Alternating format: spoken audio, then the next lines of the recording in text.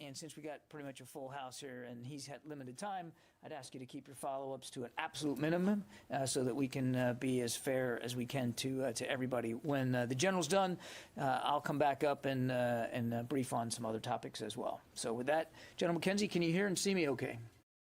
John, I can hear and see you fine. How me? Over. All good here, sir. I'll turn the floor over to you. Thanks, John. Good afternoon. I'm here to brief the results of the investigation I directed following the report of civilian casualties from our strike in Kabul on 29 August. Having thoroughly reviewed the findings of the investigation and the supporting analysis by interagency partners, I am now convinced that as many as 10 civilians, including up to 7 children, were tragically killed in that strike. Moreover, we now assess that it is unlikely that the vehicle and those who died were associated with ISIS-K or were a direct threat to U.S. forces. I offer my profound condolences to the family and friends of those who were killed. This strike was taken in the earnest belief that it would prevent an imminent threat to our forces and the evacuees at the airport. But it was a mistake, and I offer my sincere apology. As the combatant commander, I am fully responsible for this strike and its tragic outcome.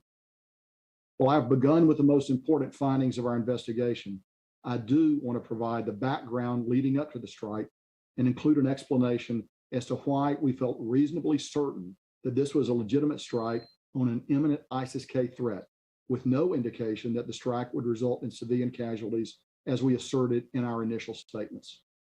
The strike on 29 August must be considered in the context of the situation on the ground in Kabul at Hamid Karzai International Airport, following the ISIS-K attack that resulted in the deaths of 13 soldiers, sailors, and Marines, and more than 100 civilians at Abbey Gate on 26 August, and also with a substantial body of intelligence indicating the imminence of another attack. In the 48 hours prior to the strike, sensitive intelligence indicated that the compound at point number 1 on the map, and let's bring the map up now, please. And we're just going to bring this up. Hopefully you have an opportunity to see it here as we go forward. John, can you see the map there? Tape disabled, you, sir.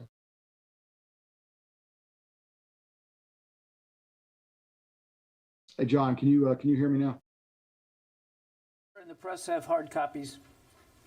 Okay, Roger. Then I'm going to continue based on that then, John.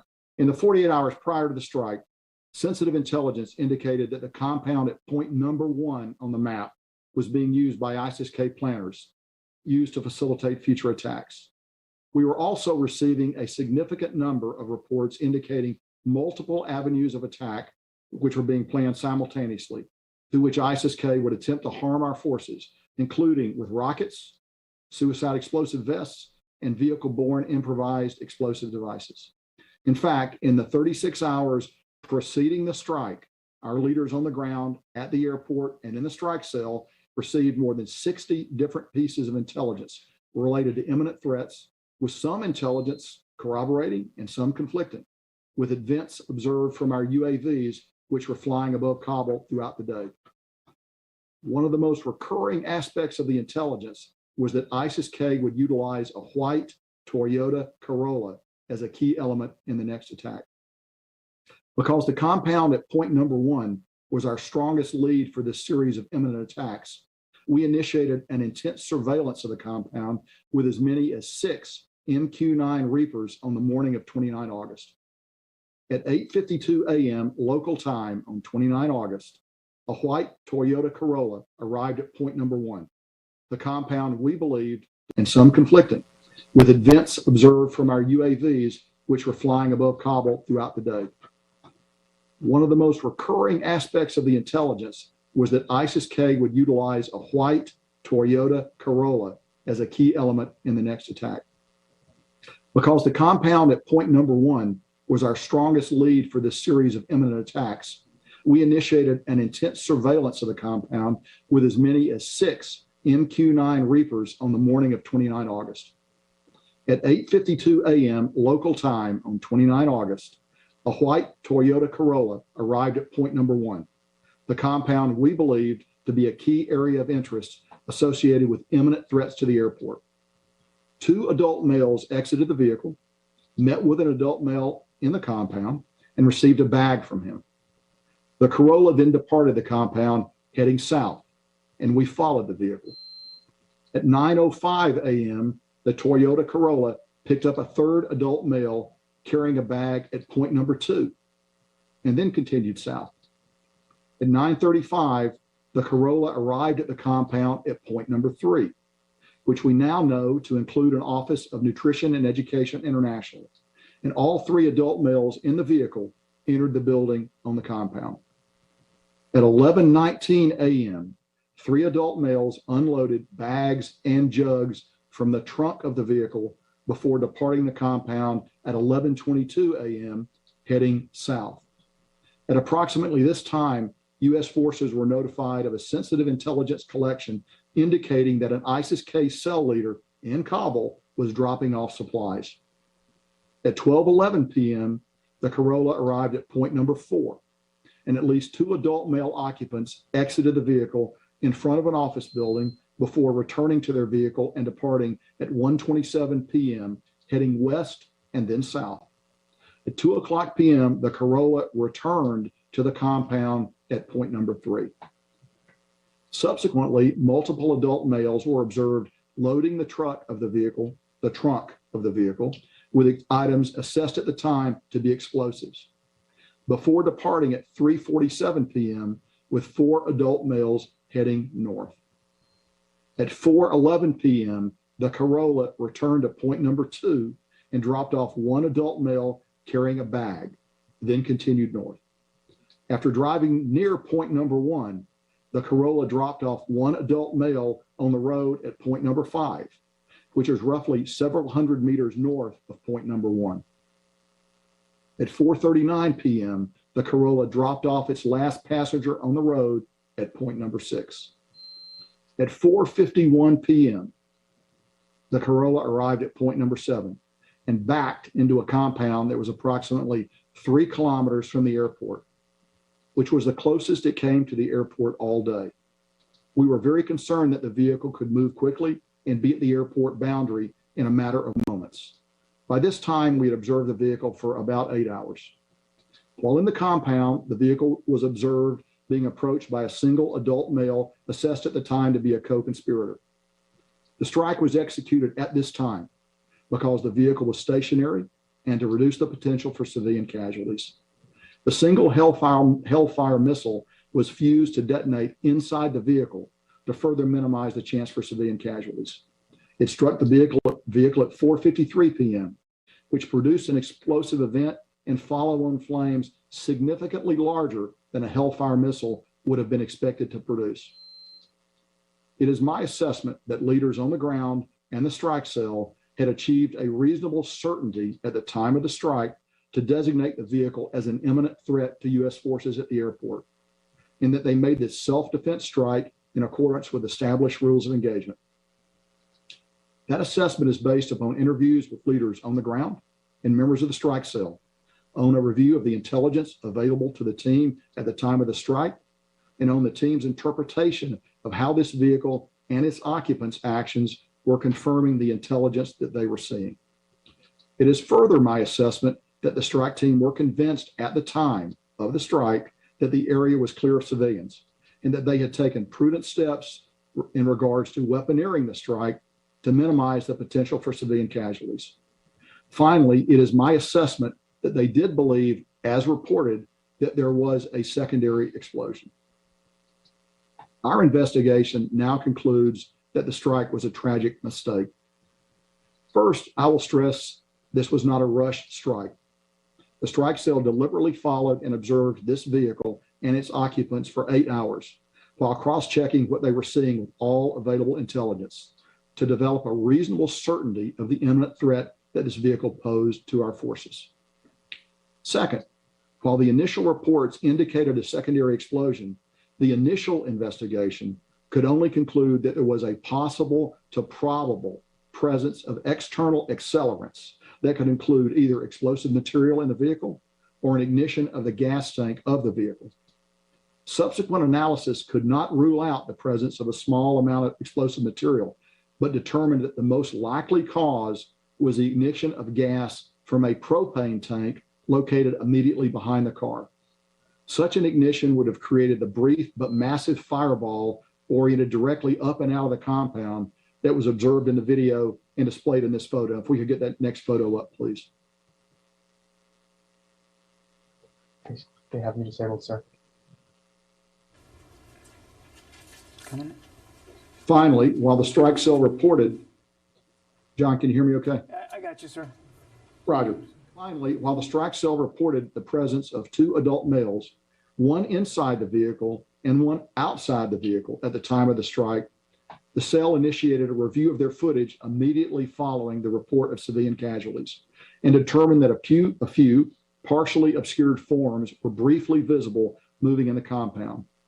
This led to my initiation of an investigation within 24 hours of the strike. A comprehensive review of all the available footage and reporting on the matter led us to a final conclusion that as many as 10 civilians were killed in the strike, including up to 7 children. At the time of the strike, based upon all the intelligence and what was being reported, I was confident that the strike had averted an imminent threat to our forces at the airport. Based upon that assessment, I and other leaders in the department repeatedly asserted the validity of this strike. I am here today to set the record straight and acknowledge our mistakes. I will end my remarks with the same note of sincere and profound condolences to the family and friends of those who died in this tragic strike. We are exploring the possibility of ex gratia payments. And I'll finish by saying preventing an imminent attack on our forces and civilian evacuees. We now understand that to be incorrect. With that, I'm ready to take your questions. Thank you, General. Tom. General, this is a complete and utter failure. Can you explain how this possibly could have happened? Well, so this particular strike, it certainly was a terrible mistake, and we certainly regret that. And I've been very clear that we take full responsibility for it. At the same time, we were carrying on a number of complex operations designed to defend ourselves. We conducted a strike a couple of days before up in Nangarhar that was very successful. We conducted other operations across the battle space to defend ourselves during this very difficult 48-hour period when so many imminent threats were manifest. So while I agree with it, this strike certainly did not come up to our standards, and I profoundly regret it. I would not qualify the entire operation in those terms. And will anybody be held responsible? We are in the process right now of continuing that line of investigation, and I have nothing for you now because that involves personnel issues. Please identify yourself and your outlet when you ask your question, David. David Martin with CBS News. So you said that you started following this car after it showed up at a place associated with ISIS. In retrospect, was that place associated with ISIS? And this was described as an over-the-horizon strike, which is what the U.S. is going to be relying on from now on in Afghanistan. So what does this incident say about the reliability of future strikes against terrorist threats in Afghanistan? Sure, David. So I'll take the first part of your question and begin with that. So point 1 on the map, we do assess very definitely associated with ISIS-K. In fact, a little less than 24 hours later, rockets will be launched from that point against the airfield. So we had very good intelligence to make us think point 1 on the map was in fact an area where ISIS was centered. So I think that was a very good intelligence supported that belief. Now, the second part of your question about whether this will affect future OTH operations. Let me be clear. This was a self-defense strike taken under self-defense rules of engagement based on an imminent threat to attack us. That is not the way that we would strike in an OTH mission going into Afghanistan against ISIS-K targets. For one thing, that will not be a self-defense strike. It'll be done under different rules of engagement. So, and we would have a lot more opportunity probably than we had under this extreme time pressure to take a look at the target, to use a phrase that you'll be familiar with, to soak the target with multiple platforms, to have an opportunity to develop extended pattern of life. None of these things were available to us given the urgent and pressing nature of the imminent threat to our forces. Phil? Are you considering reparations for the victims here? And what happened with this strike say to you about the over-horizon capability that we've been hearing so much about? What are the risks involved with carrying out strikes when you don't have people on the ground in Afghanistan going forward?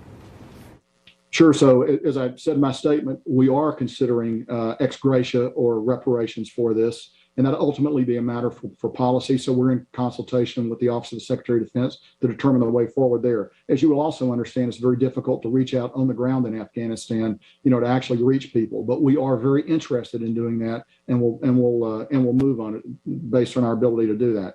So your question about this and OTH, I'll sort of echo what I said to David. I would reject a parallel between this operation and an over-the-horizon strike against an ISIS-K target. Again, because we will have an opportunity to further develop the target in time, to look at pattern of life. That time was not available to us because this was imminent threat to our forces. It's important that I emphasize that. We did not have the luxury of time to develop pattern of life and to do a number of other things. We struck under the theory of reasonable certainty. Probably our strikes in Afghanistan going forward will be under a higher standard. That's a policy matter, not a purely military matter. But I don't think you should draw any conclusions about our ability to strike in Afghanistan against ISIS-K targets in the future based on this particular strike. Sylvie? Hello, General. Sylvie Lantom from AFP. You said that you had intelligence about a threat emanating from a white Toyota. So was it this intelligence was not good, or there was another white Toyota which was dangerous and nothing happened from another white Toyota? So I would tell you this. Clearly, our intelligence was wrong on this particular white Toyota Corolla. At the same time, we undertook a variety of things to make it hard for them to get at us during this period of time. We closed the gates, which we didn't want to do at HKIA during this period of time as force protection. We were very active with our ISR overhead, which we know is very, often has a suppressive effect on their activities. We still took rockets the next day, as you know, and they fired those rockets from near Point One and from other places actually near the route of this vehicle. But I would tell you unequivocally in this case, clearly the intelligence was wrong on this vehicle. And we certainly regret that, as I've been very clear. Let me go to the phones. Jennifer Steinhauer, New York Times.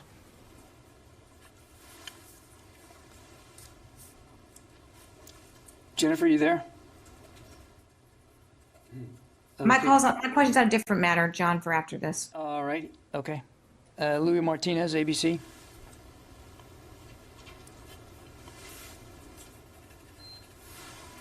You there, Louis? Okay, nothing heard. Nancy Youssef. Thank you. General, can you clarify a couple points for me? If I'm understanding you correctly, you followed the wrong Toyota Corolla from the beginning in. That is, you weren't following one vehicle and mistaken it for another one. And also in your initial statement, you said that there was no initial reports of civilian casualties. It appears that there was at least some concern about civilian casualties very early on. So on what basis did you make that statement? And finally, was any of the intelligence that you were using gathered from the Taliban? Thank you. So let me begin with the last question. Nothing we did was gathered from the Taliban, and I should be very clear about that. We selected this car based on its movement at a targeted area of interest to us, a known targeted area of interest to us, and we held it throughout the day. Clearly, based on the end result, that was a mistake, and I have acknowledged that. Megan Myers from Military Times. During this time, were you tracking any other suspicious activity in Kabul that might have also been part of this threat? And do you have any intelligence from after this drone strike that suggests what happened to the imminent threat afterward? Sure. So as I noted in my comments, we had over 60 very, very high caliber reports of imminent threat to our forces in and around Kabul. Typically, those are signals based, but there are also some human and other human intelligence as well. So we had a variety of sources for that intelligence. We believe that the strike we took a couple of days prior up in Nangarhar actually had an effect on quietening down because we got a key attack planner in that strike. We believe that disrupted some of their plans. Additionally, we did things to make it harder for them to get to us. For example, we closed the gates. The gates, as we know, are a particular point where we're vulnerable. So we decided not to process people, and we hunkered down for a little bit of time while this threat was still there. So there were over 60 clear threat vectors that we were dealing with during this period of time, including, as I've noted before, the rocket attacks that occurred, a little bit after this from locations that are displayed on the graphic that you have. Thank you. A really quick follow-up. Not in terms of the number of threats, but the number of other cars or groups of people that you were following that day. Were you tracking anybody else this closely? We tracked a lot of other people. We didn't track anybody as closely as we did this because of the limitations on our resources. And frankly, we thought this was a good lead. We were wrong. Thanks. Alex. Thanks, John. General McKenzie, this is Alex Marquardt from CNN. You mentioned that immediately following the attack, you saw shapes in the video that led you to believe that this necessitated an investigation, that there could have been more civilians there. On September 1st, we heard from General Milley, who called this a righteous strike. And this was several days later. Did you, at the time, several days later, also believe that this was a righteous strike? And could you talk about your erosion of confidence over the next subsequent 2 weeks of the investigation? Sure. So I think we issued a statement from U.S. Central Command about 6 hours after the strike, acknowledging the possibility of civilian casualties. So we knew from the very beginning there was a possibility of civilian casualties. I think we still thought we had good reason to have taken that strike, and it took us gathering the facts to change that. We didn't think, as you will understand and appreciate, we didn't take the strike because we thought we were wrong. We took the strike because we thought we had a good target. It takes a little while to uncover some of those things. We moved and worked as rapidly as we could. And actually, I think we worked extremely rapidly to get this information out and to make it public. Fine. Thank you, John. Thank you, General. So despite numerous intelligence reports and warnings, on the 26th, we had that tragic attack on the airport. 13 U.S. service members were killed, in addition to tens of Afghan civilians. Again, on the 29th, in this strike, another tragedy took place. As you said, 10 civilians were killed, among them 7 children. Is that a failure of intelligence or leadership in Afghanistan? And what do you intend to do about that? Thank you. Well, I will tell you, so we had 2 events. We had the attack at Abbey Gate, we had this, and we had this strike. The Abbey Gate attack, you're in combat with an enemy who is alive and has his own will. And sometimes that enemy his plans are just gonna work. You can't cover every eventuality all the time, despite our very best efforts to do that. And we took every precaution we could at Abbey Gate. In fact, when we had threats develop over the 48 hours that followed, as I've noted, we closed the gates in order to, recognizing it would reduce our ability to bring people in. But at the same time, we thought that was the best thing we could do to actually reduce our attack surface, if you will, to protect our forces. There are also a number of attacks that were thwarted. These are 2 that you know about because they're high visibility and we're talking about them. Others were thwarted and did not occur. So the silence of those attacks should mean something too. Unfortunately, it's very difficult to prove the negative. Tony. Hi, so Tony Capassia with Bloomberg. Got 2 quick questions. Are you going to release the report of investigation? 2, in your fact gathering, to what extent did you rely on the New York Times' extensive video investigation and then talks with NGOs or civilian eyewitnesses at the scene? So repeat the first question again for me. You'll be releasing the final report of investigation. The final report the report is a highly classified document. There will be procedures that would have to be followed to declassify elements of that document if it were to be released. And I'll just leave that question there. As we in fact worked our investigation, we used all available sources of information to inform us as we went forward. Certainly that included some of the stuff the New York Times did. It also included our own extensive resources in this area, which we looked at. So we tried to go everywhere we could and not overlook anything as we sort of tried to build the picture.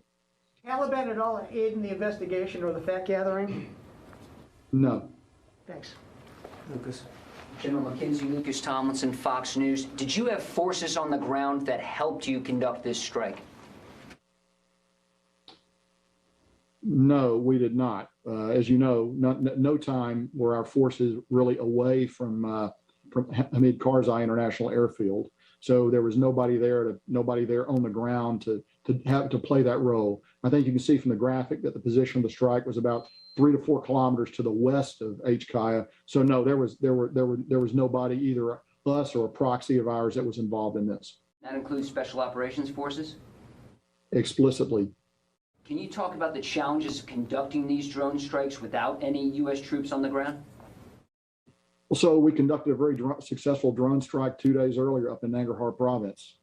And we got the target, and I think that had a significant event on dislocating and suppressing ISIS-K's ability to attack us during this period of time.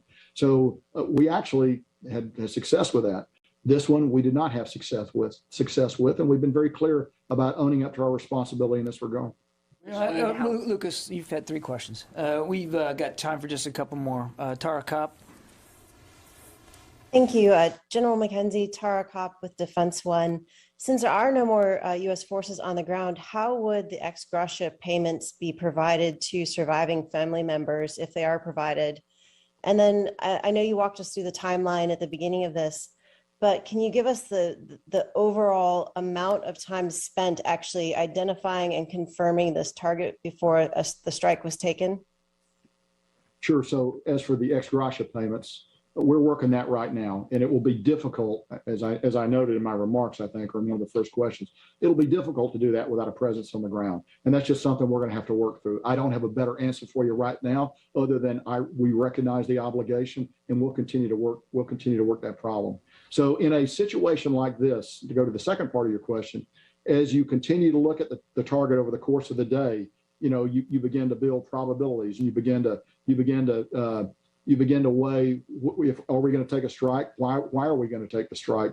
When the vehicle came up to the final point at point 7 on your map, which is actually, as I've noted, the closest to the airfield it had been all day, we were very concerned about a white Corolla being involved in an attack. So the cumulative force of all those, the intelligence that we gathered throughout the day, the position of the vehicle, its nearness to the airport, the imminence of the threat, and the other SIGINT that we're getting throughout the day all led us to the moment of deciding to take the strike. And one last follow-up, who actually ordered the strike? Who had the final authority to say fire? So in this case, the target engagement authority is held by the over-the-horizon commander who's forward in the theater. The over-the-horizon strike cell commander, I should say. Okay, we got time for one more, and then we're going to have to let the general go. Jeff Selden, VOA. Jeff Selden from VOA. Thanks very much for doing this. General, given how this over-the-horizon strike went, where do things stand in terms of getting at least a closer presence, a closer basing agreement for future over-the-horizon strikes? And we've been told that the Taliban have made various commitments to counterterrorism. I know you said that they didn't provide any information for this strike, but did they provide any sort of help in the closing days in terms of preventing the threat against from ISIS-K, or have they been helpful since then in cracking down on ISIS-K as they continue to plot against U.S. Western targets? So I think the best I can answer your question is to sort of take the middle part of the question. In the final days, and really in the second half of our time at HKIA, as we continued our evacuation, the Taliban were helpful in establishing an outer security perimeter, which actually, we believe, prevented some attacks from developing. Now, look, there's a downside to that, too. It also allowed them to screen people that might otherwise have gotten to the airfield. And that's just a hard, harsh fact. And you have to balance those two. Force protection of our forces, which is supported by Taliban external presence, against the fact that it may prevent some people that you would like to bring out from being able to get to you unmolested. And that's a difficult balance. I frankly came down that I wanted to protect our forces, and I needed that outer boundary. And to that degree, we were able to work together. I have no particular affection for the Taliban, and I don't know that they're doing anything at all for us right now. But those questions would probably better go to the Department of State, along with questions about basing and where we might be able to get closer basing than where we are right now. I know all of those things are actively being worked by our diplomats as we speak. Thank you, General. Appreciate your time this afternoon. I'll turn it over to you for any last closing comments you might want to make, sir. No, John, I appreciate the opportunity to come on. I appreciate the opportunity to take responsibility for this, because I do feel responsible for it. And I appreciate the questions from the media. Thanks, John. Thank you, General. Thank you very much. Okay. Hey, John, before you move on, he referred to a picture which didn't come up. Are there individual pictures of these little blocks in here? I'll have to check with Central Command, David. I'm sure if they were able to make that graphic, there must be imagery of it. But what resolution they're in and all that, we'll check. You know if it was sent out to the networks or anybody? I don't believe it was. It was designed for this briefing, and we wanted to make sure you had hard copies of it. But we can check with Central Command. That's fair. So the Secretary was briefed by General McKenzie this morning at 8 o'clock on the results of his investigation. And on behalf of the men and women of the Department of Defense, he offers his deepest condolences to surviving family members of those who were killed, including Mr. Ahmadi, and to the staff of Nutrition and Education International, Mr. Ahmadi's employer. And you should have in your inboxes now a statement that I'm basically paraphrasing from. As the Secretary says in this statement, we apologize, and we will endeavor to learn from this horrible mistake. And to that end, he has directed a thorough review of the investigation just completed by U.S. Central Command. And he has asked for this review to consider the degree to which the investigation considered all available context and information, the degree to which accountability measures need to be taken and at what level, and the degree to which strike authorities' procedures and processes need to be altered going forward. And he reiterates that, of course, no military works harder than we do to avoid civilian casualties. When we have reason to believe that we have taken innocent life, we investigate it. And if it's true, we acknowledge it, just like we did today. But he also notes that we have to work just as hard to prevent recurrence, no matter the circumstances, no matter the intelligence stream, and certainly no matter the operational pressures under which we labor. On another matter altogether, today the Secretary approved a request from the Capitol Hill Police Board to provide 100 members of the Washington, D.C. National Guard who will be stationed at the D.C. Armory as a physical security task force this weekend to augment law enforcement over the weekend, covering the September 18th demonstration on Capitol Hill. The D.C. National Guard will join a number of local law enforcement agencies in supporting the Capitol Police. Should the Capitol Police require assistance, they will first utilize local, state, and federal law enforcement capabilities before requesting the deployment of the Physical Security Task Force. The task force will only be deployed upon request of the Capitol Police to help protect the U.S. Capitol building and congressional office buildings by manning building entry points and screening individuals that are seeking access to the building. They will be unarmed. And with that, I can take some questions. Yeah, Travis. I had a question about that, the Guard troops going to the Hill. Obviously, back in January, it became kind of a big issue that there were veterans, and I think in a couple cases, active duty troops that are involved in the January 6th incident. Correct. And I'm just wondering if there's been any effort to say something to troops ahead of this about if they're thinking about going, what they should consider first, and if that's too many levels below the podium to speak from the podium. Can you talk at all about what the Secretary might say to the troops who are thinking about going to a rally like this on Saturday? I don't know of any official communication that's come out from the department at any level specifically to troops who might consider being a part of a protest. There are already limits to what they can do in uniform, and clearly political protest is one of those things they're not allowed to do. But I don't know of any specific, guidance that's been issued. They are American citizens, and in their off-duty hours, they're allowed to participate in social events like that, social political events like that. But they can't do it in uniform. And obviously, should things turn violent, then they will be held accountable for any violence that they participate in. Of course, Travis, nobody wants to see it get to that point here. The Secretary has confidence that the men and women of the department understand the limits and the constraints on their behavior in these kinds of circumstances. So, is the Secretary satisfied with the level of accountability so far following from this investigation, or is he concerned that there hasn't been enough accountability following this strike?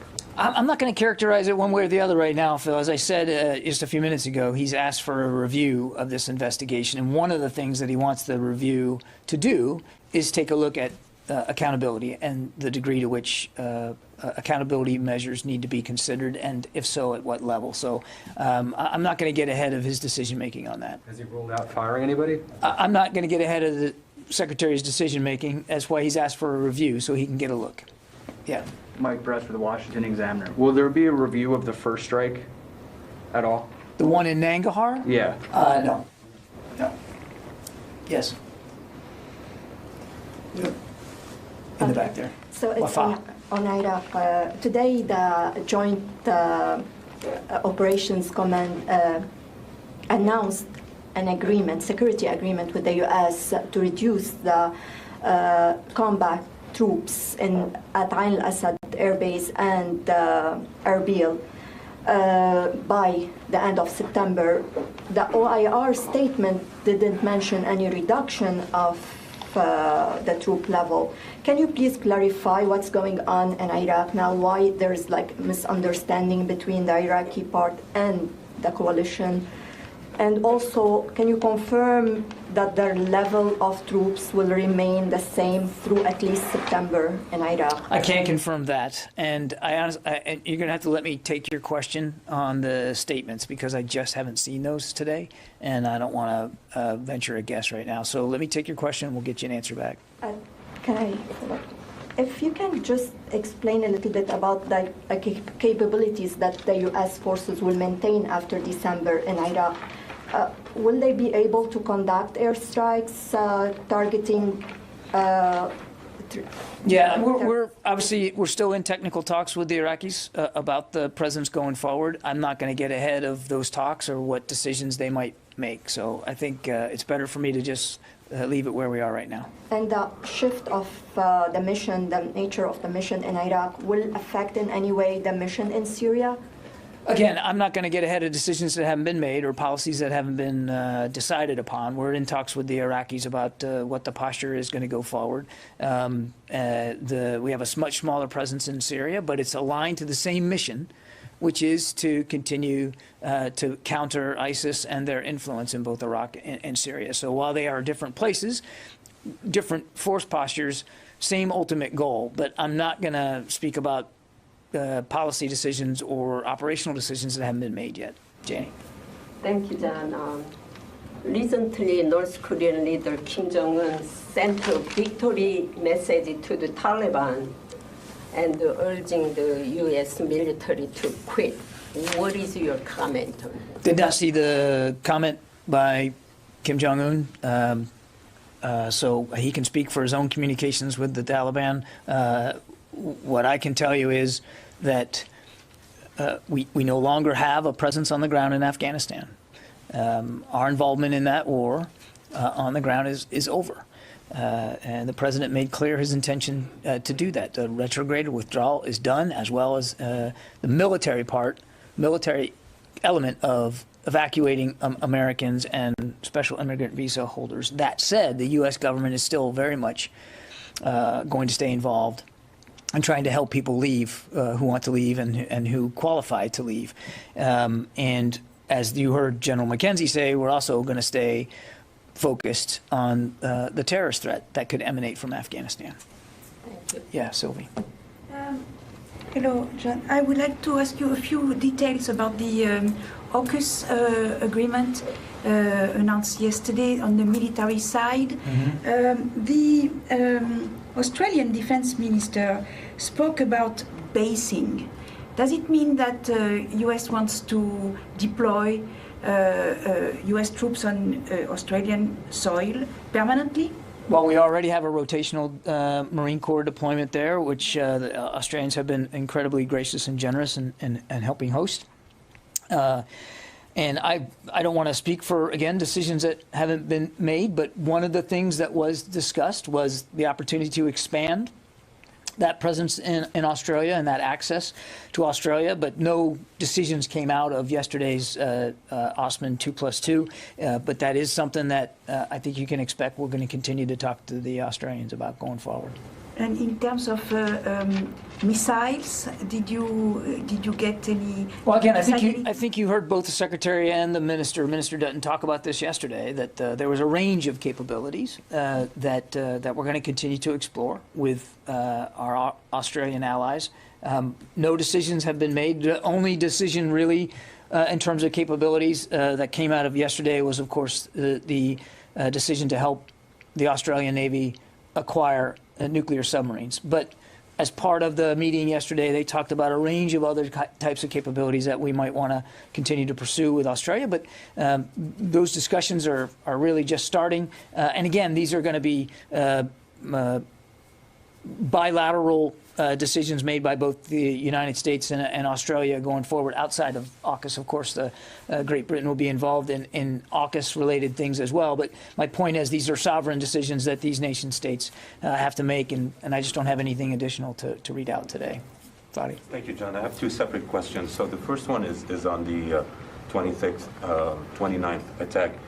As General McKenzie said, the statement from CENTCOM on that day, at the end, it mentioned the possibility of civilian casualties. Mm-hmm. So I'm still wondering why General Milley, on September 1st, still called this strike righteous attack. I think General McKenzie answered that question quite well, Fadi. I'm not sure that I can add to that. And I'm not going to speak for Chairman Milley, but as you saw from General McKenzie, within 24 hours of an indication that there could have been civilian casualties, he launched an investigation, as is his responsibility, and he just completed it.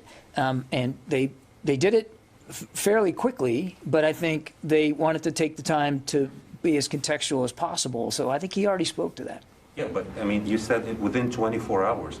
But General Milley came on September 1st. That's more than 24 hours, and still again, Fadi. Again, I'm not gonna relitigate the past statements here.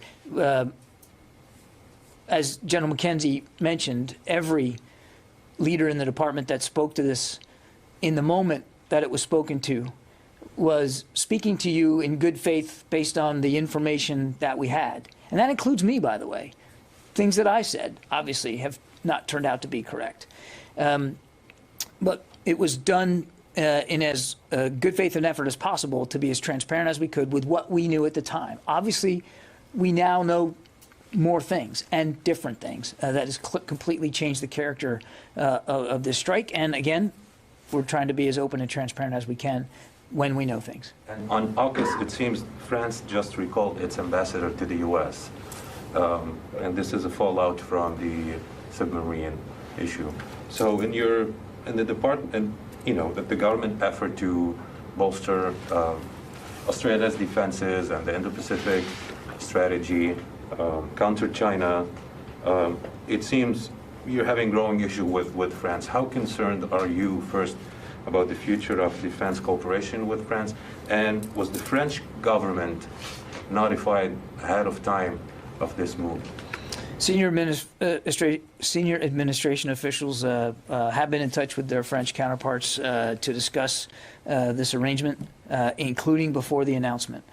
The Secretary spoke with the French Minister of Defense this morning, and I won't characterize the French side, of course, but it was clear from the discussion that there is still much work to do in terms of our defense relationship with France. I mean, more things to work on. That there are opportunities and shared challenges and shared interests that both ministers committed to continue to explore. And there's, as the president said, there's no regional divide that separates the interests of our Atlantic and our Pacific partners. Ensuring a free and open Indo-Pacific is a shared interest between the United States and Europe, and we will continue our close cooperation with NATO and the EU and other partners on that kind of an endeavor. Okay, Tony. On Australia, I had a follow-up there. Going forward now, what role will the Pentagon and the Navy play with Australia in terms of smoothing the way for the introduction of nuclear submarines. You know, they were going to buy diesel subs, now they're going to buy nukes. Over the next 10 months or so, what's going to happen? What's the role of the Defense Department and Navy? Yeah, Tony, obviously we're going to be putting together the framework of what this is going to look like, this process going forward. But I think you can obviously expect that the United States Navy and Navy nuclear reactors will be very much involved in helping with the acquisition of this capability.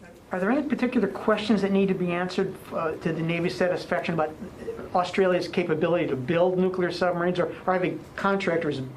Yeah, I don't think all that's been worked out right now, Tony. But yes, there's a lot of questions that have to be answered here. I mean, this is a significant undertaking, and it will add significant capability to the Australian Navy, as well as reach. And there's going to be a lot of questions and technical details that have to be worked out. But to your first question, of course, the United States Navy and Navy nuclear reactors will be very much involved I need to ask from you the very beginning. Okay, I'd like to ask you a Milley question, and General Milley question on the controversy with the book. Is the Department of the Defense mulling, reviewing, and releasing in redacted form the transcripts or classified notes of the Milley-China conversations that were leaked to Woodward for his book? Any thought about just releasing them like the White House did last year with the Trump President of Ukraine transcript? I know of no such plans to do that, and I'd refer you to the Joint Staff to speak to whatever notes they might have on a counterpart call that the chairman conducted. Okay. I think I got to get to the phones here. Jennifer, are you still there? Yeah, I am. Thank you. About the Afghanistan refugee situation on bases, are you still monitoring? Do you know of more measles or other communicable disease cases? And are you obligated to report those, at least domestically, to local health officials? Well, we're working with HHS very closely. So, of course, if we find any additional cases, we certainly are keeping HHS informed. And we're obviously making sure that, to the degree there are any cases on domestic bases, that our base commanders and people that work in and families that live there are kept abreast. I don't have any additional updates in terms of additional cases to report out to today, but again, we still remain in a pause for flights coming from any of the lily pad locations overseas to the United States as we continue to work this out with HHS. Megan?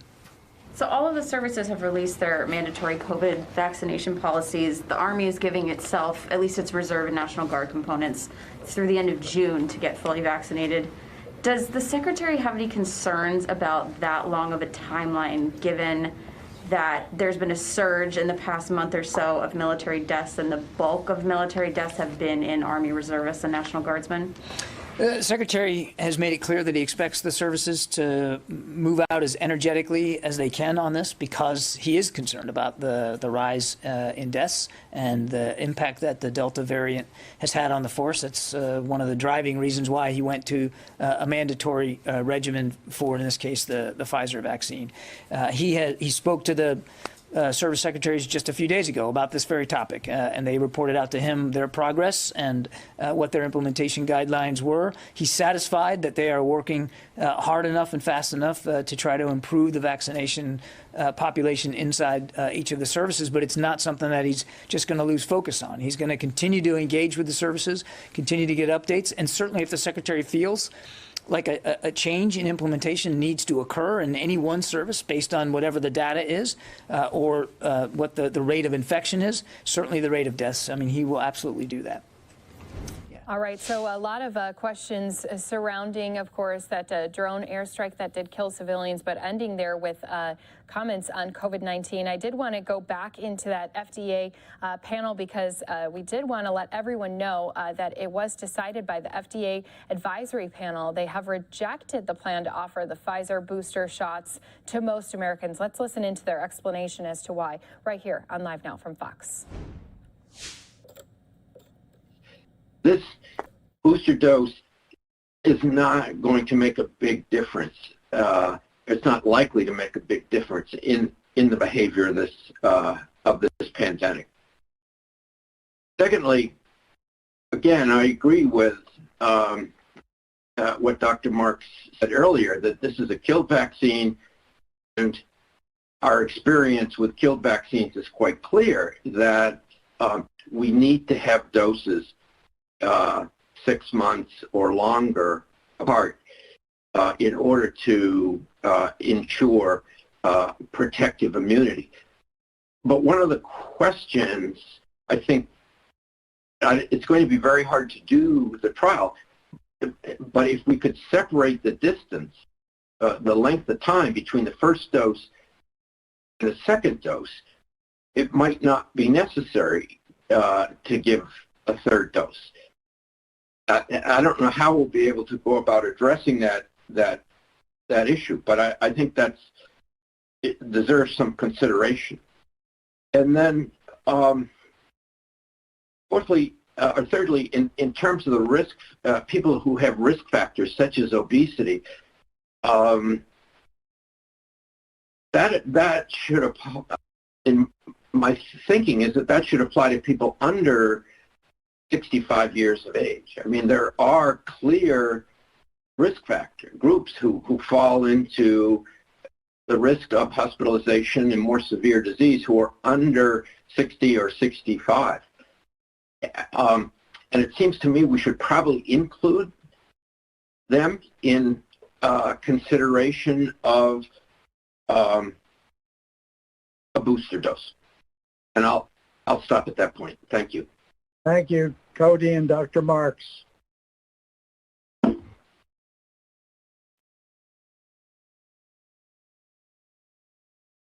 And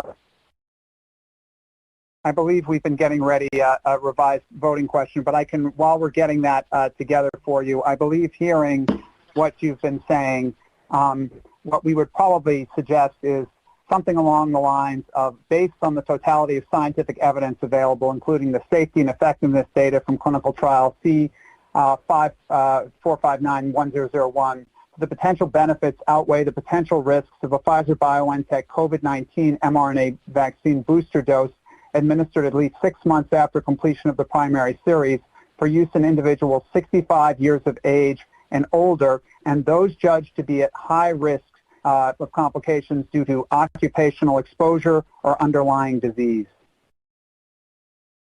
Thank you. Question of Prabha and Kathleen, do we need that in writing before we vote? And if so, should we take a break?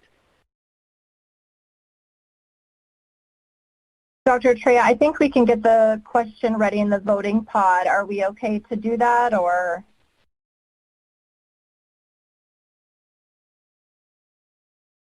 Dr. Trey, I think you're muted. We take a 10-minute break and figure this out. Dr. Gruber, Marion Gruber, do you have a comment? Yeah, I just wanted to make a suggestion. While we actually put the slide together as suggested by Dr. Marks, can we take a short break to get this right? And also, because it is now an EUA that is on the table, we could also remind the committee briefly about EUA, if that's what people think. We don't need these discussion questions any longer.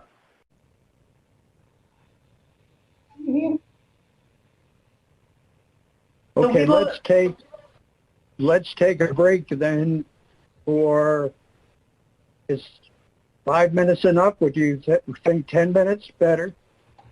10. No, maybe 10, but not more than 10 minutes. Okay, 10 minutes. We'll reconvene at 5 minutes after 4 Eastern. You. Do you want to just call? And as they go into that break, let's just reiterate what we do know again at this time. The advisory panel has rejected the vote, where they all rejected a plan to offer booster doses of Pfizer-BioNTech's COVID-19 vaccine for Americans, saying the data is needed to determine if boosters are safe and effective at this time.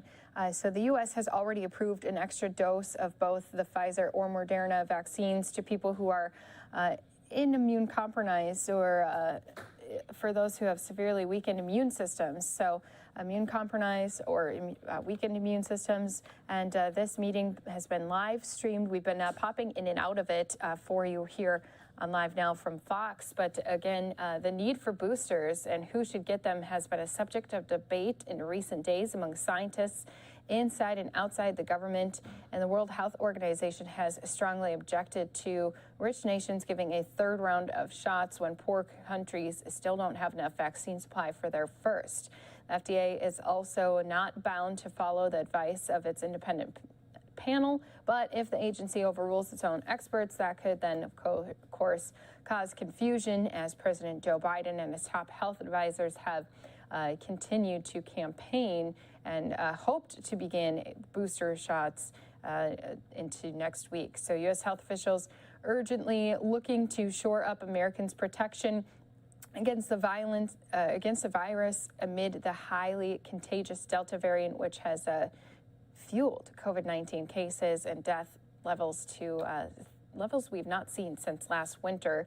If the FDA decides the extra shot is safe and raises immunity levels, then the U.S. Centers for Disease Control and Prevention will have to decide who should get another dose. The CDC has scheduled a meeting of its own advisors for next week and has signaled it is considering a booster for certain people, such as older adults and nursing home residents and those on the front lines, those healthcare workers, rather than the general population. So separate FDA and CDC decisions will be needed in order for people who received Moderna or J&J shots to get the boosters. It's not clear how soon that could come. So in opening remarks to the advisory panel on Friday morning, Dr. Peter Marks, the FDA's top vaccine regulator, acknowledged the intense disagreements, saying, "We know there may be differing opinions in interpreting the data. We strongly encourage all the different viewpoints to be voiced and discussed regarding the data, which is complex and evolving." Now, Israel already is offering boosters to its citizens, and Britain this week announced plans to start giving them to people over 50 and certain other vulnerable groups once they are 6 months past their second dose. In the first presentation of the day to the panel, British researcher did say that there's been laid out numerous problems with ongoing studies and showing exactly how effective vaccines are at different times in different countries, saying we should be very cautious of the apparent short-term benefits of vaccination. Now, Israeli health officials presented data from their experience offering extra doses to nearly 3 million adults since late July. The government launched that effort after signs that the Pfizer vaccine's protection fell from 97% early this year to 85% by July among the first people vaccinated. So Ministry of Health did tell the panel that the booster does improve protection tenfold against infection in people 60 and older, saying it's like a fresh vaccine, bringing protection back to original levels and helping Israel dampen severe cases in the fourth wave. Now, Pfizer was expected to present data suggesting immunity from its vaccine wanes. Pfizer's study of 44,000 people showed effectiveness against symptomatic COVID-19 was 96% 2 months after the second dose, but had dropped to 84% around 6 months. So again, a lot of data to continue to work their way through and speak about, and that panel going to be reconvening here after a short break. And that's exactly what Live Now from Fox is going to do. We're going to take a quick 2-minute break, and when we come back, we're going to head into more news stories that are happening all across the country. Don't go away. Again, more live events happening on Live Now from Fox after a quick 2-minute break.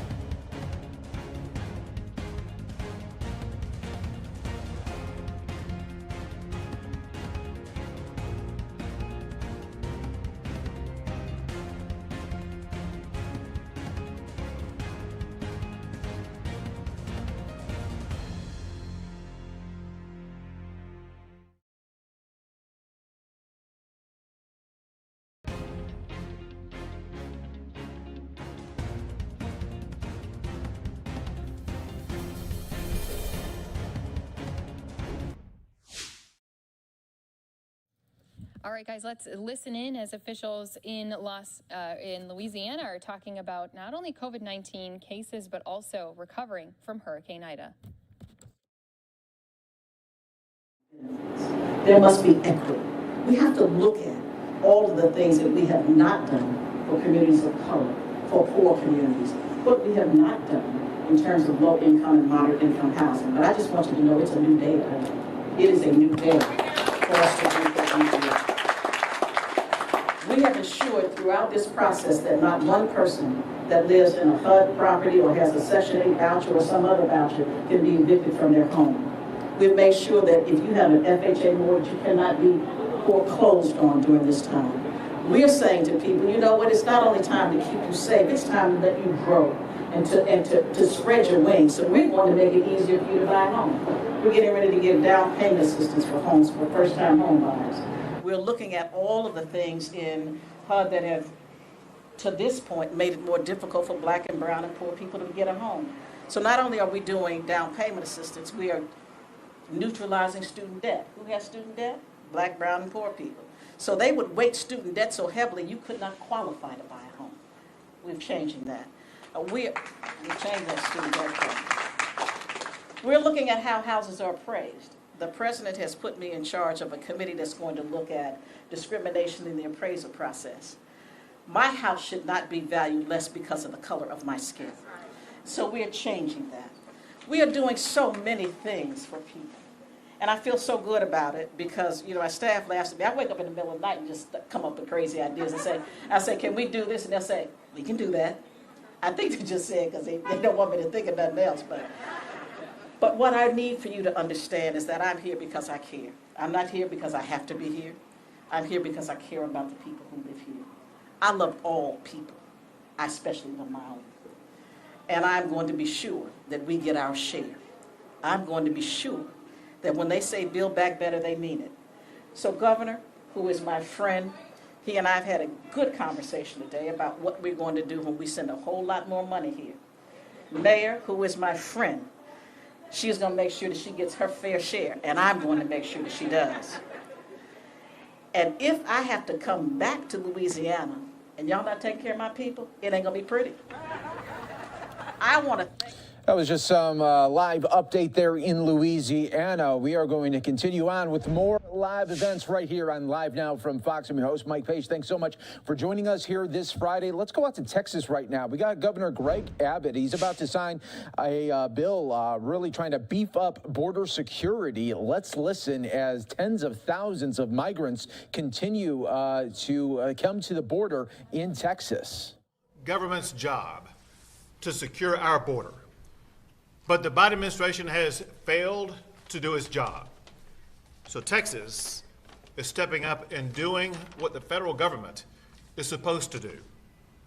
I am about to sign a law that adds nearly $2 billion to border security in Texas. That is in addition to the more than $1 billion that was allocated during the regular session. Altogether, Texas is devoting $3 billion to secure our border. These funds are needed because the Biden administration's open border policies have opened the floodgates to illegal immigration, to crime, to human trafficking, to drug smuggling. These funds will help the Texas Department of Public Safety arrest more people at the border. They will help the National Guard to secure the Texas border. They will increase funding to build the border wall. They will provide grants for local counties as well as local law enforcement that are on the border, that are on the front line of having to respond to the crisis created by the Biden administration. And it will add more jail capacity for Texas to be able to put behind bars people who are coming across the border illegally and trespassing in Texas. Yesterday, the state signed a contract with companies to oversee construction of the border wall. They will quickly work to begin building that border wall. Now let me explain to you why we are making this announcement in Fort Worth. We need to understand and make clear that the challenges that you see on the border do not stay on the border. They come to every community in the state of Texas. In fact, go to communities across every state in the United States. One of the worst ways that what happens on the border affects communities like Fort Worth is with the importation and the distribution of drugs like fentanyl. Fentanyl is one of the deadliest drugs that exists. 2 milligrams of fentanyl is a deadly dose.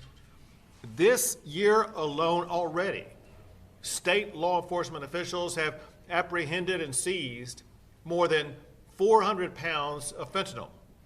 Put differently, they've seized more fentanyl to kill every man, woman, and child who live in Texas, California, and New York combined. Border security is a priority for all communities in Texas. What we have done so far, it builds upon the tremendous progress that we've taken to secure the border. The Texas Department of Public Safety, working with the National Guard, have already made more than 5,500 arrests, as well as more than 65,000 apprehensions of people coming across the border illegally. They have seized thousands of pounds of different types of drugs that have been brought across the border. And we have increased jail capacity to house more people that we are arresting for the crimes that I mentioned, as well as crimes like smuggling. I want to thank the people at the table with us today, but even some who are not, because this truly was an effort by everybody in the Texas House and Texas Senate. I want to thank Lieutenant Governor Dan Patrick for his leadership in the Senate, as well as Senator Jane Nelson, who is chair of Senate Finance, and we'll be telling you more in a second, as well as Representative Chairman Greg Bonin, who is chair of the Texas House Appropriations Committee. I want to thank all of the members of the legislature, some of whom joined with us here today, some over there, some over here. Thank you all for stepping up and doing what our constituents really needed to have done. They need safe communities. You delivered for them safer communities in the state of Texas. And I also want to thank someone who will be speaking shortly and help you understand how this is such a local issue, and that is Manny Ramirez of the Fort Worth Police Officers Association. But first, I turn things over to Lieutenant Governor Dan Patrick. Thank you, Governor. And again, thank you for the initiative on this. You have been focused on this since we were elected in 2015. Just to give you a history, back in 2005, the state spent basically $0 on border security. It may have not been the issue then it is today, but through the sessions, the legislature really didn't focus on it.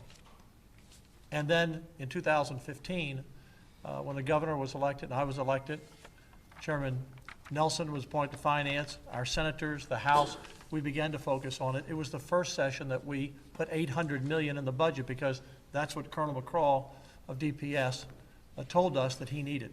And we continued to do that every year since 2015. And this year we ramped it up to over $1 billion, and then we added another nearly $2 billion.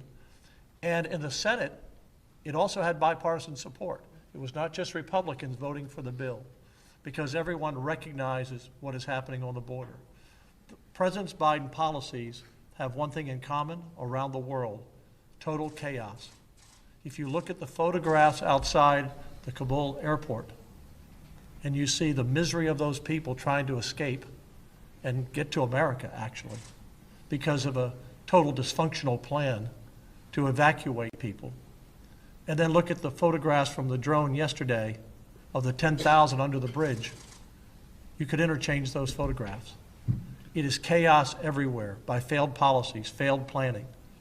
And as the governor said, it's the federal government's responsibility to protect our borders. Article 4, Section 4 of the Constitution says that the United States, the federal government, must protect every state in the Union from domestic violence and incursion upon their territory and their property.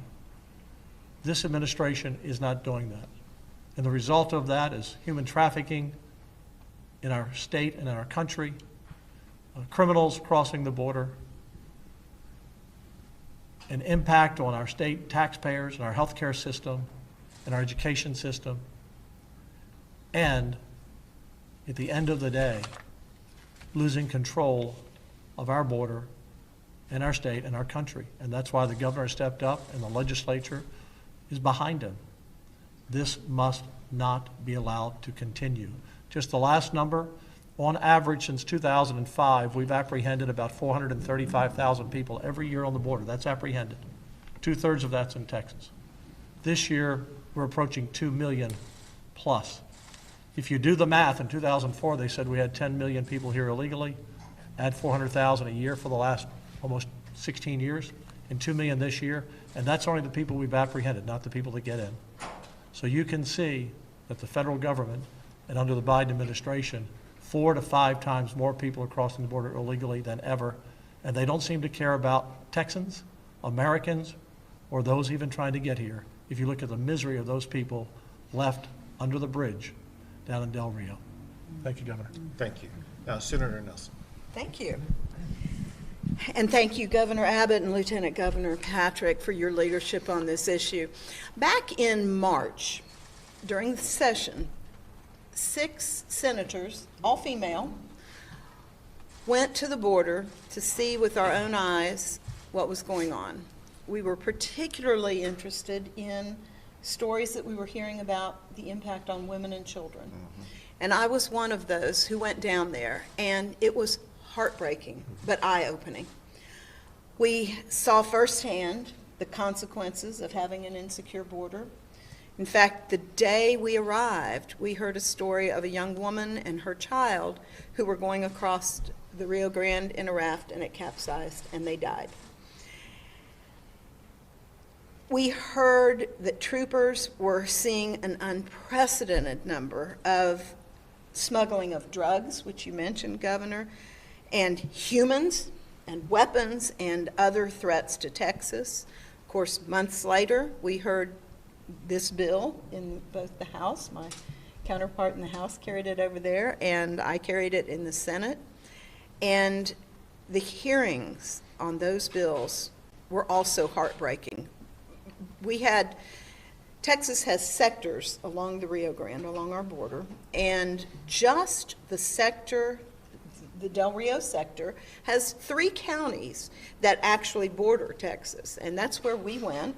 And I asked the sheriffs representing those counties to come and testify. We have 15 members on Senate Finance, bipartisan. Every single senator voted this bill out of finance because they heard that testimony. You couldn't hear that testimony and not agree that we had to do something. You heard some of the numbers, but I want to tell you some more. We've seen historic highs, over 1 million this year, a 511% increase over 2020. Fentanyl seizures, it frightens me to death, and I'm glad you came here because Tarrant County is part of my constituency, and people need to understand that the impact is here. It's in all of our districts. I said when I laid the bill out on the floor of the Senate, this isn't a border problem. If you think of border counties, Texas is a border state, and this is impacting every part of our state. The drugs scare me, the weapons scare me, the human smuggling rips at my heart. And it is a darn shame that the federal government isn't doing its job. Now, as chairman of finance, Lieutenant Governor, there's a lot of things I could do with that money. Right. We could put it toward education, we could put it toward all kinds of things. But if we can't protect our border, right, what are we all about? Right. So I am so grateful. If you had heard the stories that we heard, you would understand that this is the most important thing we can do right now, is protect our border, protect this nation, and I appreciate your leadership in helping us do that. Thank you. Mm-hmm. Thank you. And now Representative Bonnet. Thank you, Governor. There is a crisis at the border, and the consequences extend throughout the entire state and throughout our nation. There is no state that has ever done or ever made the commitment that the state of Texas is making to step in and fill the void where terrible federal policy has created an unmitigated disaster. It is an honor to serve with my colleagues, and I appreciate Governor Abbott, Lieutenant Governor Patrick, and Speaker Phelan for their leadership on this issue that is of the greatest importance to the people of the state of Texas. It's also important to know that, as has been mentioned, not only are there consequences throughout the state, but this legislation provides $180 million to combat gang activity in our major metropolitan areas, because once it crosses the border, that is where it moves, and all of our communities, including here in Fort Worth, experience the consequences of that. Thank you for your leadership on this, and I'm very appreciative that we were able to get this done. Thank you. And now we have Manny Ramirez of the Fort Worth Police Officers Association. Thank you, Governor, and thank you everybody else who came to speak and everybody else who showed up to support this bill signing. The first and most important responsibility of any government is to keep the public safe. I'm proud that today Texas is doubling down on that commitment and proving to Texas that the rule of law will prevail and that Texas believes in law and order. With the signing of this bill, Governor, Lieutenant Governor, and state legislature, y'all are stepping up, and you're providing the necessary resources for our Texas law enforcement, both at the border and across the state, to keep our citizens safe. Now, here in Tarrant County, we know all too well that what happens at the border does not stay at the border. Our communities are inundated with criminal gang activity. They're inundated with illegal drug activity, and a lot of that is emanating from our border regions. Locally, in the past 12 months, our EMS providers have told us that there's been a 30% increase in overdoses. Our medical examiner right here in Tarrant County has said there's been a 1,000% increase in overdose deaths in the last 2 years. And our Fort Worth Narcotics Unit is seeing a exponential increase in fentanyl cases. And those cases place our hardworking law enforcement officers at risk every single day. And we already know that the dangerous defund the police rhetoric has decimated some of our Texas Police Department's budgets and taken necessary resources away from them. And now, the failed national security policies have opened our borders and left them vulnerable to activities like I just explained. But I'm proud that here in Texas, we refuse to sit idly by and let these things happen. In Texas, our legislators signed bills to stop the defunding of police. Our legislators signed bills to fix our broken bail system. And today, with the signing of this bill, our legislators are signaling that if we have to, we will take border security into our own hands. Yep. And I appreciate it. Because in Texas, when we see a problem, we don't stand idly by, we don't complain, we fix it. And so thank you, all of you, for your unquestionable commitment to public safety. I'm proud to join you today as you take the next step to protect Texas and the United States of America. Thank you. Thank you. And before I sign this law, I want to express the gratitude of myself, but frankly, the gratitude of all Texans for two people whose leadership, or without whose leadership, we would not be able to be effective in securing our border. And that includes Director McCraw, the director of the Texas Department of Public Safety, and General Norris, the general in charge of the Texas National Guard. Yes. Thank you both for your service.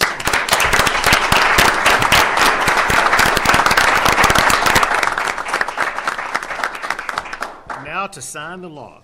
This is basically signing a multi-billion-dollar check. Yes.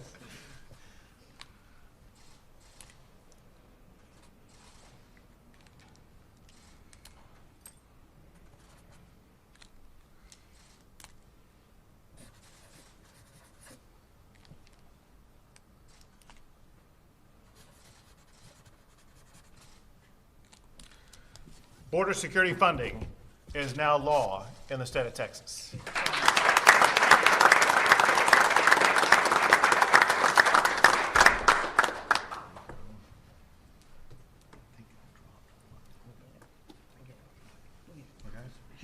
All right. We'll take a few questions. You mentioned that this was a failure of federal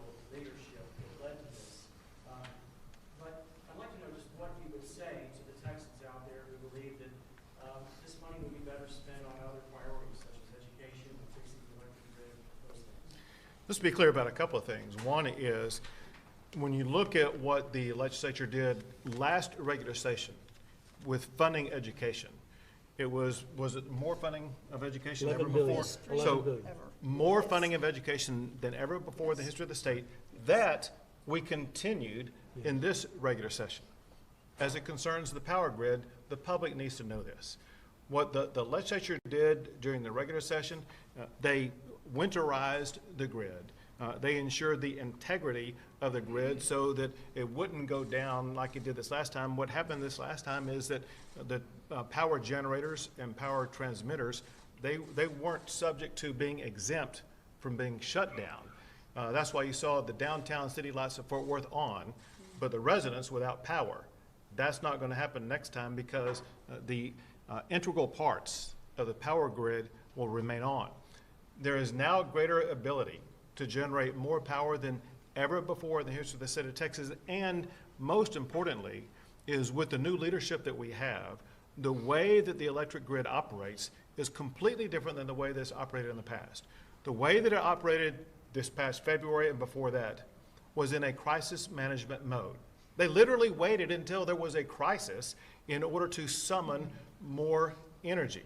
Now they operate completely differently, where they get dispatchable power days in advance.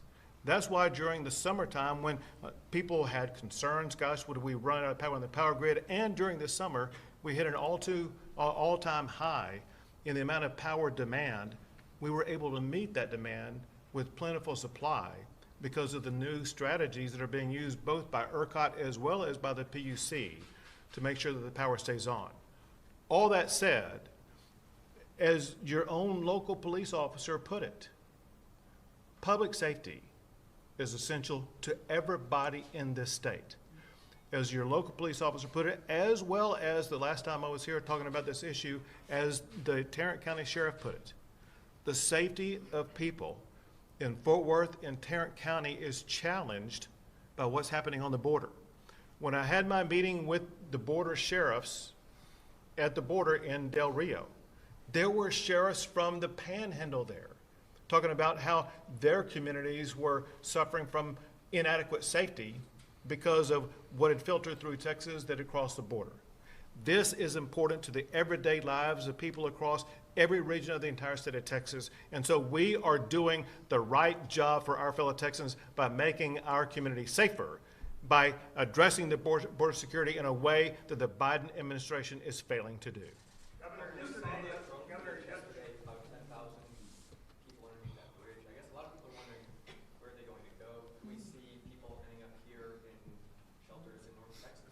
I will tell you the level of communication that we have had. This was yesterday. And that is the Department of Defense, as well as the Director of Homeland Security. They are in charge of the people who are under that bridge, most of whom are from Haiti. And they have told us that the people who are under that bridge right now are going to be relocated by the United States Department of Defense. Some are going to Arizona, others are going to California. Others may be going to Laredo, we were told. But one thing that we know for a fact, and that is there's nothing but uncertainty and indecision by the Biden administration about exactly what they're going to do. That's why if you look at photos that the National Guard has posted just an hour ago, you will see the National Guard as well as the Department of Public Safety. They have a perimeter area around that bridge area to make sure that the community of Del Rio is safe. And let me tell you why they're there doing what they're doing. We spoke this morning, we being my chief of staff and myself, with the mayor of Del Rio. And he announced he was going to declare an emergency, which I assume has now been done already. He said that there were about 12,000 people under the bridge, with more coming. He asked for the Texas Department of Public Safety as well as the Texas Department of Transportation to help with barriers that we assured him would be provided, and they're already being provided. The mayor said he is going to shut down the city-owned toll bridge to stop traffic coming in from Mexico. And I understand that's already been done, and the state agencies are helping to do that. The mayor says the situation in his city and area is getting more tense under the bridge. We, as state officials, have an obligation to make sure that we use the National Guard, we use DPS, we use law enforcement at every level to de-escalate the tension around that bridge to make sure that we keep our state and our community safe. Mr. Governor, you have said that the central theme of this is keeping Texans safe. Earlier today, I reported that across the state at schools, an additional 23,000 kids were tested positive for COVID, and an additional 3,800 staffers have been tested positive for COVID on campuses. You and your government are fighting tooth and nail to prevent the school districts and local governments from imposing mask mandates to keep the kids safe. So how do you reconcile the two, keeping people safe by shutting off the border, but not giving local governments the tools or the means to make their own policies in an effort to keep their students and their citizens safe? We've seen the challenges arise from a patchwork approach to trying to implement policies, because there are some jurisdictions that are following my executive order and others that are not, and that sows confusion among the populace. What we know are these facts, and that is in areas where people are vaccinated or where they have acquired immunity, their probability of getting COVID is slim to none. And because of that, what we are seeing is we've seen for more than 4 weeks now a decline in hospitalizations. And we've seen, going back to at least July the 23rd, a reduction in the positivity rate in the state of Texas. So the bottom line is that what's happening in Texas is a repetition of what we've seen in other jurisdictions, whether the other jurisdictions be states or countries, of the Delta variant quickly burning through a population and then fading away.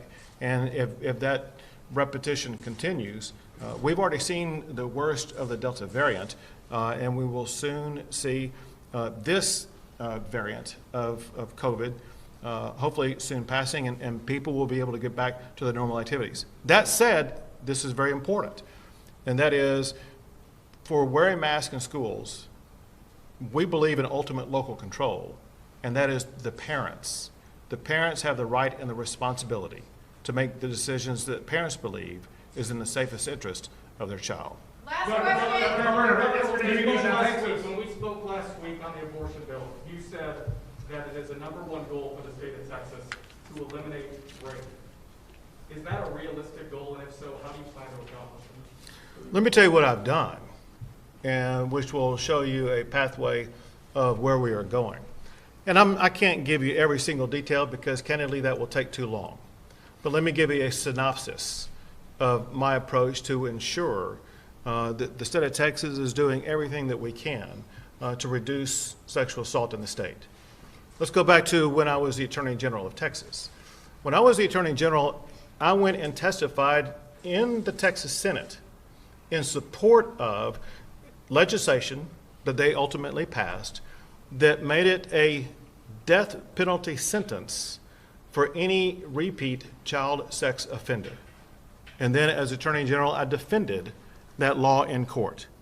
In addition to that, when I was the Attorney General, I created a unit to investigate and to prosecute human trafficking in Texas.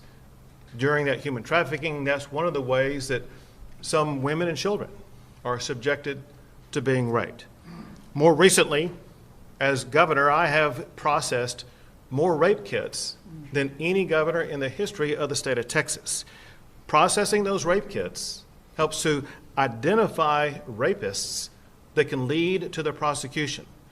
With the help of the people at this table here right now, with the chair of House Appropriations and chair of Senate Finance, if I recall correctly, the number is you all appropriated about $100 million to increase crime lab testing and to clean out the backlog of rape kits in Texas. When we did that also, knowing that we would be cleaning out the backlog of rape kits and tested rape kits, we would also identify more people who were suspected rapists. Knowing that, we extended the statute of limitations to give prosecutors more time to be able to arrest and to prosecute those rapists. In addition to that, I signed a law creating Sexual Assault Survivors Task Force that is located in the office of the governor, and it helps sexual assault victims. And then on top of that, extremely importantly, during the regular session, I made it an emergency item that Texas pass bail reform. The reason for that is because there are some jurisdictions in the state of Texas where dangerous criminals were being, like rapists, were being released from jail, sometimes on personal recognizance bonds, going out into the community and reoffending.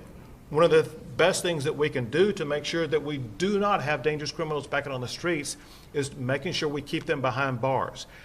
Because the Democrats broke quorum during the regular session, that bail reform bill did not pass.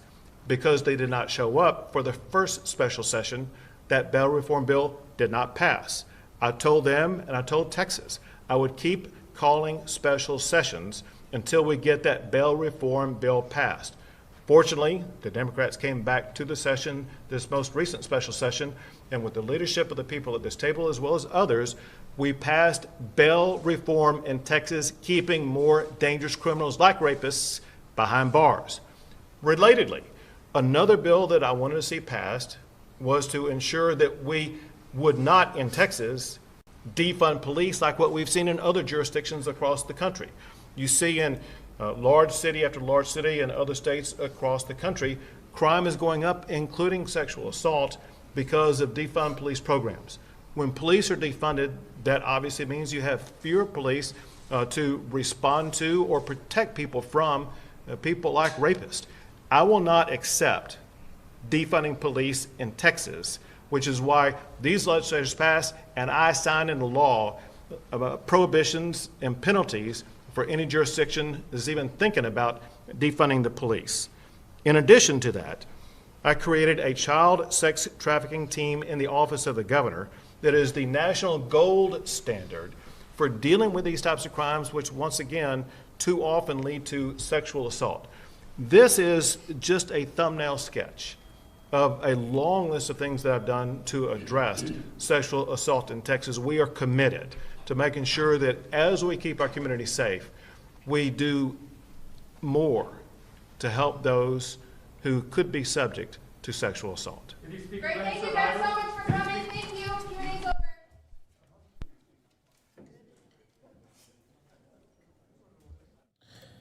And there you have it there. Texas Governor Greg Abbott wrapping up that news conference and the bill signing there that he is adding more Texas funds to beef up border security amid the high surge right now that we are just seeing these videos from the past days. Tens of thousands of migrants continue to come to the border right there. Del Rio, Texas, what you're looking at right now, where they are just under that underpass. You're watching Live Now from Fox, everybody. Let's take a quick 2-minute break.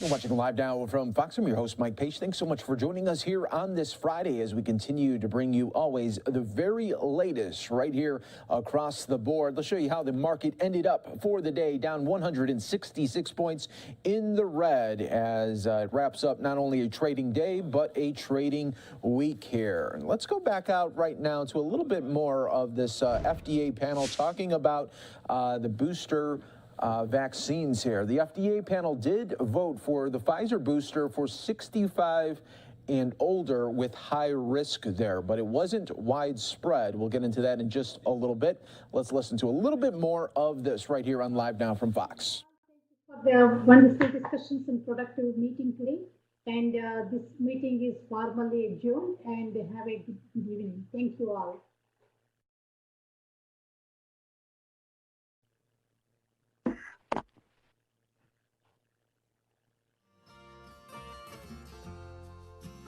All right, and as we went to that, it looks like they are going on a little break, so we'll try to get back to that in just a little bit. Live look at the Capitol Hill as we continue our coverage right here on this Friday. Thanks so much again for joining us here worldwide, as always, on Live Now from Fox. I do want to go out to Wisconsin here, just show you an event from earlier today as the Wisconsin governor and others honoring POW Missing in Action Day. Let's listen. It humbles you real quick. You think you're having a bad day, or maybe you're having a tough spot in your life. But those are some things that really sit you back in your chair and kind of put you back on course. It was a journey for me. Just thinking about my family's service. I come from a long heritage of Marines, believe it or not. I always said I was the smartest one, so I joined the Army. But just reflecting on their journey, reflecting on my wife's journey, my own journey, and then just trying to understand it from a different lens, seeing the accounts from family members who are still waiting on their soldiers to come home, but also the family members who found closure. And I had an opportunity last year, returning home from Afghanistan, to go down to Milwaukee, where there was an unmarked tomb. And we were able to find out who the remains were and dedicate that. I got to be a part of that with the 32nd Red Arrow Division. So I'll tell you what, that's if you've never had an opportunity to attend one of those things, I'll tell you it is a great experience. It's good for the soul. So I'd recommend anybody to attend those. I've seen my fair share of combat situations, so it was easy for me to relate to some of the situations, but hard for me to relate, not having a missing in action or prisoner of war in my family. I've had the opportunity through 22 years serving in numerous countries and combat zones to meet some of these people. Marshfield, Wisconsin, I was able to meet with a gentleman who survived the Bataan Death March. Just some incredible stories. And going last year, it was hard for me to decide what I was going to say. All the smart people spoke first, so my rendition is going to be more from the heart and from the guts. I would like to recognize one of the families here of the 1,500 still missing in action. So at this time, could I have Sean and George Cusack please stand or wave your arms to be recognized?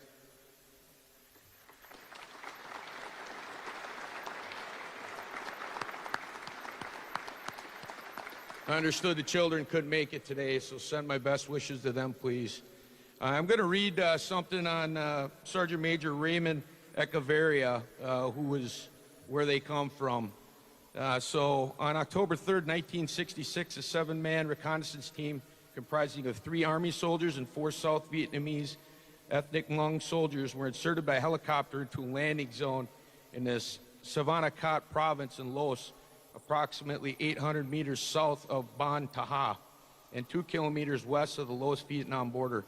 Very shortly after landing, they found themselves surrounded by enemy forces. They requested immediate helicopter extraction, but then quickly became involved in a firefight, and the helicopter was driven off by small arms. The 3 soldiers were wounded, 2 severely. 1 soldier was hit in the leg and was able to leave the area. The South Vietnamese soldier who was extracted from the area the next day was the sole surviving member of that team. And immediate search for the team members could not be conducted because enemy forces had controlled that area, and later searches were unsuccessful to find Sergeant Major. Now, Master Sergeant Raymond Echeverria, who was obviously promoted to Sergeant Major, who joined the U.S. Army from North Carolina, served with Headquarters and Headquarters Company, 5th Special Forces Group. So if you don't know anything, Special Forces means he was a bad dude. He was a warrior. Later searches for his remains were unsuccessful. While carried to the status of missing in action, he was promoted to the rank of Sergeant Major. Sergeant Major Echeverria is memorialized on the Courts of the Missing at the National Memorial Cemetery of the Pacific. So thanks again. Let's give the family another round of applause.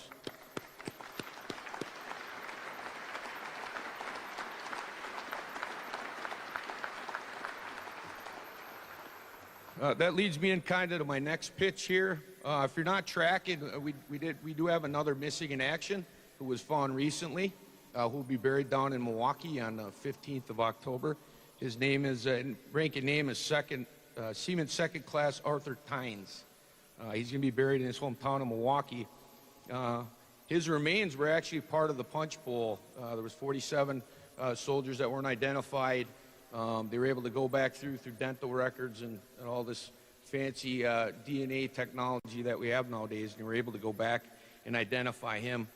So again, October 15th, that's great for family members to see that packed and you know, get that closure that they're looking for. Before I close this thing out, I just want to say that, you know, we have our differences, beliefs, values, and what have you, but I can tell you there's one thing that everybody holds here that's true, and we have a common ground. And that Palmilla flag, it represents a contract that we've made as Americans to not quit, because the job isn't done. So I would tell you, it doesn't matter what party you represent or, you know, what organization you're part of. I would say that's the one thing that ties us all together. It's important that we remember that. I will close it out with this. I'll tell you, this is the best location for this thing. I hope it's a friendly reminder to our state leadership as they gather and they remember why we're able to do the things we do and why we continue to hunt and find our missing in action and bring them home. And I also wanted to think of it as a contract for us to never quit, to us to continue to work, support these organizations that do it, whether volunteer work or monetary means. And for all the kids and generations that come later on, this will be that reminder to them, so it carries forward. So I will close again with, I want to thank everybody here. I'll tell you what, 500 combat missions, I don't know what I was more intimidated of, going out and doing those or coming and speaking in front of all these warriors. But I'm proud to represent the VFW and the enlisted men of the Wisconsin Army National Guard. It's going to take all of us to complete this mission, so never forget. And God bless all of you. God bless America.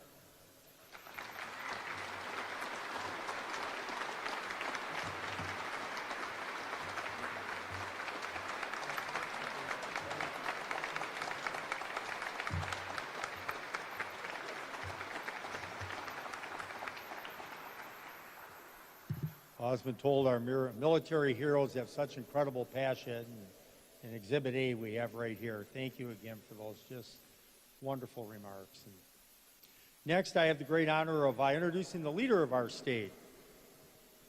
Governor Tony Evers actually was booked when we initially had set on this date for the official dedication, but because of his support and belief, he cleared his schedule. And I know all the military representatives here today, Governor, are very grateful for you doing that. Governor Evers is the 46th governor of the state of Wisconsin. He served 3 decades in public education. He dedicated his life to fighting for Wisconsin's kids and serving the people of Wisconsin. As a lifelong educator, he believes in bringing people together and tackling the problems facing our state, but most importantly, putting the people of Wisconsin first And Governor, I hope you agree we brought everybody together today for the right cause. Thank you for being here, Governor.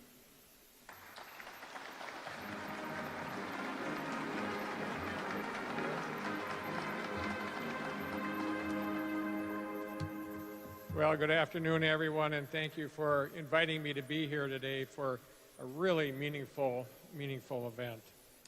Last year, as you remember, we were unable to come together like we hoped to celebrate the unveiling of the POW MIA chair. And that's what makes today so special, is our ability to be here today. On this day, we recognize the profound courage and determination of all current and former American service members. Our service members demonstrate a profound sense of selflessness day in and day out. And we're deeply grateful for your service and your sacrifice. And I'd like to take this opportunity actually to share a moment of silence to pay our respects to the 13 U.S. service members who lost their lives in Kabul, Afghanistan last month.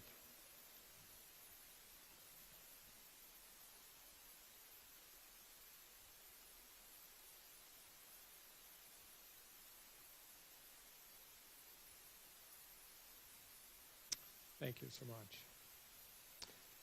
We're here also today to honor the remarkable bravery and resilience of all POW MIA personnel, as well as the sacrifice of their families, their friends, and their loved ones. This POW MIA Chair of Honor pays tribute to the missing and to those service members who know the cost of freedom, who know the torment of lonely hours and terror of being held prisoner with only the hope of seeing their family and friends. Let us recognize their family members who have felt the anguish of the unknown, many of whom are still waiting for their loved ones to return. To prisoners of war, those missing in action, and the loved ones of those still missing, this Chair of Honor is for you, as a reminder that you are not and never will be forgotten. Now, as we reflect on the significance of this day, I'd like to present two POW MIA Day proclamations to Corey Geisler, State Commander of the Wisconsin VFW, and Mark Herman, Rolling Thunder, Wisconsin. POW MIA Day has been recognized on the third Friday of September in Wisconsin for nearly 2 decades, since the passage of 2001 Wisconsin Act 100, and it's my honor to continue this tradition today.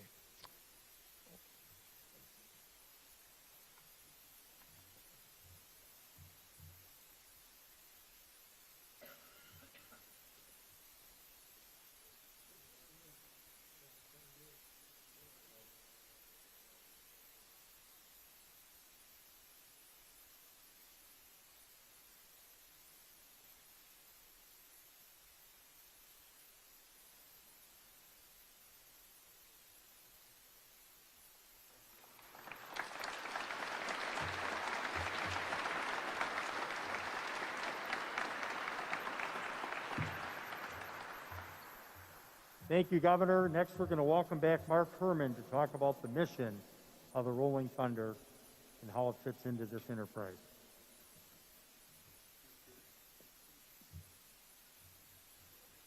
Well, you've heard this once, you're going to hear it again.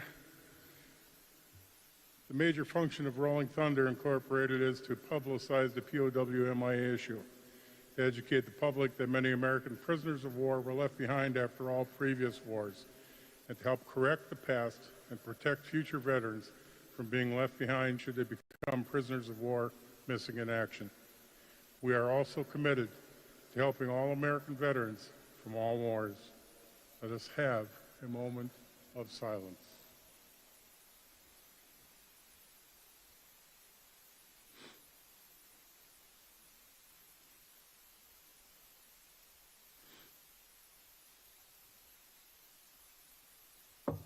Thank you.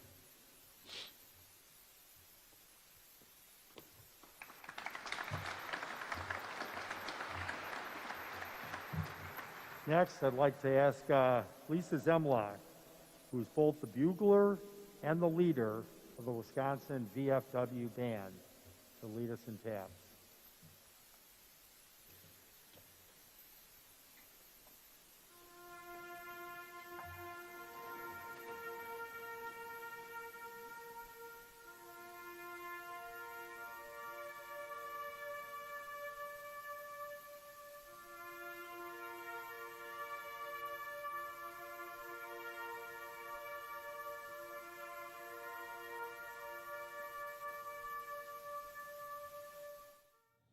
Always a solemn reminder for the warriors and patriots who never got to come home. We honor them and remember them as always. Let's take a quick 2-minute break here on Live Now from Fox.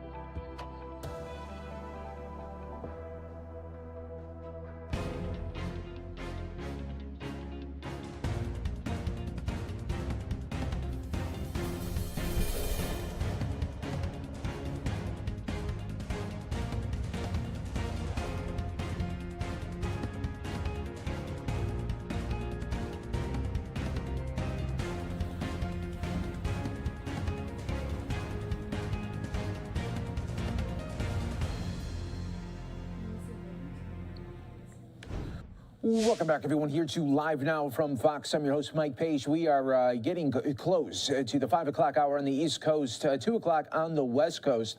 In just a little bit, we will be getting a fresh update on the disappearance and missing investigation of Gabby Petito. We'll be bringing that to you when that does happen. I do want to play out just a little bit of a news conference that we got from the Florida investigation on this situation. Let's bring it to you right here on Live Now from Fox.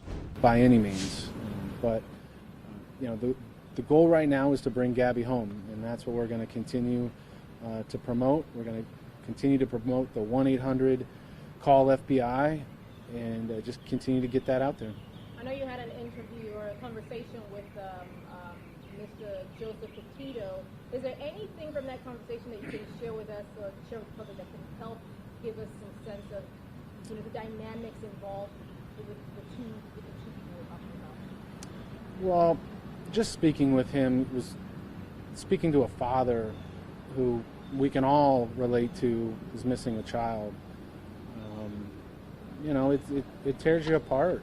You know, they're being tortured right now by, you know, the potential of somebody having information and not relaying it. It's just terrible.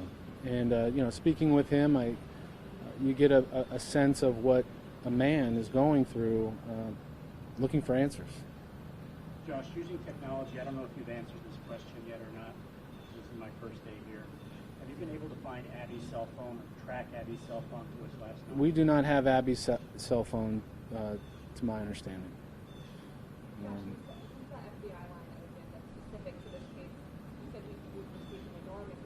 Yeah. I am comfortable with saying more than 1,000 tips. It is, it's, the vast majority of them are not helpful, but it's those nuggets, it's those little pieces in there that might be somebody who, you know, obviously that vehicle drove a couple thousand miles to get back here to Northport. It didn't do that on one tank of gas. What can you say about the possible connection with the double homicide? Yeah, a lot of questions about that. I continue to ask those questions. Nothing has been ruled out. However, I have heard of no definitive connections between those two crimes.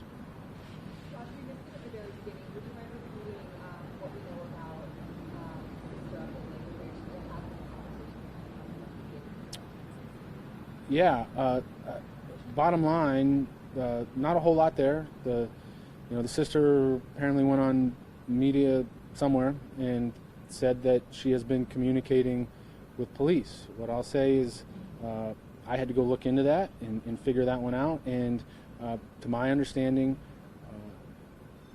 she has spoken with law enforcement, but there was nothing of aha.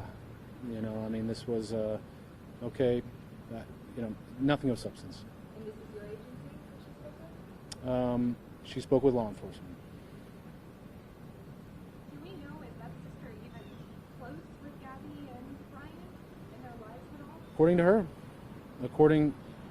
according to her, you know, her kids know her and this and that. I can't speak for her, and yeah, sorry. Okay. Thank you, guys.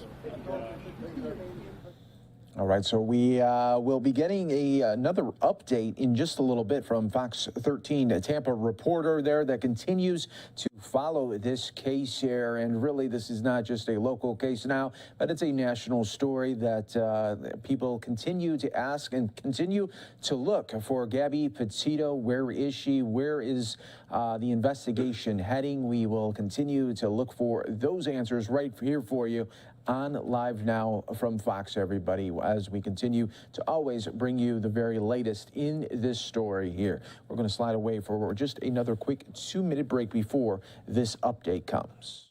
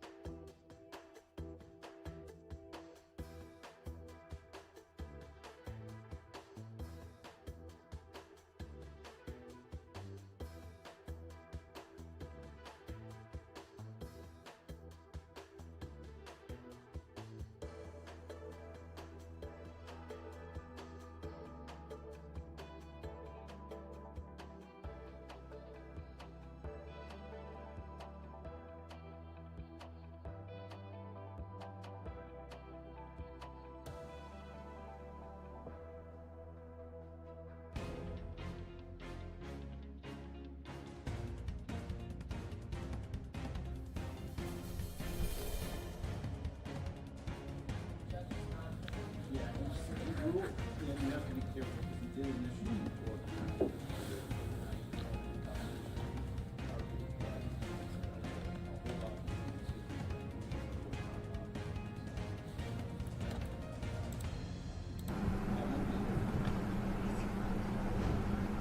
And we continue to roll on right here on Live Now from Fox. Thanks so much for joining us here today as we continue to bring you the top stories and headlines from across the country. And obviously the big one across the nation here is this investigation into the disappearance of Gabby Petito. Let's go out right now to Fox 13's Kimberly Quizan, who has been really covering this all from the very beginning. Thank you so much. And what do we know at this hour? Yeah, well, the Northport Police Department here say that they have new tips and new leads, and the case is progressing. Now, out west in Wyoming at the Grand Teton National Park, the Teton County Sheriff's Office says ground searches are happening now. They are not disclosing the location of those searches, and this comes after 6 days of tips, and investigators are following leads and every step of Gabby Petito and Brian Laundrie's journey. That spans several thousand miles, with Gabby on that trip and ends with Brian returning home to Northport alone on September 1st. Gabby's family and Northport police have asked for Brian and his family repeatedly to help them. Meanwhile, investigators are working to piece together where Gabby may be on their own.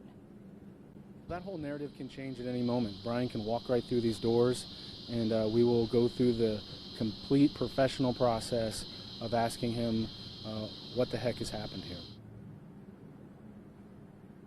And Gabby's father describes his daughter as a very artistic person and one that always looks on the bright side and sees the beauty in everything. He believes this is why so many have connected to his daughter, and he's holding out hope Gabby will be found and brought back home. Now, in regards to an interview that was done with Good Morning America, the Northport Police Department says Brian Laundrie's sister has spoken to authorities, but nothing substantial has come out of those talks.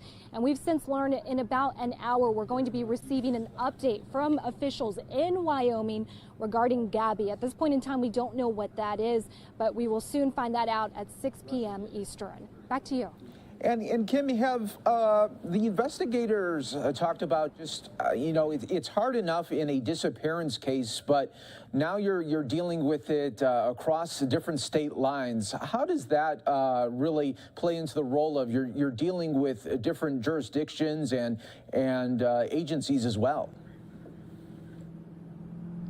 Well, the Northport Police Department says that's the great thing with having the FBI assist them in this investigation, that really opens a lot of doors that may have been closed to them in the past. But all the investigators have one goal, and that is to find Gabby at this point in time. All right, Kim Quizan, thank you so much for breaking it all down for us, and we will be taking that news conference when it happens in just a little bit. We appreciate that and your reporting as always. Let's continue on right here on Live Now from Fox, bringing you these live events as we now go high up above right now where SpaceX, remember that historic flight with the 4 civilians that are up aboard right now. They are in orbit. And they're doing a little news conference right now. Take a look at this.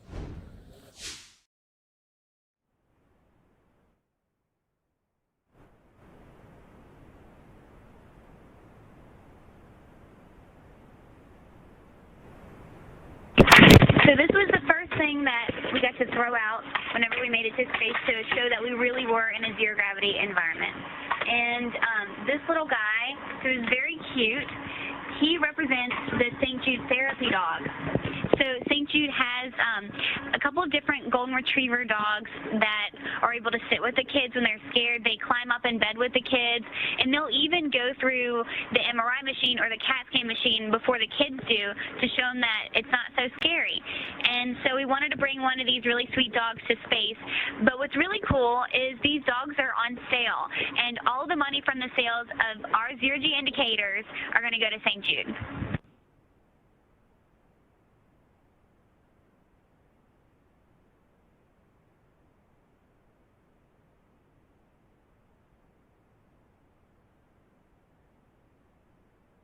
And, I mean, we have to show off some more zero gravity. Look how the water spins through this bottle.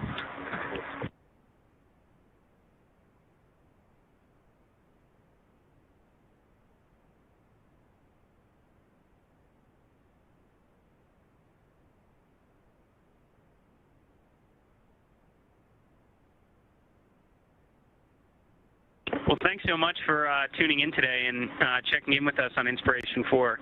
So we're really proud to share this experience with everyone. We know how fortunate we are to be up here. We're giving all of our time right now to science research and some ukulele playing, and trying to raise some good awareness for an important cause for us back on Earth. But appreciate you joining in with us, and we'll see you soon.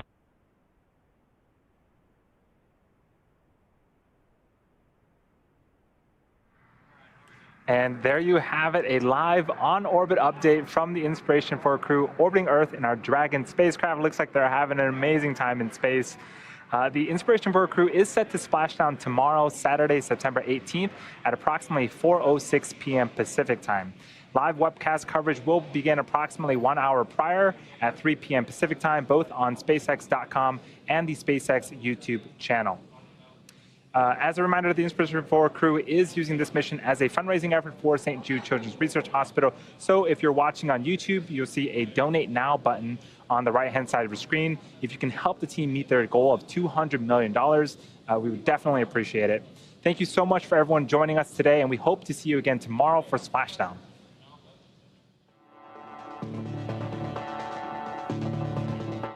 Awesome update right there. Let's take a quick 2-minute break right here on Live Now from Fox.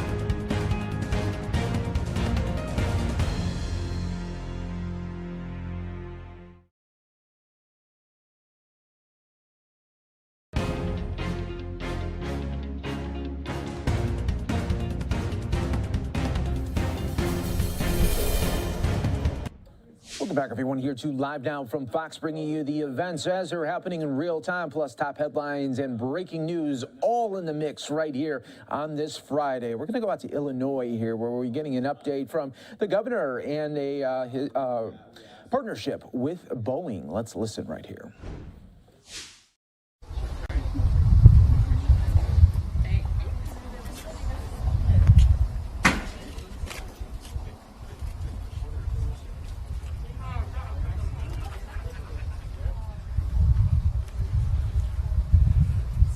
Good afternoon. Can you hear me okay? I'm Dave Bujold, Boeing's MQ-25 Program Director. It's my honor to welcome our distinguished guests from the great state of Illinois, St. Clair County, and Boeing on this day when we take a major step forward for both the aerospace business here in Illinois and this historic unmanned aircraft program for the United States Navy.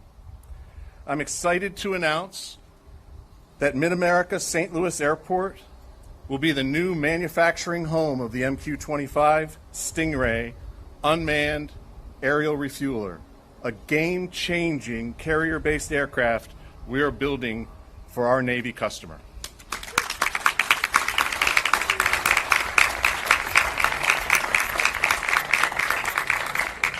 The 300,000 square foot facility will employ up to 300 mechanics, engineers, and support staff who will build the MQ-25, the Navy's newest, digitally designed and developed aircraft. This new state-of-the-art factory at the south end of the airport property represents a nearly 200 million efficient manufacturing. We're pleased to be working with our design firm, Jacobs, and our general contractor, Parrick, on this new facility, which is Boeing's second factory here at what we call our Boeing St. Clair site. The Navy's newest carrier-based aircraft will be built with the newest technology and tools, including robotic automation and advanced assembly techniques designed to improve product quality and employee ergonomics. And it is all made possible by the support and partnership of the distinguished guests who have joined us today. Let's hear from those who have been vital to this project and to innovation and growth here in Illinois. I welcome to the podium St. Clair County Board Chairman Mark Kern. County Board Chairman Mark Kern.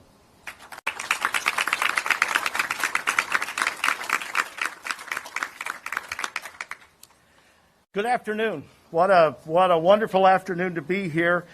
Old show on television that was called The A-Team, and they'd always say, I love it when a plan comes together.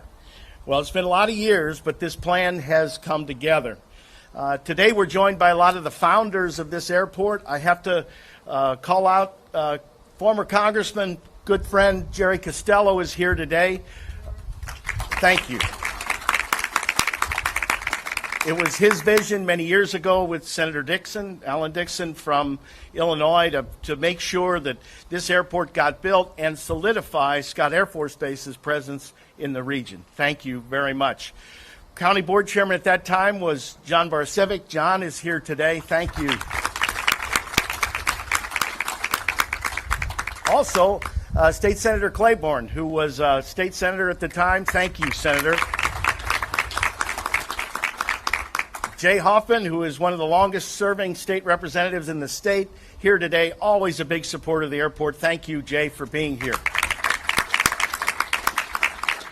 I got to acknowledge one person not here. Tim Cantwell was the former director of Mid-America Airport, who put together a lot of this. When I took office in 2004, Tim had a plan, and today that plan has come together because Brian Johnson, our new airport for that. Also, Rich Sauget from the Public Building Commission. The PBC runs the airport.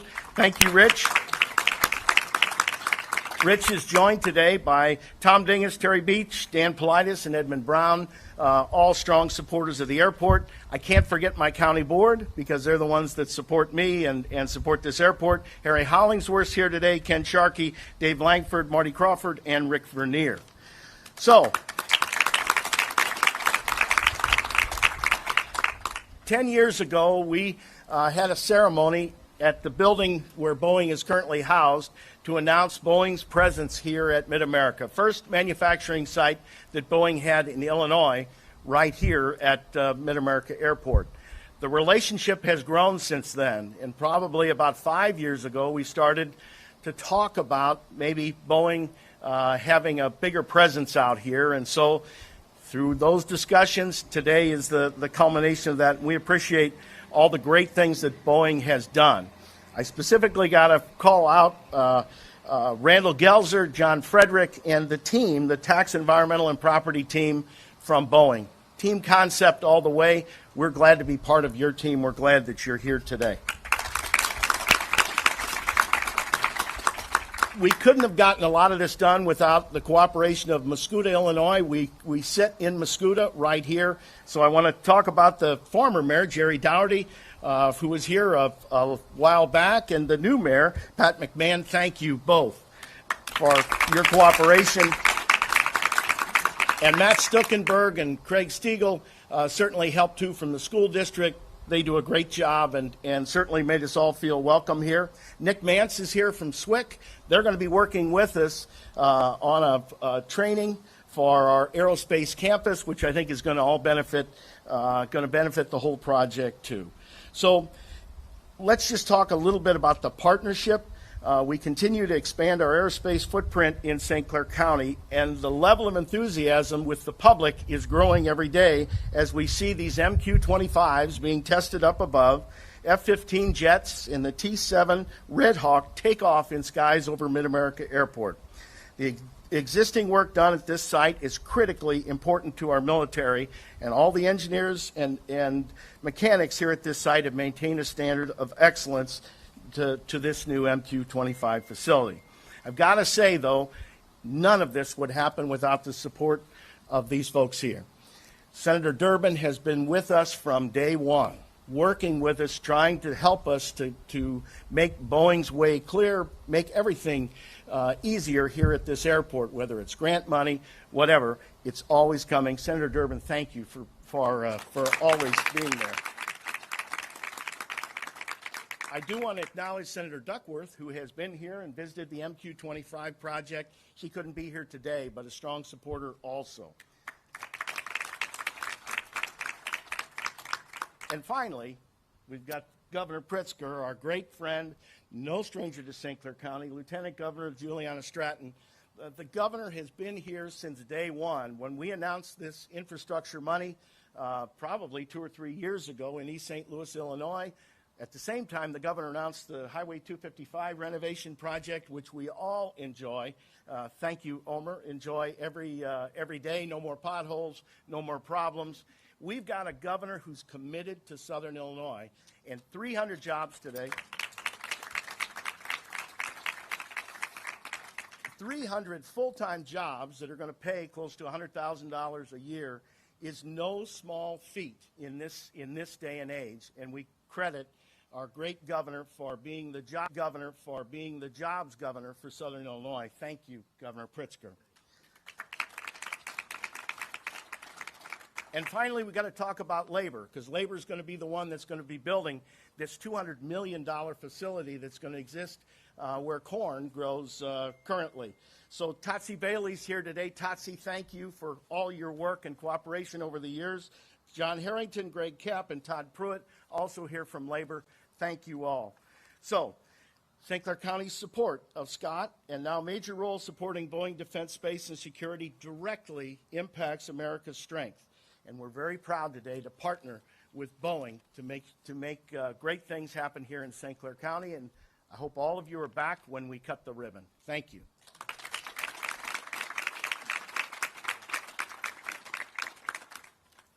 Thank you, Chairman. Appreciate it very much.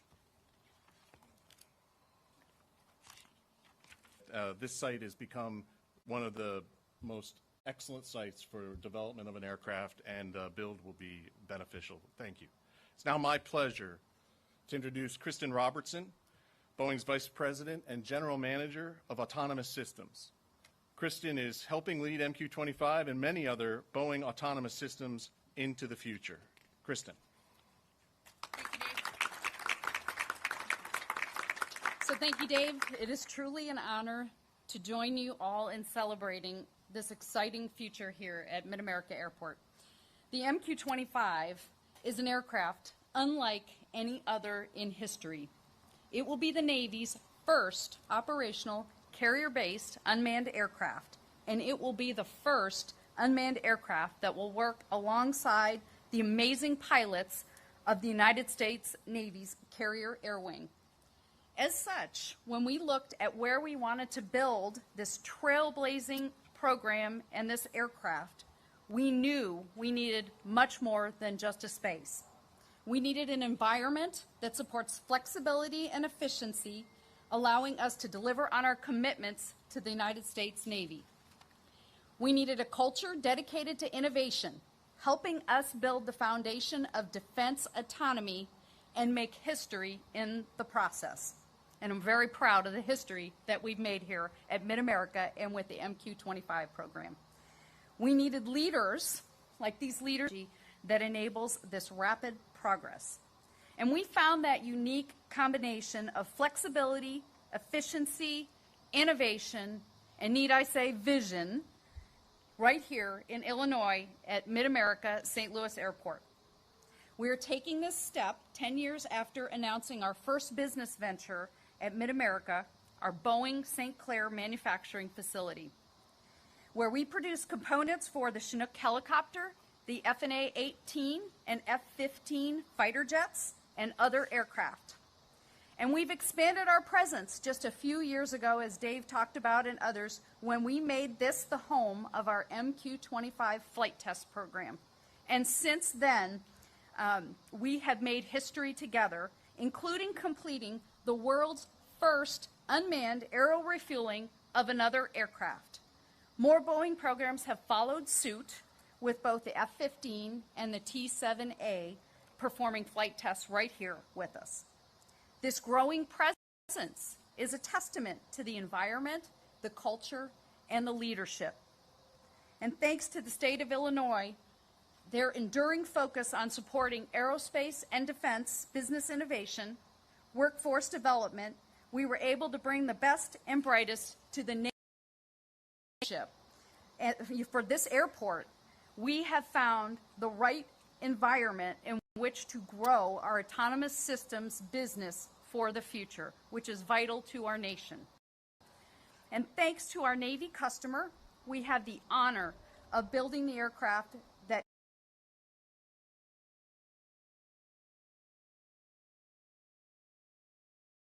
is critical to the nation's defense mission around the world. And thanks to our Boeing teammates, we're building the future of Boeing's leadership in autonomy with this very historic program. Your combined support and advocacy for the MQ-25, is critical to the long-term roadmap ahead as we work together to expand the MQ-25 platform as the unmanned franchise of the future with limitless possibilities. We are one team with one mission, and I cannot wait to see what we accomplish together. And I am very proud to introduce Illinois Governor J.B. Pritzker and welcome his comments as we go through this journey together. Thanks, sir.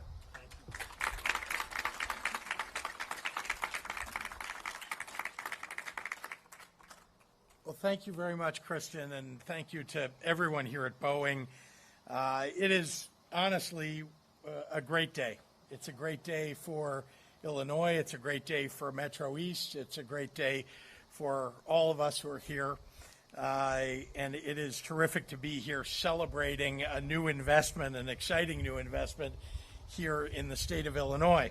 I want to thank Dave Bujold, of course, Kristen, and all of the rest of the folks at Boeing, some here, some not here today.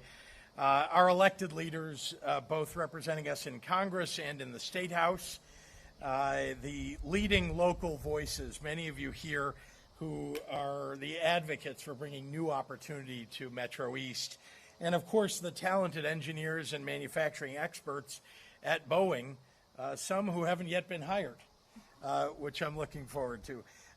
Manufacturing this revolutionary unmanned refueling aircraft, the MQ-25 Stingray, is a first for the U.S.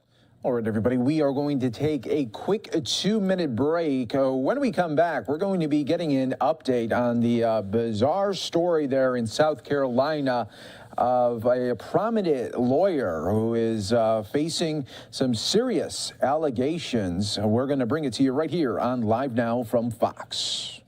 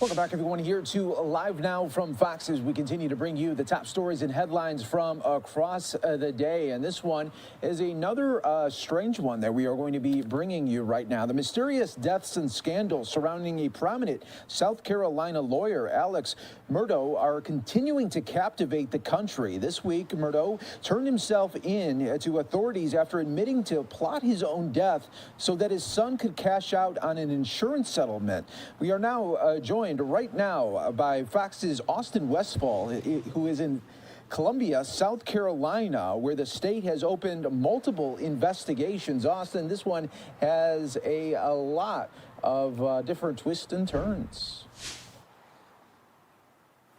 Mike, there's no shortage of craziness with this story. We did hear that Murdaugh's lawyer had admitted that Murdaugh did, in fact, he prompted a fake version of his own death. It was botched, so it didn't end up working. But Murdaugh also now in drug rehab with a opioid addiction. Take a look at some footage we have to roll from Murdaugh's first appearance in court yesterday, our first time seeing him in cuffs. The state law enforcement division here in South Carolina confirmed that he was charged with insurance fraud, conspiracy to commit insurance fraud, and filing a false police report. Murdaugh's lawyer admits that Murdaugh plotted with his drug dealer to shoot him in the head, and that was so that his son could collect $10 million in insurance money.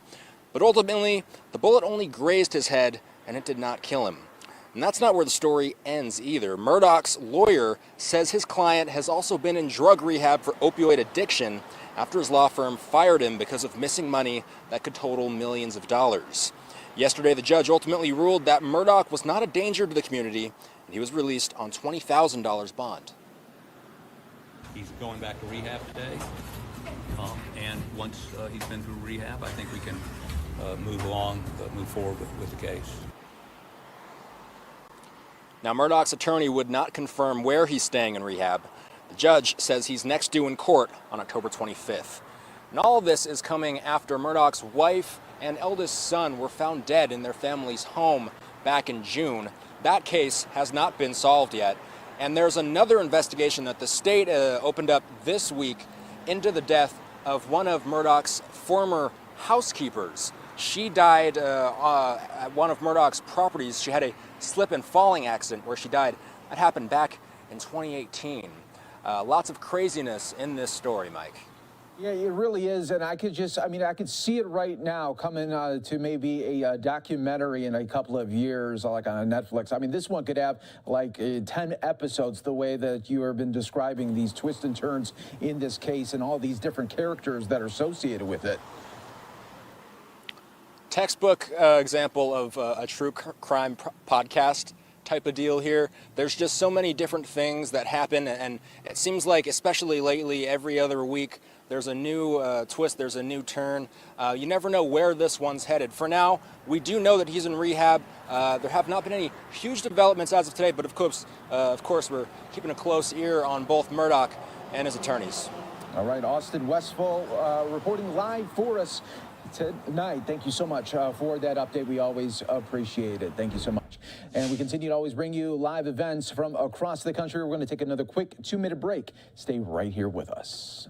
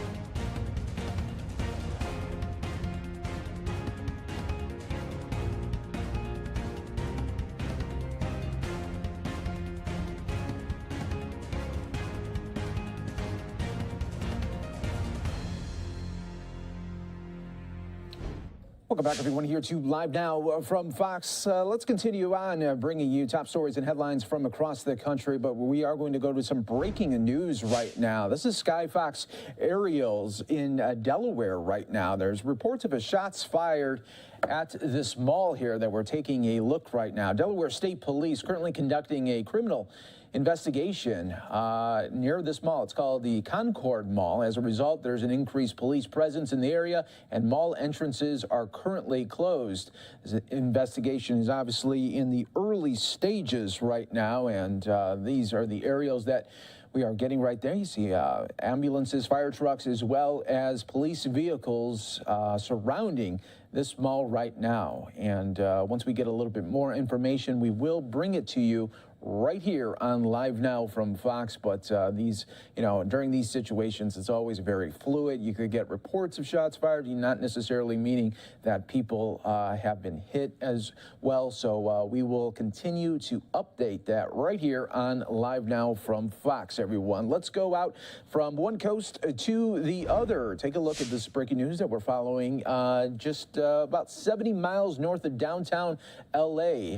This is a fire that is right now burning at about 25 acres. Additional resources have been ordered, but as again, this is in the early stages there as well. Hoping for the very best for fire department as well as fire crews that are all on the scene during this fire here. We'll be keeping an eye on that right here on Live Now from Fox, everybody. But I do want to go out to one of the big top stories here of the day. We just had it a little bit ago, but I want to play it out again because it is such a big story right now, where the Pentagon came out today and admitted that their drone strike that happened back in August, they were targeting an ISIS-K fighter.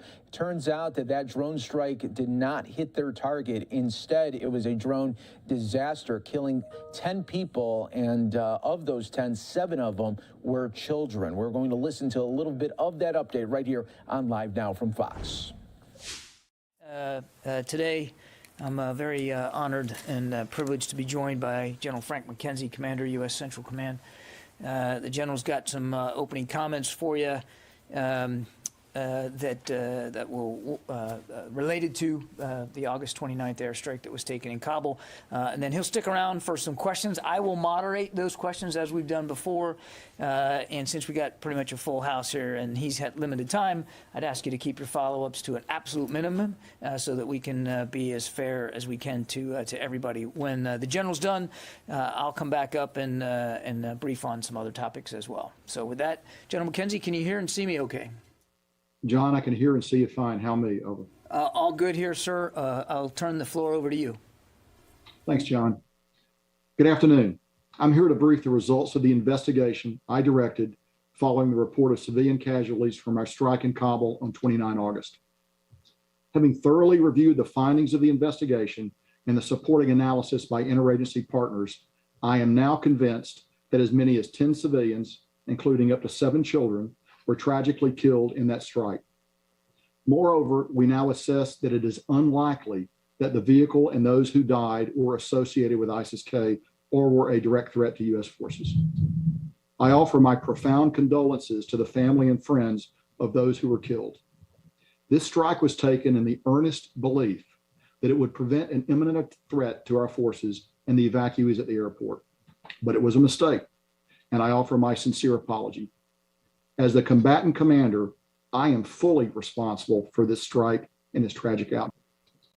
While I've begun with the things of our investigation, I do want to provide the background leading up to the strike and include an explanation as to why we felt reasonably certain that this was a legitimate strike on an imminent ISIS-K threat, with no indication that the strike would result in civilian casualties, as we asserted in our initial statements.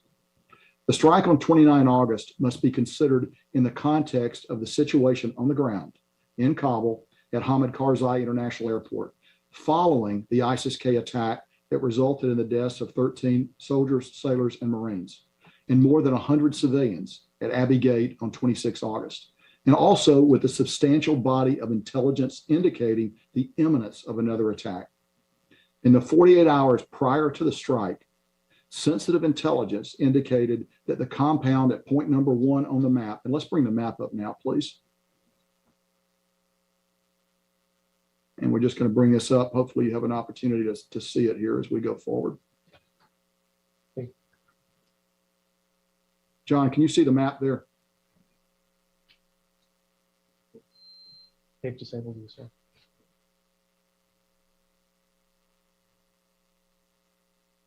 Hey, John, can you hear me now?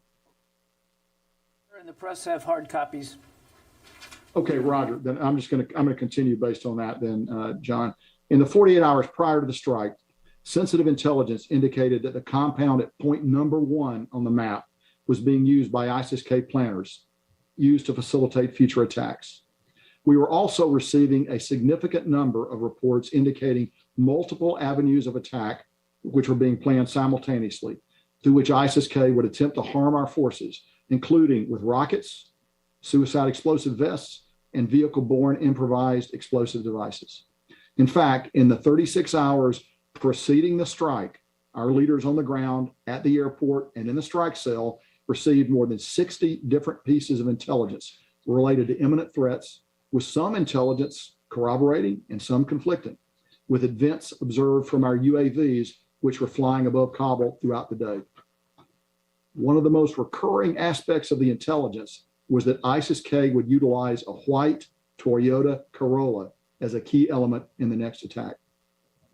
Because the compound at point number 1 was our strongest lead for this series of imminent attacks, we initiated an intense surveillance of the compound with as many as 6 MQ-9 Reapers on the morning of 29 August.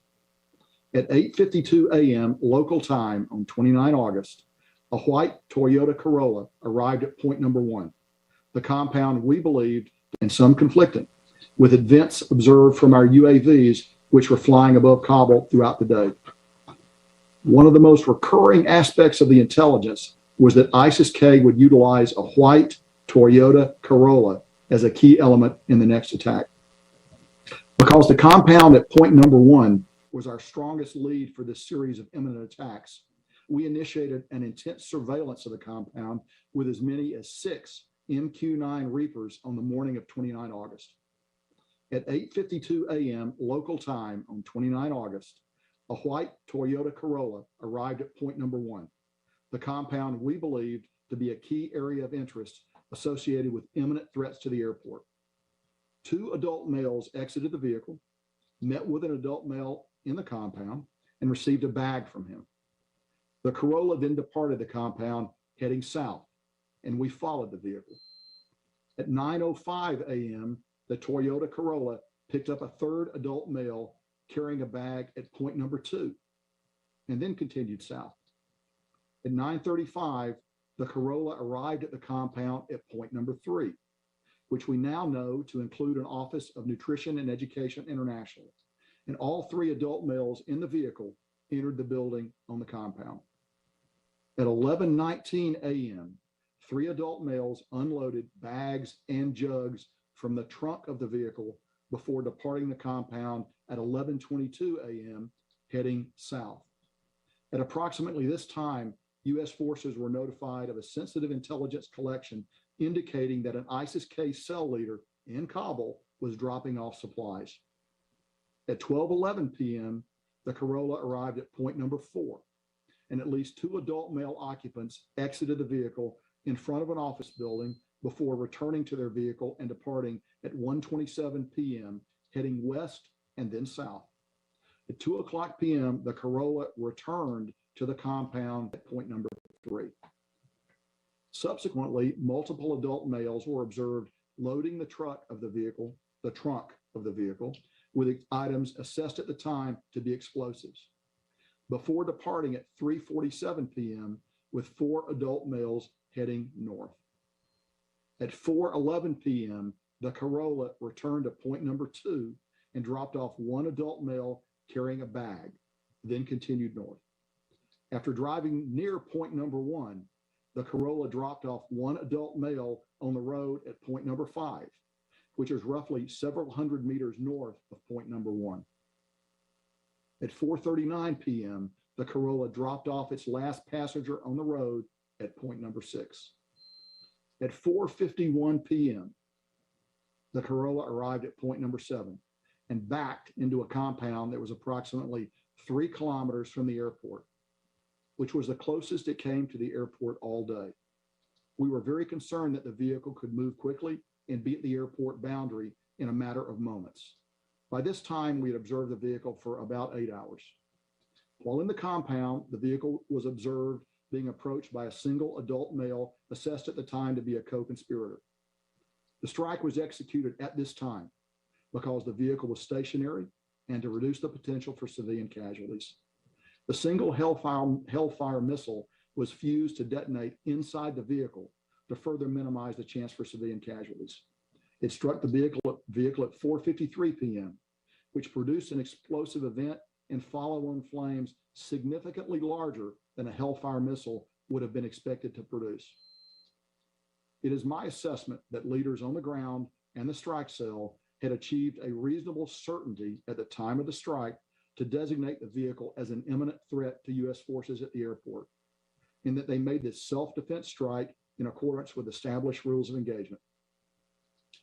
That assessment is based upon interviews with leaders on the ground and members of the strike cell, on a review of the intelligence available to the team at the time of the strike, and on the team's interpretation of how this vehicle and its occupants' actions were confirming the intelligence that they were seeing. It is further my assessment that the strike team were convinced at the time of the strike that the area was clear of civilians and that they had taken prudent steps in regards to weaponeering the strike to minimize the potential for civilian casualties. Finally, it is my assessment that they did believe, as reported, that there was a secondary explosion. Our investigation now concludes that the strike was a tragic mistake. First, I will stress this was not a rushed strike.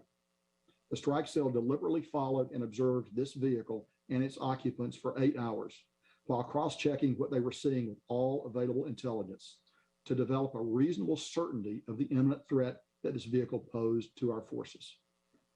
Second, while the initial reports indicated a secondary explosion, the initial investigation could only conclude that there was a possible to probable presence of external accelerants that could include either explosive material in the vehicle or an ignition of the gas tank of the vehicle. Subsequent analysis could not rule out the presence of a small amount of explosive material, but determined that the most likely cause was the ignition of gas from a propane tank located immediately behind the car. Such an ignition would have created the brief but massive fireball oriented directly up and out of the compound that was observed in the video and displayed in this photo. If we could get that next photo up, please. They have me disabled, sir. Finally, while the strike cell reported, John, can you hear me okay? I got you, sir. Roger. Finally, while the strike cell reported the presence of 2 adult males, one inside the vehicle and one outside the vehicle at the time of the strike, the cell initiated a review of their footage immediately following the report of civilian casualties and determined that a few partially obscured forms were briefly visible moving in the compound. This led to my initiation of an investigation within 24 hours of the strike. A comprehensive review of all the available footage and reporting on the matter led us to a final conclusion that as many as 10 civilians were killed in the strike, including up to 7 children. At the time of the strike, based upon all the intelligence and what was being reported, I was confident that the strike had averted imminent threat to our forces at the airport. Based upon that assessment, I and other leaders in the department repeatedly asserted the validity of this strike. I am here today to set the record straight and acknowledge our mistakes. I will end my remarks with the same note of sincere and profound condolences to the family and friends of those who died in this tragic strike. We are exploring the possibility of ex gratia payments. And I'll finish by saying preventing an imminent attack on our forces and civilian evacuees. We now understand that to be incorrect. With that, I'm ready to take your questions. Thank you, General. Tom. General, this is a complete and utter failure. Can you explain how this possibly could have happened? Well, so this particular strike, it certainly was a terrible mistake, and we certainly regret that. And I've been very clear that we take full responsibility for it. At the same time, we were carrying on a number of complex operations designed to defend ourselves. We conducted a strike a couple of days before up in Nangarhar that was very successful. We conducted other operations across the battle space to defend ourselves during this very difficult 48-hour period when so many imminent threats were manifest. So while I agree with it, this strike certainly did not come up to our standards, and I profoundly regret it. I would not qualify the entire operation in those terms. And will anybody be held responsible? We are in the process right now of continuing that line of investigation, and I have nothing for you now because that involves personnel issues. Please identify yourself and your outlet when you ask your question, David. David Martin with CBS News. So you said that you started following this car after it showed up at a place associated with ISIS. In retrospect, was that place associated with ISIS? And this was described as an over-the-horizon strike, which is what the U.S. is going to be relying on from now on in Afghanistan. So what does this incident say about the reliability of future strikes against terrorist threats in Afghanistan? Sure, David. So I'll take the first part of your question and begin with that. So point one on the map, we do assess very definitely associated with ISIS-K. In fact, a little less than 24 hours later, rockets will be launched from that point against the airfield. So we had very good intelligence to make us think point one on the map was in fact an area where ISIS was centered. So I think that was a very good intelligence supported that belief. Now, the second part of your question about whether this will affect future OTH operations. Let me be clear. This was a self-defense strike taken under self-defense rules of engagement based on an imminent threat to attack us. That is not the way that we would strike in an OTH mission going into Afghanistan against ISIS-K targets. For one thing, that will not be a self-defense strike. It'll be done under different rules of engagement. So, and we would have a lot more opportunity probably than we had under this extreme time pressure to take a look at the target, to use a phrase that you'll be familiar with, to soak the target with multiple platforms, to have an opportunity to develop extended pattern of life. None of these things were available to us given the urgent and pressing nature of the imminent threat to our forces. Phil. Are you considering reparations for the victims here? And what happened with this strike say to you about the over-horizon capability that we've been hearing so much about? What are the risks involved with carrying out strikes when you don't have people on the ground in Afghanistan going forward?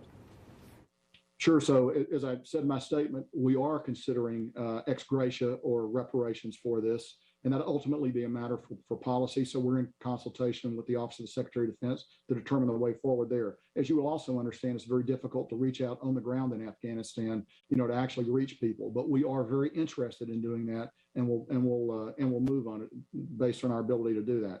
So your question about this and OTH, I'll sort of echo what I said to David. I would reject a parallel between this operation and an over-the-horizon strike against an ISIS-K target.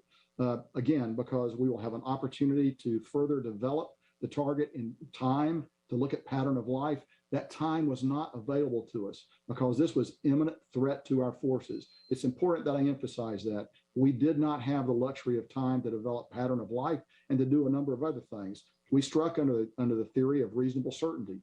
Probably our strikes in Afghanistan going forward will be under a higher standard. That's a policy matter, not a purely military matter. But I don't think you should draw any conclusions about our ability to strike in Afghanistan against ISIS-K targets in the future based on this particular strike. Sylvie. Hello, General. Sylvie Lantom from AFP. You said that you had intelligence about a threat emanating from a white Toyota. So was it this intelligence was not good, or there was another white Toyota which was dangerous and nothing happened from another white Toyota? So I would tell you this. Clearly, our intelligence was wrong on this particular white Toyota Corolla. At the same time, we undertook a variety of things to make it hard for them to get at us during this period of time. We closed the gates, which we didn't want to do at HCI during this period of time as force protection. We were very active with our ISR overhead, which we know is very, often has a suppressive effect on their activities. We still took rockets the next day, as you know, and they fired those rockets from near Point 1 and from other places actually near the route of this vehicle. But I would tell you, so you've been listening in to this Pentagon briefing from earlier today. One of the top stories as a U.S. drone strikes and kills 10 people in Afghanistan. We'll be giving you more details on that as we track it throughout the rest of the evening here. But another story we want to be hitting on specifically out in Texas, as we are seeing thousands of migrants being held on the southern border. We've captured some pretty incredible drone video from the border there by the Rio Grande. But to bring us the details on this, Fox 4's Alex Boya, he's been following it all day today. Alex, what are we learning now from Governor Abbott? He's taking some action, isn't that right? Yeah, he is indeed. Good afternoon. Customs and Border Patrol estimates at this point some 12,000 Haitian migrants have now crossed the Rio Grande and are in the U.S. illegally. They're right now being held in that border town of Del Rio. It's unclear how so many Haitian migrants amassed so quickly in this one particular spot. The situation unfolding, as you mentioned, as the same day that Governor Abbott signed a new bill into law, giving the state billions of dollars specifically for border security. The sheer volume of migrants, mostly Haitian, crammed underneath an international bridge in the border city of Del Rio Friday. A Fox News reporter gives his observation from a Texas DPS helicopter. Hundreds of people just streaming in every minute here. It's just remarkable.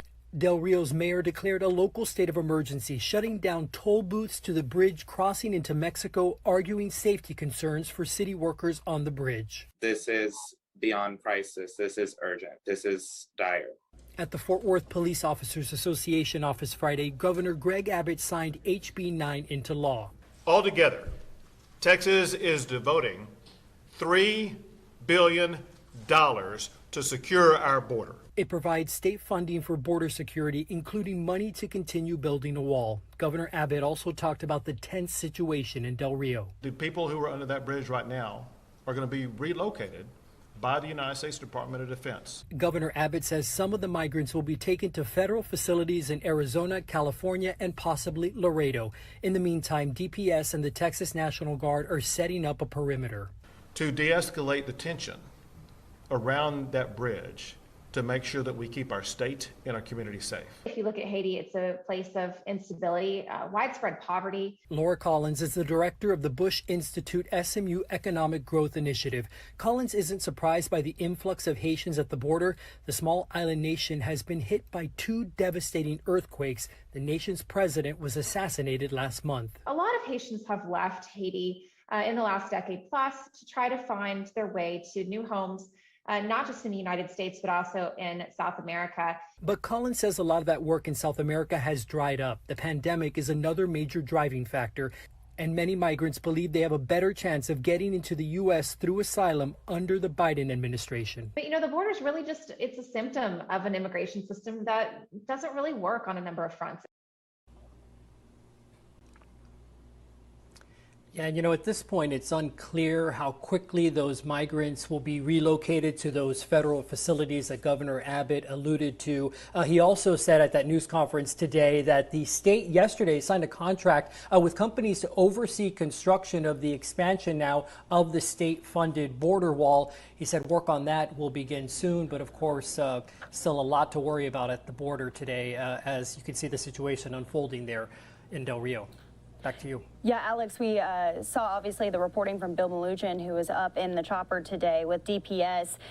He's been reporting on this for a long time, and he says this is the worst he's ever seen it. Those are strong, powerful words because he has seen a lot down there. I'm curious if you guys are seeing any effects of that in the Dallas area. So that's an interesting question. So at that news conference that Governor Abbott held today, the reason he was actually in Fort Worth, which is part of the North Texas area where Dallas is he was talking about the effects that even though here in the Dallas-Fort Worth area, we are in the northern part of Texas and not along the border, the fact of the matter is that a lot of the situations and problems that unfold at the border, they end up having a trickle effect, so to speak, here in our area. He said most specifically, he alluded to fentanyl being a big problem, human trafficking and sex trafficking as well. So those are some of the indirect consequences we're seeing from some of the situations that are unfolding there along the border towns. All right, Fox 4's Alex Boya, a story that is clearly not going away anytime soon. We appreciate your reporting. We'll speak soon. That's right. Sure. Thank you. And we want to continue along with some of these other stories that we've been tracking all day today. Really interesting follow-up in the Kyle Rittenhouse case. Trial starting today. A Kenosha County judge was set to decide whether jurors of this trial will get to see video that prosecutors say shows him talking about wanting to shoot people. We're going to play out just a little bit of that hearing earlier. Then we're going to get the lowdown with one of our reporters who's out there in the Wisconsin area.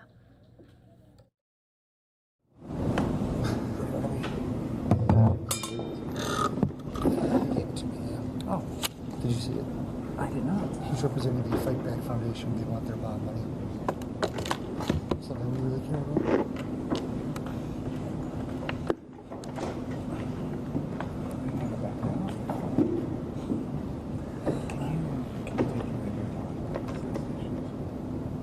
Yeah. You want me to talk about that? Yeah.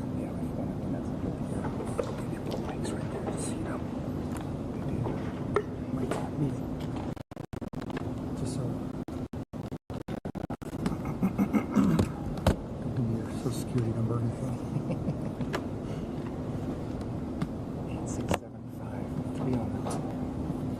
Your PIN number is.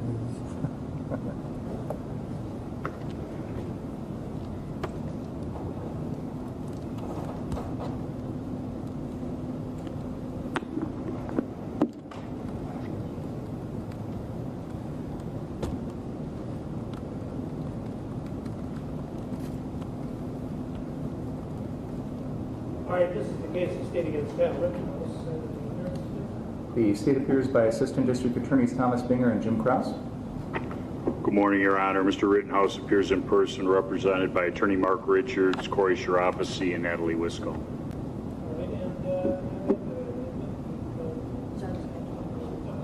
We've got a few technical problems this morning, and I'm on a different network than usual, which, Ms. Motley, you have your hand up? What's up? Sorry, I was turning up my volume. Oh, okay, no problem. Yeah, I'm on a different network. I don't think that'll cause any problems. The ordinary network we use was not coming up. So, and then I had to choose between, and I don't know why, this hasn't happened previously that I can recall. I had to choose between the courtroom view, which is what should be in the center right now, showing all of the lawyers, and if I move it around, all the lawyers and the defendant, and or views of myself, and I figured people would rather look at the courtroom than me, but so that's how it's set up at this time, and I could change it, but unless there's some reason I'm not going to. So that's the technical report. And I'll now ask you folks to update me if there's anything since the last filing, and then we'll start taking on the nuts and bolts of the case and some of these motions which have been filed. So, Mr. Binger, have you got anything? Judge, I just want to confirm with regard to the Victims' Rights Act, I know Ms. Motley was going to appear representing Mr. Grosskreutz. John Huber, the father Anthony Huber, had been appearing in the past along with attorney Steve Art. I'm not able to see who's on your Zoom connection there, so I just want to make sure that we have everybody that needs to be here. Yeah, I think Mr. Huber is on. I don't see... I'm here, yes. Yeah, and I don't see attorney Arts and Mr. Grosskreutz is on and Ms. Motley is on. Is there anybody else appearing? Let me make sure that there's nobody in the waiting room. And Your Honor, just for the record, I'm also here on behalf of the estate of Joseph Rosenbaum. Fair enough. All right, and we're not aware of anyone else who would be appearing, Your Honor. all right, and what else? Other than that, Your Honor, I don't have anything new since the last filing. All right, Mr. Richards. Yeah, I think we're all up to date. Everything was filed. Okay. All right, why don't we take the motions up and then we'll talk about the progress of the case. The first one that I looked at and was received on in the first batch was a state's motion for other acts evidence. The state alleging that on June 1st of last year, the defendant assaulted a female in Kenosha, and I did review your briefs. Did you want to add anything to what's already in the brief, Mr.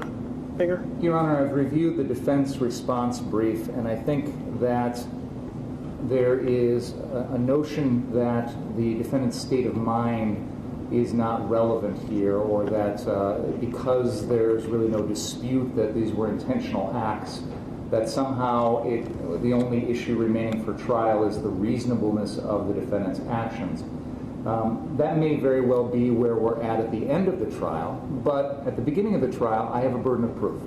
There are claims against the defendant that go to his state of mind in terms of intent or recklessness, and it's my burden to prove that. At that time in the case, I won't have any testimony from the defendant. I don't know if he's going to testify or not. He doesn't have to. He has the right to remain silent. So I certainly can't presume that may or may not come in the defense case. This is an unusual homicide case in the sense that it is not a whodunit. This is not a question of did the defendant kill anyone. The question is what was his state of mind, and whether or not his actions were reasonable or not, and whether or not they go to intent or recklessness or some other mens rea. That is the mental state that the state needs to prove. We don't convict people without the requisite mens rea. So his state of mind is perhaps the most critical issue in this case. The motions that we filed, both this one and the other acts motion that we'll get to in a moment, illuminate the defendant's state of mind, both on the night in question and also on these preceding events of June 1st and August 10th, which is the date of the other motion, or the events of the other motion. And I believe that these motions help the jury to understand the defendant's state of mind. And I think that that is a relevant element, both in terms of the criminal charges here and also under State v. Sullivan, in terms of intent, motive, knowledge, absence of mistake, etc. The first motion that you discussed, Judge, has two prongs to it. One is with regard to that June 1st fight. That is a fight which has been captured on video. It is an incident in which it's my understanding that the defendant's sister got into a physical altercation with another female. This was essentially a one-on-one fight, somewhat of a consensual fight. Both of them. So you're listening in for just a portion of that hearing today with Kyle Rittenhouse, as prosecutors are trying to enter in some evidence into what is going to be a very, very interesting trial coming up here in just a few weeks. We have Fox 6's Bill Miston joining us live now from Kenosha County. Bill, what did you find interesting today? Well, Daytona, what was probably most interesting is how prosecutors described Rittenhouse today in this motions hearing as they sought to enter evidence into the record ahead of that trial, calling Rittenhouse a chaos tourist and saying that he palled around with Proud Boys in the months after that August 25th shooting that killed Joseph Rosenbaum and Anthony Huber. Now, Rittenhouse's defense attorneys not denying that their client pulled the trigger, but that this is a pure case of self-defense and nothing else. Kyle Rittenhouse back in court as his attorneys and prosecutors sought for a judge to allow evidence ahead of his trial, including videos of Rittenhouse and photos of the teen posing with Proud Boys in January. The defendant is essentially a teenage vigilante, involving himself in things that don't concern him. One video of a fist fight in June. It adds nothing to the case as it relates to his state of mind 2.5 months later. Judge Bruce Schrader denying the state's request on that video, but not outright denying the photos, if prosecutors can prove Rittenhouse had ties to the group at the time of the August 25th shooting that killed Anthony Huber and Joseph Rosenbaum. Schrader denying the defense's motion to admit Rosenbaum's prior felony conviction. Rittenhouse charged with a number of counts, including first-degree intentional homicide and first-degree reckless homicide. This is a continuing motivation here. Prosecutors also wanting to admit video taken weeks prior to the shooting of Rittenhouse talking about wanting to shoot CVS customers with his rifle because he thought they were shoplifting. In this instance, it's words on August 10th, and on August 25th, it is not debatable that there's violence. The events are so totally dissimilar. Schrader withholding a final decision on that video, but leaning towards denial. Schrader not denying the high-profile nature of the case and public opinion about it, but that the trial will be carried by the facts and the law. This is not a political trial. It's not going to be a political trial. Now, another motions hearing is scheduled for next month, and today Judge Schrader is saying that he expects to impanel a very large pool of potential jurors because of the high-profile nature of this case here in southeastern Wisconsin, and expecting that number to be around 150 or so. So just goes to tell you, Daytona, of the lengths that which Judge Schrader is expecting that this case is going to be a high-profile case, something that Assistant District Attorney Thomas Binger said that this case is probably the most high-profile case in Kenosha County's history. Daytona? And what about Kyle Rittenhouse's connection and link that's being made with the Proud Boys? Was that brought up today as well? Right, that was. And Judge Schrader, again, not saying that the photos that were submitted and being requested into the record as evidence, he didn't completely deny those, but he was leaning towards it unless prosecutors could show that that there was any connection between Rittenhouse and members of militia groups at the time of the shooting, something that his defense attorneys say that there is no record of. All right, Fox 6's Bill Miston reporting live for us in Kenosha County tonight. We appreciate you. We'll be following this alongside you.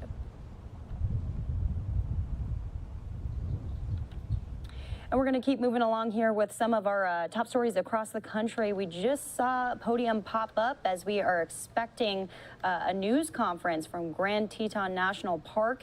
This is in connection with the Gabby Petito case, as she is still missing and her boyfriend, Brian Laundrie, still is not speaking. So we'll have an update on that and more 2 minutes after this commercial break.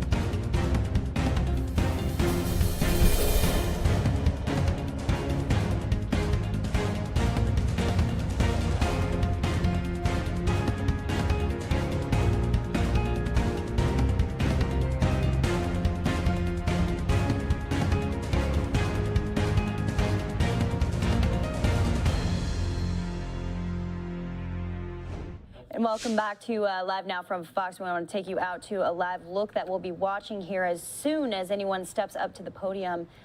We're going to hear from officials with Grand Teton National Park, which is one of the last places that people say Gabby Petito went to. The young woman who has gone missing. It is a major mystery right now as to where she is. Until then, though, we're going to go back into that hearing, the Kyle Rittenhouse hearing, as we'll hear from prosecutors on what evidence they want to be put into the trial. To our community, we've seen folks that have committed crimes under the cover of that chaos, burglaries and looting and arson. The defendant wasn't one of those people, but this was the type of person that belonged to our community. The defendant, I believe, was drawn to this incident because of his beliefs, which are consistent with those of the Proud Boys. And I believe that those beliefs include a desire to use violence to support that philosophy. The Proud Boys are a well-known national organization that takes pride in using violence to achieve their means, that takes pride in showing up at rallies and protests by what they consider to be their opposition, which can be loosely considered to be Black Lives Matter or Antifa or whatever you want to call them, and using violence to disrupt those protests. The defendant came to our community. He's not a resident. He's underage. He's out after curfew. He's armed with an illegal weapon. Why? That is the question. His state of mind, his intent that night, is a crucial issue in this case. The defense will no doubt try and portray the defendant as an altruistic, young, idealistic individual who was here to try and help our community, protect a business, clean up graffiti, use his medical supplies to help people in need. They will try and show his state of mind as being a positive, helping one. The state is entitled to introduce evidence that further illuminates his state of mind for the jury. And the jury will ultimately make the decision as to his intent, his motives, his state of mind, what he personally believed at the time of these shootings, and they will introduce their reasonable impressions as our community members as to what a reasonable person would do in those circumstances. So those are the questions the jury is going to be asked. I believe a jury's trial is about the truth. I believe that these issues go to the truth of the matter. The jury can be advised as to how to consider the weight of this evidence. The jury can make its determination as to the weight and the relevance, the importance of, or the pertinence of this in terms of whether it's really a true description of the defendant's state of mind or whether the other side, portraying him in a different light, is the true portrait of his state of mind. But I believe the state is entitled to introduce these two pieces of evidence as part of our first other acts motion because it goes directly to these issues. Looking at the Sullivan factors, these are being sought to be admitted for a proper purpose. They are relevant to the issues at the trial, and they are not unduly prejudicial. They are close in time. They are directly relevant to the factors in this case. The court can give a limiting instruction as to the use of this evidence, which will also help to mitigate any undue prejudice here. But again, these are the defendant's own actions. He's responsible for his actions. What he did on June 1st, what he did at the bar in January in Racine, and of course, what happened on August 25th here. So for all those reasons, Your Honor, I believe that the court should grant our first other acts motion and allow the state to introduce these pieces of evidence as part of our case in chief. Thank you. Thank you, Mr. Richards. Mr. Sharafi. Judge, I'm going to address it if I could. Thanks. So as it relates to the first other acts on June 1st, so the state is asking you or inferring that they're able to ascertain Mr. Rittenhouse's state of mind 2.5 months prior to the incident. So his state of mind on June 1st and his actions on June 1st somehow play a role in his state of mind on August 25th. This is, as an officer of the court, this is what I'm telling you. Mr. Rittenhouse it will not be debated that this action was intentional. It will not be debated that the action was intentional, and he will raise the issue regarding self-defense. When we're looking at the purpose of other acts, intent is one purpose, and it's a proper purpose. However, intent is normally admitted if it undermines an innocent explanation for the person's behavior. That is not happening here. There is no innocent explanation. There's an explanation, but he fired the firearm intentionally. As it relates to motive, if they are trying to establish that he had some motive 2.5 months before, teenagers getting into a fist fight, does that make it more or less probable? Is it a fact of consequence that he was in a fight 2.5 months earlier that he did not act in self-defense in this case? Does that make that more or less probable? The answer is it does not. It doesn't have anything to do with whether or not it makes it more or less probable that he acted in self-defense. The entirety of this is captured on video. The only issue in this case is going to be the reasonableness of those actions as they're determined subjectively and then objectively from a reasonable person in his position. So they describe him as being somebody who comes to Kenosha looking for trouble, even though they don't mention he works in Kenosha. He works in Pleasant Prairie. And that his father lives in Kenosha. And I would submit to you that when you look at the similarities, if we're really going to do a Sullivan analysis, the biggest thing in Sullivan that was different really was the manner and form in which one was a verbal argument, one was an assault. And if we have reached the position where teenagers getting into fistfights makes it more probable that a teenager then used a firearm in self-defense, when we have the self-defense on tape, we have the case on tape, I would submit to you it adds nothing to that determination as to whether or not his actions were or were not in self-defense and whether they were or were not reasonable under the circumstances. So where I believe it fails, if you believe it's the proper purpose, it adds nothing to the case as it relates to his state of mind 2.5 months later. And certainly because this isn't a whodunit, and it wasn't an accident, it is an intentional act with an affirmative defense attached to it. And I don't think under those circumstances, this particular instance has any relevance to that, all right? As it relates to the Proud Boys, I mentioned this in the brief, and Mr. Binger has ignored it. Mr. Binger what? Binger has ignored it. For this to be considered by you, there must be evidence by a preponderance that on August 25th, 2020, Kyle Rittenhouse was either a member of the Proud Boys or had loyalties to that group. It is no different than you would make a determination if there was, for example, somebody wanted to introduce evidence of a gang membership. I'm telling you as an officer of the court, we have downloaded Mr. Rittenhouse's cellular phone. We have had an expert review that phone.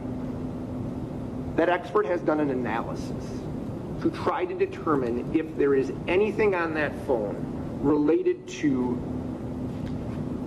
Proud Boys, militia, white nationalists, Boogaloo Boys, KKK, 3%ers, any type of hate group that you might consider. And the finding was the extraction does not establish that the user belonged to or even had any interest in any malicious style organizations. Mr. Binger has provided you no information whatsoever that on the day in question, August 25th, that Kyle Rittenhouse had any affiliation with that group at all. He's asking that you take and allow evidence to be admitted over 4 months later about a photograph without any information that anything related to this case involved the Proud Boys. There has been nothing. And I have cited for this court cases in my brief related to, for example, gang memberships. And in every one of those cases, the court had to make the finding, first, the person is in fact a member of this organization or has loyalties to that organization. You've heard. So we've been listening in to that Kyle Rittenhouse hearing. We wanted to show you just a portion of that after talking to Bill Miston there with Fox 6 in Milwaukee, as he'll be on the trial. So we'll be keeping our eyes close on what evidence eventually does get allowed for jurors to be watching during all this. The photos, the videos, there's a lot that is encompassed in this trial here. But we also want to bring everyone's attention to what is expected here pretty soon at Grand Teton National Park. We're expecting a statement from officials there on Gabby Petito, who visited the national park with her boyfriend, Brian Laundrie. It was supposed to start about 30 minutes ago. They're running a little bit late here, but whenever it does happen and it goes live, you know we'll have it for you live here on Live Now. We're going to take a 2-minute commercial break. When we come back, we've got some interesting coronavirus news. Typically, we tell you about vaccines, we talk about caseloads, everything along those lines. This time, we're talking about animals, zoo animals, getting vaccinated. That's in 2 minutes.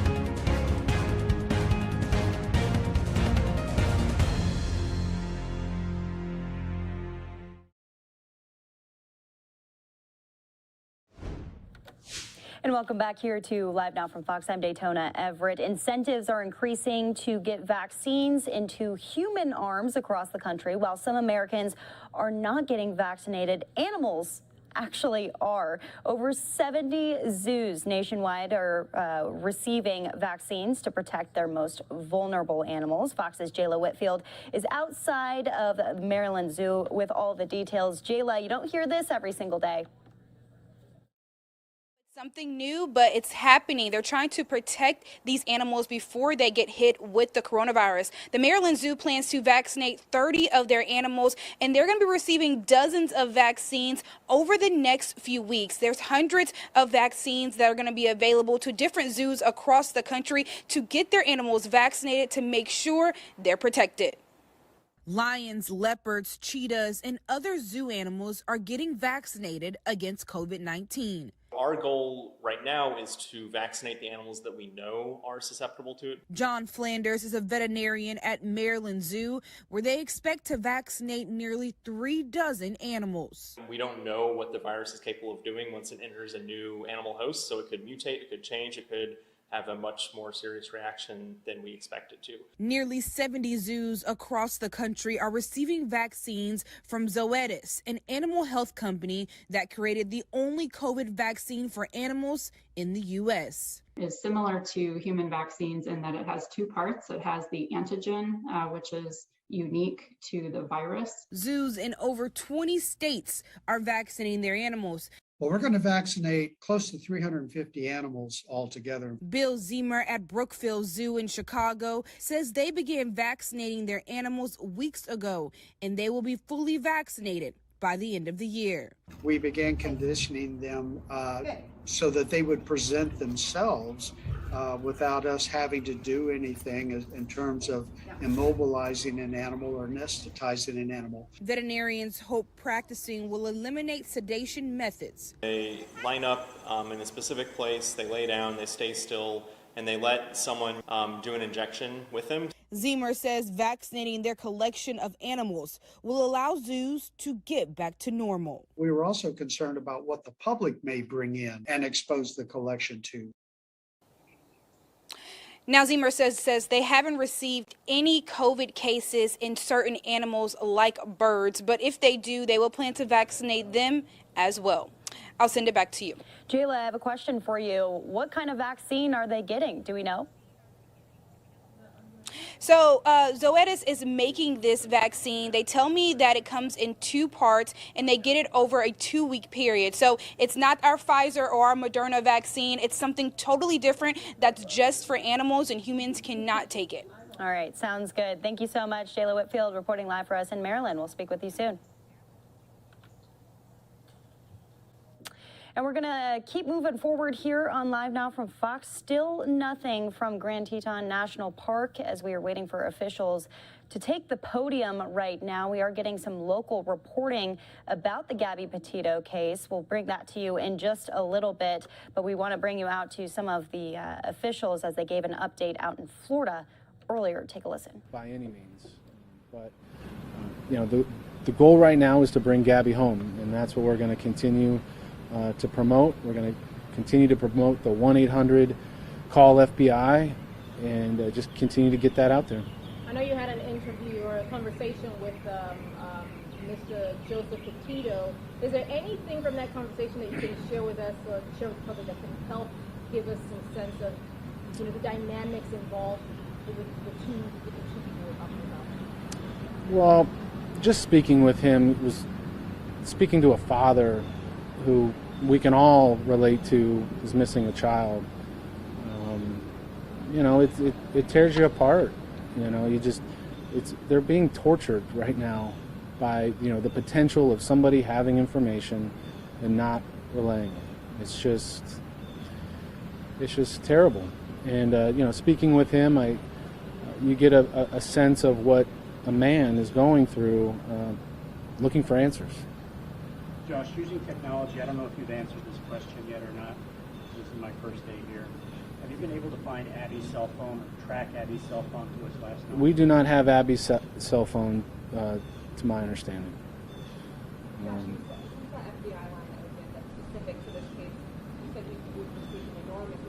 Yeah.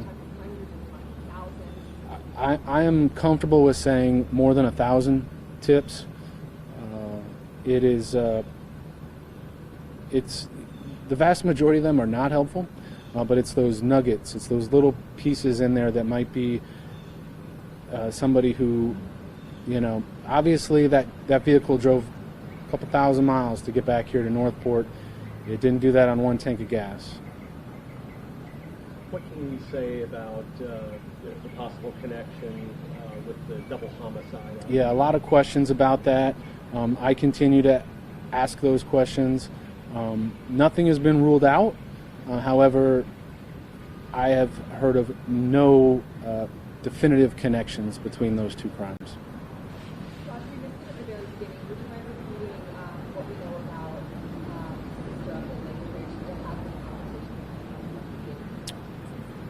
Yeah. Bottom line, not a whole lot there. The sister apparently went on media somewhere and said that she has been communicating with police. What I'll say is, I had to go look into that and figure that one out. And to my understanding, she has spoken with law enforcement, but there was nothing of, aha, you know, I mean, this was, okay, you know, nothing of substance. And this is your agency that she spoke with? She spoke with law enforcement. Do we know if that sister even close with Gabby and Brian in their lives at all? According to her, according to her, you know, her kids know her and this and that. I can't speak for her, and yeah, sorry. Okay, thank you guys. Sure.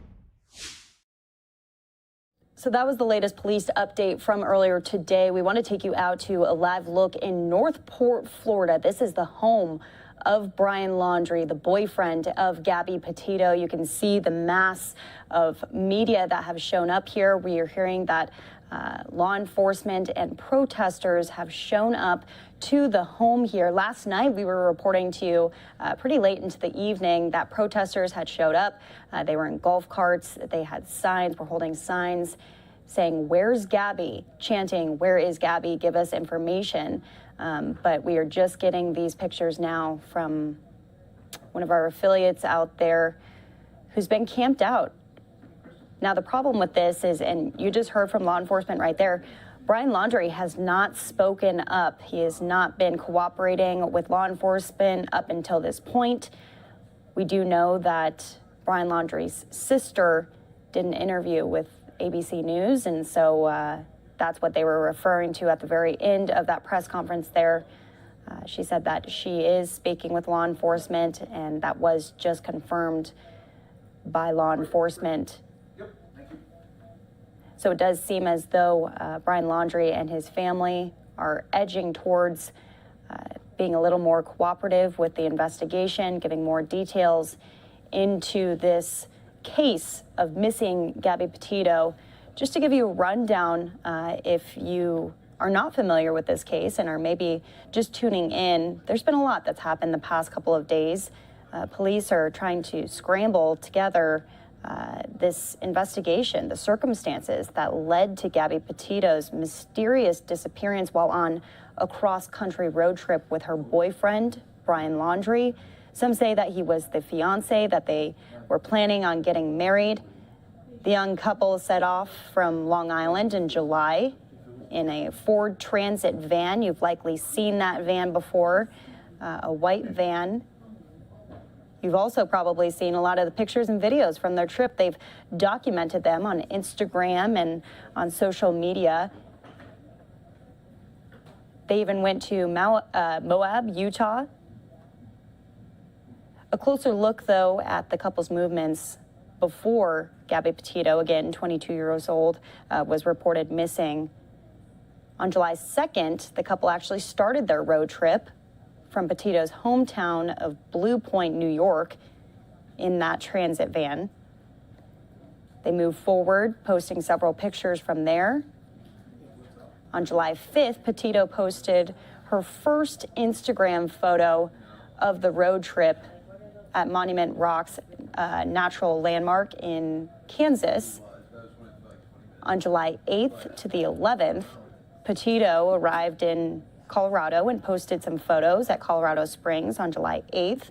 Again, over the next couple of days after that, she took some photos at the Great Sand Dunes National Park and Preserve. And then moving forward to July 16th to the 22nd, the couple hiked and camped in Zion National Park and Bryce Canyon as well in Utah.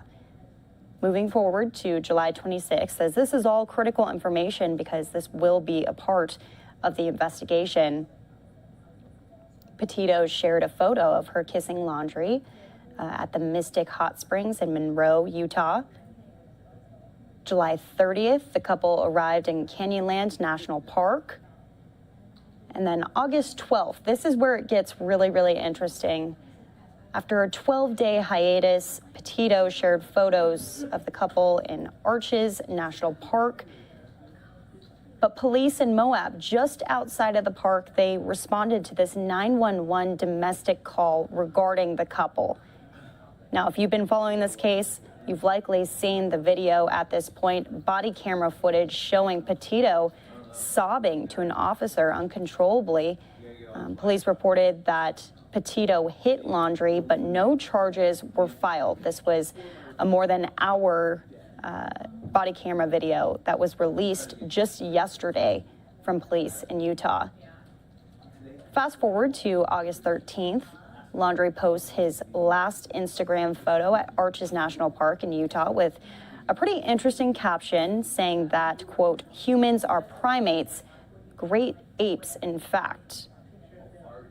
August 24th, the couple checked out of a hotel in Salt Lake City. Petito's mother says she spoke to her daughter on FaceTime as they were leaving the hotel. Petito calls her family on August 25th, telling them that she's in Wyoming's Grand Teton National Park, which, as we've been telling you, we're expecting pretty soon here an update from Grand Teton National Park. They are about 45 minutes late on that press conference now. Petito finally posted her final Instagram photo in front of the Monarch mural in Utah. August 30th, Petito's family says they were still receiving texts from her phone. The last text that she sent her mother said she didn't have service in Yosemite National Park in California. Now, September 1st, Brian Laundrie, the boyfriend, he returned home to Northport, Florida, which you're taking a look at right now, with the van, which is registered in Petito's name. Petito was not there. Petito's family filed a missing persons report with New York authorities, and then September 14th, Laundrie issues a statement through a lawyer saying a search for Petito is underway in Wyoming. The statement said that the Laundrie family is, quote, remaining in the background of the investigation. Petito's family also issuing a statement accusing Laundrie of refusing to tell them where he saw his girlfriend last. Which brings us to right here in Northport, where still the family up until this point has not released a statement, at least a public statement. We don't know what the conversations have been like between authorities and the Laundrie family. Protesters showing up, though, in the front yard, frustrated. Even some of the neighbors of Brian Laundrie and the Laundrie family showing up in support of the Petito family, basically begging for them to cooperate. So that's the latest we have here as we have our cameras on the ground. We're going to keep it right here. We're going to take a 2-minute commercial break for some of you. Others of you will be staying on this shot here. And as we said before, if we get anything out of this press conference at Grand Teton National Park, hopefully they will have some pretty interesting details for us coming up soon. It was supposed to start 45 minutes ago, has not begun. We'll bring it to you live here on LiveNOW from Fox.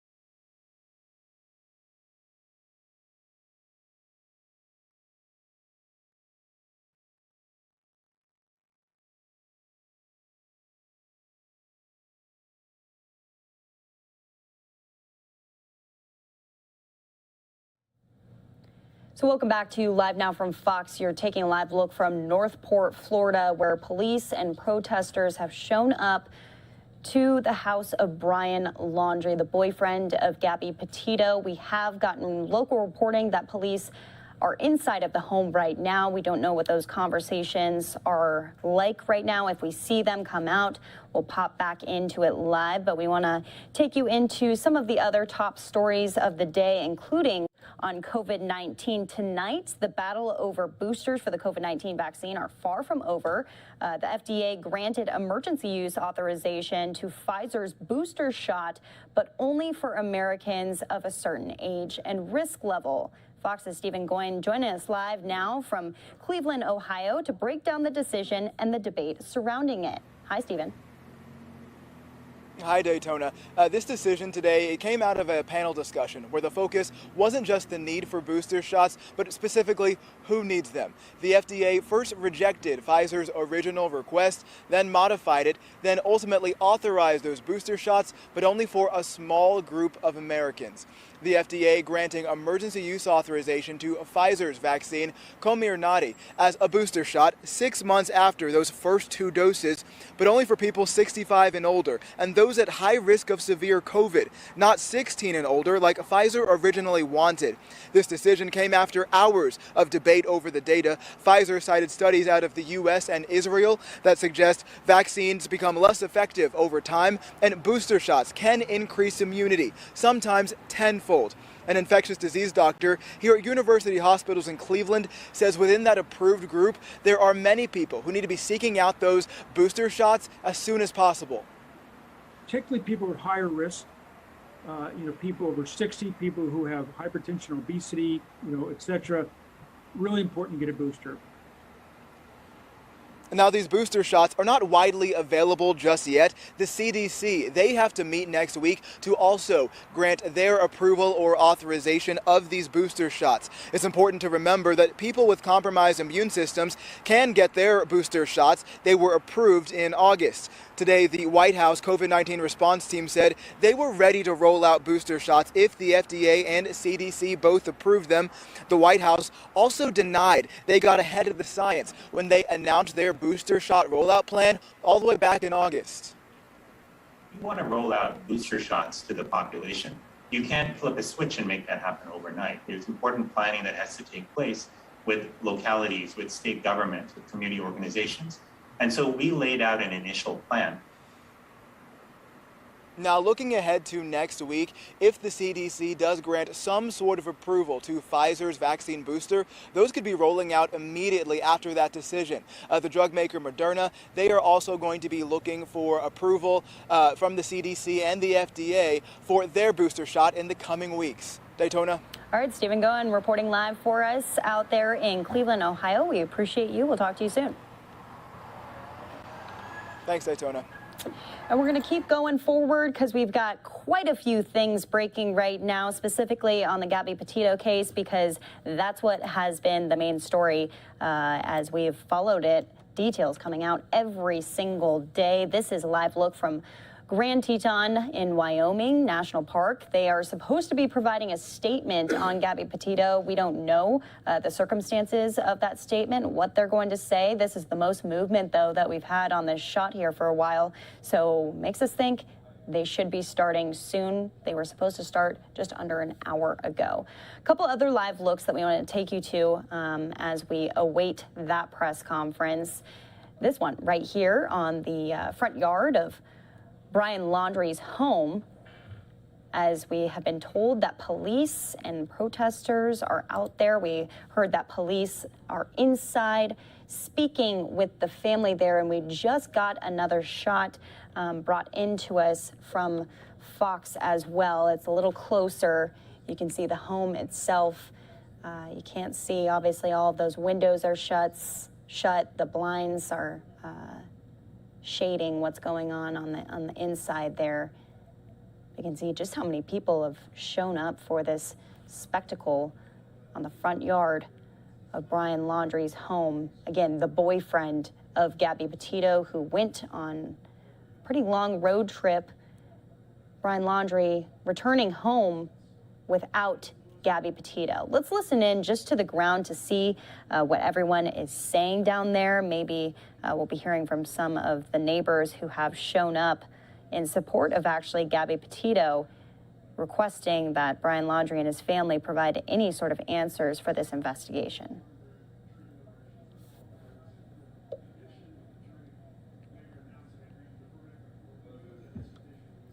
It does look like we don't have any audio on that shot, possibly our photographers being safe down there and just giving us some of these visuals. So here's what we're going to do. We're going to pop up a couple of these different looks, what we're following here.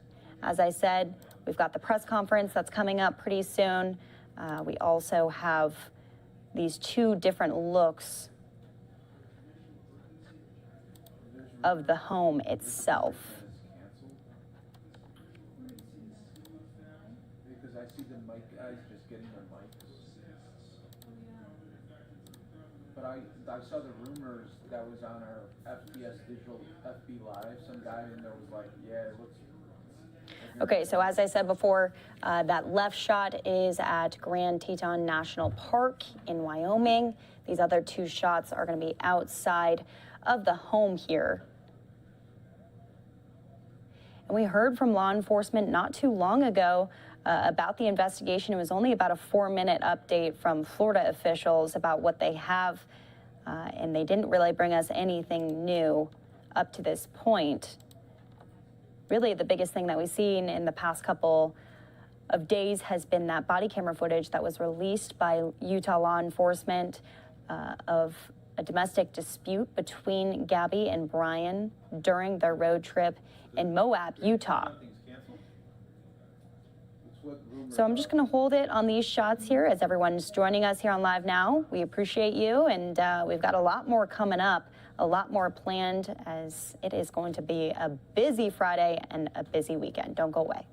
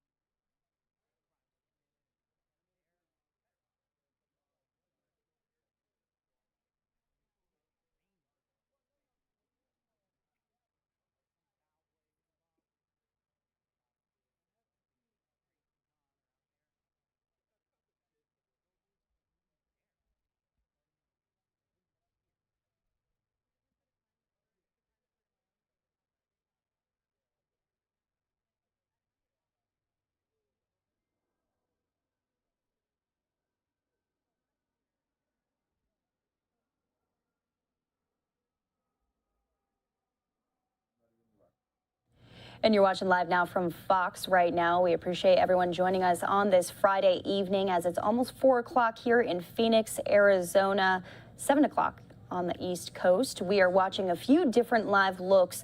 The left corner there, that left box, Grand Teton National Park. We are expecting a press conference, a briefing. There are some reports that this press conference has now been canceled, as Grand Teton National Park is just one of the locations that Gabby Petito and Brian Laundrie went to on their road trip, a cross-country road trip. We'll get to that in just a moment as far as the timeline goes. On the right side corners, we have two different looks outside of Brian Laundrie's home as The address and the location has really more come into the public view as of last night, when we heard that some protesters were showing up outside of his home in golf carts, holding signs, chanting, saying, "Where is Gabby? We want answers." That went into the late evening hours outside of their Northport home in Florida.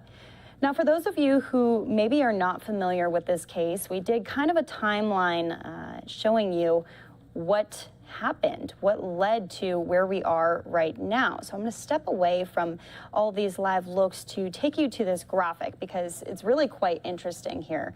This has been a long road, and will be a long road for investigators as they're trying to track down what exactly happened. So this shows you from August 12th to August 25th to August 27th, August 30th, where exactly they went on this road trip. So we'll start from the beginning here, as September 15th is kind of where it got interesting.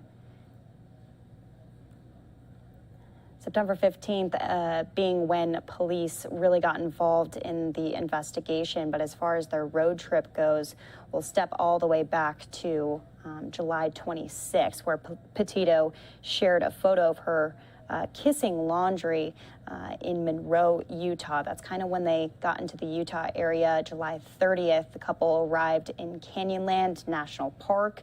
August 12th, Petito shared photos of the couple in Arches National Park. A little background on Petito: she was an aspiring vlogger. She was trying to get a business up and running as she enjoyed traveling. That's why the two went on this road trip here. But police in Moab, just outside of the park, outside of Arches National Park, well, they responded to a 911 domestic call regarding this couple. Body camera footage, which was released just yesterday, showed Petito crying uncontrollably, speaking to officers. The police report said that Petito hit laundry, but no charges were filed. No doubt that evidence, we spoke to experts yesterday, will be used in the future for any proceedings in court here. August 13th, Laundrie posted his last Instagram photo at Arches National Park in Utah with a caption that read, "Humans are primates, great apes, in fact." August 24th, the couple checked out of a hotel in Salt Lake City. Petito's mother, Gabby's mother, says that she spoke to Gabby on FaceTime as they were leaving the hotel. So again, that was August 24th. Petito called her family on August 25th, saying that she was in Wyoming's Grand Teton National Park, which will take you back to some of these live looks that we're following here. That left shot is expected to be a briefing at Grand Teton National Park. August 25th, though, Petito posted her final Instagram photo in front of the Monarch mural in Utah. Moving forward to the 30th, Petito's family say that they were still receiving texts from her phone up until that point. The last text that her mother, Gabby's mother, said she didn't have service in Yosemite National Park, which is in California, so they had moved on at that point.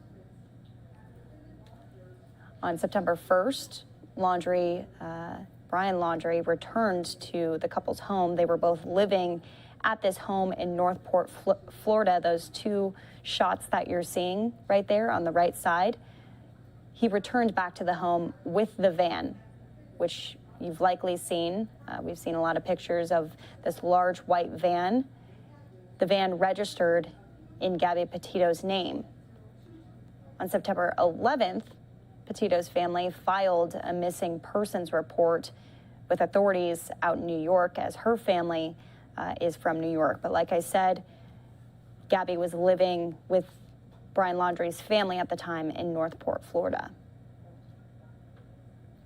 On the 14th of September, Laundrie issued a statement through a lawyer saying that a search for Petito was underway in Wyoming. The statement said that the Laundrie family was, quote, remaining in the background of the investigation. Petito's family also issued a statement accusing Laundrie of refusing to tell them where he last saw his girlfriend. Again, moving on to the 15th here, which was just a couple of days ago. Police in Northport said that Laundrie was refusing to cooperate and name him as a person of interest. They still have yet to name him as a suspect in the case. He's still been labeled a person of interest in the disappearance of Gabby. Yesterday, police in Moab, like I told you before, they released that body camera video of them responding to the domestic incident between Petito and Laundrie. Remember, I just told you about that on August 12th. And then at a press conference, Northport police said that there was no evidence of, quote, criminality in Petito's disappearance, and that it was still being treated as a missing persons case. Which brings us to today, September 17th, where police reportedly are inside the home of Brian Laundrie. We don't know what those conversations are like right now. We can see the large presence of media on the front lawn of Brian Laundrie, of his home there in Northport, Florida. Just reiterating the fact that the family has been extremely tight-lipped ever since Gabby went missing. Just yesterday, we heard from the family of Gabby Petito. We heard from her dad specifically, Joe Petito, pleading with anyone with information to come forward. He somewhat dismissed Brian Laundrie, saying that they need to move forward with the investigation with or without him. But as you can see, they have finally showed up at the home of Brian Laundrie here to try to get some answers. Police have. We're going to try to get some more information on this press conference that was supposed to happen at Grand Teton National Park. As of right now, it doesn't look like it's going to be happening anytime soon. Media still has that staging up, but some of the photographers were moving their microphones at this time. But we're just going to stay on these live pictures for you, as we don't know how long that meeting is going to last inside of Laundrie's home here. As we said, police reportedly have walked in just within the past hour, trying to get some answers.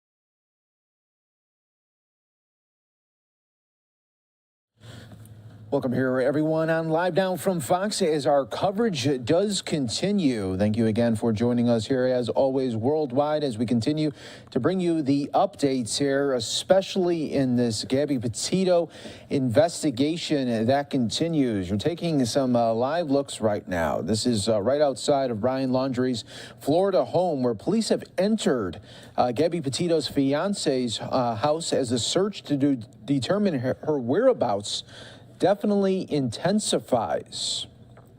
Let's get some other updates here that are still coming in right now.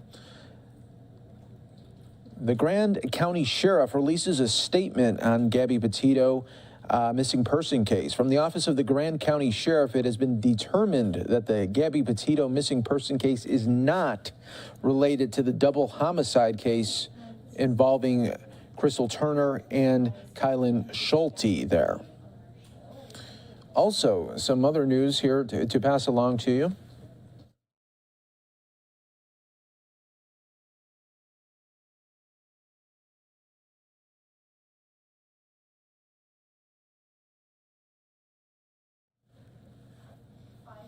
Gabby Petito's father was involved in a public service incident at fiancé Brian Laundrie's home on September 10th. All right, we are going to go right outside of the home here. Looks like we have people speaking.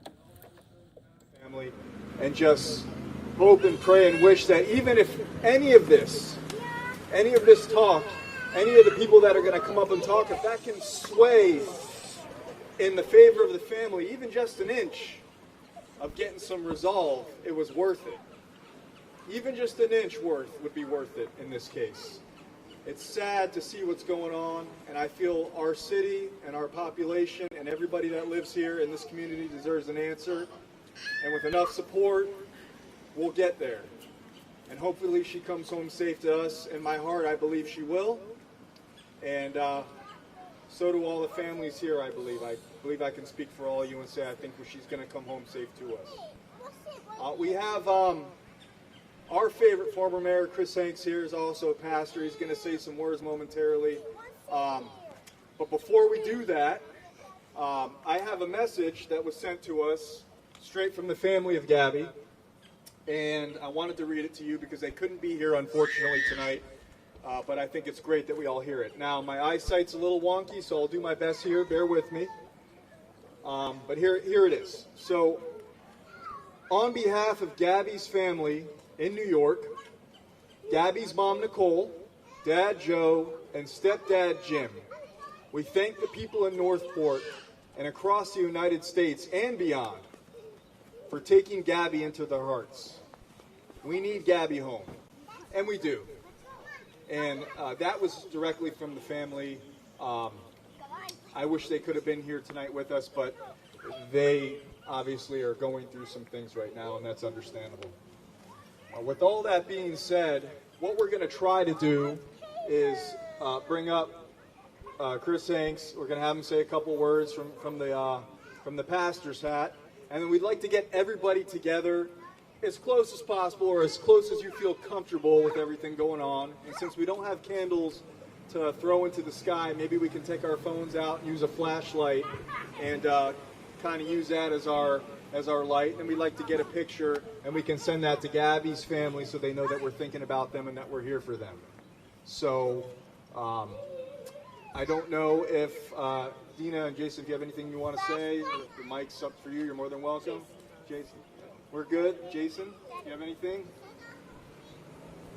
This was the other half of the family that put together the event.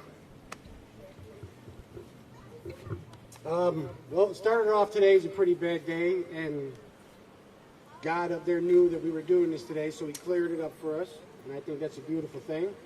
And I think with all these prayers tonight, we could probably get a miracle. They happen every day. Hopefully today we can get one.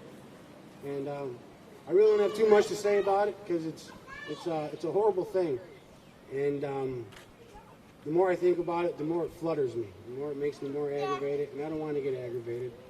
So I'm gonna bring up Mr. Hanks here, and I'll let Mr. Hanks do his thing. I thank you all very much for coming. This is a beautiful thing. Here's Hanks. I want to thank everybody for coming. You know, this is a very important moment, and I want you to recognize how important it is to this city. It really touches my heart because I know the leaders in this city and how much they care for every one of you. And I want to recognize that our mayor, Jill Luke, is right here with us today. I want to thank her. We also have our vice mayor, Pete Emmerich, is right over here. Thank him for coming. I'm pretty sure I saw Miss Debbie McDowell is right over here. And I want to recognize, is anybody else here, Jill, that you saw? Well, I'm going to tell you, it doesn't matter if they are or if they're not. I know these people, and every one of them love this city with all their hearts. And I greatly appreciate you guys for being here to support Gabby. Because we do need to find her, don't we? Gabby needs to be found. And so what I want to do is I want to pray. When I finish praying, he had mentioned, Dave mentioned about using your flashlights. Can we sing Amazing Grace when we do that? Would that be all right? Absolutely. Okay, so I'm going to pray.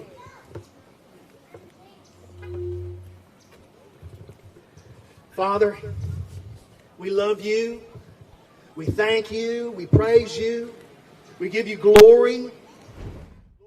Right, we just want to step away from that vigil there. We'll get right back to you, but there was some movement there with the police leaving Brian Laundrie's house, and you're watching this all unfold live right here on Live Now from Fox. We have multiple cameras out there right now, and it looks like I just wanted to bring that to you because we did see some police officers that were leaving the home right there. You see Fox News Channel's, that is Carly Shimkis. She is right there. Looks like she's going to be doing a live report here pretty soon, and we'll be it looks like, let's listen to as much as we can right here on Live Now from Fox. Where is Gabby? Where is Gabby? Where is Gabby?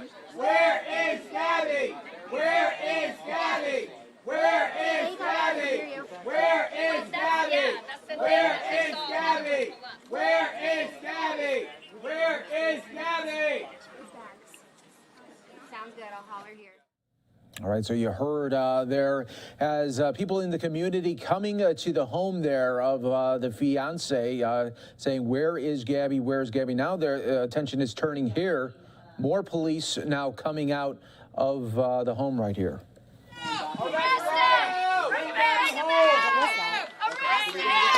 Where's Gabby? Where's Gabby? Where's Gabby? Where's Gabby? There we go. Everyone off the property. Private property. Everybody get off the property. All right, police now pushing back the people and the media there to get away from the home as they were right at the front doorstep right there. And they're going to be moving back a little bit. We'll continue to take a look at this shot, everyone, but let's listen into a little bit more of this vigil. At work, Lord, we hear today that right now that possibly our police are over there right now. So we thank you, Lord, for opening up that door. We ask God, Lord, that you would make known everything that needs to be made known. The evidence that is needed, Lord, would be made available to them. God, you're so wonderful. And we know, God, that bad things happen in this earth, that this earth is filled with sin. And Lord, that is what we try to do. Lord, we try to live closer to you.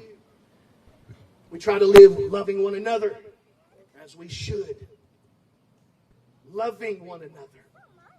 So help us even in this most trying time to love one another. Because relationships are truly the only things that matter in this earth are our relationships. None of the stuff matters. It's what we build with one another that we take with us. So, Lord, help bring peace to this entire community now. Peace in this moment. And we love you and we thank you. In the name of Jesus, amen. We'll hold our phones up and we can sing Amazing Grace. Please bear with me. Maybe my wife would.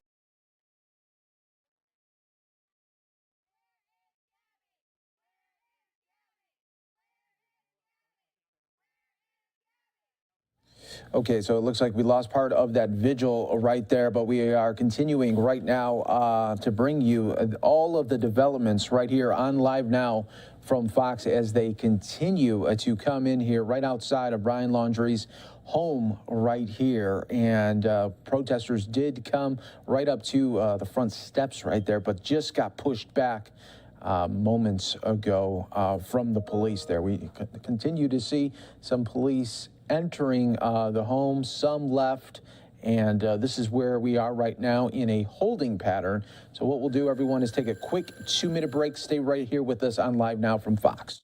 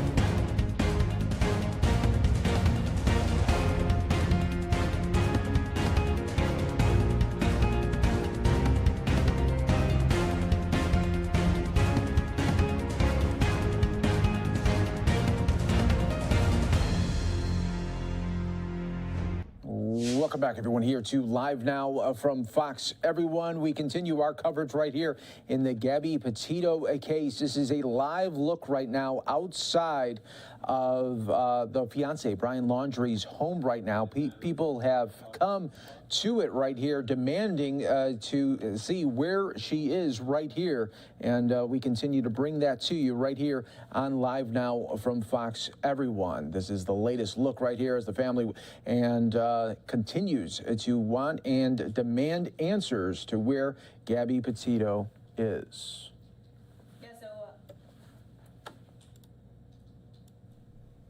Now joined by my colleague, Daytona Everett, as we continue to take in these images. Daytona. Yeah, Mike, this is a story that we've been following over the past couple of days. Just yesterday, we really dove a little bit deeper into Brian Laundrie's involvement in this case. Yesterday, I had Venu Varghese. He was on the show, a criminal defense attorney and a legal expert when it comes to these high-profile cases. Venu, do we have you on the line right now? Can you hear us? Hey, Daytona, I'm here. Hey, great. So, okay, just to give you a little rundown of what we've been watching over the past, 30 minutes or so, we're outside of Brian Laundrie's home right now, the family home in which some would say he escaped to. As a defense attorney, what are you telling him right now inside as they're having these conversations with police officers? I'm telling him to shut his mouth and be nice. That's what I'm telling him. Just let them do their business. Let them go around, get a copy of the warrant, get it over to me, send me a picture if I'm not available to go over there. If I'm his lawyer, I would be there right now, knowing that this was going to happen. It was just a matter of time before they got to his house. So as his lawyer, I want to be there with him to make sure he doesn't say anything, because even the most innocent statement he makes is going to be used against him. So, shut up and be cooperative. And we're also getting some additional information right now that police are not talking to Brian Laundrie, but rather his parents inside of this home here. So again, for the parents that are really trying at best to protect their son, what should the parents be doing right now? The same advice applies. So just keep quiet, let them do their job, move out of their way, stay away from them, and that's it. In fact, I'd even exit the house and be outside. away from them.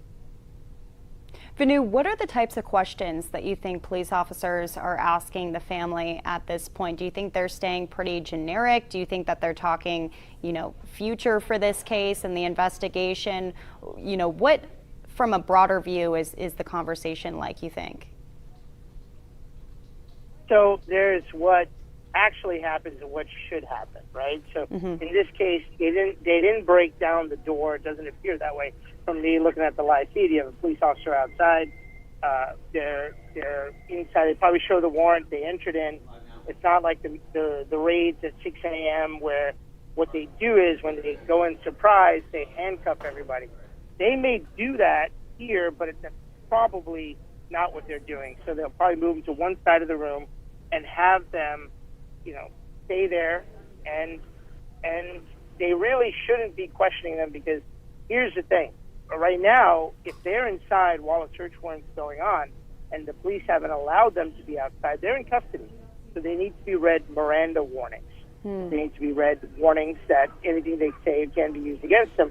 Particularly, look, I mean, this may sound crazy, but we don't know if the parents are. Let's play devil's advocate here from a defense perspective, or excuse me, let me take that back.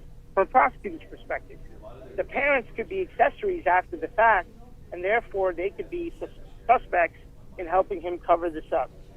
In that case, well, certainly they need to be read their rights. So, the attorney for Laundrie should have advised them that this was likely going to happen and to be ready and prepared for this. And again, keep your mouth shut, be very nice, be polite, don't do anything. Follow their instructions. And what does this... But don't answer questions, excuse me. Right, okay. What does the search warrant entail? Because we've all been, people who have been watching this case have been asking for when this search warrant would be implemented.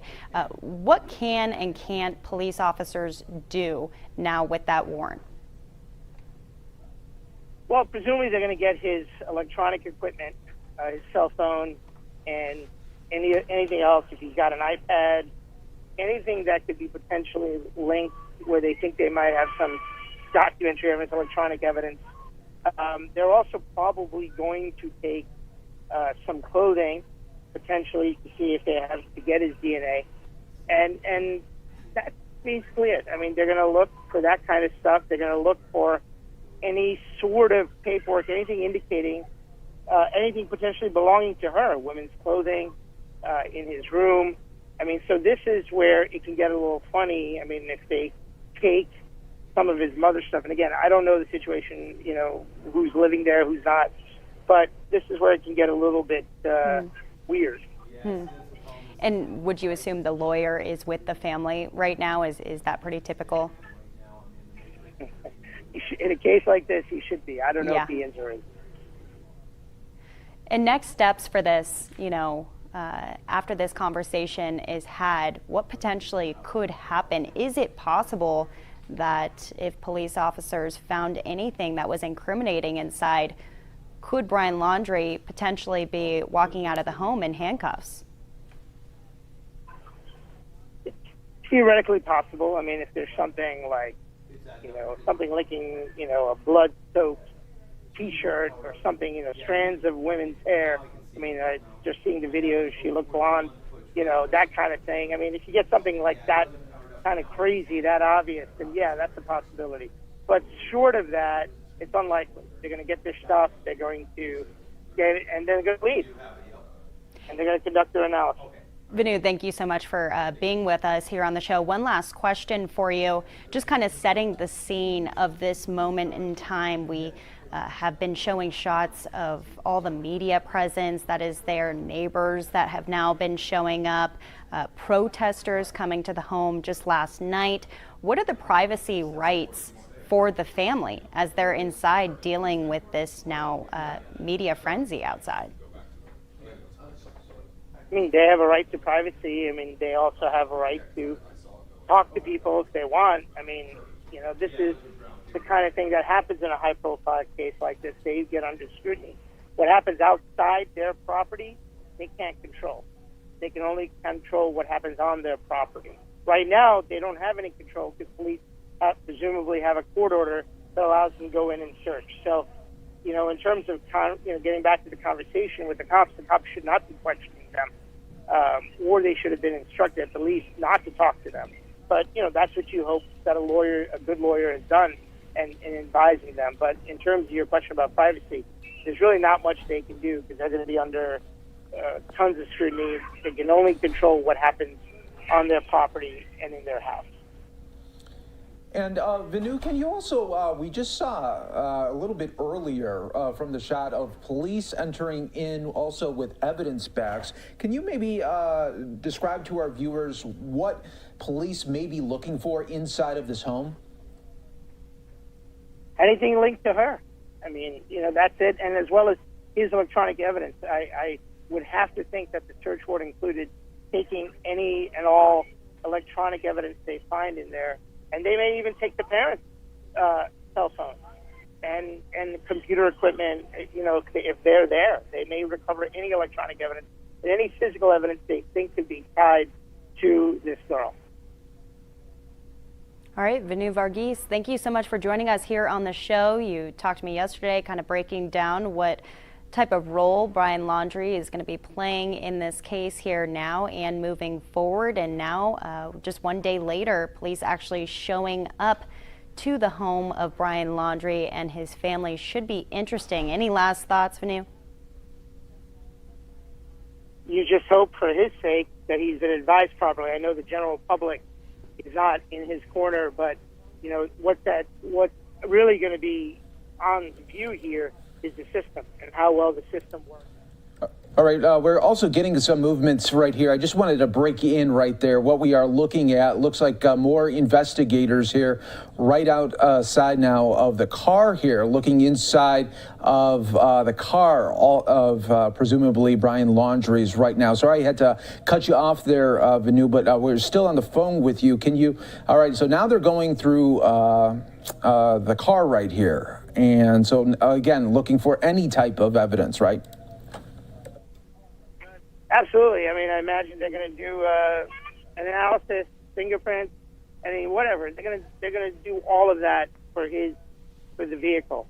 I mean, that's what they're going to do. In fact, if they drafted the warrant properly, if the district attorney got the warrant properly, they're going to take that car and not, return it and keep it under evidence because, for all, it could be a potential,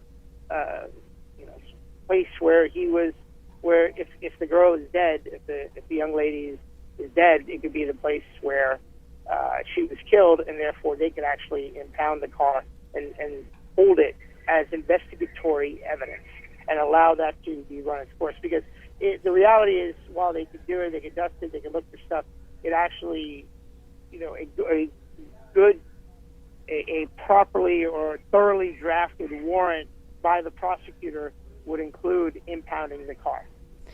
Venu, this is still a very active scene, so if you have a little more time, we'd love to keep you on the line here. I'm curious, what type of role do you think the parents will play in this moving forward? Because we know that Brian Laundrie came back to the home without Gabby Petito, so you would think they had knowledge of the fact that Gabby was not with him. What kind of role are they going to play? Again, they may be potential accessories after the fact. And so they need to be careful here if they've been involved in, and again, this is making the, I hate to use the word assumption, but let's assume for a second that she was killed by him and they're involved in covering it up. So they could be then targets themselves of an investigation.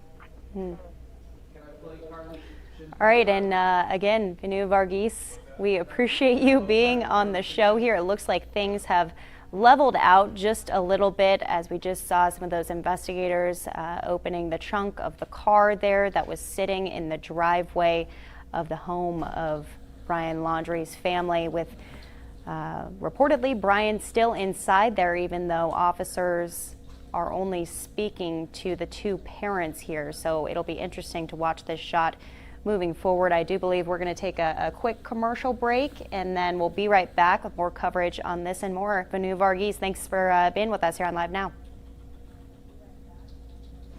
All right, that was great, Daytona, as we continue to roll on right here on Live Now from Fox. Before I take that break, I just want to go out to Fox News' Carly Shimkus. She's right outside the home and doing a report there. Let's listen right here. Happening right now because a police officer just walked out of the Laundry family house. We do know why the police officers are inside. They posted a tweet saying that they are talking to the family at the family's request. They are not talking to Brian. They also say that more information is to come on that front. Police arrived at the house a little over an hour ago. 3 police officers walked in quick succession. No knock on the door. They just walked right in, which suggests that the family knew that they were coming. Another police officer arrived about 15 minutes ago. He was carrying a brown paper bag. It was empty. I can't confirm what that bag was. It could possibly be an evidence bag, but like I said, I couldn't get a significant enough look at the bag to tell you with certainty what it was. Speaking of significance, this is the most significant movement in the case so far. I was here this morning, yesterday morning. The house was completely dark. The biggest thing that happened this morning was that somebody turned on a light, which proved that people were inside the house. Some people started to wonder if the family was inside because people hadn't seen them for a while. The first time police came to the Laundry family house was on September 11th when Gabby's mom filed the missing persons report. And police were met basically with nothing. Mom and dad came to the door. Brian's parents came to the door, handed them a piece of paper that basically said, talk to our lawyers. And that's who the police have been basically communicating with ever since. Brian has not spoken out. There is another significant development that broke about an hour ago as well. Grand County, Utah police said that there is no link between the disappearance of Gabby Petito and the double homicide that took place, that newlywed couple, both in Moab, Utah. If you recall, there was police came to Moab and spoke to Gabby and Brian on August 12th because somebody called them because of a disturbance that took place. Turned out they had gotten into a physical altercation, but no criminal charges were filed. Police have greatly stressed so far throughout this week that Brian, while he is a person of interest, they can't prove any criminality thus far, and he has his right to remain silent. That right to remain silent has angered many people because many here today, protesters included, believe that he knows something significant about Gabby and could have been the last person to see her. Lawrence. That was Fox News' Carly Shimkus reporting there right outside of the home there. And we'll be bringing you live updates throughout the evening as we get them in right here on Live Now from Fox. We have some other stories here of the day to get to. This is one live look right now outside of the Capitol where security has been upgraded in the last couple of days ahead of tomorrow's big J6 rally. And that is now where we find Paris Jones live right now with us with all the details as they gear up for this rally tomorrow. That's right, and as you can imagine, they don't want a repeat of January 6th. So Capitol Police, they've been working around the clock the past several weeks to make sure things are safe here tomorrow. I'll have you take a look out here at the Capitol. You can see they have the security fencing up, and this is not the only thing. They have barricades around and officers surrounding every entrance. Now, earlier today, we heard from Capitol Police leaders about the plans they have in place for tomorrow's rally. While they can't get into specific security details, here's what they could tell us. They've held multiple training exercises for their civil disturbance units, scenario exercises for command staff. They've also been briefing all of their officers on what they're doing. And for tomorrow, they'll have on-site support from local, state, and federal law enforcement agencies. And kid, a lot of people are worried the fact of, okay, now anytime that there's going to be a major rally outside of the Capitol, I mean, is this going to be the new thing where we just see fences come and go right outside of the Capitol now? Well, the Capitol Police Chief said today that he hopes not, and he also said that basically he doesn't believe so, but he hopes that it doesn't get to that point. Now, something else that he pointed out today was about the threats they've been getting. He says specific Congress members have been getting threats. Whether to say those are credible or not, he says those are tough, but they're going to act the same way regardless because this happens a lot. He also said one of their biggest concerns for tomorrow is the possibility of counter-protesters coming and violence happening that way with the group that's here. So that's kind of what they're looking at as far as tomorrow, the threats, counter-protesters. Back to you. All right, Paris Jones reporting live for us. Thank you so much for that update, and we hope everything stays calmed there tomorrow. You're watching Live Now from Fox, everybody. A great shot there of the Capitol. Well, let's take a quick 2-minute break right here on Live Now from Fox.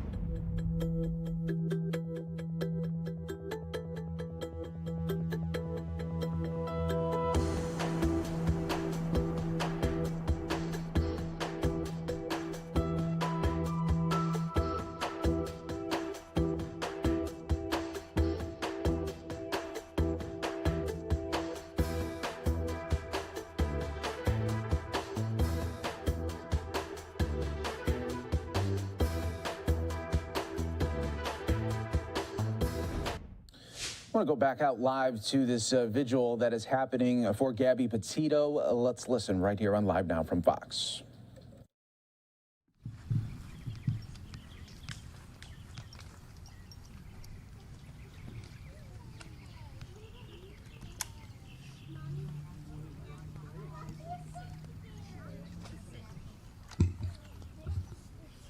If there's anybody else out there that has something they want to say in regards to Gabby, if you know her or you know your family, you're more than welcome to come up to the mic and share that.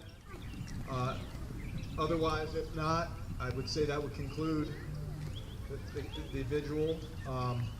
But again, it's an open mic for anybody that wants to share anything regarding Gabby and her family. So. Okay, well, we want to say thank you to everybody for coming out again. It means so much to the family of Gabby and Gabby herself. She will come home. She'll come back to us, and life will go on, and we will remain Northport, a strong community, and we will stick together through things like this and through things easier and harder in the future. So again, thank you, all of you, for coming out, and let's all pray for the best. Have a great night. Thank you. Okay, that vigil wrapping up there for Gabby Petito. Let's bring it back out live right now to the home, right outside of the home, Brian Laundrie's house. We saw investigators there inside and then really outside, even looking at a car right there.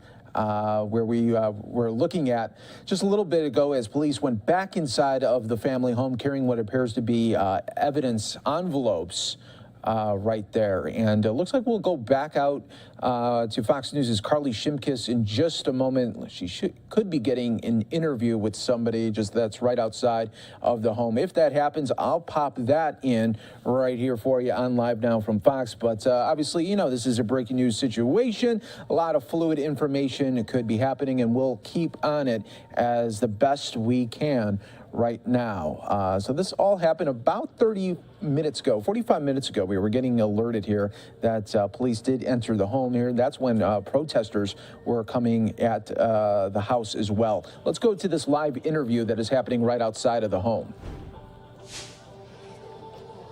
Honestly, this is absolutely crazy for him to even come back and not even say a word about anything, not even to report her missing before he come home was a shock to hear in the first place. And then for him not to say anything at all is definitely not great. on his part. So. How closely have you been following this case? Actually, since it started, because we happened to just be a couple streets over, so we knew about them. So yeah, And it's we've been following it the whole time. And it's impacted the whole town, right? Yes, as you can see, it definitely has. There's a lot of people out here supporting Gabby, so that's a great thing, though. Thank you so much. Thank you. Thank you. Yes. About it? No. Okay. No, you don't even want to know what I have to say. He's a little... All right, that is some rolling camera shots that are happening right outside of the home there, as well as Carly Shimkus is talking to people that have congregated right outside of Brian Laundrie's home. Looks like she has another interview lined up. Let's listen. I think that, I can't really say the words on TV, but I think he's a coward. He needs to come out and he needs to talk to the police and he needs to cooperate. At least come out and talk. Give her family, some kind of lead. There's a lot of people here right now, a lot of protesters holding signs, supporting Gabby. Why do you think that this case has gained such a national following? Because the way he went about it, I think. When he came back, instead of even being questioned by police, he automatically got an attorney and all that. That right there shows you're guilty. Come on. 1 and 1 is 2, so... So a lot of people thought that the police went inside the house. A lot of people thought that there could be an arrest or they want to question him. And the Northport police just said that they are inside talking to the family at the family's request and they're not talking to Brian. What's your reaction to that? Well, the reason for that is he has an attorney. So the charge is he's the suspect. His parents aren't. This is how I look at it. So the police can't talk to him. He said, he wants his attorney. But I think the family, on the other hand, maybe, I don't know. What's your message to Gabby's family? I hope you get some closure. I hope she's safe.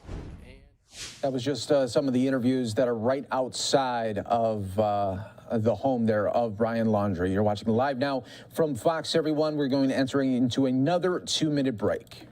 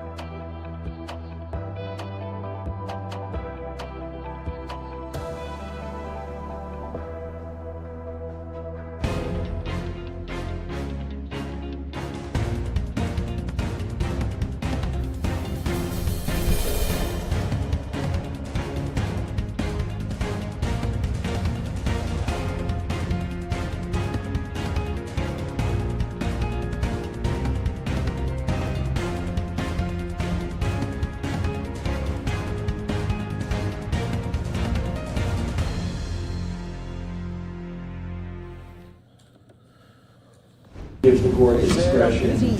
Friday here on Live Now from Fox. We want to continue to update you on really everything that is happening across the country. Robert Durst was just found guilty of first-degree murder there. A jury found Robert Durst, the notorious subject of the HBO series The Jinx, guilty of first-degree murder for the execution-style killing of his best friend Susan Berman more than 20 years ago. Let's listen to see how it all played out. That it's up to the court and that In this situation, as the court previously pointed out, there's no constitutional requirement that he is to hear. And because we have issues with these jurors, particularly juror number 12, leaving for a week, that would certainly qualify in terms of issues with the jury that we think would, in the interest of justice and these circumstances require submitted. I want to make sure that the record is clear and the court, I'm sure, is aware. It's not Mr. Durst's choice not to be here. He is in isolation as a result of exposure to one of his drivers that apparently was tested positive for COVID. We expect to have results of his testing momentarily, but it is not his choice to be absent. In fact, he wants to be here. We want to be here, and so we object to going forward. All right, thank you. Of course, the court is familiar with People versus Lewis and Oliver. That's 39 Cal 4th 970.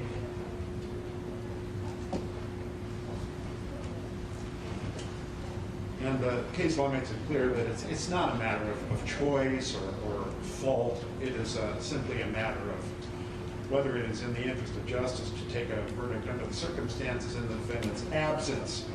In Lewis and Oliver, the court held, invoking Section 1148, the trial court determined that the interest of justice required departure from the general rule that the verdict must be received in the presence of the defendant. Under any applicable standard, the ruling was substantiated and sound. The court learned during jury deliberations that Oliver was in critical condition. When the jury later announced it had reached a verdict, the court knew that his condition was still dire. He was in intensive care. The length of Oliver's incapacitation could not be known at the time, and that's what we have here. Hence, a delay in announcing the verdict might have disrupted the proceedings and resulted in the loss of jurors. Here, the defendant is isolated due to exposure to COVID. He's been tested. We don't know the results. He could be quarantined longer if he indeed was infected. Our judicial emergency, which I've invoked throughout these proceedings, this judicial emergency is still in effect. The pandemic persists. COVID infections are prevalent. This is an example of how quickly this may happen.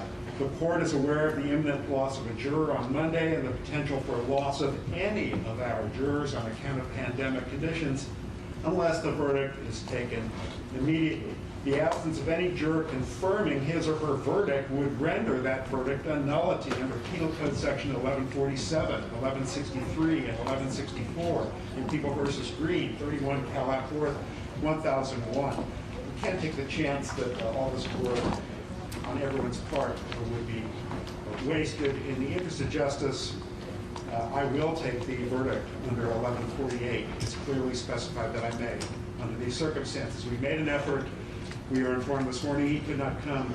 We checked again this afternoon and confirmed they will not bring him here. It's not safe to do so. And so we will proceed. Your objections noted. Your Honor, was the total deliberation time, am I correct, that it's 7.5 hours? I don't know, Mr. Luna. Oh, okay. That's probably correct. Sounds about right. All right. So let's inquire the jurors directly. If they do have a verdict, we'll expect to see whether they in fact have a verdict.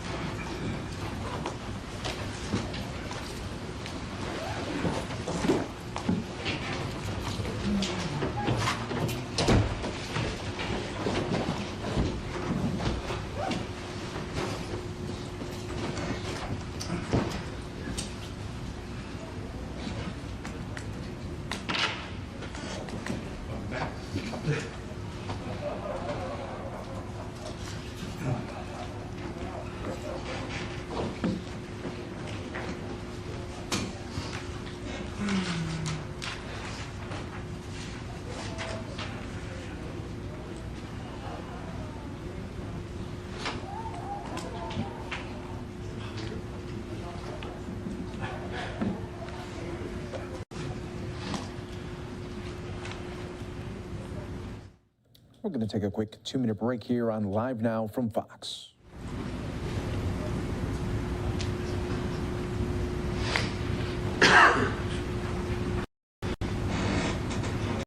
We, the jury, in the above entitled action, find the defendant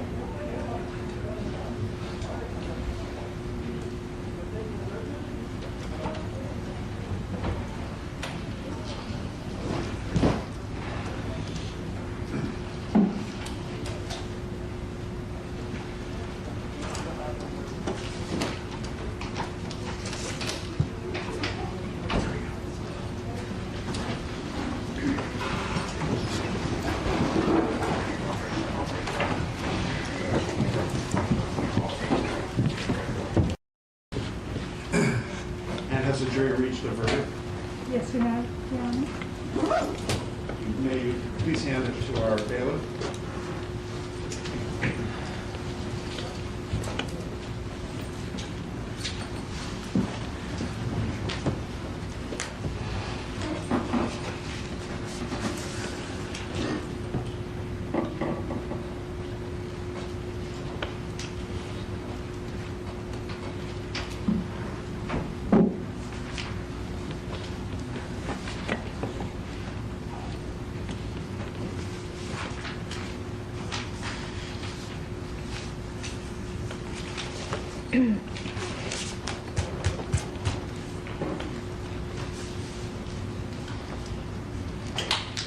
Clerk will please read the verdict.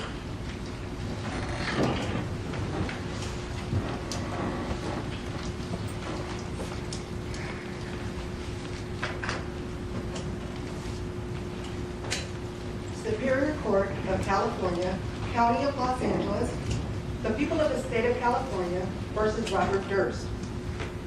We, the jury, in the above entitled action, find the defendant, Robert Durst, guilty of the crime of first-degree murder of Susan Berman in violation of Penal Code Section 187, subsection A, a felony as charged in count 1 of the information. We further find the allegation that in the commission of the above offense, that Susan Berman was a witness to a crime and was intentionally killed because of the fact within the meaning of Penal Code Section 190.2, subsection A, subsection 10 to be true. We further find the allegation that in the commission of the above offense, that the defendant Robert Durst intentionally killed Susan Berman by means of lying in wait within the meaning of Penal Code Section 190.2, subsection A, subsection 15 to be true. We further find the allegation that the defendant, Robert Durst, personally and intentionally used a firearm, to wit, a handgun, within the meaning of Penal Code Section 12022.53, subsection B, to be true. We further find the allegation that the defendant, Robert Durst, personally and intentionally discharged a firearm, to wit, a handgun, within the meaning of Penal Code Section 12022.53, subsection C, to be true. We further find the allegation that the defendant, Robert Durst, personally and intentionally discharged a firearm, to wit, a handgun, which caused great bodily injury and death to Susan Berman, within the meaning of Penal Code Section 12022.53, subsection D, to be true. This 17th day of September 2021, juror numbers 12. Ladies and gentlemen of the jury, is this showing your verdict? So say you one, so say you all. Yes. Yes. Thank you. Yes. Does either side wish to poll the jury? Yes, Your Honor. Please poll the jury. Yes.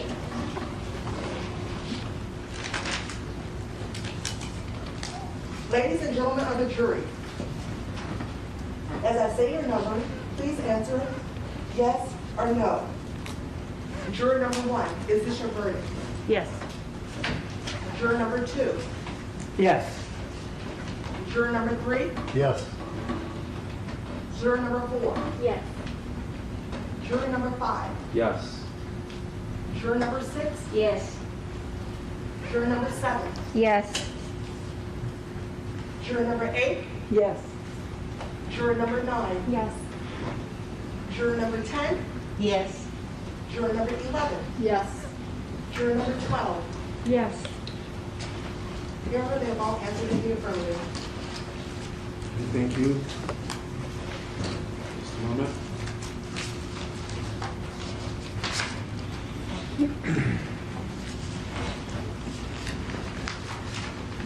Clerk, so the clerk will please record the verdicts. Does counsel waive reading of the verdict as reported? Yes. Thank you. Ladies and gentlemen, you have now completed your jury service in this case. On behalf of all of the judges of the court, please accept my thanks for your time and effort. Now that the case is over, you have the absolute right to either discuss or not to discuss the juror deliberations or verdict with anyone. You may choose whether or not to discuss the case in your deliberations with anyone, your choice. I remind you that under California law, you must wait at least 90 days before negotiating or agreeing to accept any payment for information about the case. And that's possible in this case. I've not seen it in my previous cases, but that is possible, so something for you to consider seriously. Let me tell you about some rules the law puts in place for your convenience and protection. The lawyers in this case or their representatives may now talk to you about the case, including your deliberations or verdict. Those discussions must occur at a reasonable time and place and with your consent. This morning, the counsel asked me if I would let you know that they do wish to speak with you. Again, it's your decision when to speak with them or whether or not you speak with counsel, but they would appreciate it. Please tell me immediately if anyone unreasonably contacts you without your consent. Anyone who violates these rules is violating a court order and may be fined. I now order that the court's record of personal juror identifying information, including names, addresses, and telephone numbers, be sealed until further order of this court. If in the future the court is asked to decide whether this information would be released, notice would first be sent to any juror whose information is involved. You may oppose the release of this information and ask that any hearing on the release be closed to the public. The court will decide whether and under what conditions any information may be disclosed.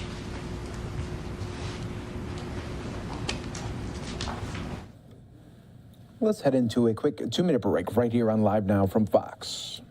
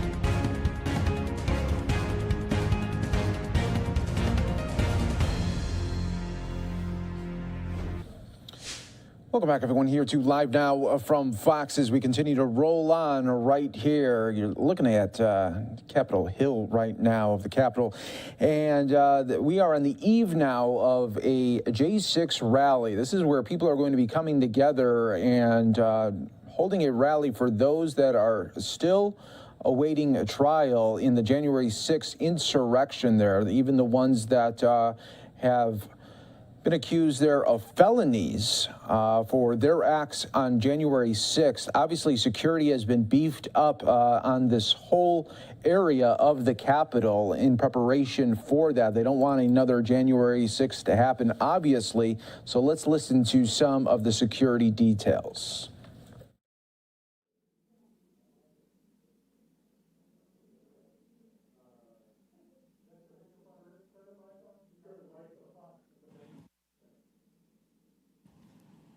How about now? There we go. Okay. Good afternoon, everybody. I'm Tim Barber. I'm one of the public information officers for the United States Capitol Police. We know you have a lot of questions, and as part of the new way we're doing things here, we're going to come up and we're going to explain briefly what we've been doing in general to prepare for tomorrow's demonstration and, of course, answer some of your questions. You're going to be hearing from Chief Tom Manger, Assistant Chief for Protective and Intelligence Operations, Yogananda Pittman, Acting Assistant Chief for Uniformed Operations, Sean Gallagher.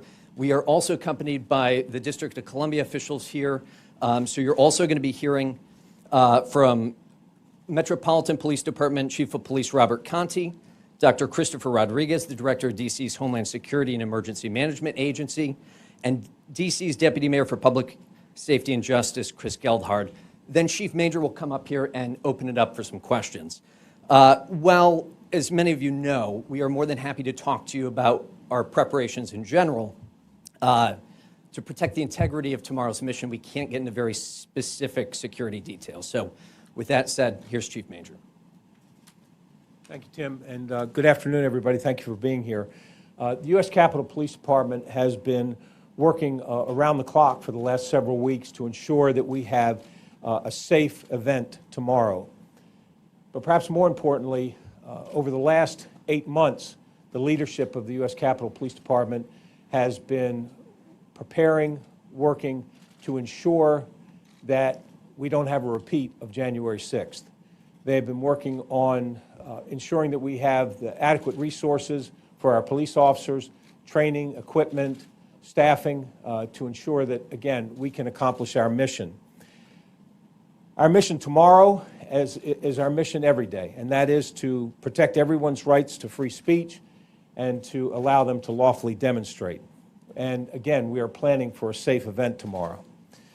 But there have been some threats of violence associated with the events for tomorrow, and we have a strong plan in place to ensure that it remains peaceful and that if violence does occur, that we can stop it as quickly as possible. We're not going to tolerate violence, and we will not tolerate criminal behavior of any kind. The American public and the members of Congress have an expectation that we protect the Capitol. And I'm confident with the plan we have in place that we're going to be able to meet that expectation. I want to turn it over to Chief Yogananda Pittman to talk about the intelligence, and after that, Chief Gallagher will talk about some of our operational planning. Chief Pittman. Thank you, Chief. Right after January 6th, this department made several challenging yet critical changes on the way we go about our business. One of those substantial changes that we've made is the way we gather, analyze, and disseminate intelligence in order to better understand threats and to mitigate those threats. Historically, this department has relied primarily on outside agencies for intelligence information. We are predominantly consumers of intelligence rather than producers. Well, that is no longer. That was prior to January 6th. We have now grown and expanded our intelligence operations, and we have dramatically changed the way that we process and share intelligence with our law enforcement partners at every level. This change involves improved internal communications as well as including intelligence briefings to our rank and file officers. We do feel that these improvements, coupled with the other existing efforts, will help transform our department operationally as well as from an intelligence-driven perspective agency. And with that, I'll turn it over to Chief Gallagher.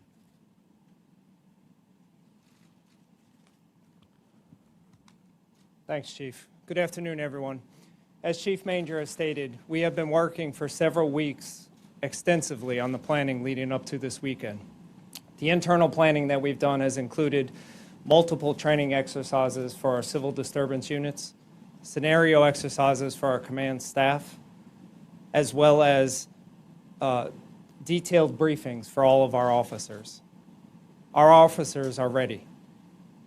We have already transitioned into an enhanced security posture on Capitol grounds, as you can see by the security fence and various other security measures that are in place.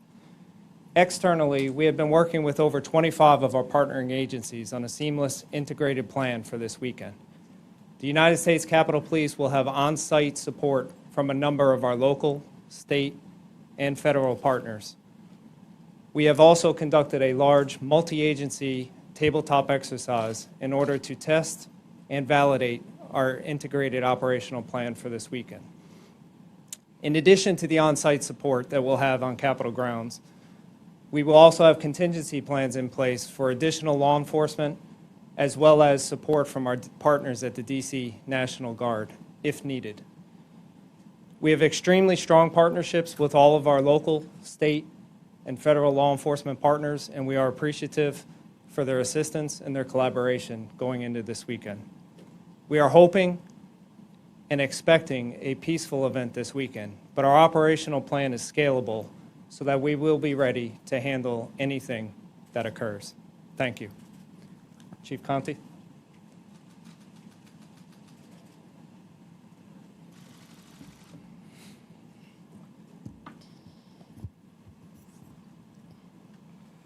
I'm Robert J. Conte III, Chief of Police of the Metropolitan Police Department. As Chief of Police of the department, I want to assure you that our agency, in coordination with our local and federal partners, have carefully planned for the upcoming First Amendment activities taking place tomorrow on Saturday, September 18th. In addition to the scheduled demonstrations, our city will also hold the popular 8th Street Festival, a number of sporting events, and concerts. Residents and visitors attending any one of these events should expect MPD officers to provide great police service and be present and visible throughout our city. While we have multiple high-profile events, MPD will handle these while continuing to provide routine police service throughout communities all throughout our nation's capital. Our department has increased staffing today and is fully activated for tomorrow. So you will notice an increased police presence around the city, and this is to ensure everyone's safety and security throughout the district. The Metropolitan Police Department handles hundreds of demonstrations each year. The First Amendment assemblies planned for this weekend are no different, and we are prepared. We haven't had an opportunity to speak with the organizers of this weekend's demonstrations and have planned accordingly. We are also aware of various countergroups planning to exercise their First Amendment rights. As a reminder, the district's gun laws will be enforced, and in the event we observe individuals in possession of a firearm, we will take police action.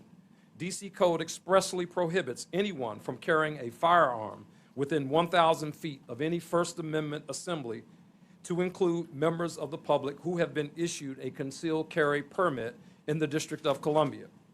Earlier this week, we posted no gun zone signage around the demonstration area. We're also asking the public to be patient and be prepared for disruptions to roads, parking, and getting around the city, as a number of road closures will be in effect. There are a number of road closures around the Capitol and Constitution Avenue that all residents and visitors should be aware of on this day, and the possibility that additional intermittent closures go into effect to safely facilitate all activities. To see a complete list of these closures and to stay up to date while the events occur, please check our 2 Twitter accounts, at DC Police Department and at DC Police Traffic. And as always, if you see something, please say something. Please report any suspicious activity to law enforcement immediately by dialing 911. Thank you and have a safe weekend. Chris Rodriguez, Dr. Christopher Rodriguez, DC's Director of Homeland Security and Emergency Management Agency, will now provide brief remarks.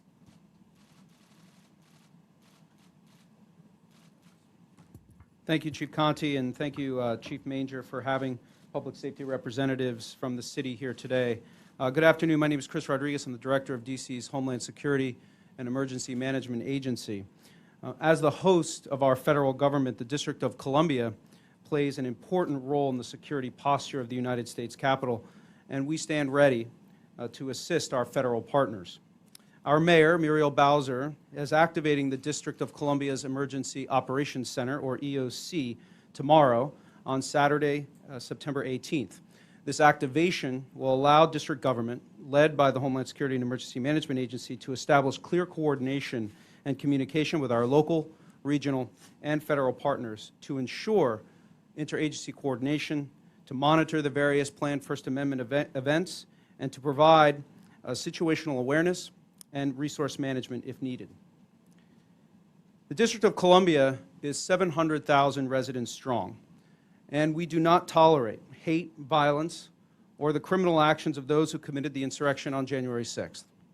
Our city is open, and no matter what is happening, our public safety team, led by the Metropolitan Police Department and Fire and EMS, work around the clock with our partners in the federal level to protect the residents and visitors of our nation's capital. In fact, as the Chief mentioned, this weekend is filled with activities that showcase what makes DC great, from a time-honored street festival, college football, to concerts and a baseball game. Finally, we ask residents and visitors to sign up for the district's alert notification system, Alert DC. By staying informed, Alert DC is your personal connection to real-time updates on traffic, weather, and more. You can do that by signing up at alertdc.dc.gov. I'll now turn it back to Chief Manger for questions. Thank you. Thank you. Yes, sir. Chief, several of you said you expect this to be a peaceful demonstration here tomorrow. So I'm wondering then if the enhanced security posture of the fence, the full activation of these officers, is based on specific intelligence that it won't be, or just a desire to not leave anything to chance?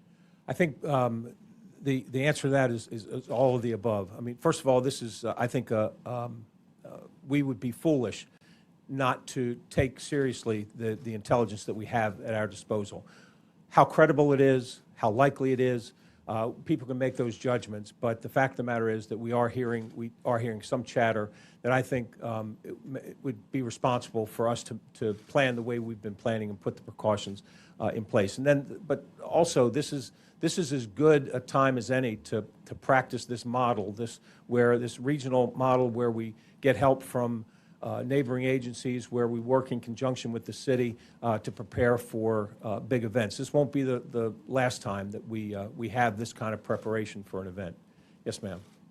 Is this the new normal for every large protest that will take place? Is it going to be this level of planning? I don't know that it's the new normal in the respect that if we have information that there could be violence or there could be issues, there would be this kind of planning. It doesn't necessarily depend on the size of the event.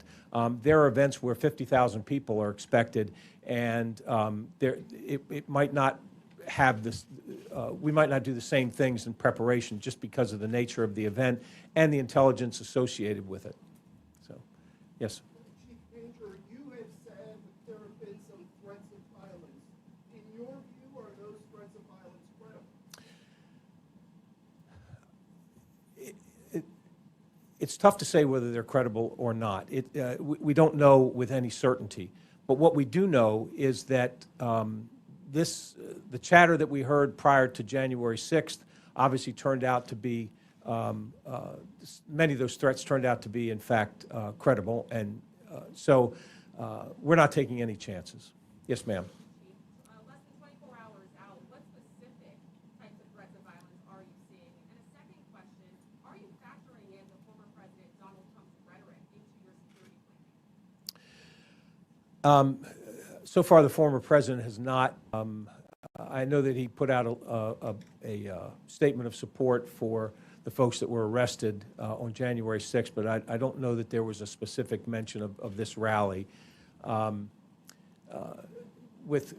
your first question was? What specific threats of violence are you seeing less than 24 hours? So what we're concerned about, I think, more than anything, is the possibility of counter demonstrators and making it to this demonstration, and there being violence between those two groups. But that's where Chief Conti and the Metropolitan Police Department are going to ensure that does not happen, that they don't end up getting together. That's, I think, the biggest, in my opinion, that's the most likely scenario for violence.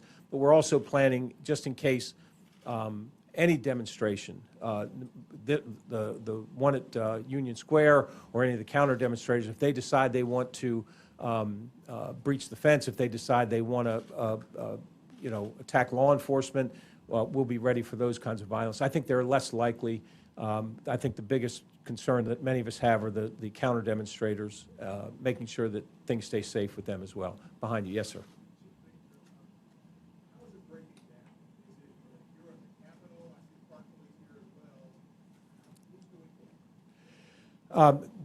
As Chief Gallagher had mentioned, we have already gone through a tabletop exercise where we have specific assignments for the agencies that are helping us.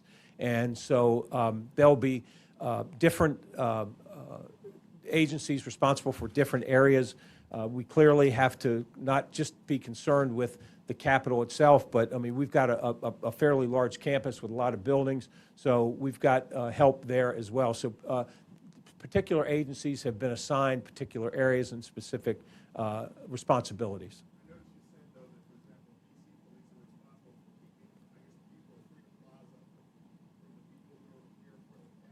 It's MPD, but the U.S. Park Police will, I think, will assist with that as well. Yes, sir.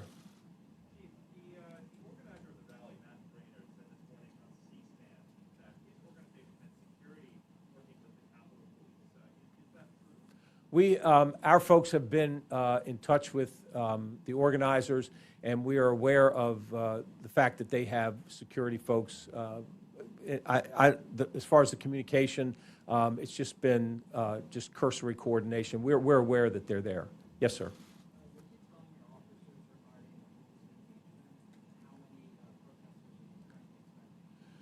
Right now, the permit asks for says 700. We don't know if it's going to be 500, 700, 1,000. We don't know how many people to expect, but we do know that the permit was for 700. Oh, I'm sorry. Look, in terms of how we engage, we handle multiple demonstrations at the Capitol and the Supreme Court every day. Every day we handle multiple demonstrations. And our rules of engagement are to allow people to peacefully protest. It doesn't matter what their cause is, what their political affiliation is. That doesn't matter. We have rules of engagement that allow people to lawfully protest. If they begin to do something unlawful, they're given warnings.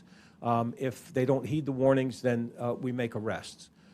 In terms of, there's no difference in terms of our use of force policy or any of those other things. Those things are in place and don't change depending on what kind of demonstration it is. All the demonstrations are handled with the same policy, with the same rules of engagement. Again, as long as things stay peaceful, we make sure that everybody has the opportunity to exercise their constitutional rights. Yes. This is a pretty massive scale roll-up for really a short-term period of time.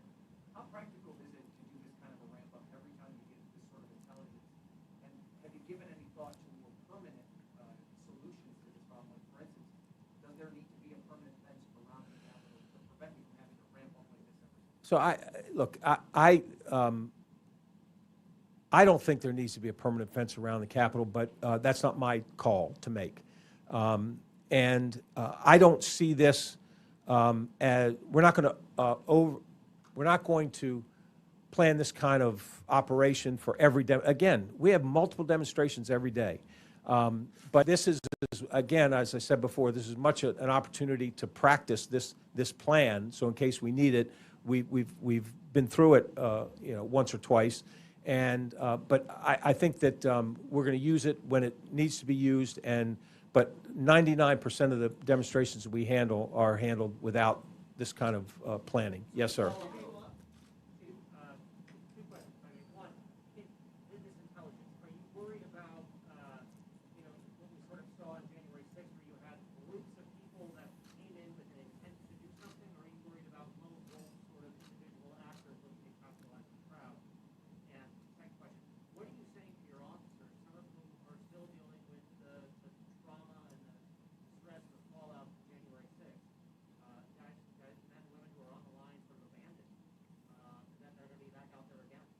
So first, answer your first question is both. We are concerned about and aware of and planning for both of those scenarios. For your second question, Chief Gallagher has been going to roll calls for at least the past week, if not longer, and we're trying to get in front of every single police officer in the U.S. Capitol Police Department. And the reason was to brief them on our plan. And the whole purpose behind that was to instill confidence that the department has prepared for this event, and that they will have the resources, the training, the equipment, and we will have the staffing that we need so that everyone, including the police officers working this event, can remain safe. Yes, ma'am.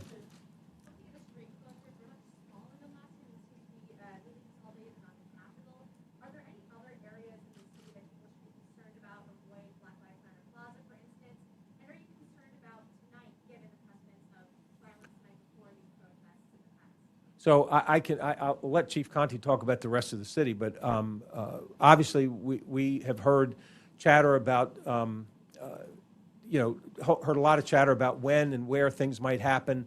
But our operational plan began 2 days ago. So we have an operation ongoing tonight, as we've had the past couple of days. Yes.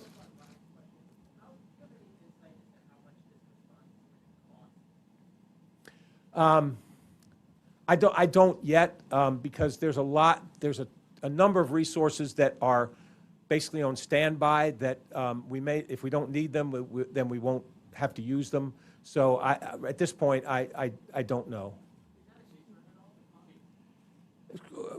There's a lot of people that are concerned about the cost. And I'm not. I understand that's a concern, and that I have to pay attention to that.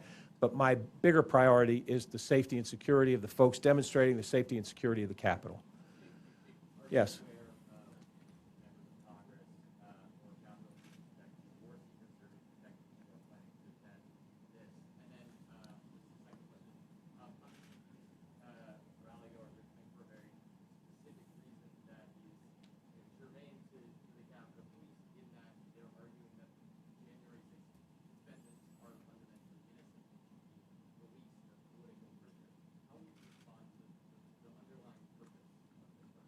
So I'm not aware of any elected officials that are planning to attend. There were a few that were invited. To my knowledge, all of them have declined. And as far as your second question, everybody, and you're not going to like my answer, but everybody's got the right to free speech. They can believe what they want to believe. I'm there to uphold the rule of law and make sure everybody's safe. Yes, ma'am.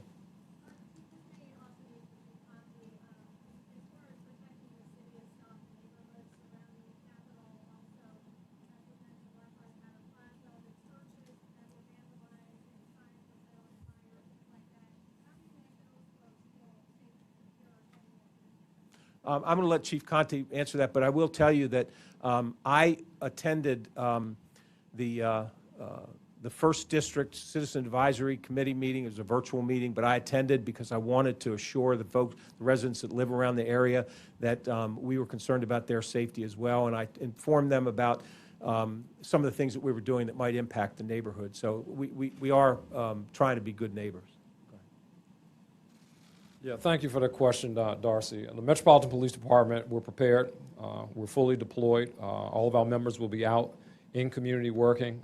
As Chief Manger mentioned, certainly we have concerns about the Capitol area itself, but the Capitol Police, they will be handling that, and the Metropolitan Police Department will be here to support, and we will support our communities, as we have with every demonstration that happens in this city. We will not abandon the residents of the District of Columbia. We will make sure that those communities are equally safe.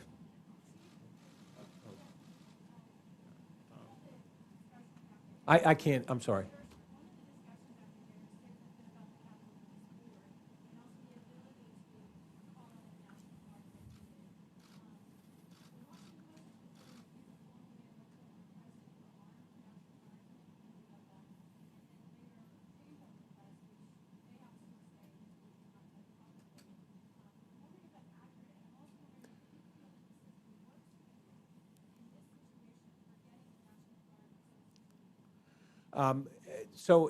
The story is not accurate. First of all, the Capitol Police Board has been nothing but helpful. They have been nothing but supportive, and the only questions they have for me is, what do you need? What can we get? What can we do for it to help you? And so when we talked about the issue about calling putting the National Guard on standby or calling for the National Guard assistance, we had a discussion, and everybody had different perspectives and different thoughts about it, and we had a discussion. This is what happens when you have people that are responsible for this kind of decision. We had a discussion, and in the end, we were all in agreement for what we asked for. Which is what? Can you clarify the situation on the National Guard? If our request for assistance will be if the event goes longer than we think, if longer than we think it'll go, they would be available to help us to secure the area around the Capitol. But if the event comes and goes, there'll be no call to them for assistance. Worst case scenario option kind of thing? Well, as I said, if it goes longer for whatever reason, we could call them to help us secure the perimeter of the Capitol. Yes, sir. Will they be armed? Will they be armed? No, we're not asking for them to be armed. I'm sorry, I can't hear you.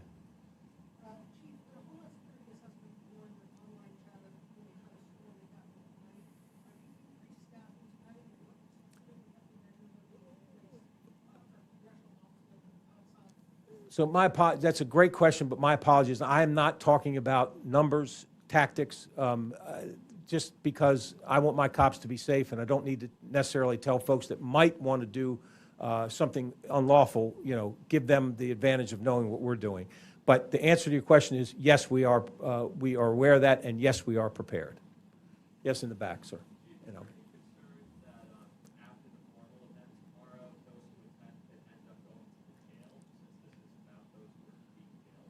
I think we're all aware that after the event they could go anywhere they want to in the city, and again we're aware of that. So I'll just keep it at that. Yes, sir. And then.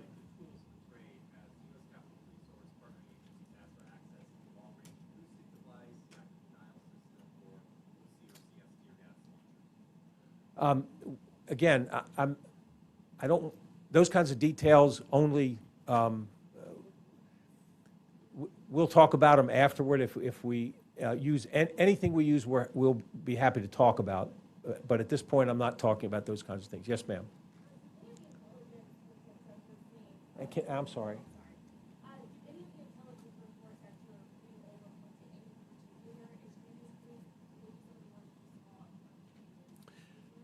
I think that there have been, many of the intelligence reports talks about some of the organizations that were here on January 6th, and so we're seeing those kinds of things, but we're also seeing mixed messages about whether folks are coming or not coming. So,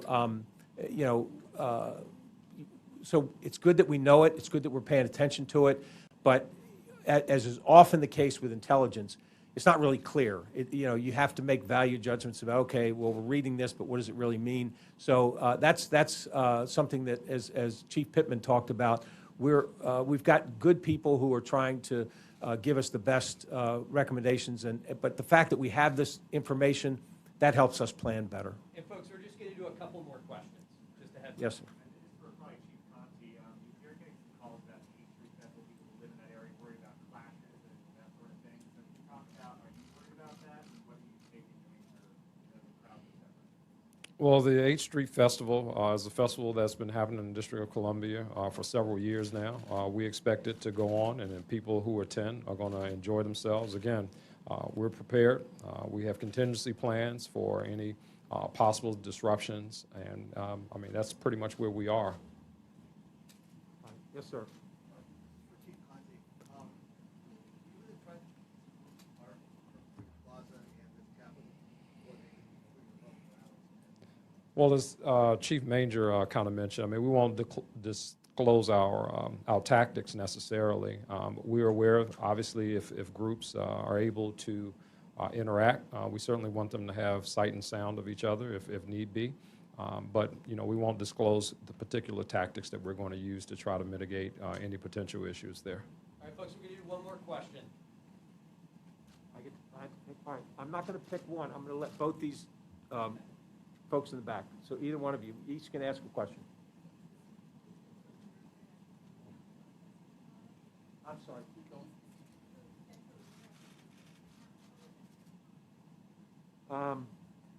We're aware of three, how about I take it on? We're aware of three groups, and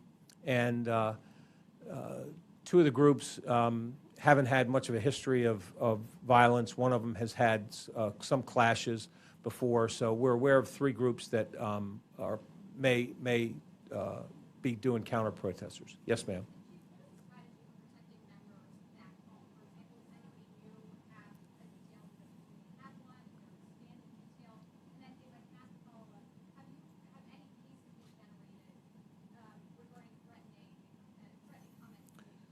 So there are threats against members of Congress, another thing we deal with every day.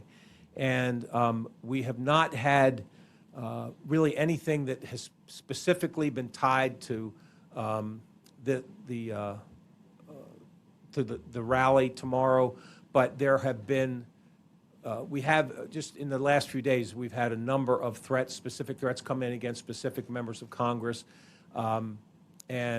So we're going to handle those the same way we always handle those. And there's nothing different about the way we're going to deal with those because of the rally tomorrow. Thank you all very much. Appreciate it. All right, folks, so right now our plan is to not hold another news conference over the weekend unless something newsworthy happens, in which the same thing that we've done over the last couple incidents.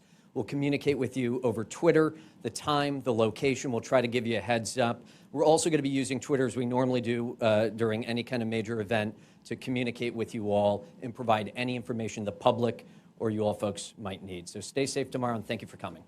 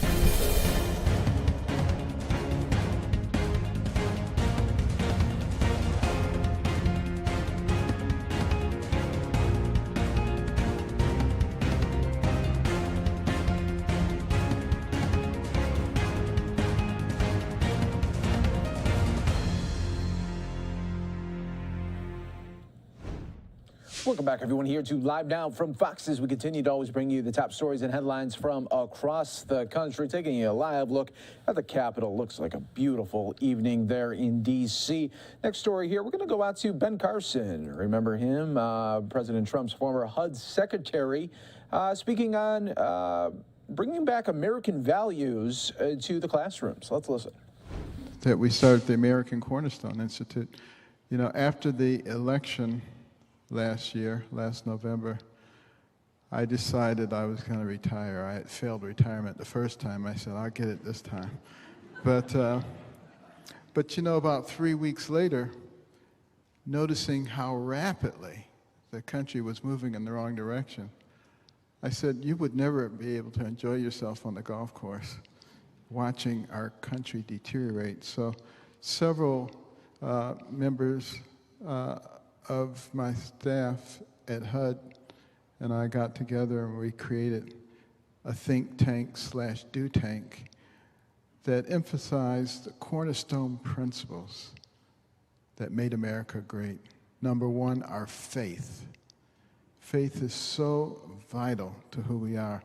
Our faith teaches us how to react with our fellow man. It teaches us to love your neighbor. And when you get rid of that faith, what do they teach? Cancel your neighbor if they don't agree with you. And then liberty and freedom. We just talked about that. A key pillar, one of the reasons that people from all over the world dreamed of coming to this country so they could live the lives that they wanted to live without the heavy foot of government trying to control every aspect of their lives. And then the community. One of the reasons that this country accelerated the way it did is because we were able to work together. We had people with different talents and skills in little communities, and yet those communities thrived because everybody worked together for a common goal. Now we've allowed ourselves to be separated to the point that if the person who's lived peacefully across the street from you for the last 20 years has a different yard sign, they're your enemy. That is not who we are as Americans. And we don't have to think all the same thoughts. We don't have to say the same things in order to still be part of the same big family. You know, I always say, if two people think the same about everything, one of them isn't necessary. And I think everybody is necessary, and we really should start thinking about that. But, you know, I have always wanted to help people, even as a youngster. I loved hearing the stories in church and Sabbath school about missionary doctors who at great personal expense and sacrifice traveled all over the world to bring not only physical but mental and spiritual healing to people. They seemed like the most noble people on the face of the earth. So I concluded at age 8 that I would be a missionary doctor. And that was my dream until I was 13. At which time, having grown up in dire poverty, I decided I'd rather be rich. So missionary doctor was out and psychiatrist was in. Now, I didn't know any psychiatrists, but on TV they seemed like rich people. You know, they lived in fancy mansions, they drove Jaguars, they had these big plush offices. All they had to do was talk to crazy people all day. Seemed like I was doing that anyway, so I said, this is going to work out extremely well. And I started reading Psychology Today. I was the local shrink. Everybody brought me their problems. I would sit them down and stroke my chin, say, tell me about your mama. And I majored in psychology in college and had interesting professors. One of my professors was Anna Freud, Sigmund Freud's daughter. And, you know, I was really into this stuff. And then off to medical school, and I did advanced psych. But then I started meeting a bunch of psychiatrists. Need I say more? No, I'm just kidding. Some of my best friends are psychiatrists. But what I did discover in medical school is that I had this great affinity for the brain. I just loved the human brain. Everything about it just fascinated me. And listening to the lectures by the neurosurgeons just captivated me. And I changed my mind. I said, I want to be a neurosurgeon. A lot of people thought that was a strange thing, because at that time there had only ever been 8 black neurosurgeons in the world.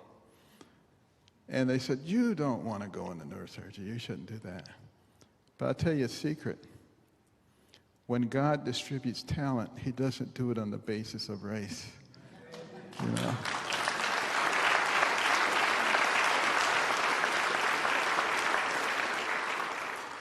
And, you know, you would have thought, however, when I was a youngster, and someone had said to you, that guy is going to be a brain surgeon, you would have laughed yourself to death. I mean, I was a horrible student, and everybody used to tease me and call me horrible names, and I would try to act like it didn't bother me, but it did. It bothered me a lot.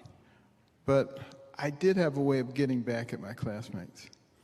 I was very good at one thing in particular, and that was getting other people kicked out of class. I was good at that. I would study my classmates, figure out what made them really, really angry. And then I would just irritate them until they were ready to explode. But I would never push the last button to make them explode until we were in class and the teacher was nearby. And then I would do it, they would explode, the teacher would kick them out, and I would say, yeah! This is great, because I wouldn't be the only one who didn't learn anything that day.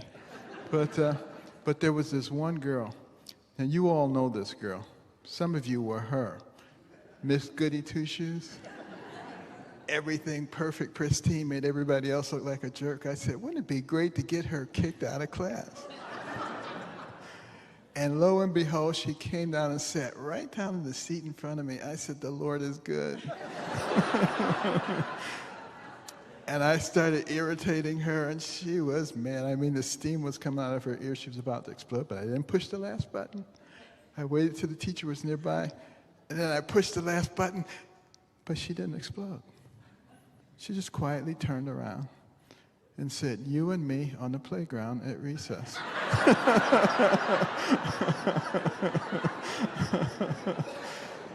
So that didn't work out all that well. But I did stop messing with people. But, you know, I hated school, though. I just hated school. And I just wanted to be home watching television. Kind of reminds me of an argument a mother was having with her son.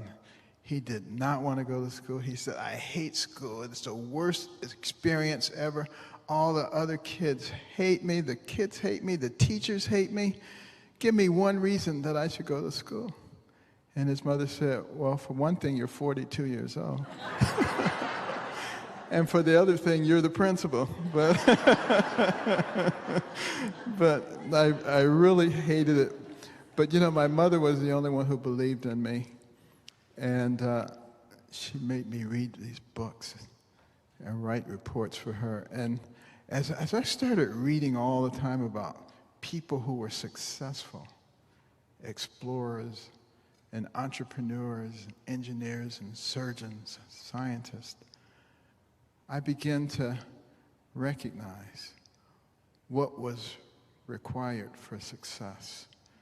And I began to understand that the person who has the most to do it, whether you succeed or not, is you. It's not somebody else. It's not the environment. Are there obstacles? Absolutely. Do they have to stop you? Absolutely not.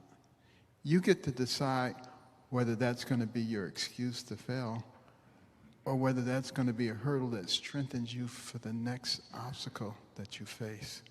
It makes all the difference in the world. And even back in those days, people were talking about the society is racist and you can't succeed and all of this garbage. I'll tell you what my mother used to say. She said, if you walk into an auditorium full of racist, bigoted white people, you don't have a problem. They have a problem. Because you see, they're all going to cringe and wonder if you're going to sit next to them, and you can sit anywhere you want. So, that was kind of the way that I decided to lead my life. You know, I don't have to accept everybody else's problems. Just need to focus on your goal. What is it that you need to do? And if you do that with God and God's leading, there's really nobody who can stop you. You really don't have to worry about that. But you know, I do worry about the kids today. Think about what it must be like to be a youngster in today's America. First of all, you got to wear a mask, okay? So you don't get to see facial expressions. You don't get to learn how to correlate what a person is saying with what they look like. That's a very important part of the socialization process. They're missing out on that. And then you're told you may be harboring some horrible, deadly disease. And it may not impact you, you may not feel anything, but you might pass it to your grandmother, and she might die. Well, unfortunately, grandmothers tend to be older, and they do get older, and they do die. Now the kid's feeling guilty. Somehow he had something to do with that. And then if the kid's white, you're an oppressor. You and your father and your grandfather and all your ancestors are oppressors, and they've caused the problems for everybody else. And then if you're a black kid or a member of a minority, you're a victim.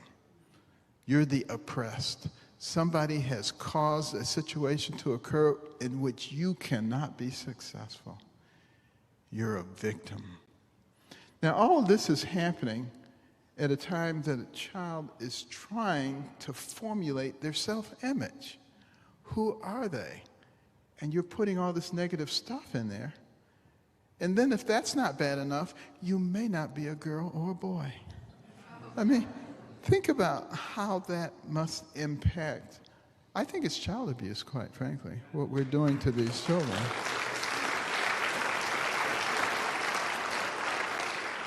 And, you know, teaching people critical race theory and teaching them that the United States of America is uniquely evil because of slavery, this is so dishonest. Because an analysis of history will tell you that slavery has been a part of human society since we have historical documents. And if there's anything that's unique about America, it's the fact that there were so many people here who were against slavery that we were willing to fight a civil war and lose a large portion of our population. That's what's unique. And that's probably something that really should be emphasized. It is a horrible institution, but what you may not know is that there are more slaves in America today than there were in 1863 when the Emancipation Proclamation was put forth. We have sexual trafficking going on, and the lives of those young people, it is the most miserable thing that you can possibly imagine. There's a movie that'll be coming out next year called The Sound of Freedom about human trafficking. And it's a real tearjerker, but it helps you to understand what's going on right under your nose in the very communities where we live, because America is the largest customer for that sex trafficking. And it tells us a little bit about some of the changes we need to have in our hearts. You know, we are made in the image of God. The only creatures made in the image of God. What a privilege that is. And it's particularly our brains. The human brain is the most sophisticated organ system in the entire universe. There is nothing that even begins to be like it. And interesting, when you look at a human brain and you compare that with an animal's brain, on the surface, there are a lot of similarities. But the animal brain has a very large and well-developed midbrain, because that's where reactions occur. That's why animals react so much faster than we do to things. But you look at the human brain, it has a very big frontal cortex, frontal lobes, where you do processing of information and in-depth analysis and projections. Animals aren't able to do all that, but we are, because we're made in the image of God. But you know, things like critical race theory, they're telling us we should act more like animals. Just react to a person's superficial characteristics, which they cannot change.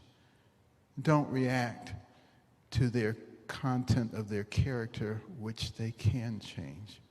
Just completely the opposite of what Dr. Martin Luther King dreamed of. That's the direction that we're allowing ourselves to go in. And, you know, it was Nikita Khrushchev. Some of you may remember that name. 60 years ago, he said to Eisenhower, "Your grandchildren's children will live under communism, and we won't have to fire a shot." What was he talking about? What did he know? He knew that all they had to do was gain control of our educational system so they could indoctrinate our young people, get our young people not to like our system, to hate our system, to want change. We've already seen the fruits of that last summer with the rioting in Portland, Oregon, and Seattle, and places across the country. And then he knew that you had to gain control of the media so that they could parse out to the population only those things they wanted them to know and completely hide the things that they didn't want them to know. We've seen lots of examples of that lately. And then you wanted to remove God and place government as what people were dependent upon. You can see that process also coming. And then you have to raise the national debt to astronomical levels so that you can justify massive taxation and redistribution of wealth, which completes the dependency on government. Do you realize that those are all the things that are happening in our society right now? And it is not the government that will stop them. Because governments have a tendency to do one thing: expand and control. That's why our Constitution was written the way it was, to give we the people the tools we needed to keep the government under control, because it would become a dominating force in all of our lives without it.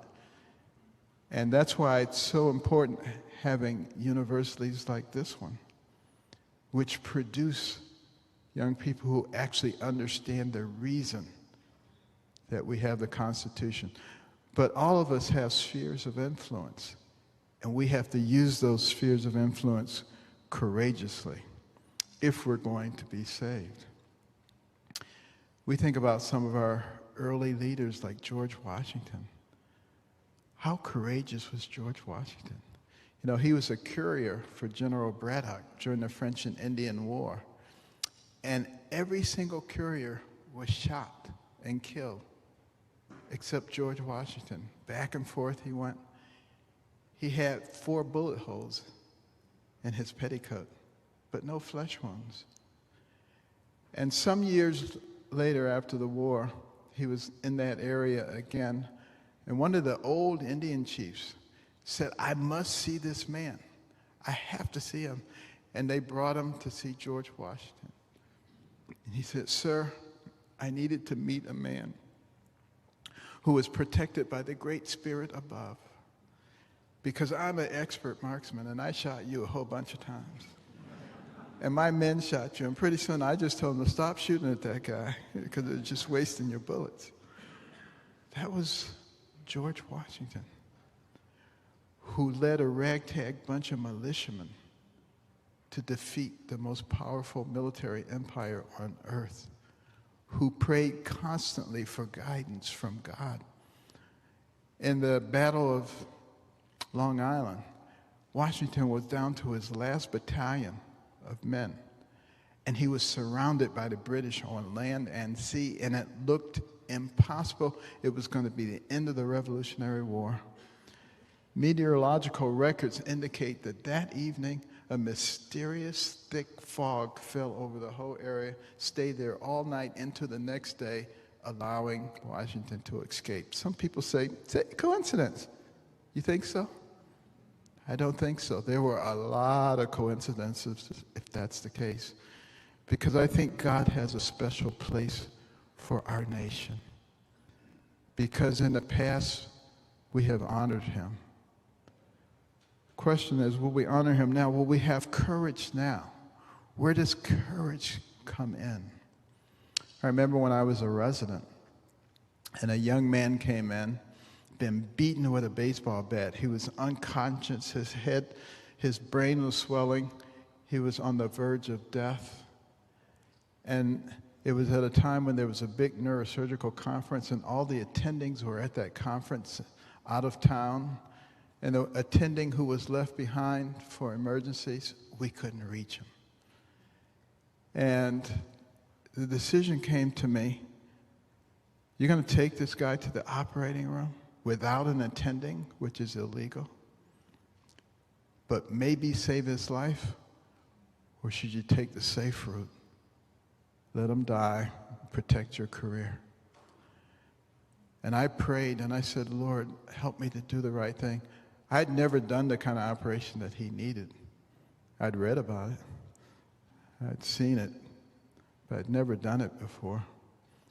You'd have to take out part of the frontal lobe and part of the temporal lobe and the blood clot.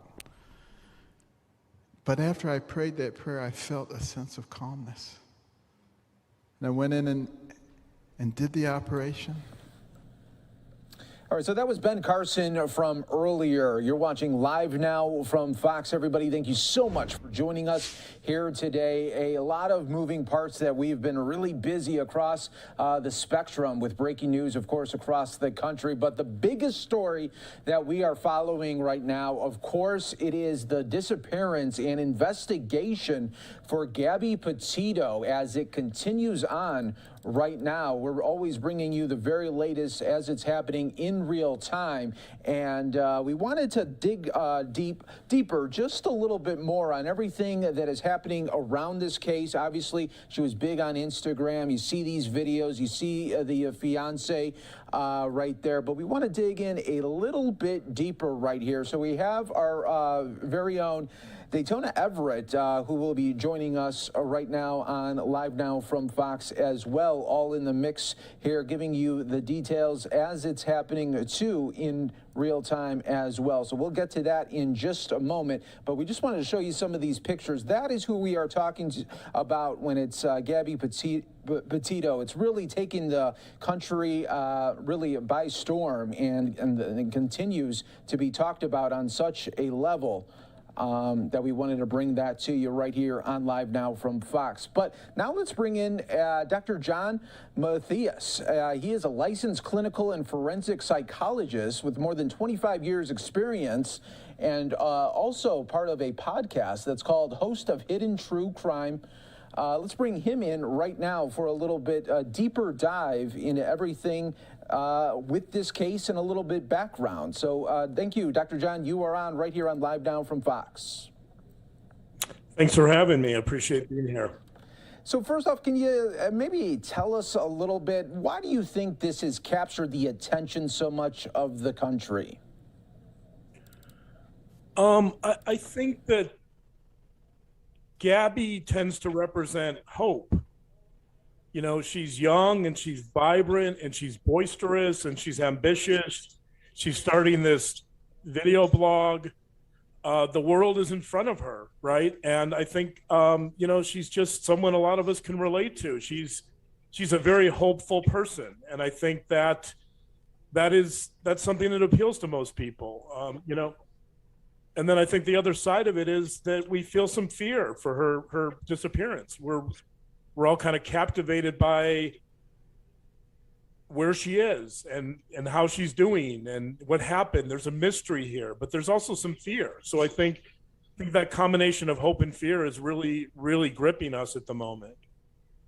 And I wanted to bring in our colleague here, Daytona Everett, that continues to follow this case as well. So, and I know you got a lot of questions too, Daytona. Yeah, hey, Doctor. Last night we played out the entire body camera footage released by Utah Police. It was, like you said, captivating. So many people watching this across the country, just leaning in. It's gripping images. For people who didn't watch it, it pretty much dove into a dispute between Gabby and her soon-to-be fiance, Brian Laundrie. And I'm curious, from a psychologist's standpoint, what were your thoughts after having watched that? Do you believe that there was more to this story than what's meeting the eye?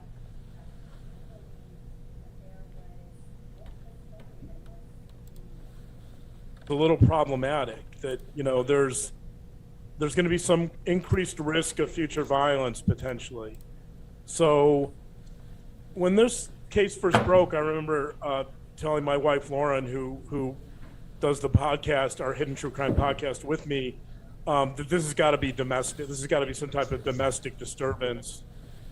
And then a couple days later, the Moab police released an incident report about the event, and that just kind of, you know, that was unsettling to me because I thought, oh no, you know, that's not what I wanted to hear, you know, in terms of maintaining hope that she's alive. All right, we got some big breaking news regarding this case that I want to continue to talk about here. But as we continue to look at some of these images, we got some big news from the Laundrie family attorney saying that the whereabouts of Brian Laundrie are currently unknown. The FBI is currently at the Laundrie residence removing property to assist in locating Brian. So that's confirmed from Fox News right now. As of right now, the FBI is now looking for both Gabby and Brian. So, Doctor, when you hear something like that, what are you thinking at that moment? I'm probably thinking that he's either on the run or in hiding. You know, it makes me wonder if the family has found a place to hide him or transport him. I'm not sure. I guess, you know, the hopeful part of me might say, you know, and this is maybe far-fetched, but maybe she's still alive and maybe they were up to something. I don't know what that would be, but you know, best case scenario, maybe there's some type of reunion here. I don't see that, but let's keep hope with that, perhaps. Yeah, and kind of circling back, I think this is a good lead-in to what we were just talking about, the relationship between those two people, Gabby and Brian, in those videos. Throughout a lot of it, it seemed like they had deep love for each other, truly cared about each other, didn't want to throw one another under the bus when police were talking to them. At the end of the day, they didn't charge anyone with any domestic dispute, even though it was Gabby who was kind of physical with Brian. So looking at it from that angle, what are your thoughts as far as their relationship goes after seeing these videos of them together and actually hearing from them in that body camera footage? So I'm not sure I saw the deep love for each other there necessarily. In fact, it was a bit peculiar to me because I actually felt like he was being a little distant. You know, he locked her out of the van earlier in the day, and his comment was something to the effect of, I wanted to distance myself from her. And he wanted her to calm down, right? And so I kind of felt like the entire interview was him adding to that distance, you know, that there was distance there in the sense that he wasn't ever concerned about her well-being. He never asked how she was doing.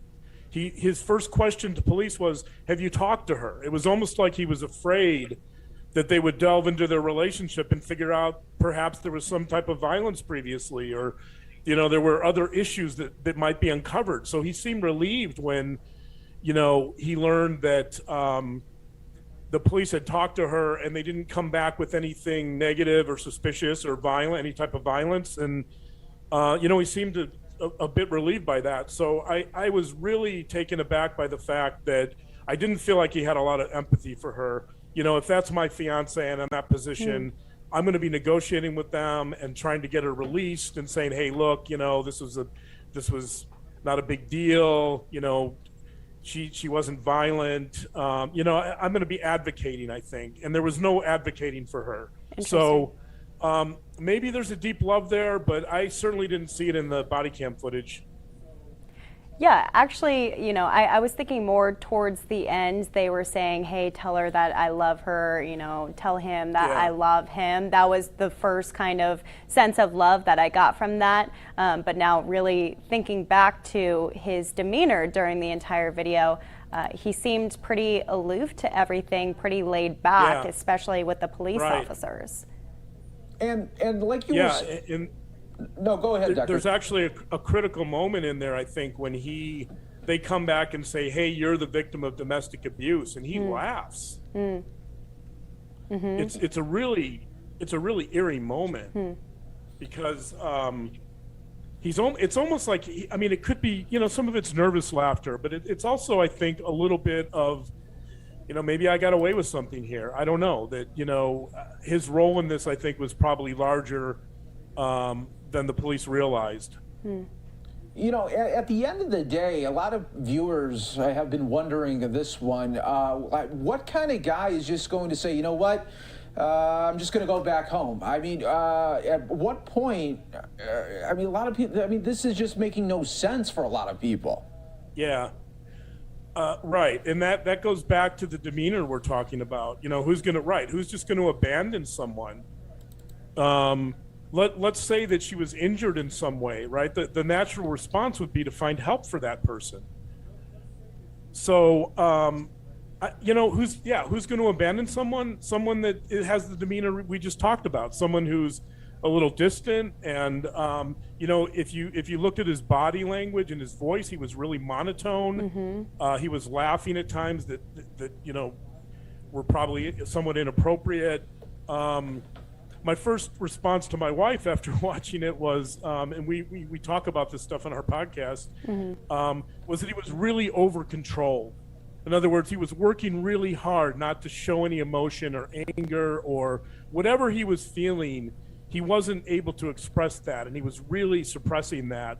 And when I see that in criminals, you know, that I interview for my job, I always think of on the MMPI-2, which is a personality measure, there's a scale called OH, and it stands for over-controlled hostility. And when I see guys like him, and I'm not saying that's true with him, because obviously I haven't tested him, and I don't know him, I've never met him, but I think, you know, there's some measure probably here of hostility that he's really trying to suppress and control. And,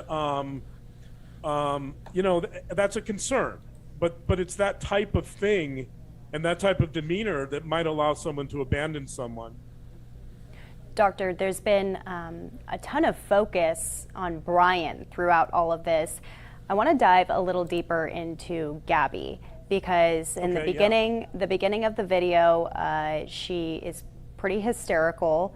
There were thoughts that she had taken the steering wheel and was trying to drive it off, and you know, at the end of it, she almost had charges pressed against her for assaulting him, scratching him across the head and whatever on his body. You know, what did you make of her mental state during all of this? So let me frame that question in terms of domestic violence, or as the research is sometimes called now, interpersonal violence, or IPV. There's a really interesting article by Tinney and Gerlach in 2014 where they talked about the different kinds of domestic violence, and they looked at family violence and military personnel and a lot of different types of family units where there might be violence. And one of the types of violence they found is what they called resistive violence or reactive violence. And that was the type of violence that typically occurred where victims had been abused to some degree, perhaps emotionally, perhaps physically, but it's a type of violence where someone is reacting to a situation, that they're anticipating that there's going to be some type of coercive control or some type of negative criticism or whatever. And so I think they get used to these situations where they have to react to protect themselves. And sometimes that's a physical reaction. So when I saw that, I actually thought, this kind of fits the category of resistive violence, that she seems like, yes, she seems like she's very emotional, she is, but perhaps should be seen in the context of their relationship. Yeah, and it might be looking too far into the future, but clearly nothing is off the table in this case. Right. How do you see this body camera footage and this evidence and these pictures and videos, how do you see those being utilized within a courtroom? Yeah, that's an interesting question. Right, that's, I wish we knew.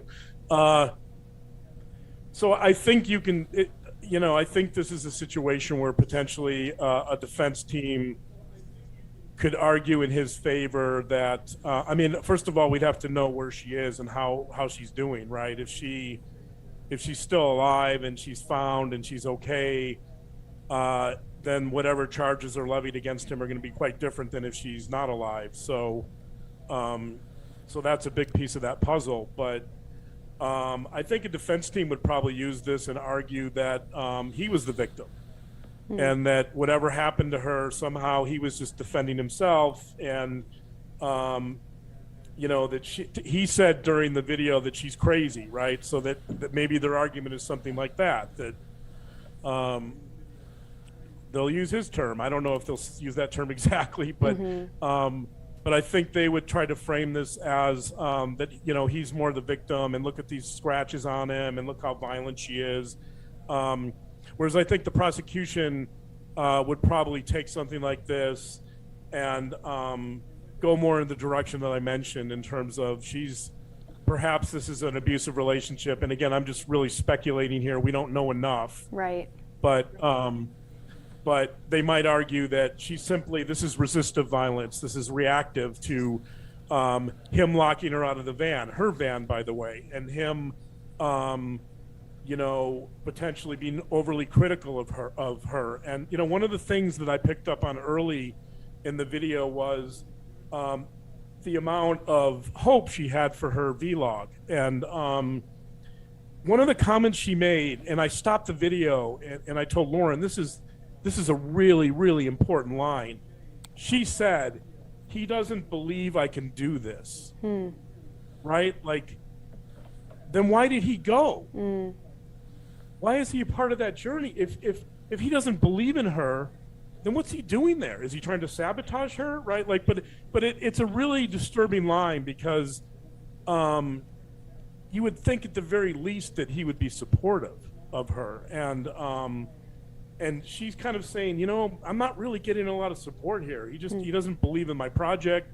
He doesn't believe in me, which suggests that he's probably overly critical, right? And so I think you can extrapolate that type of statement to something about their larger relationship, that this is a relationship that probably has some conflict, at least emotional and psychological conflict, and potentially worst case scenario, physical violence. And again, this is speculation. I don't know that for sure, but I found that to be a really critical statement that she made. Yeah, there's so many little segments and portions of that, Mike. Yeah. I mean, this story just keeps on getting bigger, right? Yeah, it really does. Right. And Doctor, I want to also ask you, can you maybe talk to us about the psychology of the parents of Brian? What are they thinking at this moment? Obviously, he is not talking with the police, and the family is not trying to help the police in any way at this point. But obviously, they're trying to protect their son at any cost here. But I mean, what is the psychology behind that?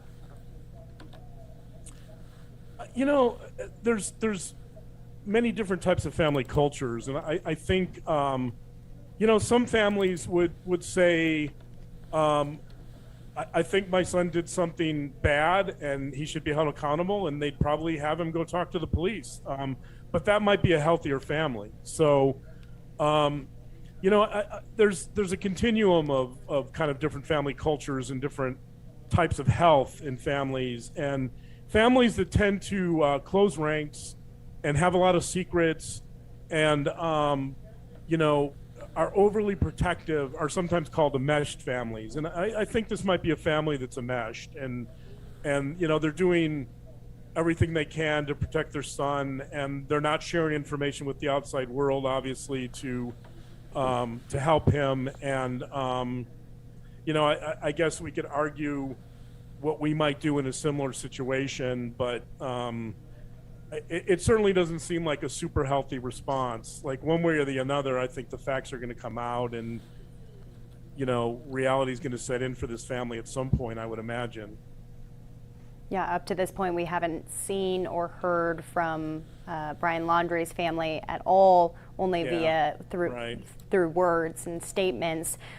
Anything in particular that you are going to be keeping your eyes on, or something that you've just found unique for this case?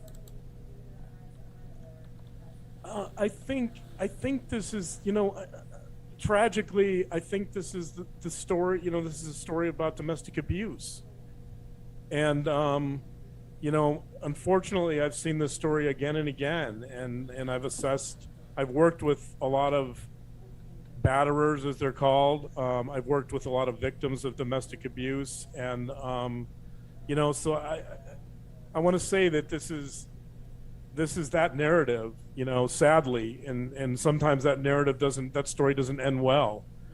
And you know, I have my fingers crossed that Gabby's still alive, as we all do. But you know, I just based on what I've seen, you know, it's hard to imagine that you know, that she's safe right now. Yeah. And of course, we just got that in from the FBI that Brian Laundrie's location is currently unknown, for those of you who are just joining us right now. So this story keeps on getting bigger and bigger. Anything else that you guys both want to add right now? I would just add here, you know, when we see these missing persons cases, I feel like in the past, though, when you think about the big ones like Lacey Peterson, it seems like the person of interest was always talking. This one is much different because we don't have a person of interest that is talking or even wanting to try to find the person. Yeah, you know, right. There's, I think in those cases you mentioned, there's definitely some attempt to kind of manage public perceptions. But here, there's no concern for that at all. So it shows a real callousness, right? Like there's just a real indifference. I mean, whatever it is, you know, let's say that she had an accident and fell and hurt herself, and you know, maybe he couldn't get to her in time. I mean, you'd still want to help her, I think. So there's just a real indifference and a real callousness. And I think, that makes this unique, that he's already lawyered up, and right, he's already closed ranks, and the family isn't, I agree with you. It's really peculiar in that sense.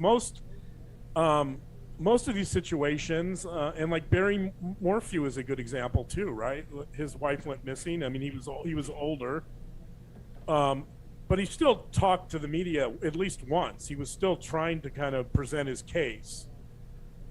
So I think that's a big concern. You know, when you shut down right away and you don't report a person that's missing for a week or over a week, that's a big concern.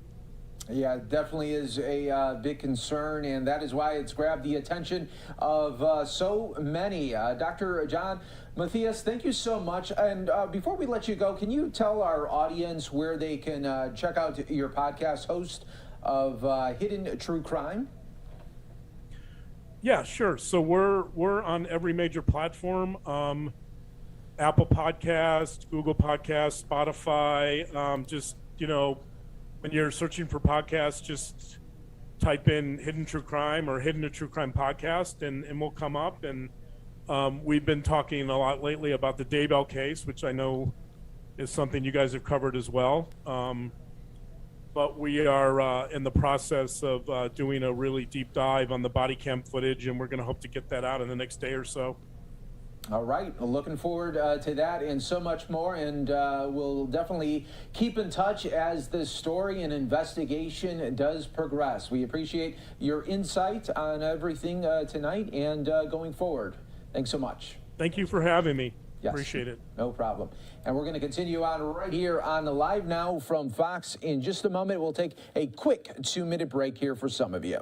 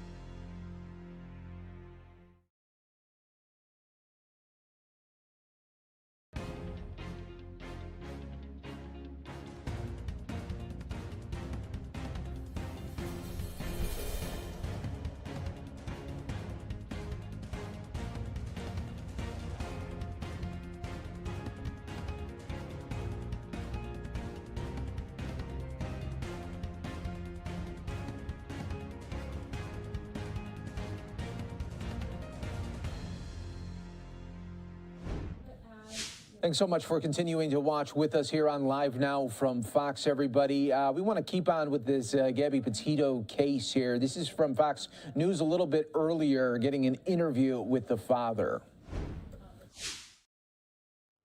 They're tough to stay positive, really. Positivity is hard. Trying to focus on the scenario I have in my head, that she's stuck somewhere and she's just, just needs help. And we got to just go get her and bring her home. I know how these things sometimes end, and I'm just trying not to think of that.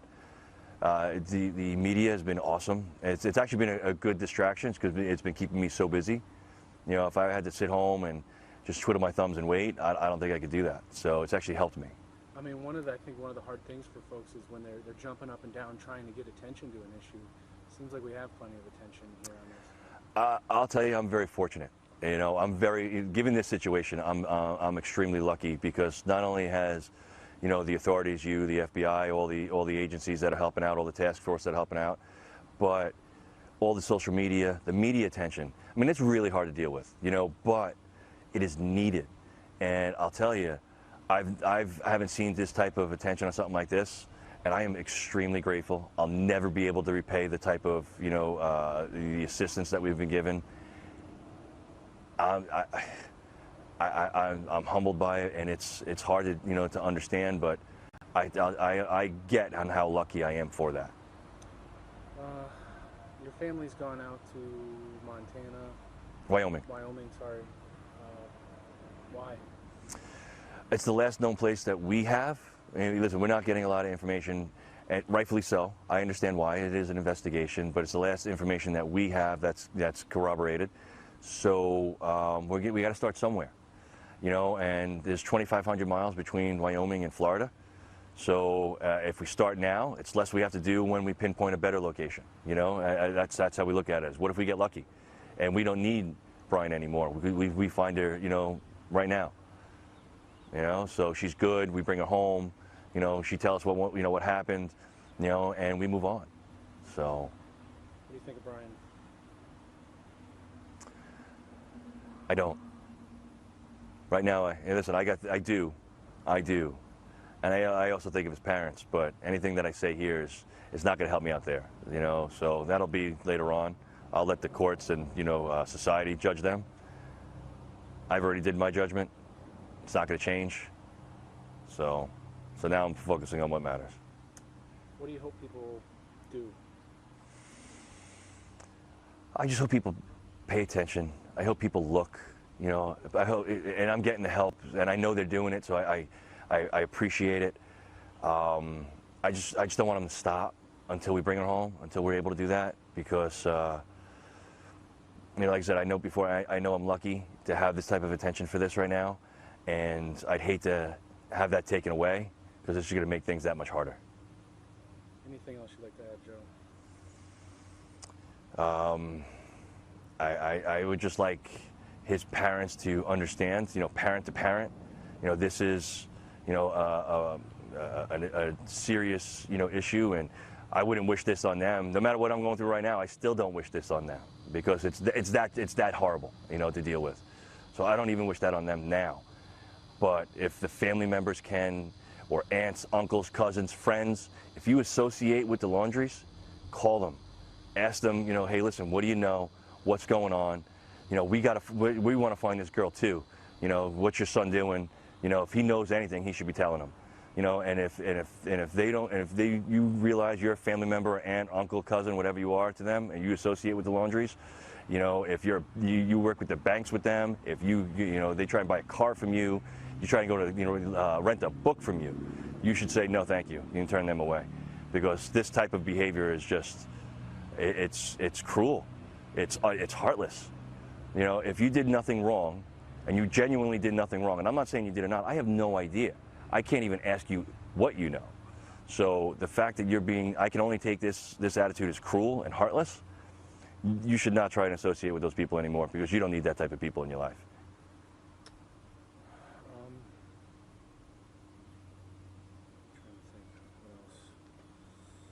Something I had. Oh, I know. The most important question. Talk to me about talking about Gabby. From a little girl, all right? So she was always artistic, always. I mean, from the start. So when she was about 9, I think she was 9, we were painting her rooms and stuff like that. We were redoing her room in my house, and she had this idea of painting the walls purple, like a darker purple, and then we got this bright fluorescent pink, in a can, and we put rubber gloves on, and we put our hands in the can, and we wung it at all 4 walls, all over the place. So the walls were almost covered. Like she was always into art. She was always into, experiences and having fun and just living life. And, up until the day that we lost her. So we want to bring her back, and we want to make sure she can continue that. And I can't express enough how relaxed and cool she is, and she's always trying to look at the brighter side of things, You can't fault someone for that. There's so much negativity in the world, and you turn to this beautiful soul, and she just sees the beauty in it. Like, you don't see people like that a lot. It's kind of probably one of the reasons she's got so much attention, is because people know that she sees the beauty in everyone and everything, and that's awesome. We've heard that, we've got every wacko coming out of the woodwork saying this and that she's, not, I mean, how rare, odd is it that she would not be communicating? Yeah, listen, I've seen it online, hoax, and for I don't even know what they're called, tweets or whatever they are, right, or likes, whatever they are. She's 22. She's not independently wealthy, all right? This hoax has gone on long enough. You know, we can't find her anywhere.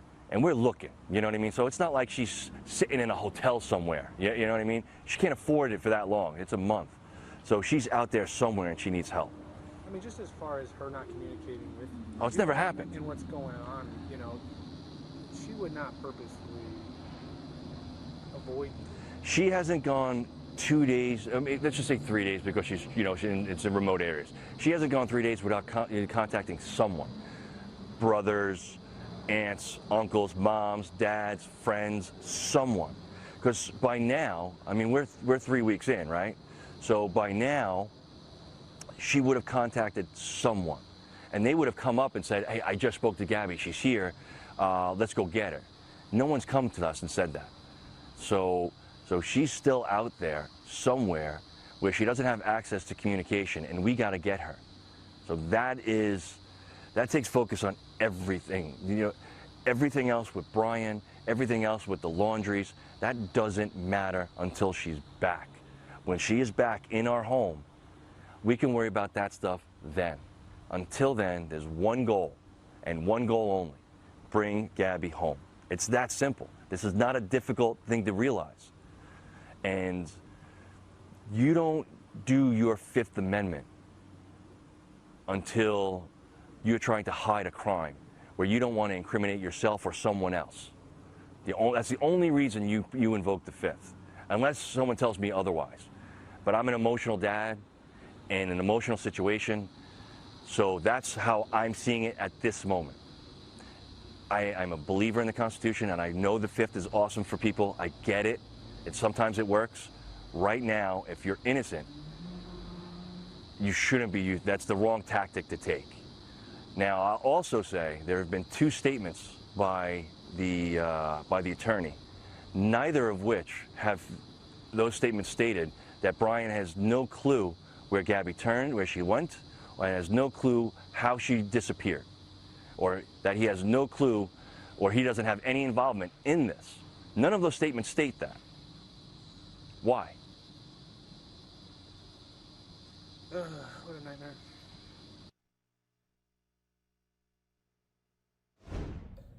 Okay, so there we have it, a full interview. The reporter saying, what a nightmare, and that could have been said any better. That interview was from earlier today, clearly because we have some new information that we want to bring to you, that we are learning about this case. Brian Laundrie's location is currently unknown right now. We're learning that from our crews who are on the scene. Evan Axelbank with Fox 13 in Tampa, which at the top of the hour, a little bit after the hour, we are going to be going to full coverage from Fox 13 in Tampa. He tweeted this out earlier and said there's about 80 people outside of Laundrie's home, maybe half media. There's a few neighbors screaming justice for Gabby, and where is Gabby, including one using a bullhorn.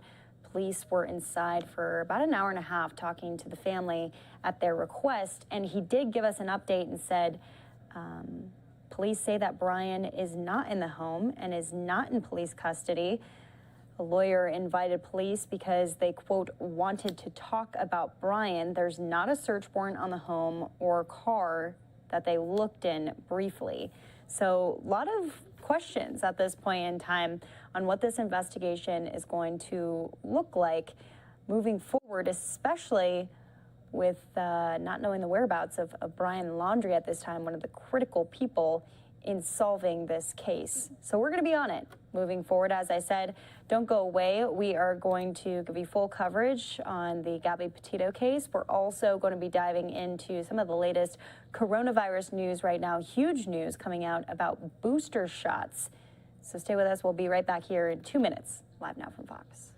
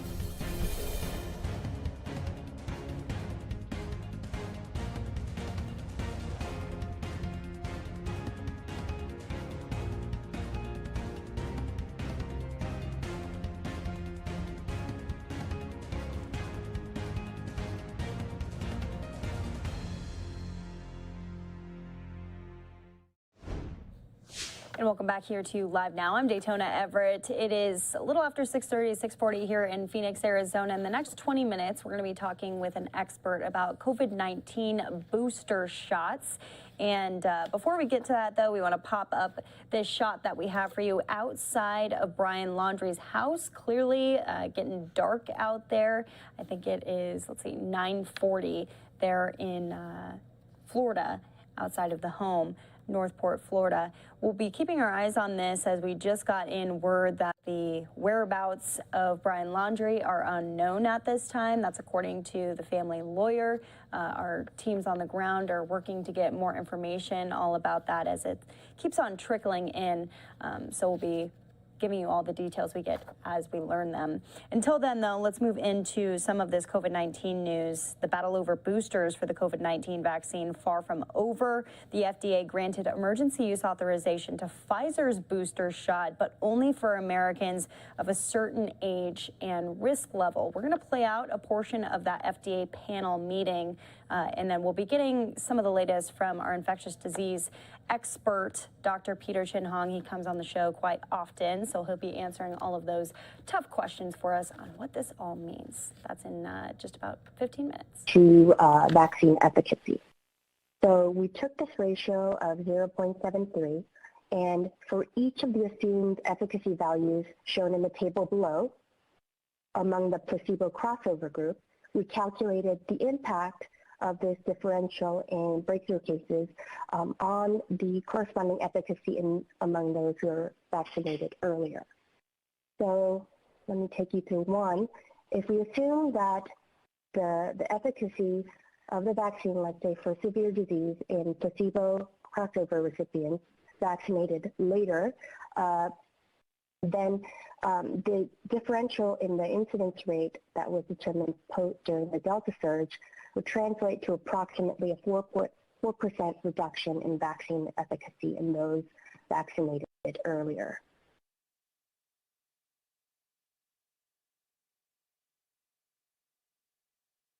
Now, continuing on, so this is not actually during the Delta surge, pre-surge. If you look at the numbers, we consider the incidence of COVID-19 among early vaccinees from the evaluable efficacy population before the Delta surge occurred.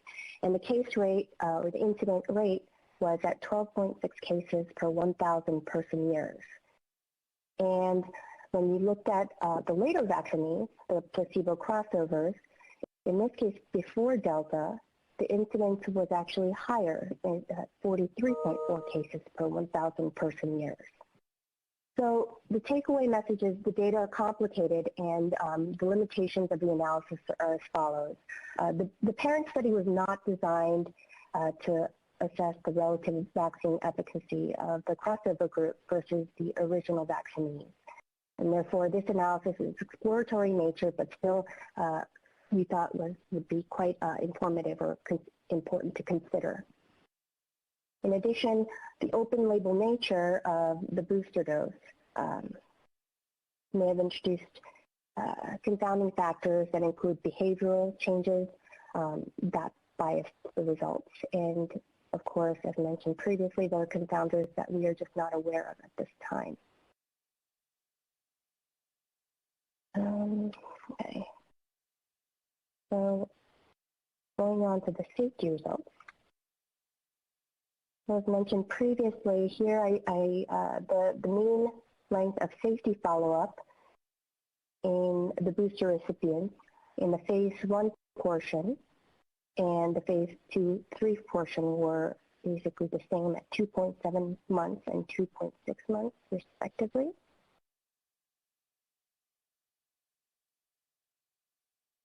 Here I am showing you the local reactogenicity data across doses, dose 1 and dose 2 data coming from the reactogenicity subset of vaccinees from the blinded portion or blinded phase of the study with an N of 2899 and 2682, and comparing this with the reactogenicity of those who received booster, the phase 2-3 participants in phase 1.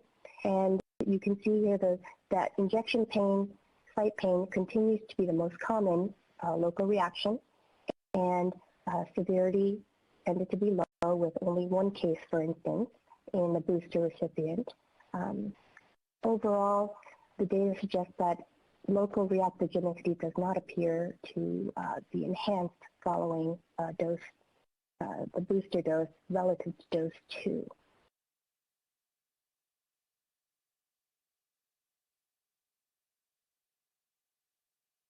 Yeah, this is a busy slide, but so here are the systemic reactogenicity preferred terms that were recorded by eDiary 7 days after each dose. So along here, I've ordered the specific adverse reactions in descending order of frequency. So fatigue is the most common. And here you see the phase 2-3 dose 1 recipients, phase 2-3 dose 2 recipients, and the booster dose in booster dose recipients from the same phase. And fatigue continues to be the most common, and severity does not, the severity of fatigue does not appear to vary significantly from that observed after after dose 2. And a similar relationship between all these other commonly reported systemic adverse reactions can be seen between dose 2 and dose 3. Frequency of fever slightly dipped after the 3rd dose, and use of antipyretics and pain medication were comparable after dose 2 as compared to after the booster dose.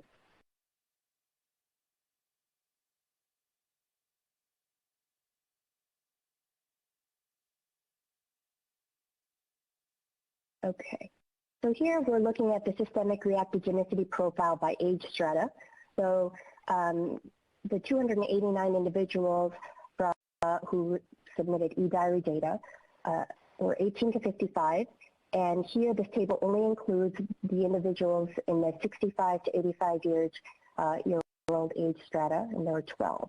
And so if you look overall, the order of frequency of systemic reactogenicity was about the same, and it's worth pointing out that severe reactions of any kind in terms of systemic reactogenicity were not reported among these 12 recipients.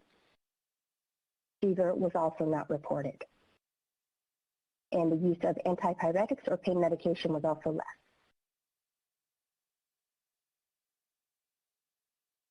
Now going on to unsolicited adverse events that were monitored 1 month post booster. So here presented in this table are the most common events that occurred in more than 2 participants, or 2 or more participants, I should say. And the one worth pointing out is lymphadenopathy. It occurred in 16 participants with a corresponding frequency of 5.2%. The majority were mild to moderate, and they did resolve. All but 1 is reported to be as ongoing at this time. 1, as mentioned previously, was deemed severe due to impact on activity. This occurred 2 days after the booster dose and resolved over 5 days. Considering the time period of booster dose to data cutoff, which is at least 2 months of post-dose 3 follow-up in the 306 participants, there was 1 additional AE of acute myocardial infarction reported as an unrelated SAE. This occurred on day 62 post-booster dose and recovered and resolved. No participants were withdrawn due to adverse events, and among the 306 participants evaluated, there were no cases of anaphylaxis, hypersensitivity, Bell's palsy, appendicitis, or myocarditis, pericarditis. And among the 23 phase 1 booster recipients, there were no AEs that were reported 1 month after booster dose. So finally, I come to my last slide, which is a summary of the data that we reviewed that were submitted to this BLA supplement. So in terms of immunogenicity, success criteria against the reference strain were met for both pre-specified co-primary immunogenicity endpoints, which were the GMT ratio and the difference in seroresponse rates among study participants with no evidence of SARS-CoV-2 infection prior to 1 month after the booster dose. The immunogenicity data to support effectiveness of the booster dose against the Delta variant are limited to exploratory analyses in a small number of participants using an assay, while standardized and with a reference control is not validated to date. In terms of the safety data, from the 306 phase 2-3 booster recipients, there's no evidence that there is increased reactogenicity relative to dose 2. Difficult to reach conclusions about relative reactogenicity by age, or it is difficult to reach any conclusions about the relative reactogenicity by age, as there are only 12 participants, and in the age strata of 65 to 85, the minimum and maximum age range was 65 to 75. Lymphadenopathy was observed more frequently following the booster dose than after the primary series doses. So that's worth mentioning. There were no deaths, vaccine-related serious adverse events, or events of myocarditis, pericarditis, anaphylaxis, appendicitis, or Bell's palsy among the 325 booster recipients. And so I am done with my portion.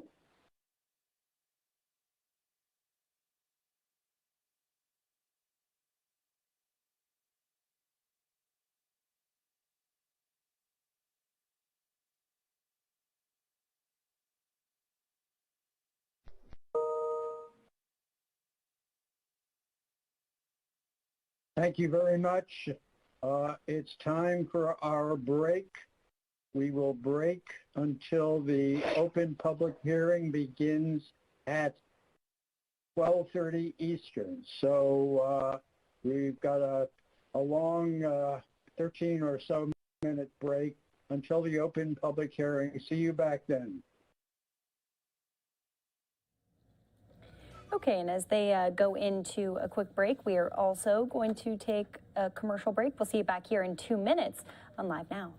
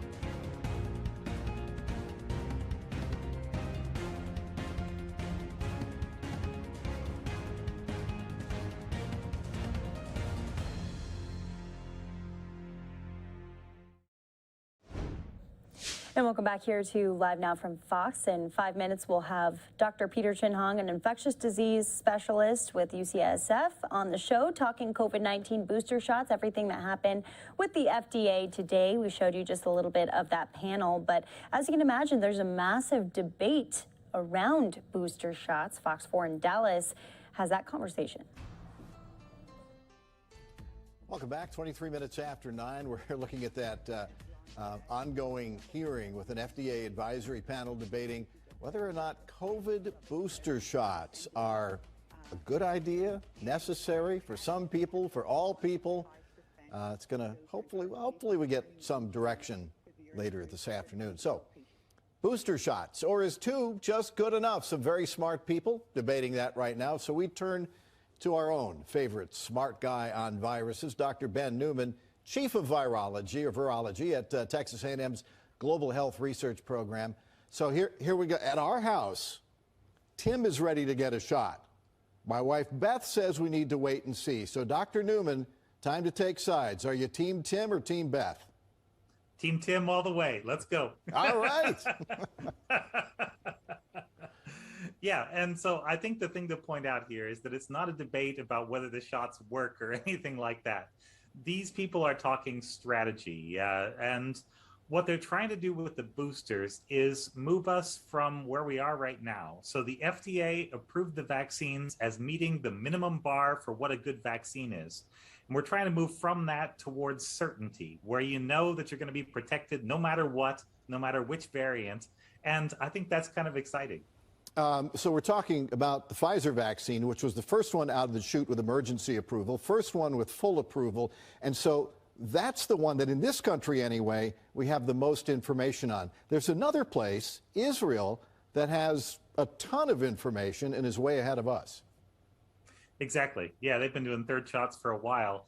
And I've got to hand it to the Germans. They are really good at their paperwork. They have been fastest to file in just about every country every time. So hats off to them. So again, as you stated, it's not a question of whether or not it works and whether it's effective. The question for a lot of people is, does it still work? Because in this country, the early people in nursing homes, medically fragile, over 65, people in the medical field are approaching a year since they got their first vaccine. Right. And so if you were to break down the debate that people are having, you've got one side that are saying, well, what are the consequences? Will someone die if they don't get this one? And that is questionable. It's like a small number may, but things could be better. On the other side, you've got people that are taking what I would call a wider view. So what are the problems that this could cause for the economy if other countries manage to clean up their COVID problem and we're the last one that doesn't? What would this do when a person gets infected, not just for that person, but for the people that they can transmit the virus to? And so I would probably be more on the second team. I think we've kind of underestimated the scope of how hard COVID can hit so far. And I would love to get to a point where it was just impossible for the virus to be able to grow anywhere in the US and then fight it like a forest fire. Start somewhere and push the borders out until you have a COVID-free zone that eventually goes around the world. That's the dream. Absolutely. Dr. Ben Newman, as always, thank you so much. Really appreciate your insight. Yeah, so as you can see, it's going to be an interesting debate moving forward on whether people think you do or you don't need that booster shot. We're going to play out just a little bit more of that FDA panel, and then pretty soon we'll have Dr. Peter Chin-Hung on the show to break it all down for us, because there's a lot of questions at this point in time. Here's a bit of that panel. Thank you, Prabha.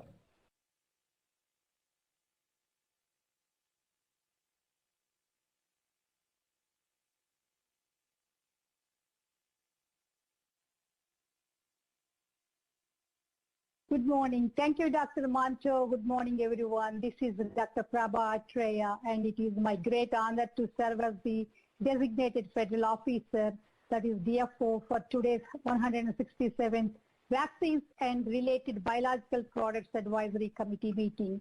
On behalf of the FDA, the Center for Biologics Evaluation and Research, and the Vaccines Advisory Committee, I would like to welcome everyone for today's virtual meeting. The topic for today's meeting is to discuss in open session Pfizer-BioNTech's supplemental biologics license application for administration of a third dose or booster dose of the COVID-19 vaccine, Comirnaty, in individuals 16 years of age and older. Today's meeting and the topic were announced in the Federal Register notice that was published on September 7th, 2021. I would like to introduce and acknowledge the excellent contributions of the staff in my division and the great team I have in preparing for this meeting.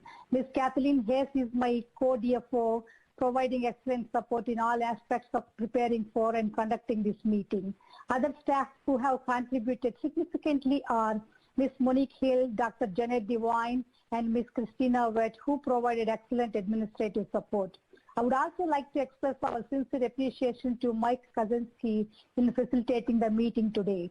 Also, our kudos to many FDA staff working hard behind the scenes every day, trying to ensure that today's virtual meeting will also be a successful one, like all the previous PAC meetings on COVID topics. Please direct any press or media questions for today's meeting to FDA's Office of the Media Affairs at FDA-OMA, one word, at fda.hhs.gov. Today's transcriptionist for meeting is Ms. Linda Giles. We will begin today's meeting by taking a formal roll call for the committee members and then temporary voting members. When it is your turn, please turn on your video camera, unmute your phone, and then state your first and last name. And then when finished, you can turn off your camera so we can proceed to the next person. Please see the committee roster slides in which we will begin with the chair. Mike, can we have the first roster slide, please? Next slide, please. Okay, so that was just a portion of that event from earlier today of the panel as they are discussing booster shots. And the biggest news that we got out of that is that there has been emergency use authorization for Pfizer's vaccine. And to kind of break down what that means, why it's just Pfizer at this point right now, Dr. Peter Chin Hong joining us on a Friday night. You're the best, Doc. Thanks, Daytona. I love being on here. Make it real. Yes, of course, always keeping it real. Okay, so I have a lot of questions for you, per usual. Let's start first with the fact that this is just for Pfizer. We know that Pfizer has been kind of at the forefront of the whole pandemic. How far behind is everyone else, and why did they get here first? So it just follows the pattern. As usual, Pfizer's first, a month later Moderna, and then maybe 6 months later J&J. That's kind of the way it's always been throughout the rollout of vaccines. And similarly with the booster debate, you're going to see that same cadence. So Moderna actually just a couple of days ago released some data showing that their booster shot also led to an increase in antibodies, but that's probably the lowest hanging fruit. I think what the FDA is looking for is effect on health outcomes. And even to that end, Pfizer didn't have enough information on that. Israel, however, does. And so part of the FDA meeting today was looking at the data, primarily focused on the US experience, but looking to Israel with their booster outcomes. Okay, and just to clarify, I should have said this in the beginning, but it's only for people 65 and older, those who are at high risk of severe COVID, so not 16 and older, like what was originally requested. So that's important to be noting during this time. Why did they pick 65 and older, Doctor? So they picked 65 and older because even though there isn't a huge signal that 65 and older folks who are vaccinated are flooding the hospitals in the US, in fact, only about 2% of breakthrough vaccinated folks are comprised of hospitalized patients, meaning 98% in most areas are comprised of unvaccinated folks, like Idaho, for example, which is experiencing a big hospital surge right now in terms of not having enough room at the inn.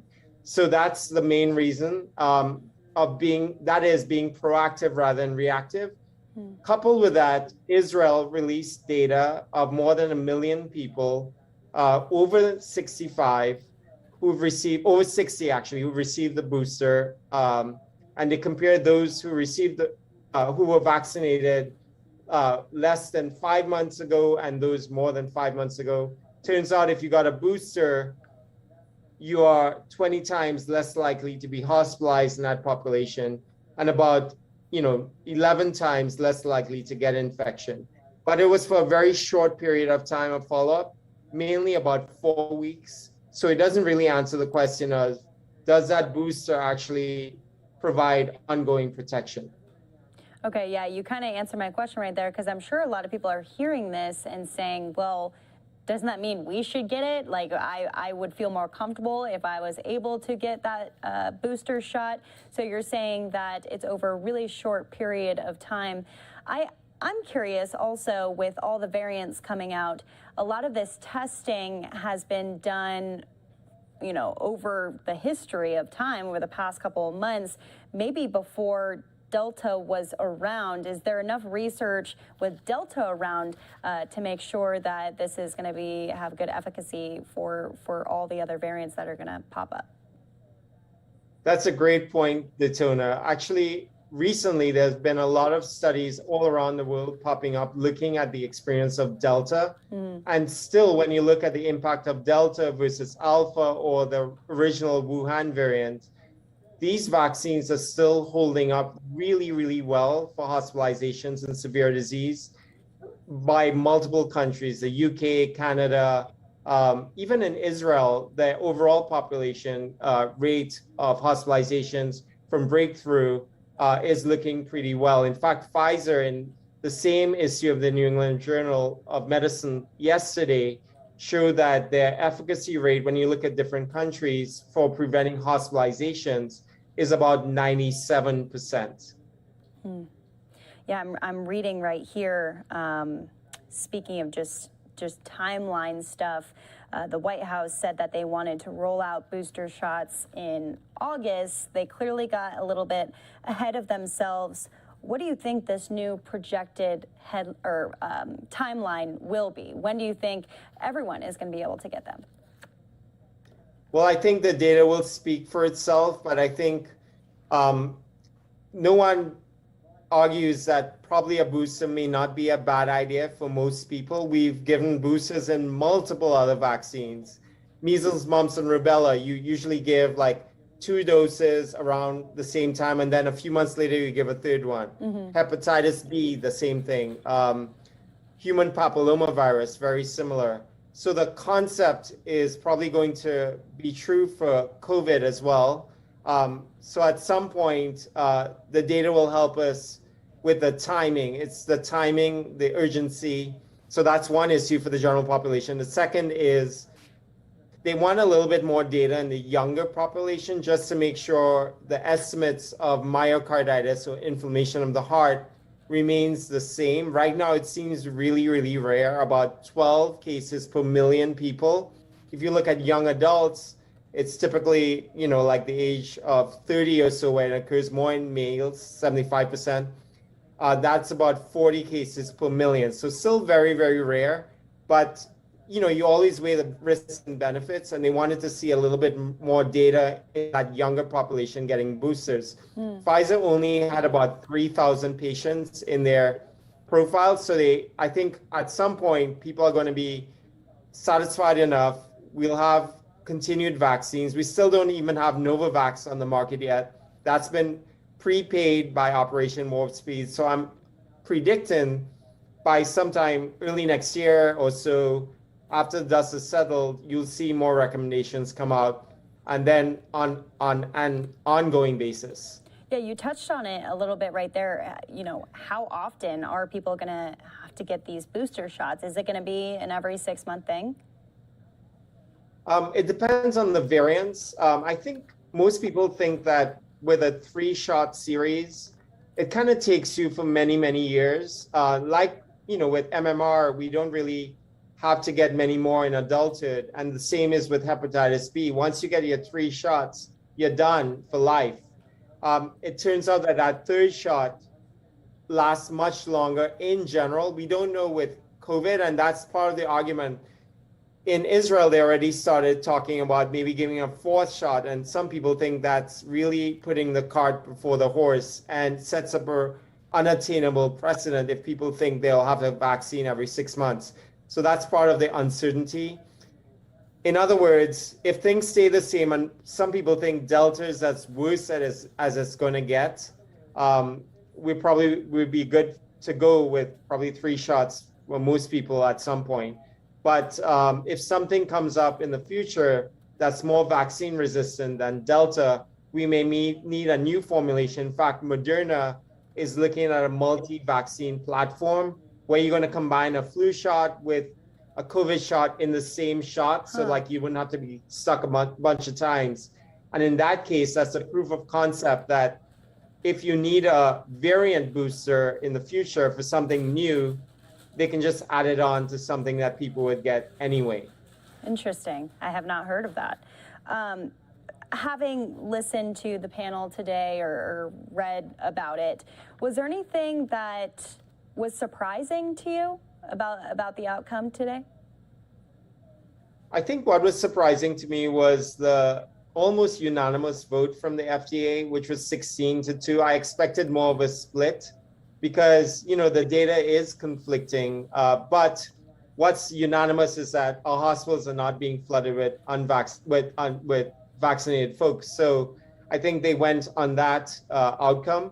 Also, the Israelis tend to use a much less conservative measure of what severe disease is. For example, using a high respiratory rate and maybe a low oxygen saturation, but not low enough to need supplemental oxygen. Whereas the US uses hospitalization as really the metric, which makes sense to me because that relates to utilization of healthcare resources. So I think, in other words, does Israeli data look good because it's doomsday almost, because you're marking more people as having severe disease as we would in the US or other parts of the world. And last question for you, Doctor. Again, I'm just intrigued. I'm on the edge of my seat asking you these questions, so I appreciate you being with us. I guess my last question, and more of a message to the public for people who are concerned right now and say, well, these studies are showing that the effects of this vaccine kind of wane as you have it for a longer period of time. Why would I even go and get vaccinated if it's just not going to protect me however long in? What's your message to them? So my message is what's waning is not unexpected. What's waning is the antibodies at the nose for some people. So the estimates of breakthrough, when you look at the whole population, are actually not that huge.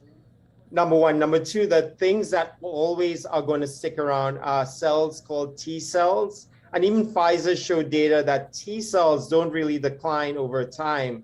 And that's what's keeping people away from the hospital. It's like, sure, with some people you can get breakthrough, which is like getting the virus in the front gate, but it never enters your house because those T cells are always going to be active.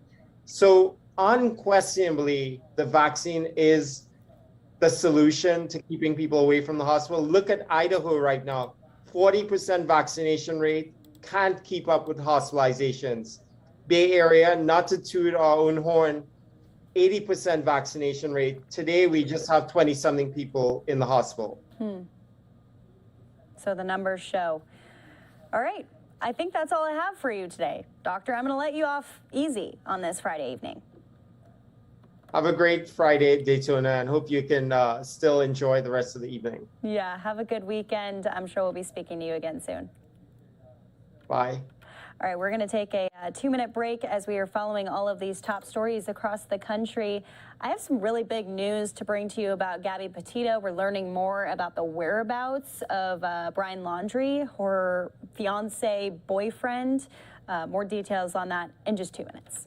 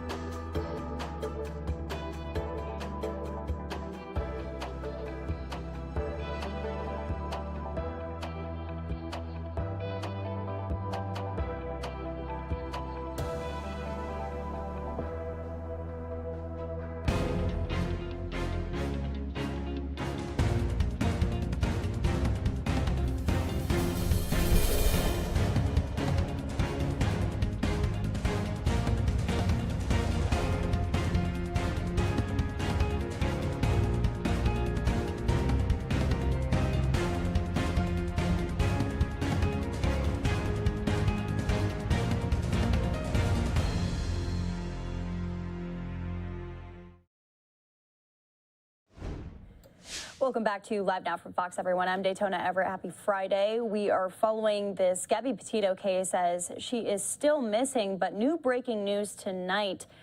Her boyfriend, Brian Laundrie, also missing. Her family coming out and saying they haven't seen him since Tuesday. Brian Laundrie's attorney says that Brian was last seen by his parents on Tuesday morning. Earlier today, we were showing you some of those live pictures outside of the home of the Laundrie family as we saw a huge slew of media there. There were neighbors, protesters, and police officers going into their home. We're not quite sure what those conversations were like, but Fox 13 Tampa was there. We're going to play out some of their coverage from 7 o'clock. Right now at 10, some breaking news in the Gabby Petito case. Days after her mysterious disappearance, a bizarre twist. Now her fiance is missing too. You're watching Fox 13, and the 10 o'clock news starts now. Good evening, everybody, and welcome. I'm Kelly Ring. And I'm Mark Wilson. Thanks for joining us on this very busy Friday night. A lot going on. First, obviously, this news alert and a major twist in the disappearance of Gabby Petito. A burst of activity tonight outside the Northport home of her fiance, Brian Laundrie, and his parents. As you see police there entering the home and one of the vehicles there on the property just before 7 o'clock tonight. And now this breaking news just moments ago. Authorities say Brian is also missing. He was named a person of interest, remember, several days ago. So let's get straight out to the scene. Fox 13's Evan Axelbank is there. He's been there outside the Brian Laundrie's home in Northport all afternoon and has seen all this activity, Evan, of the last couple hours. But it's been a bit of a strange night. You finally have a few answers here. I know the family's attorney says that's the big shocker for us. They don't know where Brian is either. Yeah, and that's right. His attorney released a short statement saying that FBI agents were here at the Laundrie family home to get information from the family in an attempt to help find Brian. We have also confirmed tonight that Brian has not been heard from by family since Tuesday. So now we're 3 days from that. Both he and Gabby are now missing, both of them. Here's what it looked like as officers were going in and out of the home. They got here about 6:30. They left about 8:50 or so. The home had been surrounded all day by media and angry residents shouting at the family to speak up and for Brian to say what he knows about why Gabby hasn't been heard from since August 25th. We now know Brian was not at home. The lawyer, Stephen Bertolino of New York, says the FBI was inside helping to collect property to help find Brian. They were not discussing the missing persons case of Gabby Petito. There are searches of Gabby going on in the Grand Teton area of Wyoming, though they have not been able to zero in the search crews there. Brian got back to Florida to here in Northport September 1st after she was last heard from on the 25th. He was in her van but did not come back with her. They'd been seen on police body cam video on the 12th in Utah after an argument led to a police investigation there. Nobody was arrested. No charges were filed.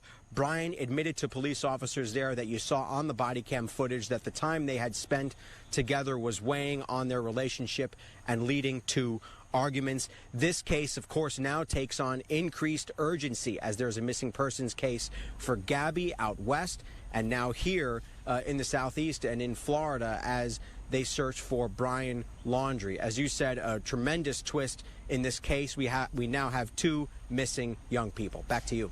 And Evan, I'm curious, have you heard from Northport PD on this specifically tonight? Because you'll remember the chief yesterday at the press conference when he was asked if they knew where Brian was, he said they did. That was a little more than 24 hours ago. You got the FBI involved. They knew where he was yesterday. So what happened today?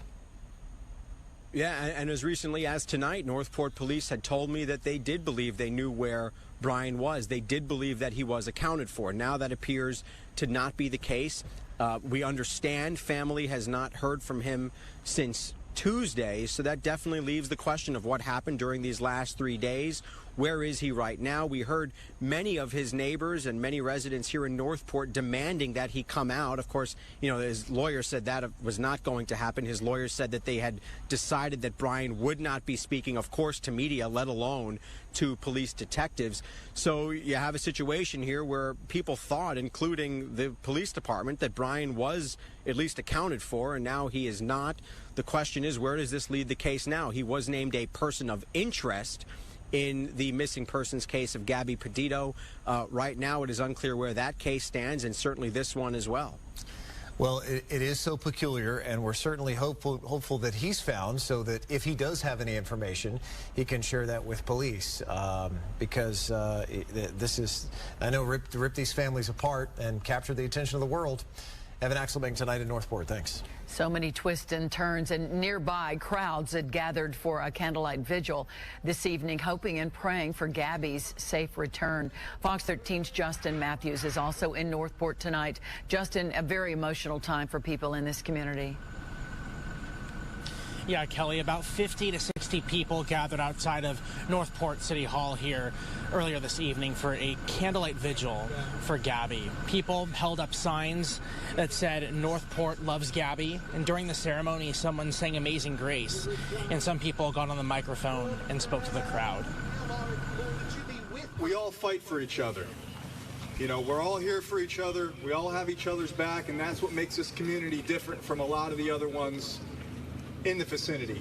And with what's going on with Gabby and her family, I think it's great that we were all able to come out here for her parents, for her siblings, for whoever. Praise God. And during the vigil, instead of candles, everyone held up cell phones with the flashlight on. Now, the vigil tonight only lasted about 15 minutes, but people who attended say it was an important way for them to come out and show support for Gabby's family. Kelly? All right, Justin Matthews reporting tonight from Northport. Thank you so much, Justin. All right, let's take a step back again. Investigators here all across the U.S. are piecing together a timeline. We want to share that with you that they're hoping will help them track down Gabby. And here's what we've been able to determine based on social media posts and interviews. According to the family, Gabby and her fiancé, Brian Laundrie, took off on a cross-country road trip. That was July 2nd. And between that date and then the end of August, they posted on Instagram from a number of beautiful locations: Kansas, Colorado, Utah, seeing all the sights. On August 12th, right in the middle of that window, Moab, Utah police responded to this domestic dispute between Gabby and Laundrie. Based on what we hear on the body camera video, they had been fighting. Somebody reported it. They ended up leaving, and then the cops caught up with them. That's where the body camera video came from. Almost 2 weeks later, on August 25th, one last post on Gabby's Instagram account reads, "Happy Halloween." That's also the last day her parents spoke with her. Laundrie returned home to Northport on September 1st, but in the same van that they drove across the country without Gabby now. 10 days later, her family reported her missing. Now, meantime, Laundrie's been refusing to speak with detectives. A retired Tampa FBI agent says there's a puzzle here investigators can piece together even without his help.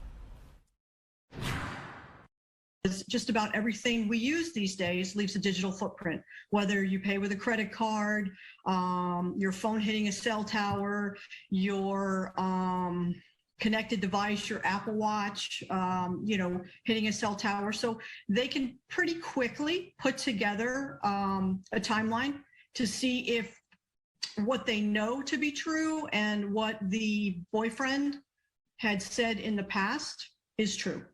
Right. Boyfriend, of course, the fiancé, Brian Laundrie. Remember the press conference the other day, the police had in Northport, they did say that Laundrie's attorney had turned over his cell phone. So they do have that. His attorneys also said that he's advised Laundrie and his parents to remain in the background and not comment on this case. Well, tonight we also have a major update on the murders of the two women in the town of Moab during the same time that Gabby and Brian were there. Late today, investigators say the murders of the women who were recently married are not related to Gabby's disappearance. One of the women works at the Moonflower Co-op, which is where police were called to investigate the domestic incident involving Gabby and Brian. Well, tonight, police say the two cases, they're not linked, but they did not reveal any new details about the murders of the two women, including whether they have identified any suspects. And while that story has certainly been top of mind, we have a lot more news for you this evening, especially this one. It's being called a tragic mistake. A U.S. drone strike claiming the lives of 10 innocent people, including 7 children. It's important that I emphasize that we did not have the luxury of time to develop pattern of life and to do a number of other things. We struck under the theory of reasonable certainty. And we're going to be getting out to that Pentagon briefing as they are talking about that story specifically after this 2-minute commercial break.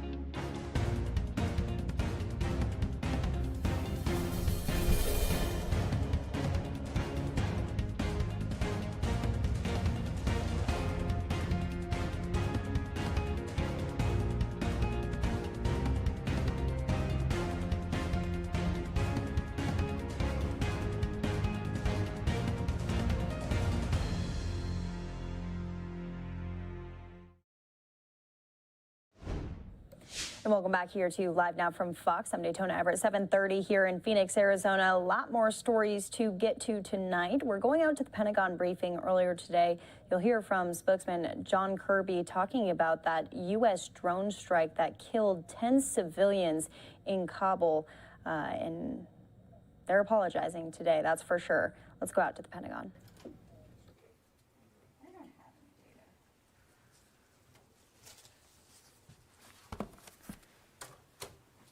Okay, good afternoon.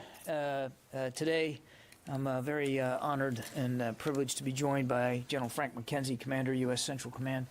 The General's got some opening comments for you that will related to the August 29th airstrike that was taken in Kabul. And then he'll stick around for some questions. I will moderate those questions as we've done before.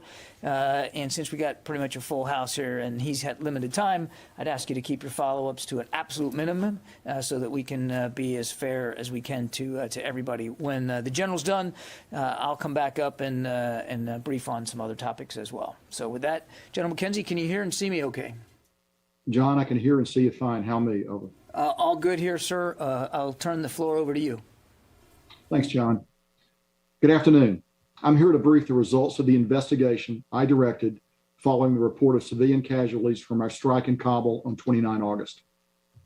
Having thoroughly reviewed the findings of the investigation and the supporting analysis by interagency partners, I am now convinced that as many as 10 civilians, including up to 7 children, were tragically killed in that strike. Moreover, we now assess that it is unlikely that the vehicle and those who died were associated with ISIS-K or were a direct threat to U.S. forces. I offer my profound condolences to the family and friends of those who were killed. This strike was taken in the earnest belief that it would prevent an imminent threat to our forces and the evacuees at the airport. But it was a mistake, and I offer my sincere apology. As the combatant commander, I am fully responsible for this strike in this tragic outcome.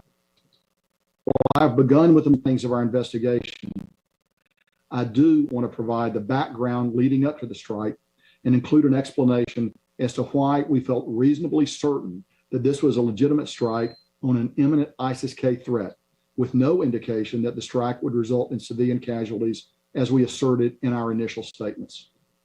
The strike on 29 August must be considered in the context of the situation on the ground in Kabul at Hamid Karzai International Airport, following the ISIS-K attack that resulted in the deaths of 13 soldiers, sailors, and Marines, and more than 100 civilians at Abbey Gate on 26 August, and also with a substantial body of intelligence indicating the imminence of another attack. In the 48 hours prior to the strike, sensitive intelligence indicated that the compound at point number 1 on the map, and let's bring the map up now, please. And we're just going to bring this up. Hopefully you have an opportunity to see it here as we go forward. John, can you see the map there? They've disabled you, sir.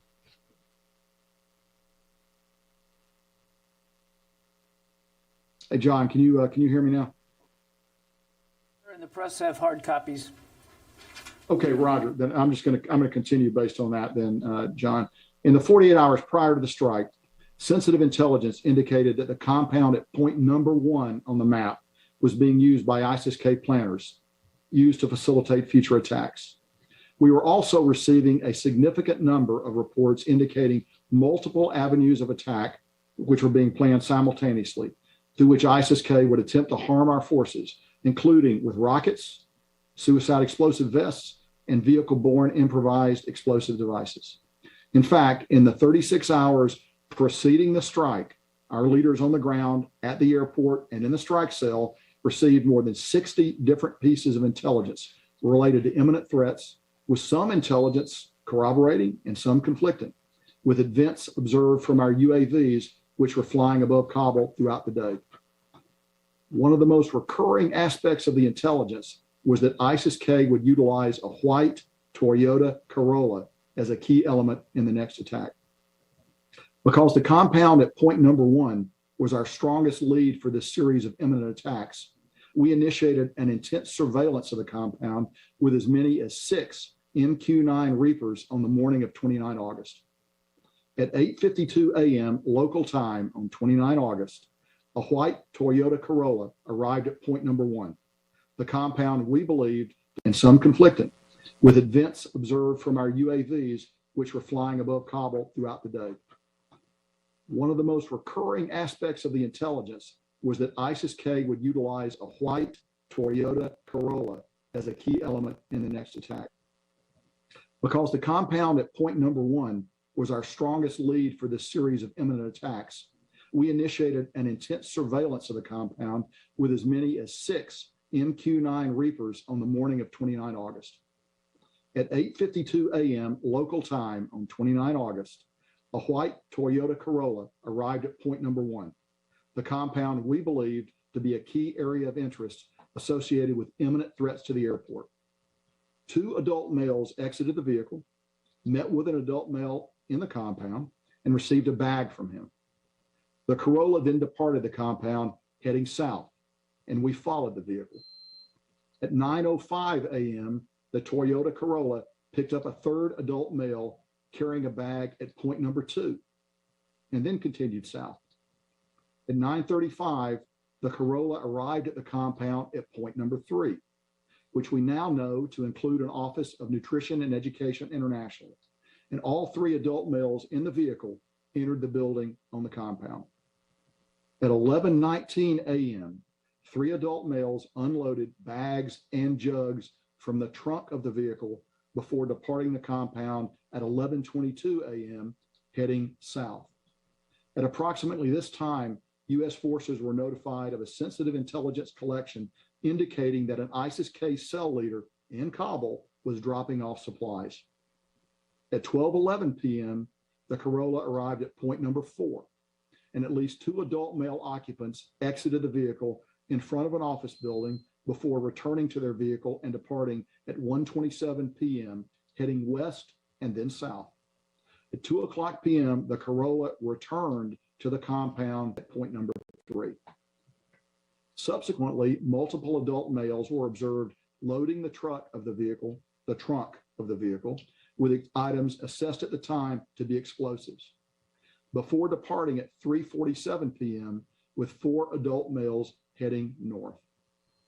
At 4:11 p.m., the Corolla returned to point number 2 and dropped off 1 adult male carrying a bag, then continued north.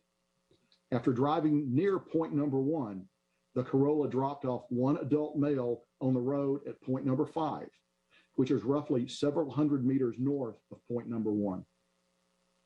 At 4:39 p.m., the Corolla dropped off its last passenger on the road at point number 6. At 4:51 p.m., the Corolla arrived at point number 7 and backed into a compound that was approximately 3 kilometers from the airport, which was the closest it came to the airport all day. We were very concerned that the vehicle could move quickly and be at the airport boundary in a matter of moments. By this time, we had observed the vehicle for about 8 hours. While in the compound, the vehicle was observed being approached by a single adult male assessed at the time to be a co-conspirator. The strike was executed at this time because the vehicle was stationary and to reduce the potential for civilian casualties. The single Hellfire missile was fused to detonate inside the vehicle to further minimize the chance for civilian casualties. It struck the vehicle at 4:53 p.m., which produced an explosive event and follow-on flames significantly larger than a Hellfire missile would have been expected to produce. It is my assessment that leaders on the ground and the strike cell had achieved a reasonable certainty at the time of the strike to designate the vehicle as an imminent threat to U.S. forces at the airport, and that they made this self-defense strike in accordance with established rules of engagement. That assessment is based upon interviews with leaders on the ground and members of the strike cell, on a review of the intelligence available to the team at the time of the strike, and on the team's interpretation of how this vehicle and its occupants' actions were confirming the intelligence that they were seeing.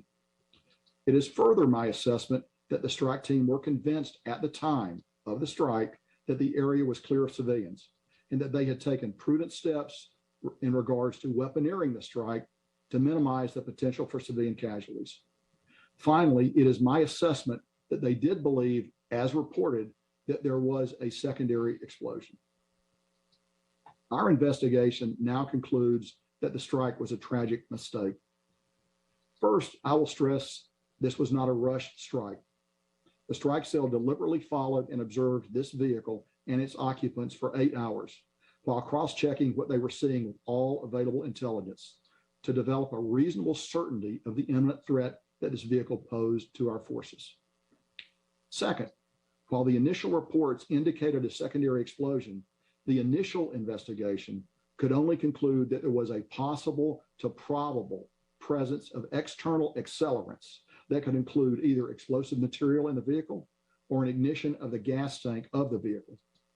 Subsequent analysis could not rule out the presence of a small amount of explosive material, but determined that the most likely cause was the ignition of gas from a propane tank located immediately behind the car.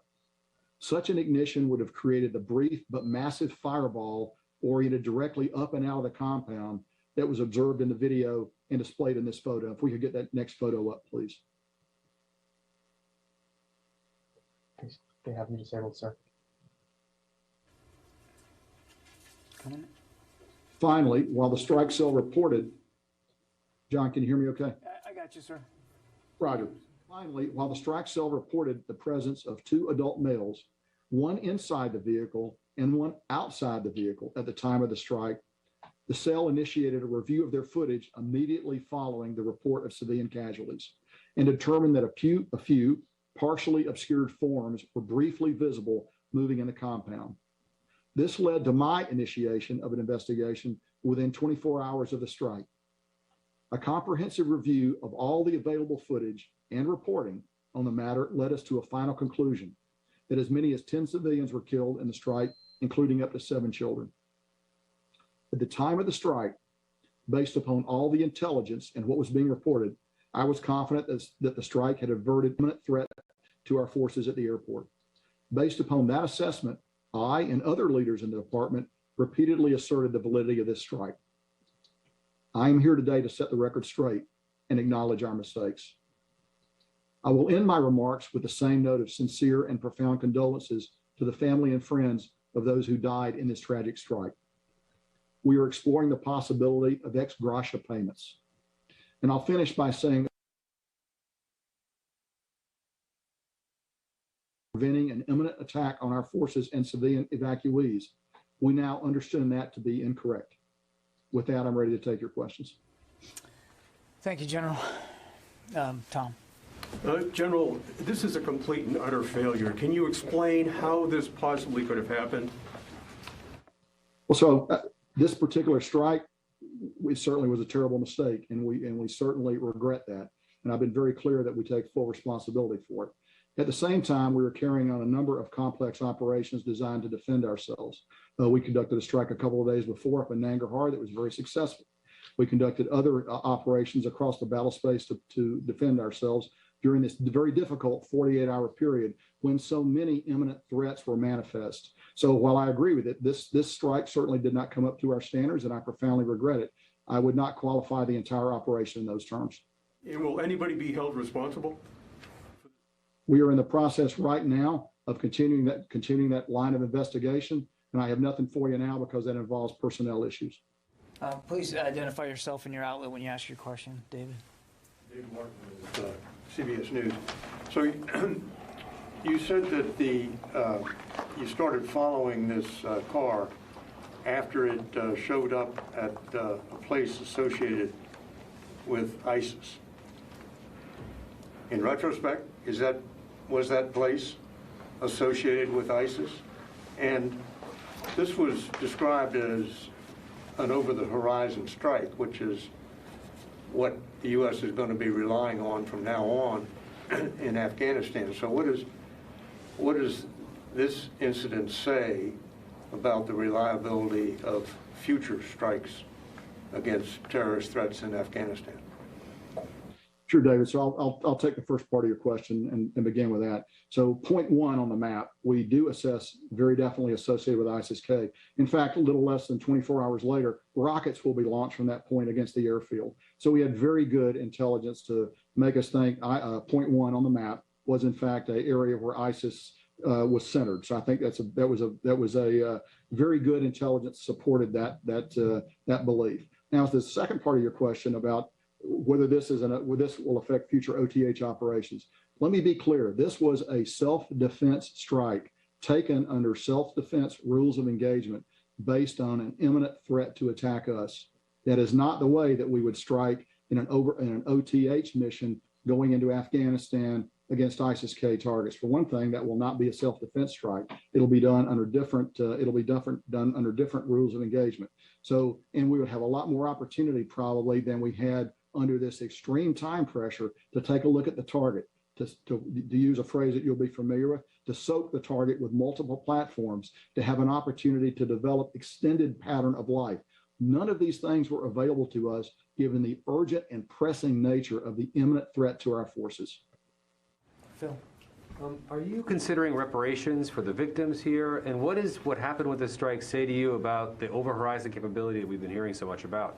What are the risks involved with carrying out strikes when you don't have people on the ground in Afghanistan going forward? Sure. So as I said in my statement, we are considering ex gratia or reparations for this, and that'll ultimately be a matter for policy. So we're in consultation with the Office of the Secretary of Defense to determine the way forward there. As you will also understand, it's very difficult to reach out on the ground in Afghanistan, to actually reach people. But we are very interested in doing that, and we'll move on it based on our ability to do that. So your question about this and OTH, I'll sort of echo what I said to David. I would reject a parallel between this operation and an over-the-horizon strike against an ISIS-K target. Again, because we will have an opportunity to further develop the target in time, to look at pattern of life. That time was not available to us because this was imminent threat to our forces. It's important that I emphasize that. We did not have the luxury of time to develop pattern of life and to do a number of other things. We struck under the theory of reasonable certainty.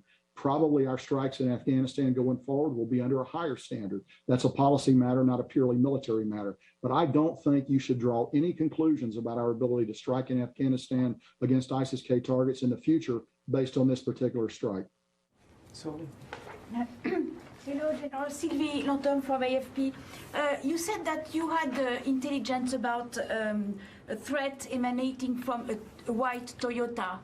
So was it this intelligence was not good, or there was another white Toyota which was dangerous and nothing happened from another white Toyota? So I would tell you this, clearly our intelligence was wrong on this particular white Toyota Corolla. At the same time, we undertook a variety of things to make it hard for them to get at us during this period of time. We closed the gates, which we didn't want to do at HKIA during this period of time as force protection. We were very active with our ISR overhead, which we know is very, often has a suppressive effect on their activities.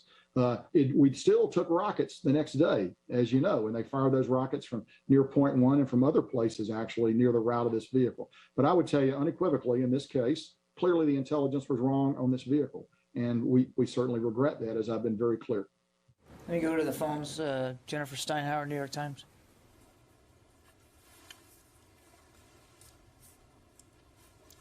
Jennifer, you there? My question's on a different matter, John, for after this. All right. Okay. Louis Martinez, ABC.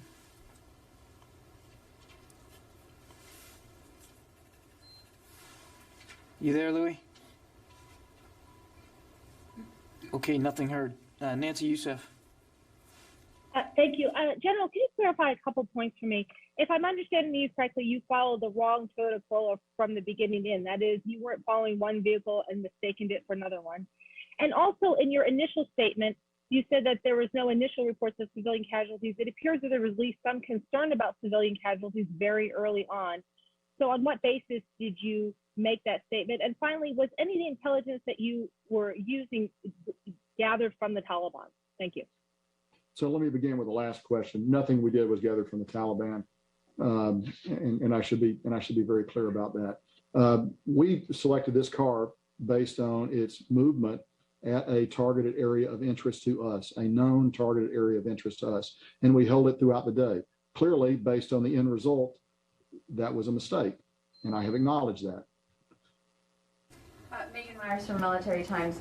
During this time, were you tracking any other suspicious activity in Kabul that might have also been part of this threat? And do you have any intelligence from after this drone strike that suggests what happened to the imminent threat afterward?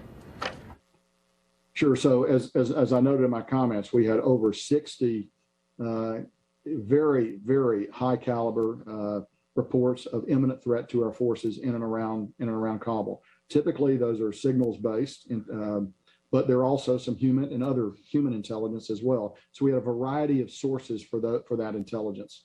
We believe that the strike we took a couple of days prior up in Nangarhar actually had an effect on quietening down because we got a key attack planner in that strike.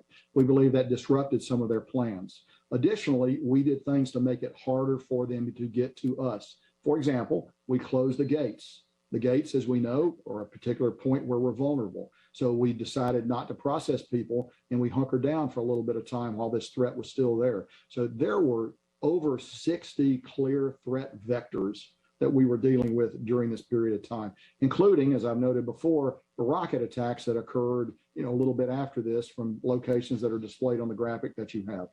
Thank you. A really quick follow-up. Not in terms of the number of threats, but the number of other cars or groups of people that you were following that day. Were you tracking anybody else this closely?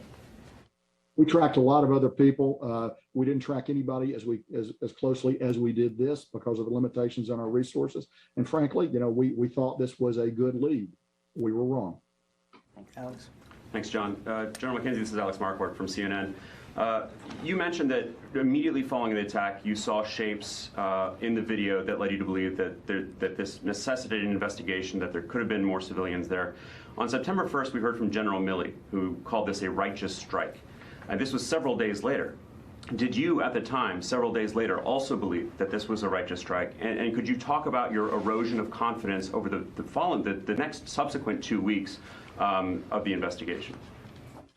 Sure. So I think we issued a statement from U.S. Central Command about 6 hours after the strike, acknowledging the possibility of civilian casualties. So we knew from the very beginning there was a possibility of civilian casualties. I think we still thought we had good reason to have taken that strike, and it took us gathering the facts to change that. We didn't think, as you will understand and appreciate, we didn't take the strike because we thought we were wrong. We took the strike because we thought we had a good target. It takes a little while to uncover some of those things. We moved and worked as rapidly as we could. And actually, I think we worked extremely rapidly to get this information out and to make it public. Fine. Thank you, John. Thank you, General. So despite numerous intelligence reports and warnings, on the 26th, we had that tragic attack on the airport. 13 U.S. service members were killed, in addition to tens of Afghan civilians. Again, on the 29th, in this strike, another tragedy took place. As you said, 10 civilians were killed, among them 7 children. Is that a failure of intelligence or leadership in Afghanistan? And what do you intend to do about that? Thank you. Well, I will tell you, so we had 2 events. We had the attack at Abbey Gate, we had this, and we had this strike. You know, the Abbey Gate attack, you're in combat with an enemy who is alive and has his own will. And sometimes that enemy his plans are just gonna work. You can't cover every eventuality all the time, despite our very best efforts to do that. And we took every precaution we could at Abbey Gate. In fact, when we had threats develop over the 48 hours that followed, as I've noted, we closed the gates in order to, recognizing it would reduce our ability to bring people in. But at the same time, we thought that was the best thing we could do to actually reduce our attack surface, if you will, to protect our forces. There are also a number of attacks that were thwarted. These are 2 that you know about because they're high visibility and we're talking about them. Others were thwarted and did not occur. So the silence of those attacks should mean something too. Unfortunately, it's very difficult to prove the negative. Tony.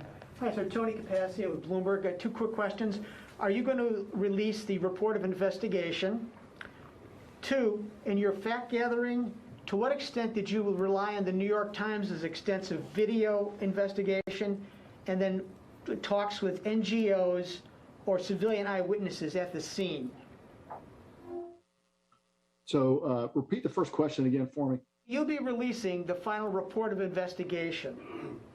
The final report the report is a highly classified document. There will be procedures that would have to be followed to declassify elements of that document if it were to be released. And I'll just leave that question there. As we in fact worked our investigation, we used all available sources of information to inform us as we went forward. Certainly that included some of the stuff the New York Times did. It also included our own extensive resources in this area, which we looked at. So we tried to go everywhere we could and not overlook anything as we sort of tried to build a picture.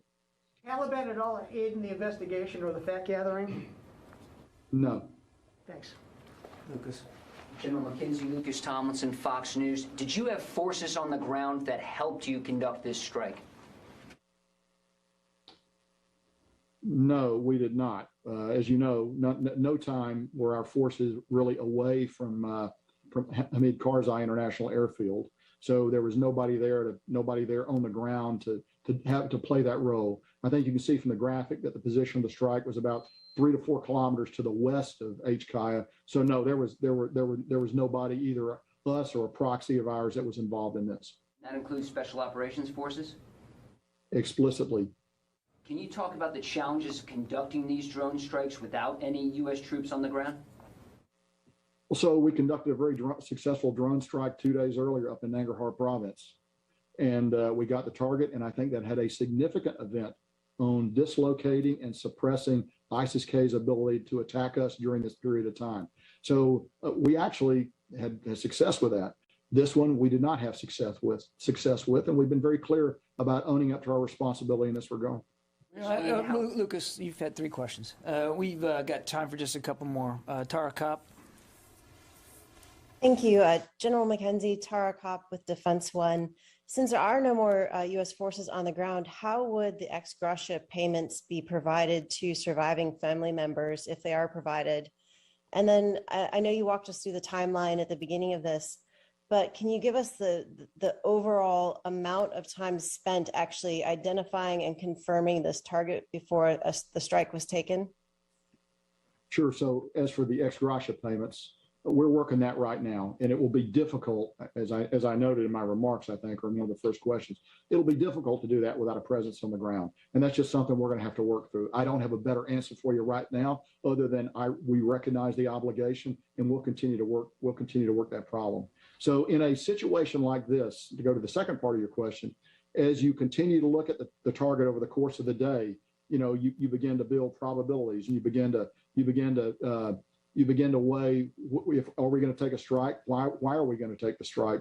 When the vehicle came up to the final point at 0.7 on your map, which is actually, as I've noted, the closest to the airfield it had been all day, we were very concerned about a white Corolla being involved in an attack. So the cumulative force of all those, the intelligence that we gathered throughout the day, the position of the vehicle, its nearness to the airport, the imminence of the threat, and the other SIGINT that we're getting throughout the day all led us to the moment of deciding to take the strike. And one last follow-up, who actually ordered the strike? Who had the final authority to say fire? So in this case, the target engagement authority is held by the over-the-horizon commander who's forward in the theater. The over-the-horizon strike cell commander, I should say. Okay, we got time for one more, and then we're going to have to let the general go. Jeff Selden, VOA. Jeff Selden from VOA. Thanks very much for doing this. General, given how this over-the-horizon strike went, where do things stand in terms of getting at least a closer presence, a closer basing agreement for future over-the-horizon strikes? And we've been told that the Taliban have made various commitments to counterterrorism. I know you said that they didn't provide any information for this strike, but did they provide any sort of help in the closing days in terms of preventing the threat against from ISIS-K, or have they been helpful since then in cracking down on ISIS-K as they continue to plot against U.S. Western targets? So I think the best I can answer your question is to sort of take the middle part of the question. In the final days, and really in the second half of our time at HKIA, as we continued our evacuation, the Taliban were helpful in establishing an outer security perimeter, which actually, we believe, prevented some attacks from developing. Now, look, there's a downside to that, too. It also allowed them to screen people that might otherwise have gotten to the airfield. And that's just a hard, harsh fact. And you have to balance those two. Force protection of our forces, which is supported by Taliban external presence, against the fact that it may prevent some people that you would like to bring out from being able to get to you unmolested. And that's a difficult balance. I frankly came down that I wanted to protect our forces, and I needed that outer boundary. And to that degree, we were able to work together. I have no particular affection for the Taliban, and I don't know that they're doing anything at all for us right now. But those questions would probably better go to the Department of State, along with questions about basing and where we might be able to get closer basing than where we are right now. I know all of those things are actively being worked by our diplomats as we speak. So that was a portion of the Pentagon press briefing from today, as they are coming out and saying it was a massive mistake, the U.S. drone strike in Kabul that killed 10 civilians. So we'll be keeping our eyes on any other developments out of there, but we also want to show you some of the latest when it comes to the Gabby Petito case. Let's listen in to Fox 13 in Tampa.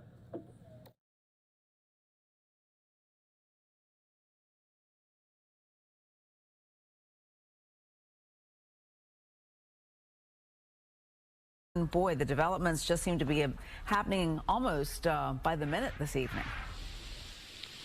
Yeah, and Brian Laundrie's attorney released a statement tonight saying that the FBI was at the Laundrie family home attempting to get information and potentially property from the Laundries to help them find Brian Laundrie, who is now missing. We have confirmed through Brian Laundrie's attorney that he has not been heard from by his family since Tuesday.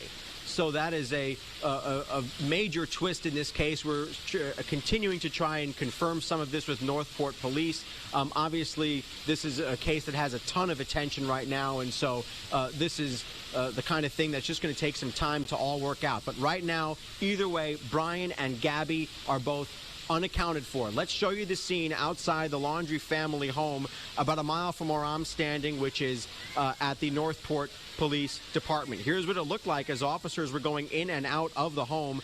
The home had been surrounded all day by media and angry residents shouting at the family to speak up and for Brian to say what he knows about why Gabby hasn't been heard from since August 25th. We now know that Brian has not been home apparently for several days.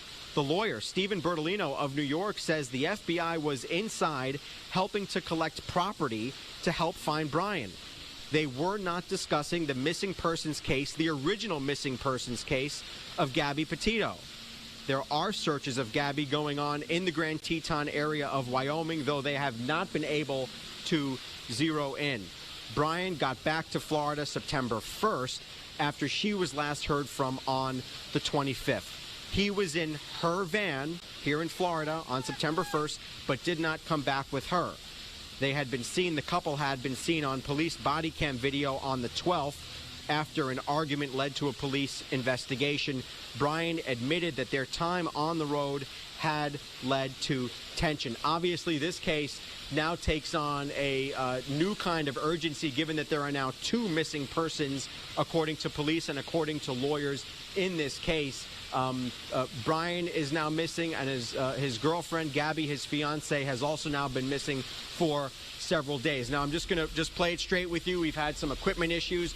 The rain is coming down significantly. We have had to move, and now I'm joined by Justin Matthews. And Justin, just, you know, given where this case is right now, just explain what your reporting has led to tonight and what new you have for us.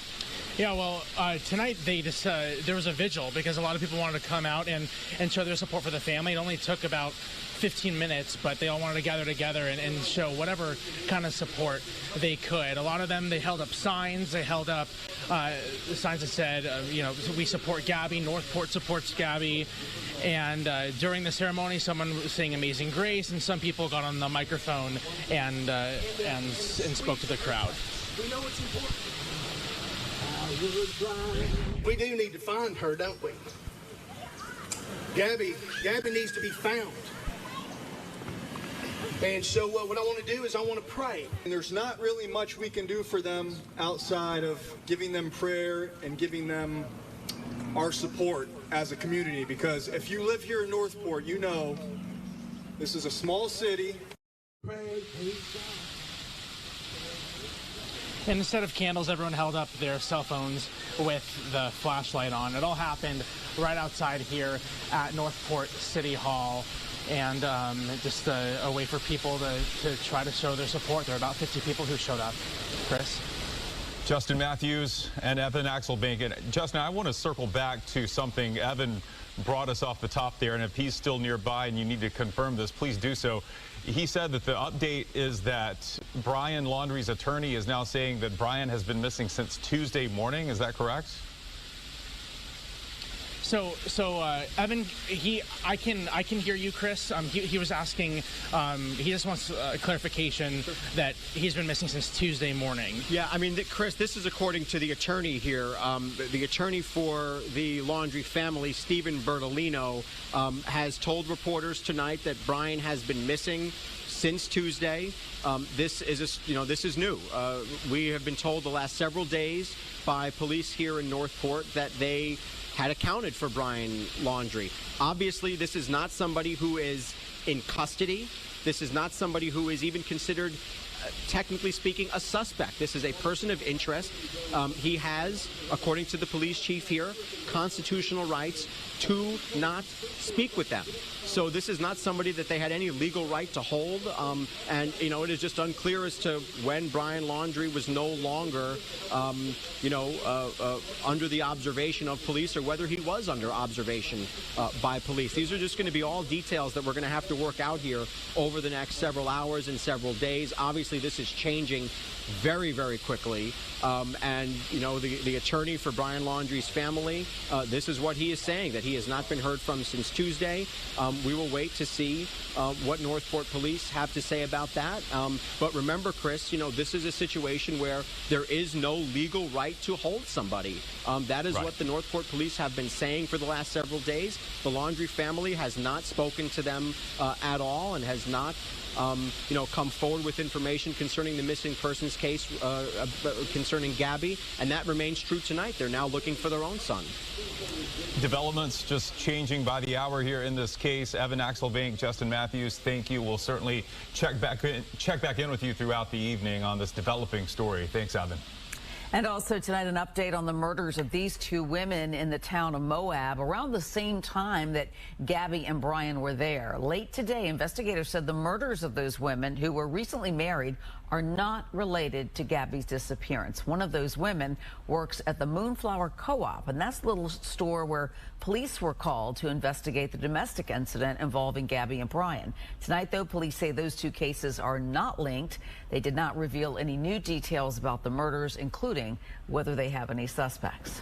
Now, while Brian Laundrie has remained silent and has now disappeared himself, one member of his family did speak publicly. His sister, Cassie Laundrie, spoke to ABC's Good Morning America and said she has not been able to talk to her brother, but like everyone else, she is hoping for Gabby's safe return. Me and my family want Gabby to be found safe. She's like a sister, and my children love her, and all I want is for her to come home safe and sound, and this to be just a big misunderstanding. And again, Brian Laundrie's attorney told him, and this was a few days ago before we learned that Brian too is missing. His attorney told him that he's advised his client not to speak to authorities or answer any questions regarding the case. 2 months and 2,000 miles. That's the time and distance that investigators have to cover as they're trying to piece together the timeline that led to Gabby Petito's disappearance. Fox's Aaron Mesmer took a closer look at that timeline and also spoke to a retired FBI detective about what investigators are likely doing. On July 2nd, they began their trip. That's the day Gabby Petito and fiancé Brian Laundrie kicked off their cross-country van life vacation. Roughly 2 months later, Gabby vanished. What happened in between is key to finding the missing 22-year-old, according to retired FBI agent Stacey Aruda. They'll pull every scrap of evidence, no matter how big or how small, to put together a timeline. A timeline that begins with Gabby's July 4th Instagram post in Monument Rocks, Kansas. From July 8th through the 10th, she posted from Colorado. And on July 16th, they reached Utah. Gabby and Laundrie both shared photos at Zion National Park. From that day until August 12th, all of Gabby's posts were from scenic locations in Utah. She's always smiling until later in the day on the 12th. What's going on? How come you're crying? Moab police body camera video shows Gabby sobbing as she discussed an argument with Laundrie near the Moonflower food store. Police questioned Laundrie about the visible scratch marks on his body. Officers told them to stay apart for the night and left. Aruda says the days that followed could be crucial. On August 25th, one last post on Gabby's Instagram account reads, "Happy Halloween." That's also the last day her parents spoke to her. They received at least one text from her phone after that, but loved ones aren't sure she wrote it. Family doesn't believe that was her with the text. On September 1st, Laundrie returned home to Northport in their white van. Gabby was gone. 10 days later, her family reported her missing. Just about everything we use these days leaves a digital footprint. They can pretty quickly put together a timeline to see if what they know to be true and what the boyfriend had said in the past is true. Aaron Mesmer, Fox 13 News. We will continue bringing you the very latest information in the search for Gabby and now Brian. Meanwhile, we've got all of today's developments posted online, including the full police interview with Gabby's father. You can head to fox13news.com. And remember, anyone with information can report it anonymously by calling that FBI tip line, which is 1-800-CALL-FBI. Well, tense meeting. So they were just talking about that full interview with Gabby's father. We've got it for you right now. We're going to play it out for you in full. Take a listen. I mean, they're tough to stay positive, really. Positivity is hard. Trying to focus on the scenario I have in my head, that she's stuck somewhere and she's just, just needs help. you know, and we got to just go get her and bring her home. I know how these things sometimes end, you know, and I'm just trying not to think of that. The media has been awesome. It's actually been a good distraction because it's been keeping me so busy. You know, if I had to sit home and just twiddle my thumbs and wait, I don't think I could do that. So it's actually helped me. I mean, I think one of the hard things for folks is when they're jumping up and down trying to get attention to an issue. Seems like we have plenty of attention here on this. I'll tell you, I'm very fortunate. You know, given this situation, I'm extremely lucky because not only has, you know, the authorities, the FBI, all the agencies that are helping out, all the task force that are helping out, but all the social media, the media attention. I mean, it's really hard to deal with, you know, but it is needed. And I'll tell you, I haven't seen this type of attention on something like this, and I am extremely grateful. I'll never be able to repay the type of, you know, the assistance that we've been given. I'm humbled by it, and it's hard to, you know, to understand, but I get on how lucky I am for that. Your family's gone out to Montana. Wyoming. Wyoming, sorry. Why? It's the last known place that we have. And listen, we're not getting a lot of information, and rightfully so. I understand why. It is an investigation, but it's the last information that we have that's corroborated. So we got to start somewhere, you know. And there's 2,500 miles between Wyoming and Florida. So if we start now, it's less we have to do when we pinpoint a better location. You know, that's how we look at it. Is what if we get lucky, and we don't need Brian anymore? We find her, you know, right now. You know, so she's good. We bring her home. You know, she tells us what happened. You know, and we move on. So. What do you think of Brian? I don't. Right now, listen. I do, and I also think of his parents. But anything that I say here is not going to help me out there. You know, so that'll be later on. I'll let the courts and, you know, society judge them. I've already did my judgment. It's not going to change. So now I'm focusing on what matters. What do you hope people do? I just hope people pay attention. I hope people look, you know, and I'm getting the help, and I know they're doing it, so I appreciate it. I just don't want them to stop until we bring her home, until we're able to do that, because, you know, like I said, I know before, I know I'm lucky to have this type of attention for this right now, and I'd hate to have that taken away, because it's just going to make things that much harder. Anything else you'd like to add, Joe? I would just like his parents to understand, you know, parent to parent, you know, this is, you know, a serious, you know, issue, and I wouldn't wish this on them. No matter what I'm going through right now, I still don't wish this on them, because it's that horrible, you know, to deal with. So I don't even wish that on them now. But if the family members can, or aunts, uncles, cousins, friends, if you associate with the Laundries, call them. Ask them, you know, hey, listen, what do you know? What's going on? You know, we want to find this girl too. You know, what's your son doing? You know, if he knows anything, he should be telling them.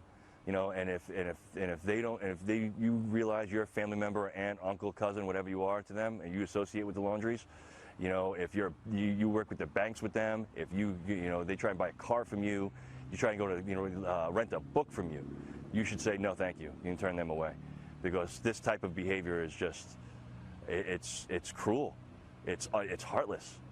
You know, if you did nothing wrong, and you genuinely did nothing wrong, and I'm not saying you did or not, I have no idea. I can't even ask you what you know. So the fact that I can only take this attitude as cruel and heartless, you should not try and associate with those people anymore, because you don't need that type of people in your life.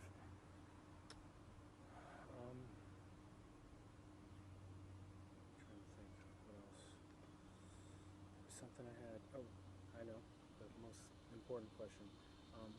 Talking about Gabby. From a little girl, all right, so she was always artistic, always. I mean, from the start. So when she was about 9, I think she was 9, we were painting her rooms and stuff like that. We were redoing her room in my house, and she had this idea of painting the walls purple, like a darker purple, and then we got this bright fluorescent pink. you know, in a can, and we put rubber gloves on, and we put our hands in the can, and we wrung it at all 4 walls, all over the place. So the walls were almost covered. You know, like she was always into art. She was always into, you know, experiences and having fun and just living life. And, you know, up until the day that we lost her. So we want to bring her back, and we want to make sure she can continue that. And I can't express enough how relaxed and cool she is, you know, and she's always trying to look at the brighter side of things, you know. You can't fault someone for that. You know, there's so much negativity in the world, and you turn to this beautiful soul, and she just sees the beauty in it. Like, you don't see people like that a lot. It's kind of probably one of the reasons she's got so much attention, is because people know that she sees the beauty in everyone and everything, and that's awesome. You know, we've heard that, you know, we've got every wacko coming out of the woodwork saying this and that she's, you know, I mean, how rare, odd is it that she would not be communicating? Yeah, listen, I've seen it online, you know, hoax and for I don't even know what they're called, tweets or whatever they are, right? Or likes, whatever they are. She's 22. She's not independently wealthy, all right? This hoax has gone on long enough. You know, we can't find her anywhere, and we're looking, you know what I mean? So it's not like she's sitting in a hotel somewhere, you know what I mean? She can't afford it for that long. It's a month. So she's out there somewhere, and she needs help. I mean, just as far as her not communicating with you. Oh, it's never happened. And what's going on, you know, she would not purposely avoid you.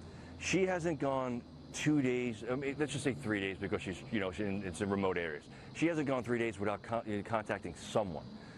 Brothers, aunts, uncles, moms, dads, friends, someone. Because by now, I mean, we're 3 weeks in, right? So by now, she would have contacted someone. And they would have come up and said, hey, I just spoke to Gabby. She's here. Let's go get her. No one's come to us and said that. So she's still out there somewhere where she doesn't have access to communication, and we got to get her.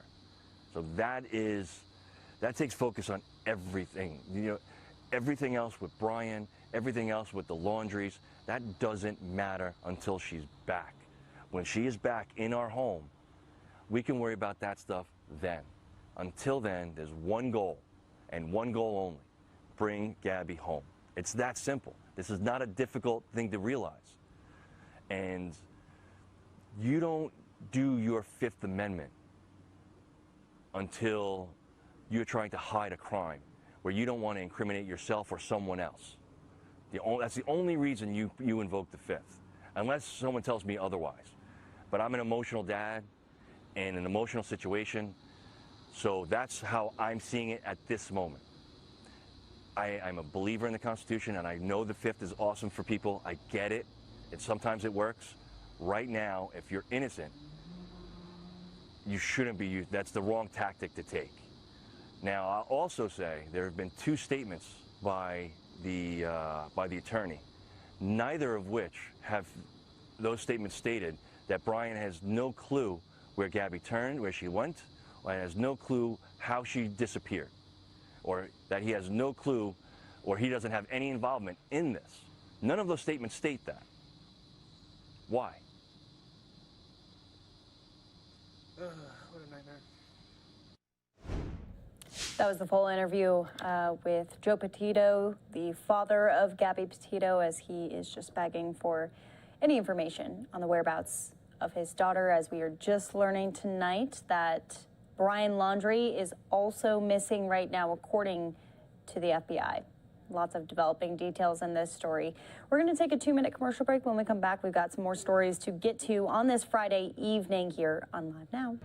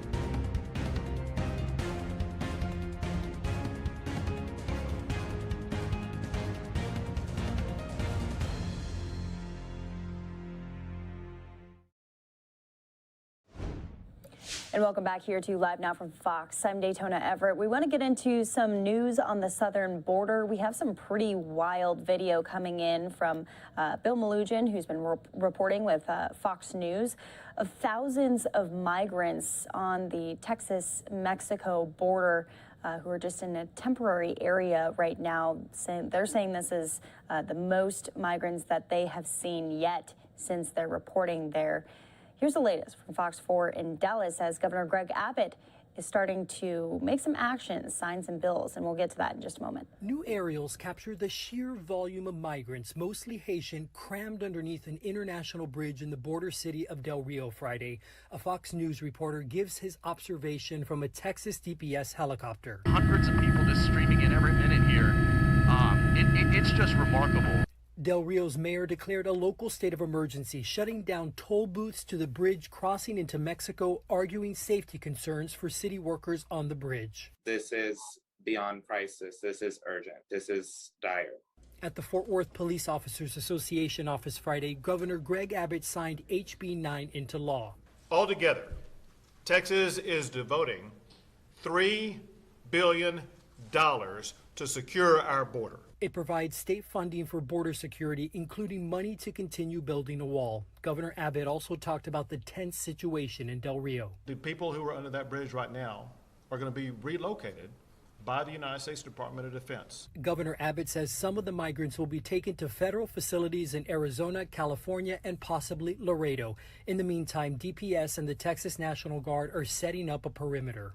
To de-escalate the tension around that bridge, to make sure that we keep our state and our community safe. If you look at Haiti, it's a place of instability, widespread poverty. Laura Collins is the director of the Bush Institute SMU Economic Growth Initiative. Collins isn't surprised by the influx of Haitians at the border. The small island nation has been hit by 2 devastating earthquakes. The nation's president was assassinated last month. A lot of Haitians have left Haiti in the last decade plus to try to find their way to new homes.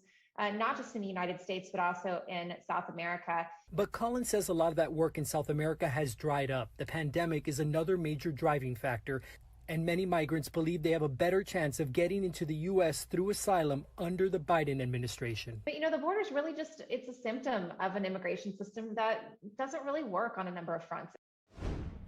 That was Fox 4's Alex Boya reporting. We want to go out to that roundtable with Governor Greg Abbott as he signed into effect HB 9, which is aimed at securing the border and helping out with Operation Lone Star. So we'll listen into that. Say, hey, this amount of money needs to be spent to help catapult that business. In addition to the money that's been spent on roads and highways in North Texas is definitely what's great. We've grown so much over the last few years just because of all the highway construction that's been great. The issues that I'm facing as a highway contractor is getting paid in a timely fashion. We're working for prime contractors, and it seems to be more programs more beneficial for the prime contractor than it is for the subcontractor. It's like a culture of just typical 60, 90 days before we're getting paid on these projects, and it hurts us. Is it the general who's paying you? Yeah. Okay. And it's not just one particular general. I'm on a number of projects, and that's the culture of all the contractors. And I wish more could be done because the faster we get paid, the more access to capital jobs to grow. Makes sense. That's simple math, right? Yeah, exactly. Right out in kindergarten. Good. Well, I think we're probably getting the okay. heads up. I'm just doing to wrap up. And I wanted to thank, oh yeah.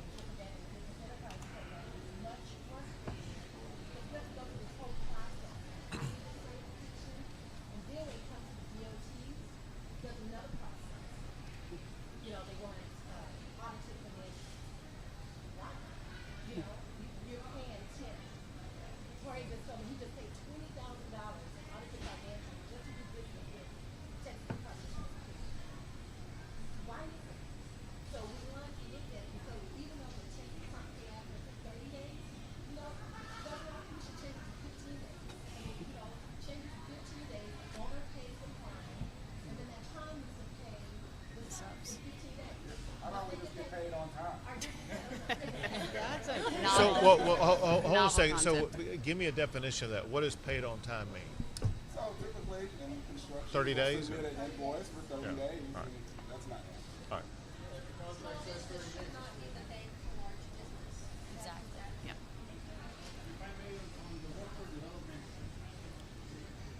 Sure.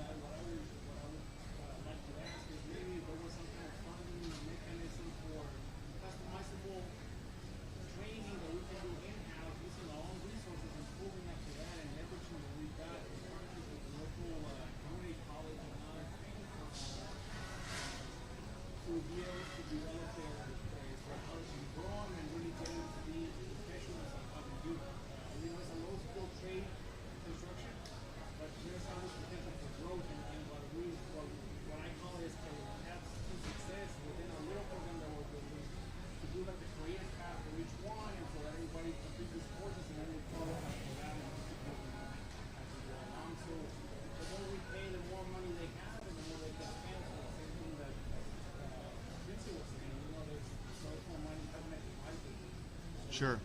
So, important for you, but really maybe a lot of people here. You know, we have a lot of programs like that where we create programs either with community colleges or with Texas State Technical College, TSTC, and where they pre-design what the training program is going to be like. And oftentimes, these colleges don't get paid until the person in the training gets a job. And so there's two places I can suggest that you call to kind of go the shortcut. The Texas Workforce Commission is actively involved in this process, and they're constantly working on trying to tailor these education programs for a skilled workforce. Your skills may be different than the skill sets that are needed by some other folks around here, but that happens. I'll give you one quick story about this to show you how it works, where the story I'm about to tell you, I learned when I was at a bill signing ceremony for SMB engineers and constructors just in Houston, Texas, where the purpose of signing the bill was to create a federal state program for the training of unique job skills for different companies, and they needed welders and pipe fitters and some things like that. And because they already had SMB engineers, had already had in place this program, I met a woman there, and she told me that 4 years before that day, she was homeless, and she went through this training program at SMB Engineers and learned how to weld. Interestingly, most of the people in this welding program and pipe fitting program were women, and she learned how to weld and how to pipe fit. She worked her way up, and she told me she had gone from being homeless to being a homeowner. And I asked her how much she was making. She told me what she was making. I said, you know what? You're making more money than the governor of Texas. But we're big on creating these programs. And we can work with some community colleges as well as, I can't remember if TSTC has a place. You're in El Paso. I'm sure they do. Okay, so we've been listening in to Governor Greg Abbott speaking with small businesses, so a little bit different than what we told you it was about, but he did sign forward that House bill protecting the border here. But we want to go out to this live look. We are hearing that there was an explosion at a refinery in Carson, California, following an earthquake. We're going to gather some more details on all of this for you, but Fox 11 Los Angeles is overhead right now We're going to take a quick commercial break. When we come back, we'll tell you a little bit more about this earthquake and things that are happening following that. So just back here in the next 2 minutes.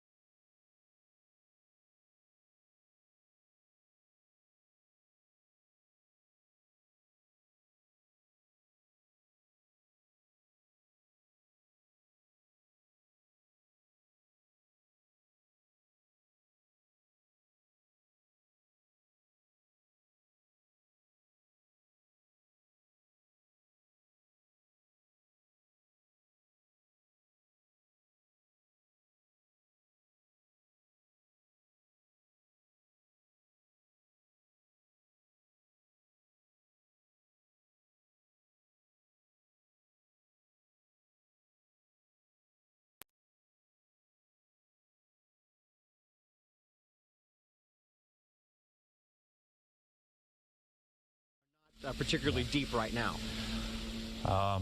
The mysteries just seem to grow. Sorry, with I this. talked so much there.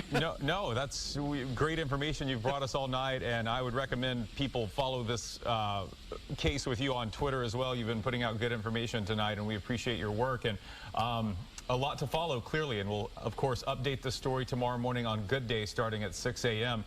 If nothing breaks before then. Evan Axelbank, live for us tonight in Northport. Thanks, Evan.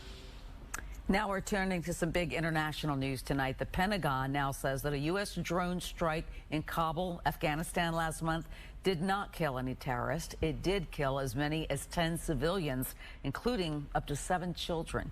Fox's Lucas Tomlinson is at the Pentagon with the details. The head of U.S. forces in Afghanistan, General Frank McKenzie, calling the strike on August 29th, one day before all U.S. troops left Afghanistan, a tragic mistake. The strike took place 3 days after 13 American troops were killed in a suicide attack in Kabul. General McKenzie said more attacks were anticipated. It's important that I emphasize that we did not have the luxury of time to develop pattern of life and to do a number of other things. We struck under the theory of reasonable certainty. Did you have forces on the ground that helped you conduct this strike? No, we did not. As you know, no time were our forces really away from Hamid Karzai International Airfield, so there was nobody there on the ground to play that role. American drones must fly for hours from distant bases in the Middle East. 2 days after the drone strike, President Biden touted the military's ability to strike over the horizon. We have what's called over-the-horizon capabilities, which means we can strike terrorists and targets without American boots on the ground or very few if needed. We've shown that capacity just in the last week. We struck ISIS-K remotely, days after they murdered 13 of our service members and dozens of innocent Afghans. The U.S. military's top officer, General Mark Milley, spoke earlier this month about the strike. Because there were secondary explosions, there's a reasonable conclusion to be made that there was explosives in that vehicle. We think that the procedures were correctly followed and it was a righteous strike. We knew from the very beginning there was a possibility of civilian casualties. General McKenzie went on to say those explosions were likely the result of propane tanks located behind the car. A different story from what the military said after the strike. Officials tell Fox there likely will be no disciplinary action taken. At the Pentagon, Lucas Tomlinson, Fox News. In other news, Robert Durst, the subject of the HBO series The Jinx, has been convicted of first-degree murder. A judge today found the millionaire guilty of the execution-style killing of his former best friend, Susan Berman, back in 2000. There they are pictured. Berman was killed at her home in Beverly Hills hours before she was about to talk to investigators about the mysterious disappearance of Durst's first wife, who was last seen in 1982. The jury deliberated for almost 7 hours before delivering that guilty verdict. Durst was not present in court after his attorney told the judge he had been exposed to COVID-19. His next court date will be for his sentencing, where he faces the possibility of life in prison. Capitol Police in Washington say this time they're ready for whatever might happen during a political protest tomorrow. Demonstrators plan to be there to oppose the treatment of what they say of the jailing and charges against Trump supporters who were involved in the January 26th storming of the Capitol. Fox's Madeline Rivera reports authorities want to prevent a repeat of what happened then. The fencing surrounding the U.S. Capitol is back up ahead of a rally in the nation's capital Saturday, meant to show support for those arrested in connection with the January 6th insurrection.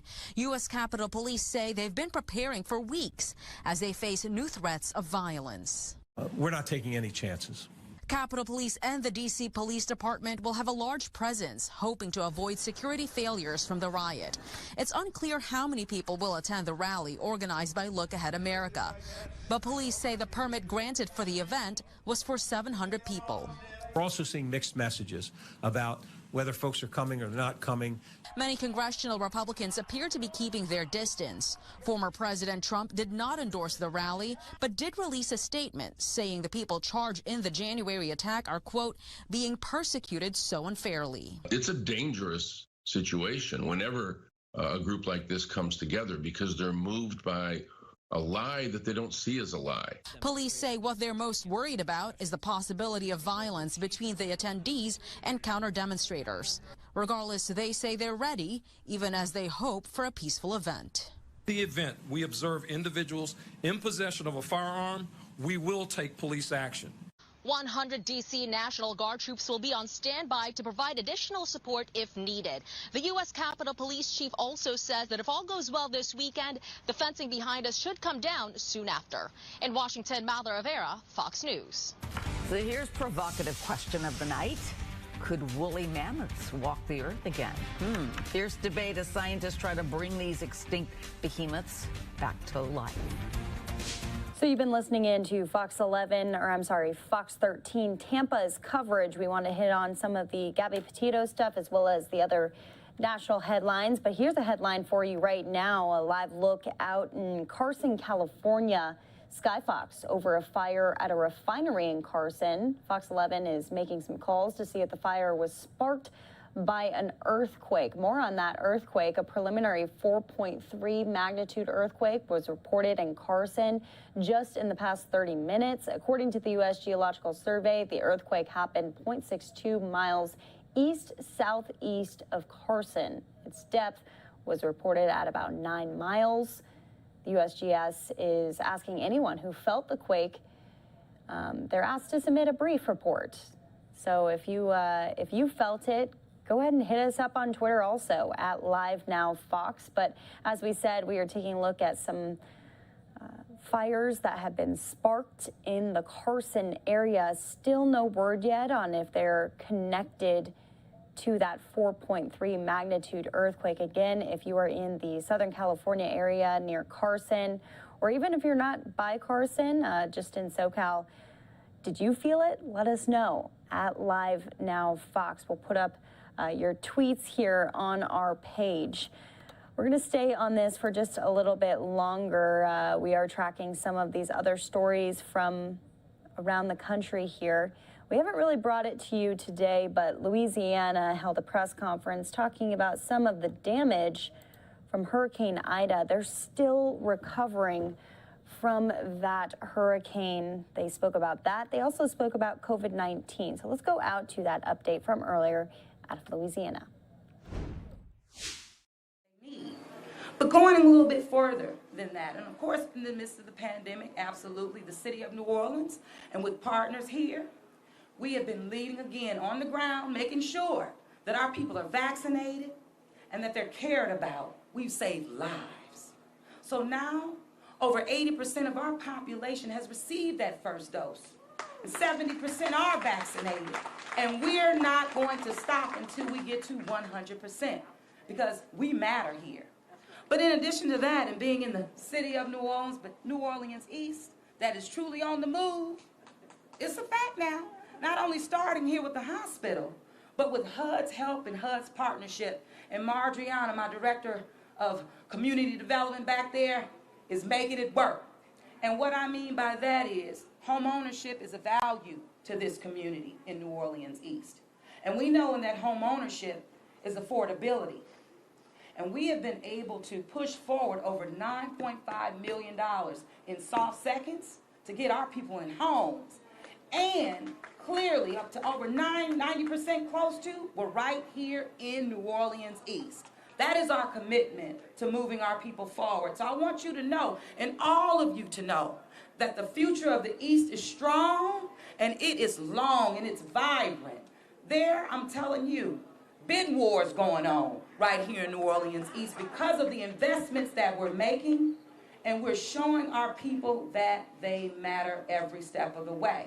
And when we got that infusion from Treasury tied to HUD on Monday, because the federal government recognized that the city of New Orleans is a leader in, again, meeting our rental community where they are, making sure that they can stay in those units and afford to be there.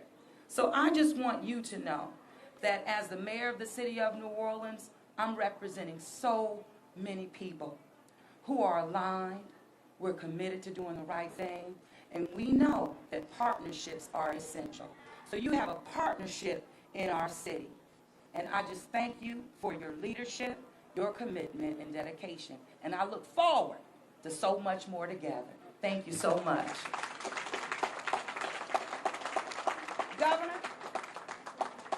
Governor John Bell Edwards. The mayor's fired up today. I like that fashion. Thank you, Mayor. Secretary Fudge, thank you so much for being in Louisiana and on the ground. I told her it just makes a difference. Not only that she comes here for herself and that she actually meets with people, talks to people, finds out what their needs are, what their anxieties are, and so forth, but she sees the damage. And so we thank you for being here. Congressman, thank you for your work in Washington on behalf of your district and really all of the state of Louisiana. And then, Mayor, thank you for your passion that you bring to bear in everything that you do. Just real quick, I want to say that we have tremendous unmet housing needs in Louisiana. You know, Ida was an awful storm. It tied with the strongest two previous storms to ever make landfall in Louisiana. But one of those was just last year, Hurricane Delta in west Louisiana. Where we've demonstrated about $1.5 billion of unmet need on housing alone. We don't know exactly what the need is going to be with Ida. We know it's going to be more than that. We were estimating 600,000 FEMA claims.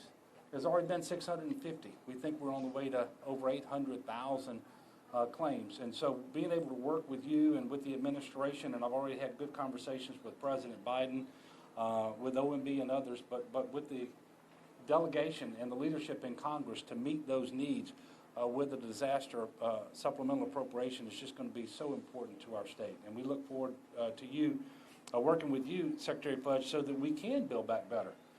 Because just like this hospital was destroyed in Hurricane Katrina, we've got hospitals in Terrebonne Parish and in St. Charles Parish that were destroyed by Hurricane Ida, and they're publicly owned hospitals, and we look forward to building them back better so that the next storm that hits, it's going to be positioned much like this one. It's going to be more resilient, and that's my commitment, is we're not just going to build back to the standard of what we had.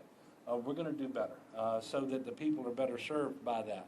And speaking of people being better served, the health care infrastructure in the state of Louisiana has been extremely taxed throughout the COVID pandemic, but then you add last year's storms and this year's storms, and it has just been a very trying time. So I want to thank you, Greg Fern, for all the work that you and all the people at Children's do. But we've got to shore up our health care facilities as well. Critically important as we fight this pandemic. And while the city of New Orleans is doing better than the state as a whole with respect to vaccinations, I will tell you we have a long way to go. If you look at the percentage of people who are vaccinated who are over 12 years old, it's 52%. So 52% of those people that could be vaccinated are. We have to do better than that. And quite frankly, we had the fourth surge precisely because we had a Delta variant that was more transmissible that hit us when we had too few people who were vaccinated. But this idea that the fourth surge, the Delta surge, was the last one, how do you know that? There might be another one that starts next week, and so long as we have too few people vaccinated, we remain vulnerable to another surge. And we lost 29 people because of Hurricane Ida. Since Hurricane Ida hit, we've lost 1,059 to COVID. I want everybody to put that into perspective. And just like most deaths after Hurricane Ida were preventable because they were things like carbon monoxide poisoning from generators and people driving into water and so forth, now that we have vaccines that are safe and effective, free and convenient, these deaths are preventable too. 88% of our cases today, 88% of our hospitalizations are among the unvaccinated, and 85% of our deaths. So let's all do better. And the last thing I want to say about that is you have some people out there who continue to say, well, I think I'm more concerned about the vaccine than I am about the disease. Need to reevaluate that. Just in Louisiana, think about the numbers I just said with the deaths of COVID just since Ida hit. In Louisiana now, we've had 2.3 million people receive a total of 4.4 million shots, and there have been exactly 9 severe adverse reactions, none of which resulted in death. How can you be more afraid of the vaccine that protects you against the disease than you are of the disease that is killing so many of our brothers and sisters? I want to thank Dr. Davis for her work here, and especially for being a leader when it comes to getting out in the community and helping us to wage war against this pandemic through testing and now through vaccinations. Let's all resolve to do better. We're not where we need to be as a country. We're certainly not where we need to be as a state. But you know what? Today is a new day. And it doesn't matter why you woke up this morning and you weren't vaccinated. You have an opportunity to do it today. And if you don't get to it today, do it tomorrow. Because we can always change our mind and do what is right, not just for ourselves, but for our family and for our neighbors and for our community. And that is what Secretary Fudge is here about, is making sure that our communities are going to be stronger than ever as we recover from Hurricane Ida and as we move forward from this pandemic. So thank you very much, Madam Secretary. Congressman, the podium is yours.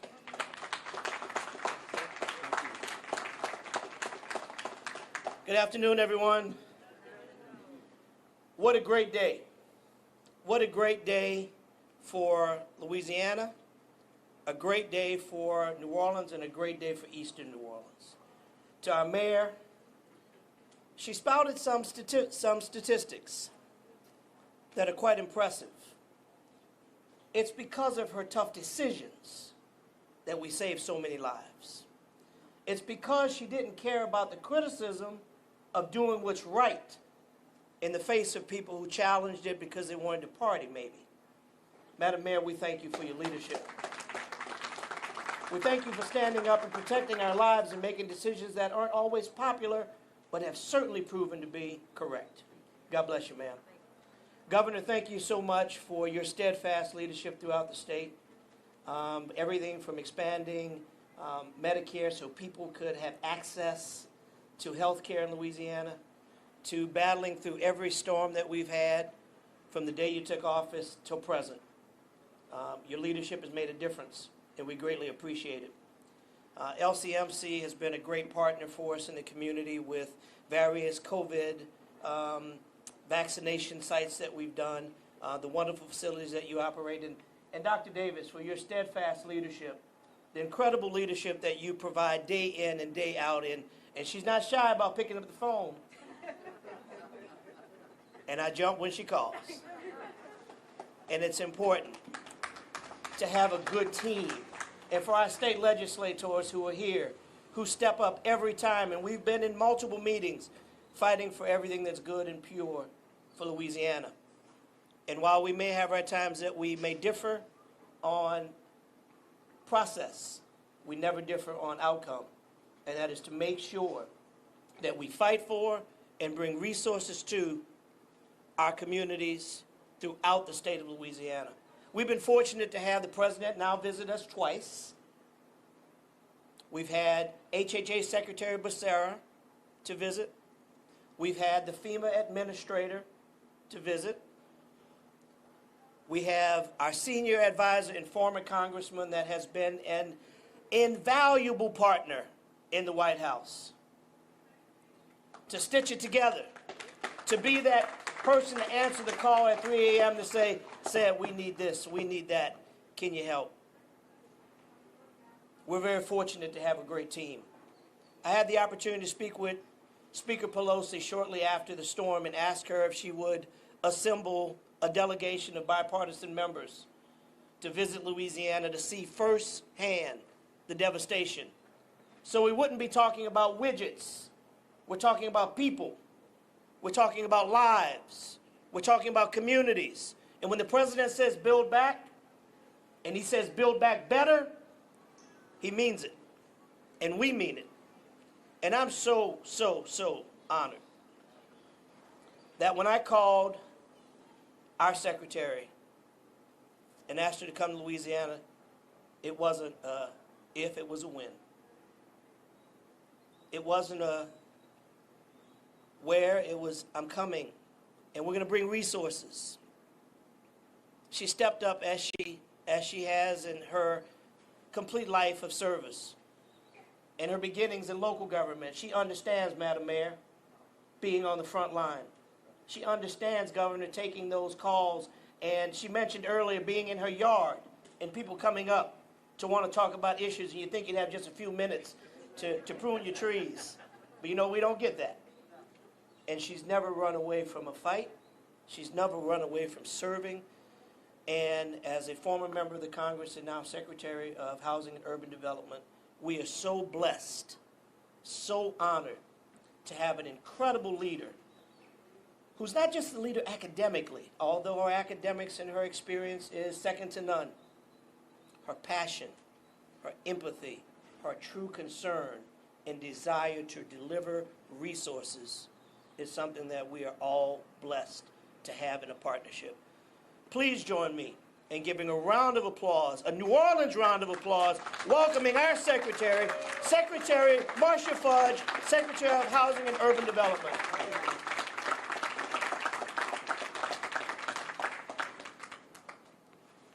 Good afternoon.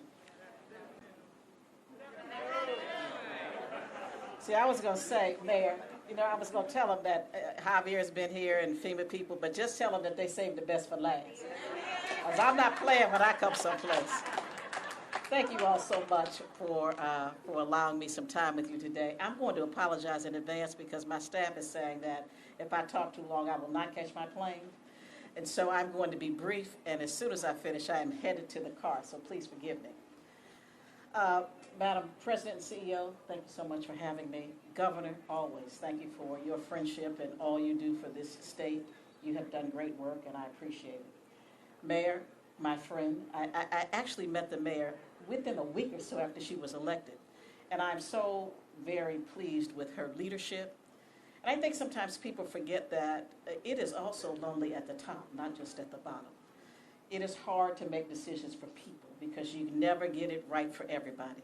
But I am confident that she is doing what is best for New Orleans, and I'm on your side always, Mayor. You know, there are defining moments in all of our lives. I grew up fairly poor, but we had a house. We had a place to call home, a place where you could go and nobody ever questioned who you were. I do this job because I want every single person in America to have that same experience, to know there's a safe place they can go, a safe place where people believe that you can be what you want to be, a place where all of us can thrive, a foundation. I was on my way here and realized how many children you don't have in school today because of the storm. What happens when you don't have broadband at your house and your children can't learn virtually? What happens if you don't have a house? That's why I'm here today, because of defining moments in my life. I'm standing in front of a place that was defined by Katrina. It was a defining moment for this community. Then there was Ida, another defining moment. But they are moments who make us strong. You know, the old people used to say, what don't kill you make you strong. And I know that we are stronger every time we survive one of these kinds of storms. But I'm just here to say to you today that I work for a president who does understand your problems and understands your need and has directed me to be sure that I could come and talk to you about what we can do for you. But also to say to you that it has to be done in a way that everybody benefits. There must be equity. We have to look at all of the things that we have not done for communities of color, for poor communities, what we have not done in terms of low income and moderate income housing. But I just want you to know it's a new day at HUD. It is a new day for us to do what we do. We have ensured throughout this process that not one person that lives in a HUD property or has a Section 8 voucher or some other voucher can be evicted from their home. We have made sure that if you have an FHA mortgage, you cannot be foreclosed on during this time. We are saying to people, you know what, it's not only time to keep you safe, it's time to let you grow and to spread your wings. So we're going to make it easier for you to buy a home. We're getting ready to give down payment assistance for homes for first-time home buyers. We're looking at all of the things in HUD that have, to this point, made it more difficult for black and brown and poor people to get a home. So not only are we doing down payment assistance, we are neutralizing student debt. Who has student debt? Black, brown, and poor people. So they would weight student debt so heavily you could not qualify to buy a home. We're changing that. We're changing that student debt thing. We're looking at how houses are appraised. The president has put me in charge of a committee that's going to look at discrimination in the appraisal process. My house should not be valued less because of the color of my skin. So we are changing that. We are doing so many things for people. And I feel so good about it because, you know, my staff laughs at me. I wake up in the middle of the night and just come up with crazy ideas and I say, can we do this? And they'll say, we can do that. I think they just said because they don't want me to think of nothing else. But what I need for you to understand is that I'm here because I care. I'm not here because I have to be here.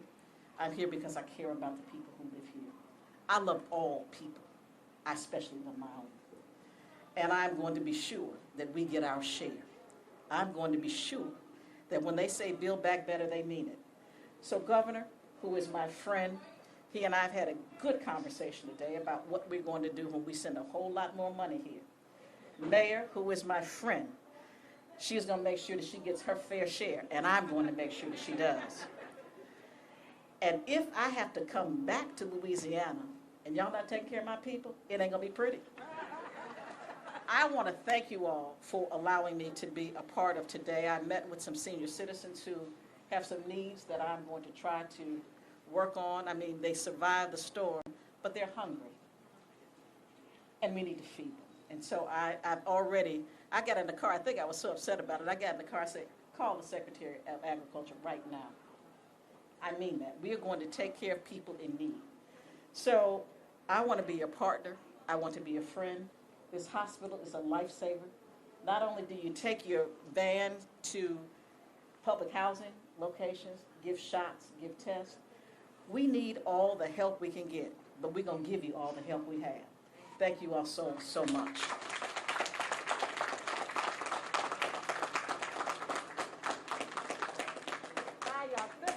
I forgot to say that. Troy Carter gives me so many directions that I'm about sick of him.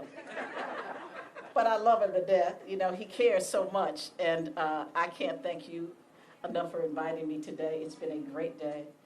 And I'm going to not take your call next week, but after that, I'll take your call.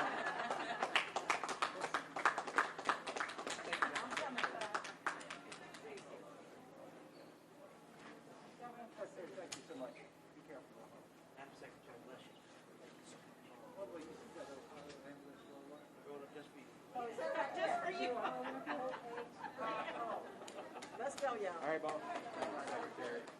Thank you.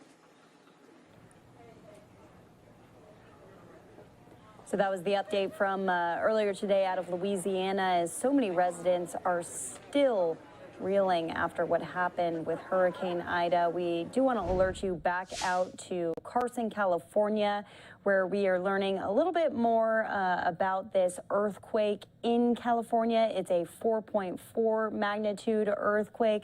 We're going to route in just a couple of updates for you from local officials there. Los Angeles Sheriff's Department, the Carson station tweeting out saying a magnitude 4.4 earthquake centered in Carson just occurred. A controlled flaring event is currently happening at the refinery. No structural damage has been reported. Please keep 911 lines clear for emergencies. So they're talking about these flares at the refinery right now. This is in Carson, a live look. As you can see, 3 of them as Skyfox is overhead. So looks like this is a controlled situation. This had nothing to do with the earthquake. So just following up on that story for you here on Live Now from Fox on your Friday evening. It's after 9 o'clock here in Phoenix, Arizona, also 9 o'clock there in California. We're going to take a 2-minute break. More stories after this.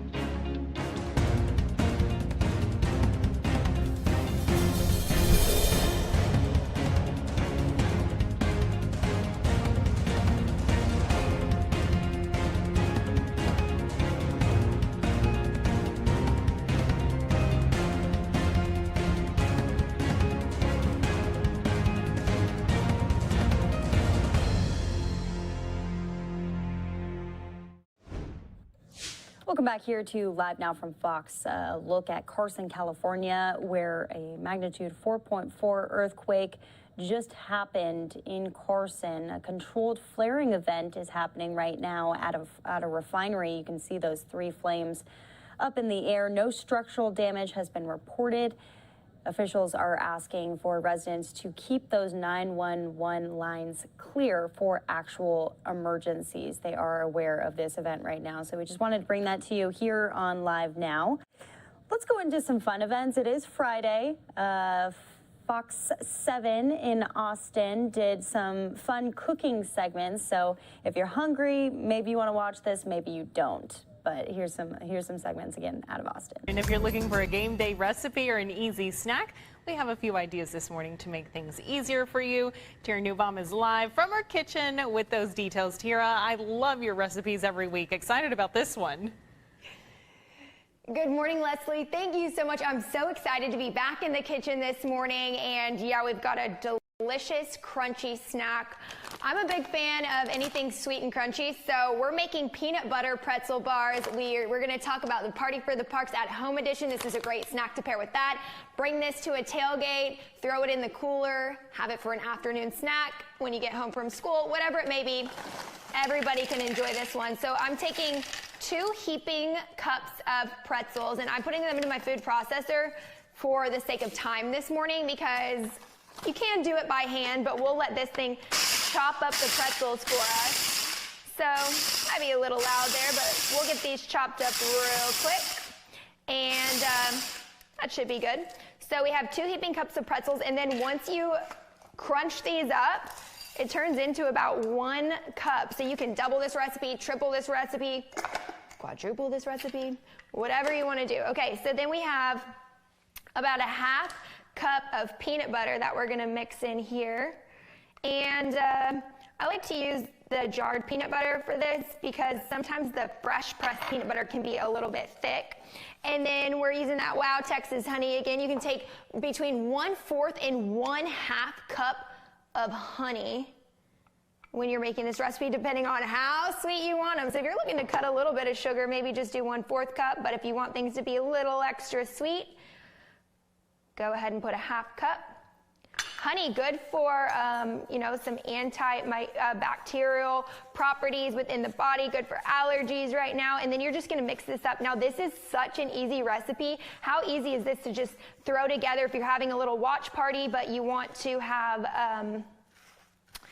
a little sweet treat for everyone to nibble on? So whether that be for the Party for the Parks event, which is October 6th, but if you want the at-home box, which is kind of the little demo that I have over here, you have to register for that by September 28th. They're also having an in-person event. Party for the Parks is this year. This all benefits Austin Parks Foundation. And when I looked yesterday, they only had about 70-something tickets left for the in-person event, but plenty available for the at-home event. You're going to see a performance from Black Pumas, whether that be live streamed or in person on the ACL grounds.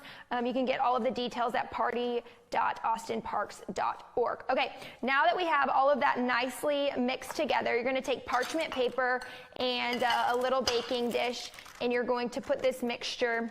Oh, I forgot one thing. Sorry. 1/2 teaspoon of vanilla extract. It does make a difference because I recipe tested this both with and without it, and I really enjoyed the little added touch of vanilla in this. Okay, so now you're going to go ahead and put that into the lined dish. And I also like using some mini bread pans. You can use just a bread pan, whatever dish you have at home. You don't need to go get something specific for this recipe. Just use what you have. Even if it's a little pie container, anything will work, right? It's all going to taste delicious. Okay, and then you're going to want to flatten that out like so. And then you're going to take your melted chocolate. You can melt this in the microwave, a double broiler, whatever it may be. And you're just going to drizzle this on top. Now you're going to stick it in the freezer for about an hour to let the chocolate harden over the top of this. And then you can put it in the refrigerator after that. I like to eat it cold, but otherwise you can take it out, eat it room temp, whatever it may be. There you have it. Some delicious peanut butter pretzel bites, peanut butter pretzel bars. I have one example over here, so we just cut into that. And Leslie, would you look at that sweet little treat that we have there?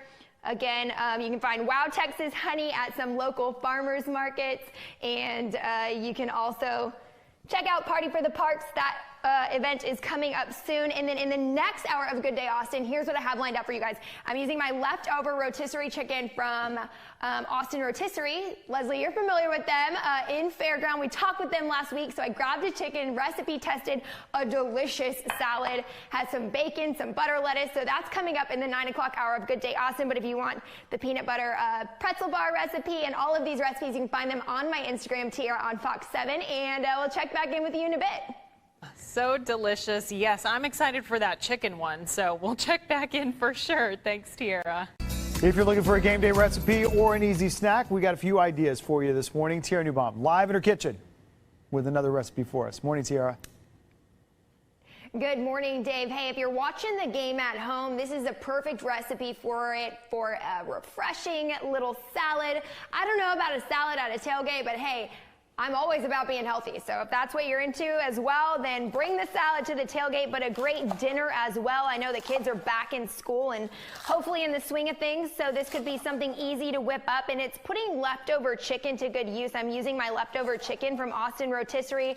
I was live at Fairground last week. It's now reopened in downtown Austin, and they're one of the new vendors in there. So I grabbed a whole bird, brought it home, and tested this recipe, and it is so delicious. So I take 2 little heads of butter lettuce and just cut them up. You can use bib lettuce, any kind of hydroponic lettuce like that. Throw it into a bowl, and then you're going to take about a whole cup of leftover chicken. So we'll put about a cup in there of that.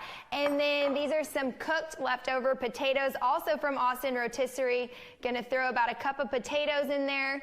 And then you're gonna take a half cup of sliced green olives. Mine have jalapenos in the middle because you know I love some good spiciness. And then about a half cup of leftover bacon all chopped up. And I love this because it gives it a nice little crunch.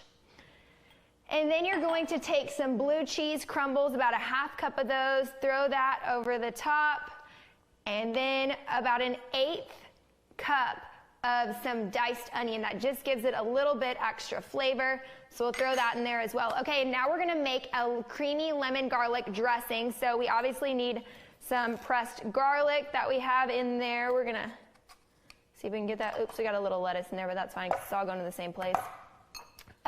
1/2 teaspoon of Dijon mustard. And then we have 1 tablespoon of lemon juice and 1 tablespoon of tahini. This is also from Fairground TLV. Love that place. Okay. Then you can put a little bit of salt and pepper in the dressing. And I like to add some jalapenos to this recipe, so those are optional. Some hot peppers, always a good idea, right? If you like spicy like me. And then where's my lid? We're gonna shake this up, and you have an easy peasy, creamy lemon garlic dressing. You just pour that over the top of your salad. And just like that, you put your leftovers to good use. You've got a fresh, refreshing recipe. Maybe this can be Sunday when you're chilling on the couch, Dave, after a long, hot day at DKR on Saturday. This is a great recipe to refuel for the week, and it is so flavorful and delicious. That bacon in there. Oh, yeah, that does look good. And you're right, that might be a next day rehydrating along with plenty of water after all that sun and heat the day before, but it does look really good. Tiara, thank you very much. Hey, there you go. You can find the recipe on my Instagram, Tiara on Fox 7, for anybody who wants to chef this up this weekend. Chef it up. Tiara, thanks. And we've got another fun segment from Fox 7 in Austin as they are talking about a teen national champion boxer breaking through stereotypes. Here's that. This month, we're celebrating Hispanic heritage. And in this morning's Good Day Together, we met with an East Austin teen and national champion boxer who hopes her story breaks through stereotypes when it comes to strengths and legacies in our community. Paulina Miles, an East Austinite, is getting ready for practice. It just helps when I put the glove on, it just helps protect my knuckles and stuff. And then I just got taught to wrap my hands this way. She's 13, but already a 2-time national boxing champion. Me and my parents just always loved boxing and stuff. And one day when I got old enough, they decided to just put me in it, and then I fell in love with it since then. This is Paulina at 8 years old. Inches shorter, but she still packs a punch. Some boxers have long stories for getting into the sport. But for Paulina, who's ranked #1 in her class in the country, it's pretty simple. Just doing what I like to do, yeah. Her coach, Zachary Martinez, sees it as mission accomplished in a world he says Hispanic youth are often seen as statistics. In the areas they live in, even though it can happen anywhere, it's just, the higher chances are, unfortunately where a lot of these youth come from. So, a lot of the youth I get, I don't charge for the classes. So it's all volunteer. Paulina, however, is one of the lucky ones. There's a lot of people who go down the wrong path, and I'm just glad that I have parents that keep me straight and right on the right path. One this young Latina woman is paving with nothing to hold her back. Hopefully, I want to go pro, and I want to make it. I would like to go to the Olympics. A young woman, soft-spoken in tone. But a reminder, actions speak louder than words. As long as we keep building and growing and, don't stay in one place, then I think whatever goal she has, she'll be able to reach. So. I think she's on the right track. Paulina's next tournament is in late October in California, followed by the USA Boxing National Championship in December in Louisiana. Good luck, Paulina. Really cool story right there. Fox 11 Los Angeles doing their own Hispanic Heritage Month stories. Here's that. To Glasgow, but the airline says it's progress toward reducing its impact on the planet. Before the Brown versus Board of Education decision, there was Mendez versus Westminster. Mexican-American students joined a class action lawsuit led by the Mendez family to desegregate Orange County schools and ended up starting a domino effect that would open classroom doors around the nation. Christy Fajardo spoke to Sylvia Mendez, who was the child at the center of it all.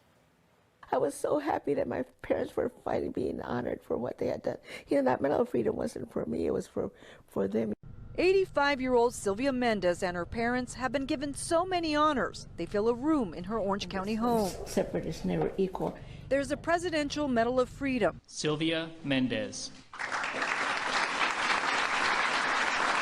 Even a postage stamp, but the honor that still eludes her is her family's place in California's textbooks. I want them to remember how people have always been fighting for education and for equality. As a child in 1947, she made headlines with Mendez versus Westminster. Her father, Gonzalo Mendez, who was of Mexican descent, and her Puerto Rican mother, Felicitas, had moved back into town because of another injustice. They were leasing a ranch from a Japanese-American family who had been sent to an internment camp. That's when Sylvia's aunt took them and her children to enroll in this nearby school in Westminster. Sylvia Mendez still remembers overhearing an official saying her light-skinned cousins could attend, but she'd have to go to the Mexican school. My aunt got so upset. She says, "What do you mean? I'm not going to leave my children here if you're not going to take my brother's kids. I'm going home right now and telling my brother what you just said." Gonzalo Mendez, a successful businessman, hired an attorney and recruited more Latinos to the case. 8-year-old Sylvia was being taught domestic skills in class, not academics. Her father spent most of the money he'd amassed fighting the case. She says school officials eventually asked him to settle. "Well, let your kids go to that white school. Just stop all that." By then my dad says, "No, I'm not fighting just for them now. I'm fighting for all the children." Sylvia was 10 when she finally got to go to the white school. It was nothing like what happened in the South, nothing. But I do remember this little white boy coming to me. He says, "Ugh, ugh." He went to me, "Ugh, you're a Mexican. What are you doing here? Who said you could come here?" But she says she also remembers the classmates who were kind. What I learned at that age, 10 years old almost, that everybody's not prejudiced. Her family's victory in court led to the desegregation of California schools and inspired the arguments in Brown versus Board of Education. All that was lost on Sylvia as a child. When her mother asked her why they went to court, she answered, "Yes, you were fighting for me to go to a beautiful white school with the monkey bars and the swing school. We don't have that in the Mexican school." She said, "Sylvia, that's not what we were fighting for. We were fighting because under God we're all equal." Decades later, Mendez, now a retired nurse, wants her parents' story told. Educators are free to teach the case in class, but in 2008, then Governor Arnold Schwarzenegger vetoed a bill that would have included it in state textbooks. I was so heartbroken, I wanted to die. I think I cried for a week or something like that. I couldn't believe that he would do that. The district that once fought to keep her out is now teaching her case in the classroom. There are also schools that bear the Mendez name, but the children who fill them are overwhelmingly Latino. De facto segregation is still a reality, Mendez says, and like her parents, there are other families still fighting. The 14th Amendment said that we're all equal. We all deserve the same quality of education, same kind of treatment. That was Christy Fajardo reporting. I mean, the fact that she's here to tell us this story is, I think it shows just this was not that long ago. Yes, and that is what just blows my mind. And for the younger generations growing up to know the story, to know, why they're attending the school with that name and the history behind it is so important. But the fight is not over yet. Wow. Equity, parity, equal access. The works of visual artists can play a huge role in the way people and issues are perceived. In celebration of Hispanic Heritage Month, we're profiling successful Southern California cartoonist who is using the power of the pen and pencil. Here's Bob DeCastro. Yeah, you can't shut me up. Sorry. You can only fit so many words in a cartoon, but make no mistake, these ones deliver powerful messages. The artist turned activist behind them has plenty to say about his work. I want people to get is that we should all be involved, one way or another. The bare minimum would be read the news, watch the news. Knowing what's going on around you is half the battle, I think, because that way people can't take advantage of you. People can't take advantage of your town, your family, your friends. Armed with a pen and pencil, Lalo Alcaraz has been advocating his point of view for decades. The 57-year-old two-time Pulitzer finalist has become a leading figure in the Chicano movement since he began political cartooning in the early 90s. Alcaraz grew up in an artistic family inspired by his mother. From her, I got my smart alecky attitude, which is a very Mexican thing. It's like laugh at the tragedy around you. An influence from his being raised along the Mexican border. Alcaraz was stunned by the lack of representation of people of color in mainstream media. And so that gave me a desire to create my own images of reflecting the actual world that I live in. And ever since I've done that, represent the border, represent family, represent immigrants specifically. That sense of duty to the Latinx community can be seen in countless other projects, from his popular politically themed comic La Cucaracha to his work as a producer and writer on Fox's animated show Border Town. In 2013, when Disney tried to trademark the phrase Dia de los Muertos for its upcoming film, Alcaraz helped lead a protest campaign which eventually led to the company abandoning the idea. The movie was called Coco instead, and Alcaraz was hired as a cultural consultant. It's a movie that I'm proud to put my name on, and the community loves it, and it's the #1 movie of all time in Mexico. It's the one night of the year our ancestors can come visit us. I think that was a real pivotal moment in Hollywood. I'm happy it happened because it was a demarcation. It's like, we're out here. Through the COVID-19 pandemic, Alcaraz used his cartoons to combat vaccine hesitancy with a focus on farm workers in the Central Valley. They deserve good information. They deserve good health care and obviously good working conditions. But if we can convince people to take care of themselves and their families, why not fight misinformation with good information? We all have to come together and take care of each other. Taking care of one another, something he hopes the youth take to heart. I hope that's what people see that I'm trying to do, trying to nudge you into stepping up, doing something. We know that minority culture is really U.S. culture. It's at the core of American culture, but it's not acknowledged. But I think that this next generation is so empowered with technology and everything. I hope that, they really spread it far and wide. When you have a voice like that, how can you not use it during something like the pandemic, current events, current times? The nudging seems to be working. I think he's right in there. Yeah. That was Fox 11 in Los Angeles. Some really great segments right there. We're going to take a quick commercial break. When we come back, we are talking foreign relations. France recalling its ambassadors to the U.S. and Australia in submarine deal backlash. We showed you the press conference earlier this week with President Biden and obviously Australia and UK. They were talking about a partnership that they are implementing. Well, after this break, Rain Augustine, our very own, speaking about that, diving a little bit deeper into what that partnership will mean moving forward. That's in 2 minutes.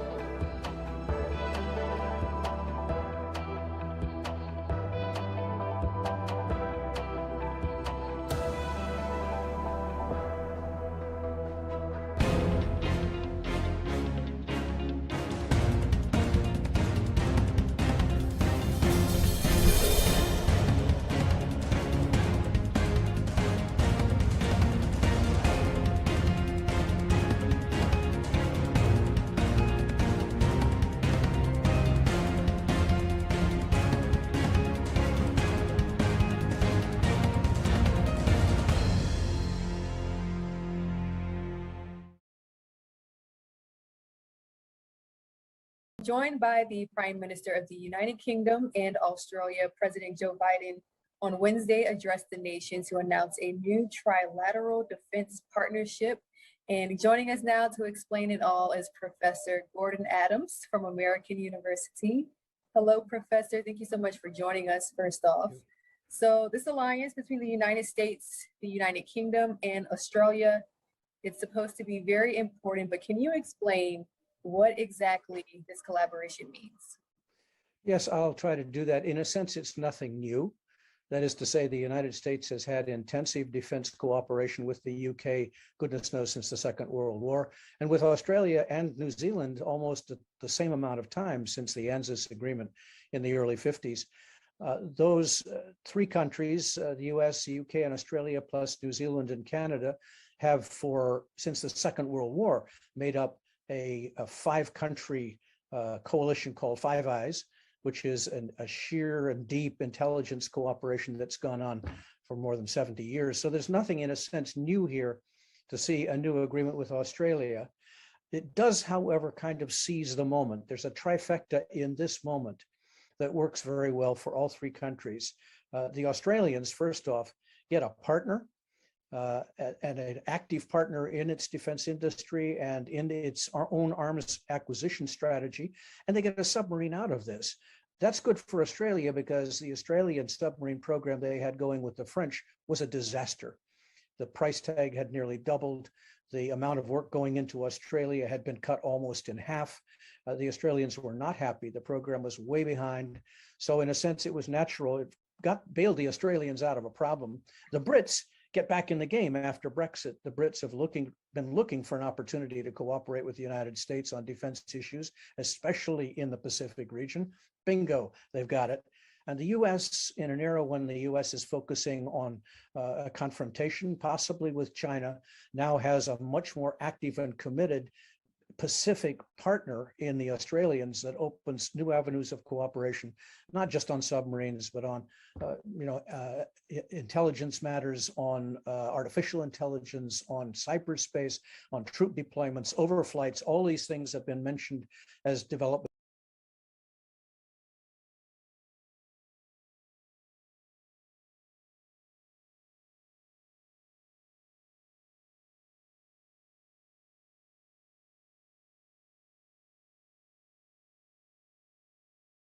You also mentioned a few advantages that each country has because of this official alliance. I'm wondering, why is it necessary to make it official? It is a natural outgrowth of, I think, an Australian decision that they are going to move slightly closer to the United States in a potential confrontation with China. And it's advantageous for the Americans to make it clear that the Australians have made that move as the United States focuses on the future of its relationship with China. The whole US defense strategy now is pivoting to the Pacific. Once we're out of Afghanistan and the commitments in other countries have diminished, it's clear that this administration, unlike the Obama administration, which tried, unlike the Trump administration, which did not try, has said our commitment to future security in the Pacific is the centerpiece of our defense planning. A great power competition, as they describe it, is on the horizon. We have to be well organized. So a declarative statement about this cooperation emphasizes the American pivot to Asia. And for the Brits, it's the same pivot. They now play a role in that region. Now, speaking of China, what exactly is the challenge or threat that China poses for the world stage? That's, of course, a subject to much debate.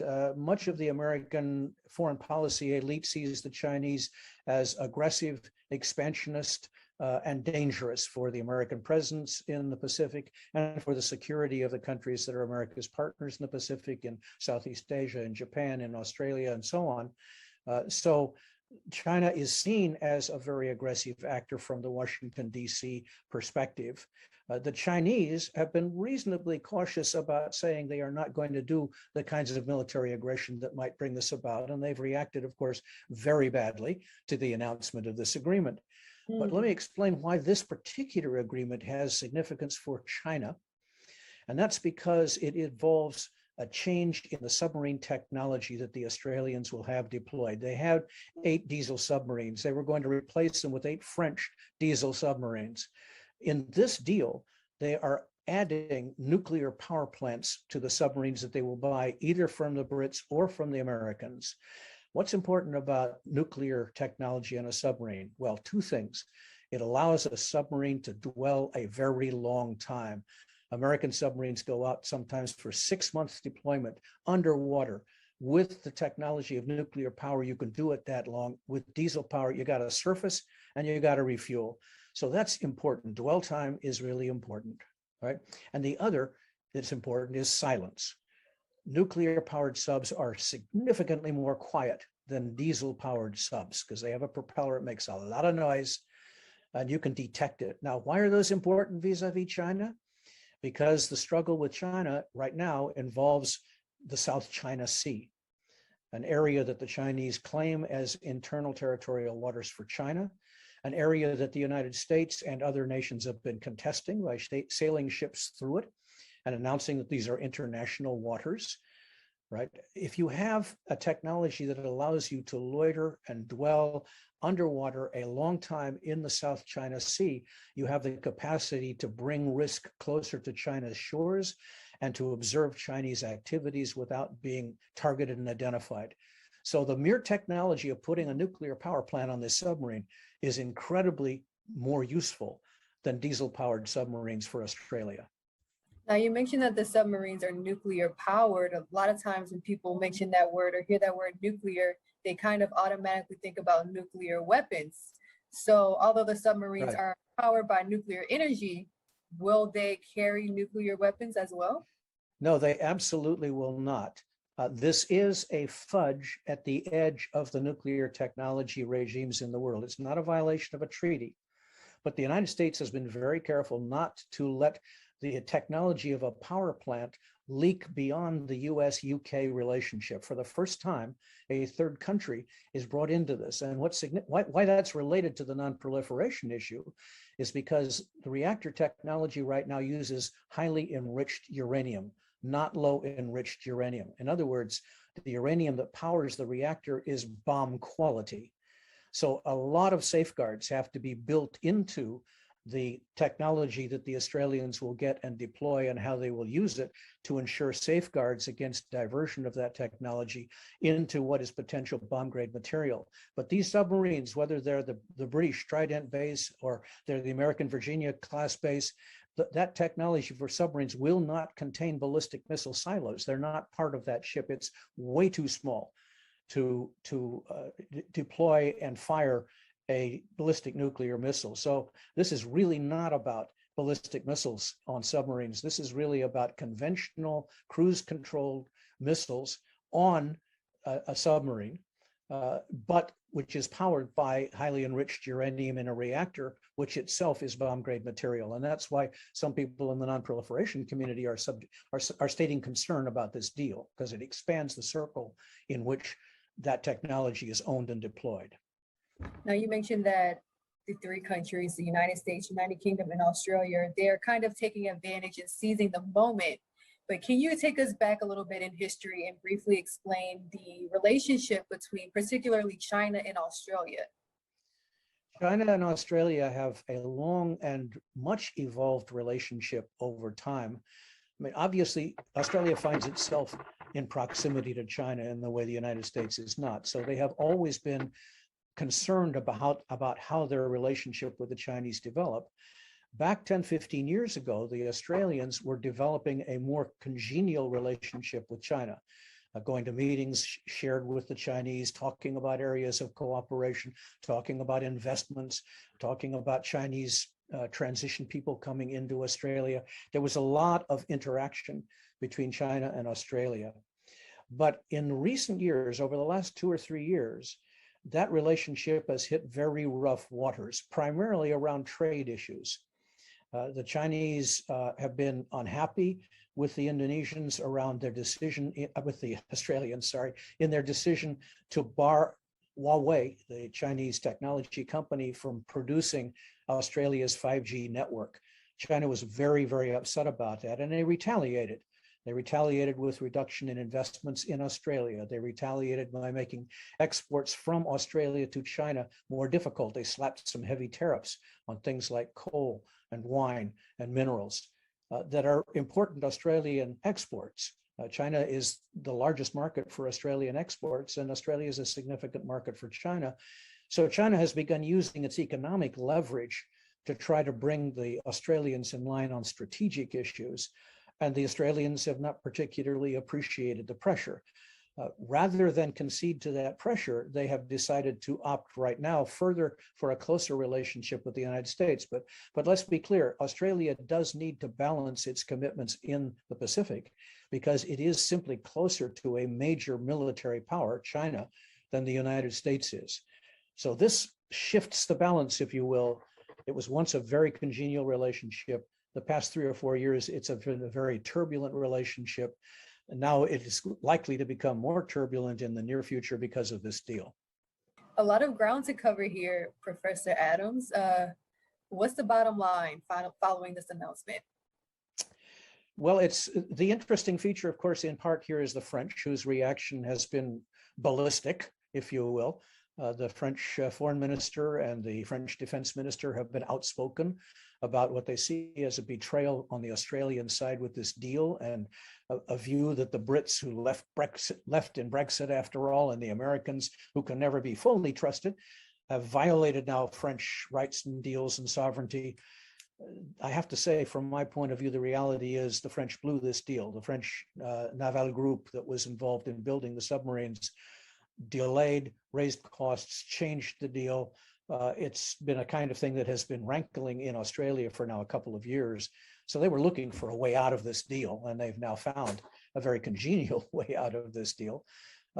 It does suggest that there is a shift in the tectonic plates here between Britain and the United States, with greater collaboration in the Pacific, which is not a region that the US and the Brits had a lot of cooperation in. It says that the United States and the Biden administration in particular are very serious about raising the stakes in the confrontation with China and sending a strong signal. So that could run the risk of an escalation in tension between the United States and China. What I don't think will happen is what the French clearly want, which is a European, as it were, declaration of defense intelligence, a defense capability from the United States. They've been arguing that they want an independent European defense capability, and this betrayal, if you will, with the Brits who were perfidious in leaving anyway, is going to make it possible to develop defense cooperation in Europe. Frankly, I don't think that's going to be a near-term consequence of this at all. The Europeans have made it clear for 20 years they're really not going to invest in developing an independent defense capability. All right, Professor Gordon Adams with American University. Thank you so much for sharing your insight. You're welcome. Thank you very much. And after that interview, France said it has recalled its ambassadors to the United States, clearly not happy with this deal that was made between the UK, the US, and Australia. More to come on all of that in the coming weeks here. We're going to take a 2-minute break here on Live Now from Fox. We'll be back with more of your top stories.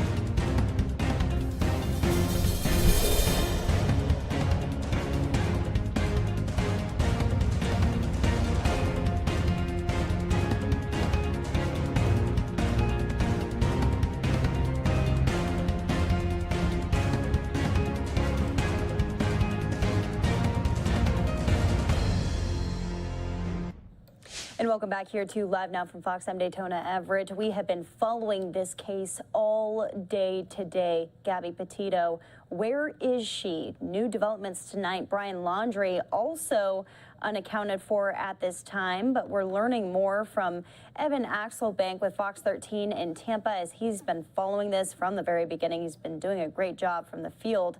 He said new from Gabby Petito's family through their attorney reacting to Laundrie family claims that their son has been missing since Tuesday. They say, quote, all of Gabby's family want the world to know that Brian is not missing. He is hiding. He is on the run. Gabby is the one who is missing. So we just got that down. If it didn't really make sense to you, I'll catch you up just really quick here.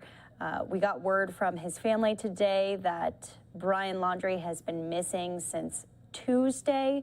We saw police outside of the home of the Laundries. That's their home right there, and that's Brian Laundrie.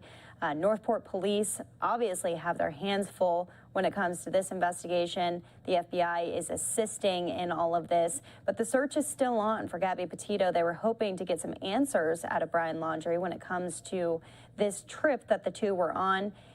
Brian did return home with the van that was under Gabby's name without Gabby. So that's the latest that we have. This quote again from the family of Gabby Petito. They say that Brian is not missing. He is hiding. He's on the run. Gabby is the one who is missing. That looks like it's probably going to be the last update for the evening here when it comes to the Petito case. We'll be following that all through the weekend as, things really flipped today. We did not know that about Brian Laundrie. We now know that. So I'm sure that there is going to be a major search underway for Brian Laundrie, as well as the continued searches for Gabby too. If you missed any of it, give us a follow on Twitter at LiveNowFox. We tweet out all of these major breaking updates. We tweet out some of these conversations, experts that we bring on the show to shed some light on what's going on. And speaking of shedding light, here's a live look from Carson, California, where there was just a 4.4 magnitude earthquake in the area. Power outages at a refinery down there. No structural damage for this refinery. They're just doing some flares because of the power outage. So Sky Fox is overhead tracking all of that. One last live look of Capitol Hill, because that's where our focus is going to be tomorrow, ahead of protests planned at the Capitol. Justice for J6, that's what they're calling it. Earlier today, Capitol Police held a press conference in preparation for these protests. We're going to listen into that here on Live Now for Fox. Everyone, have a great weekend. Stay safe. We'll see you again tomorrow, bright and early.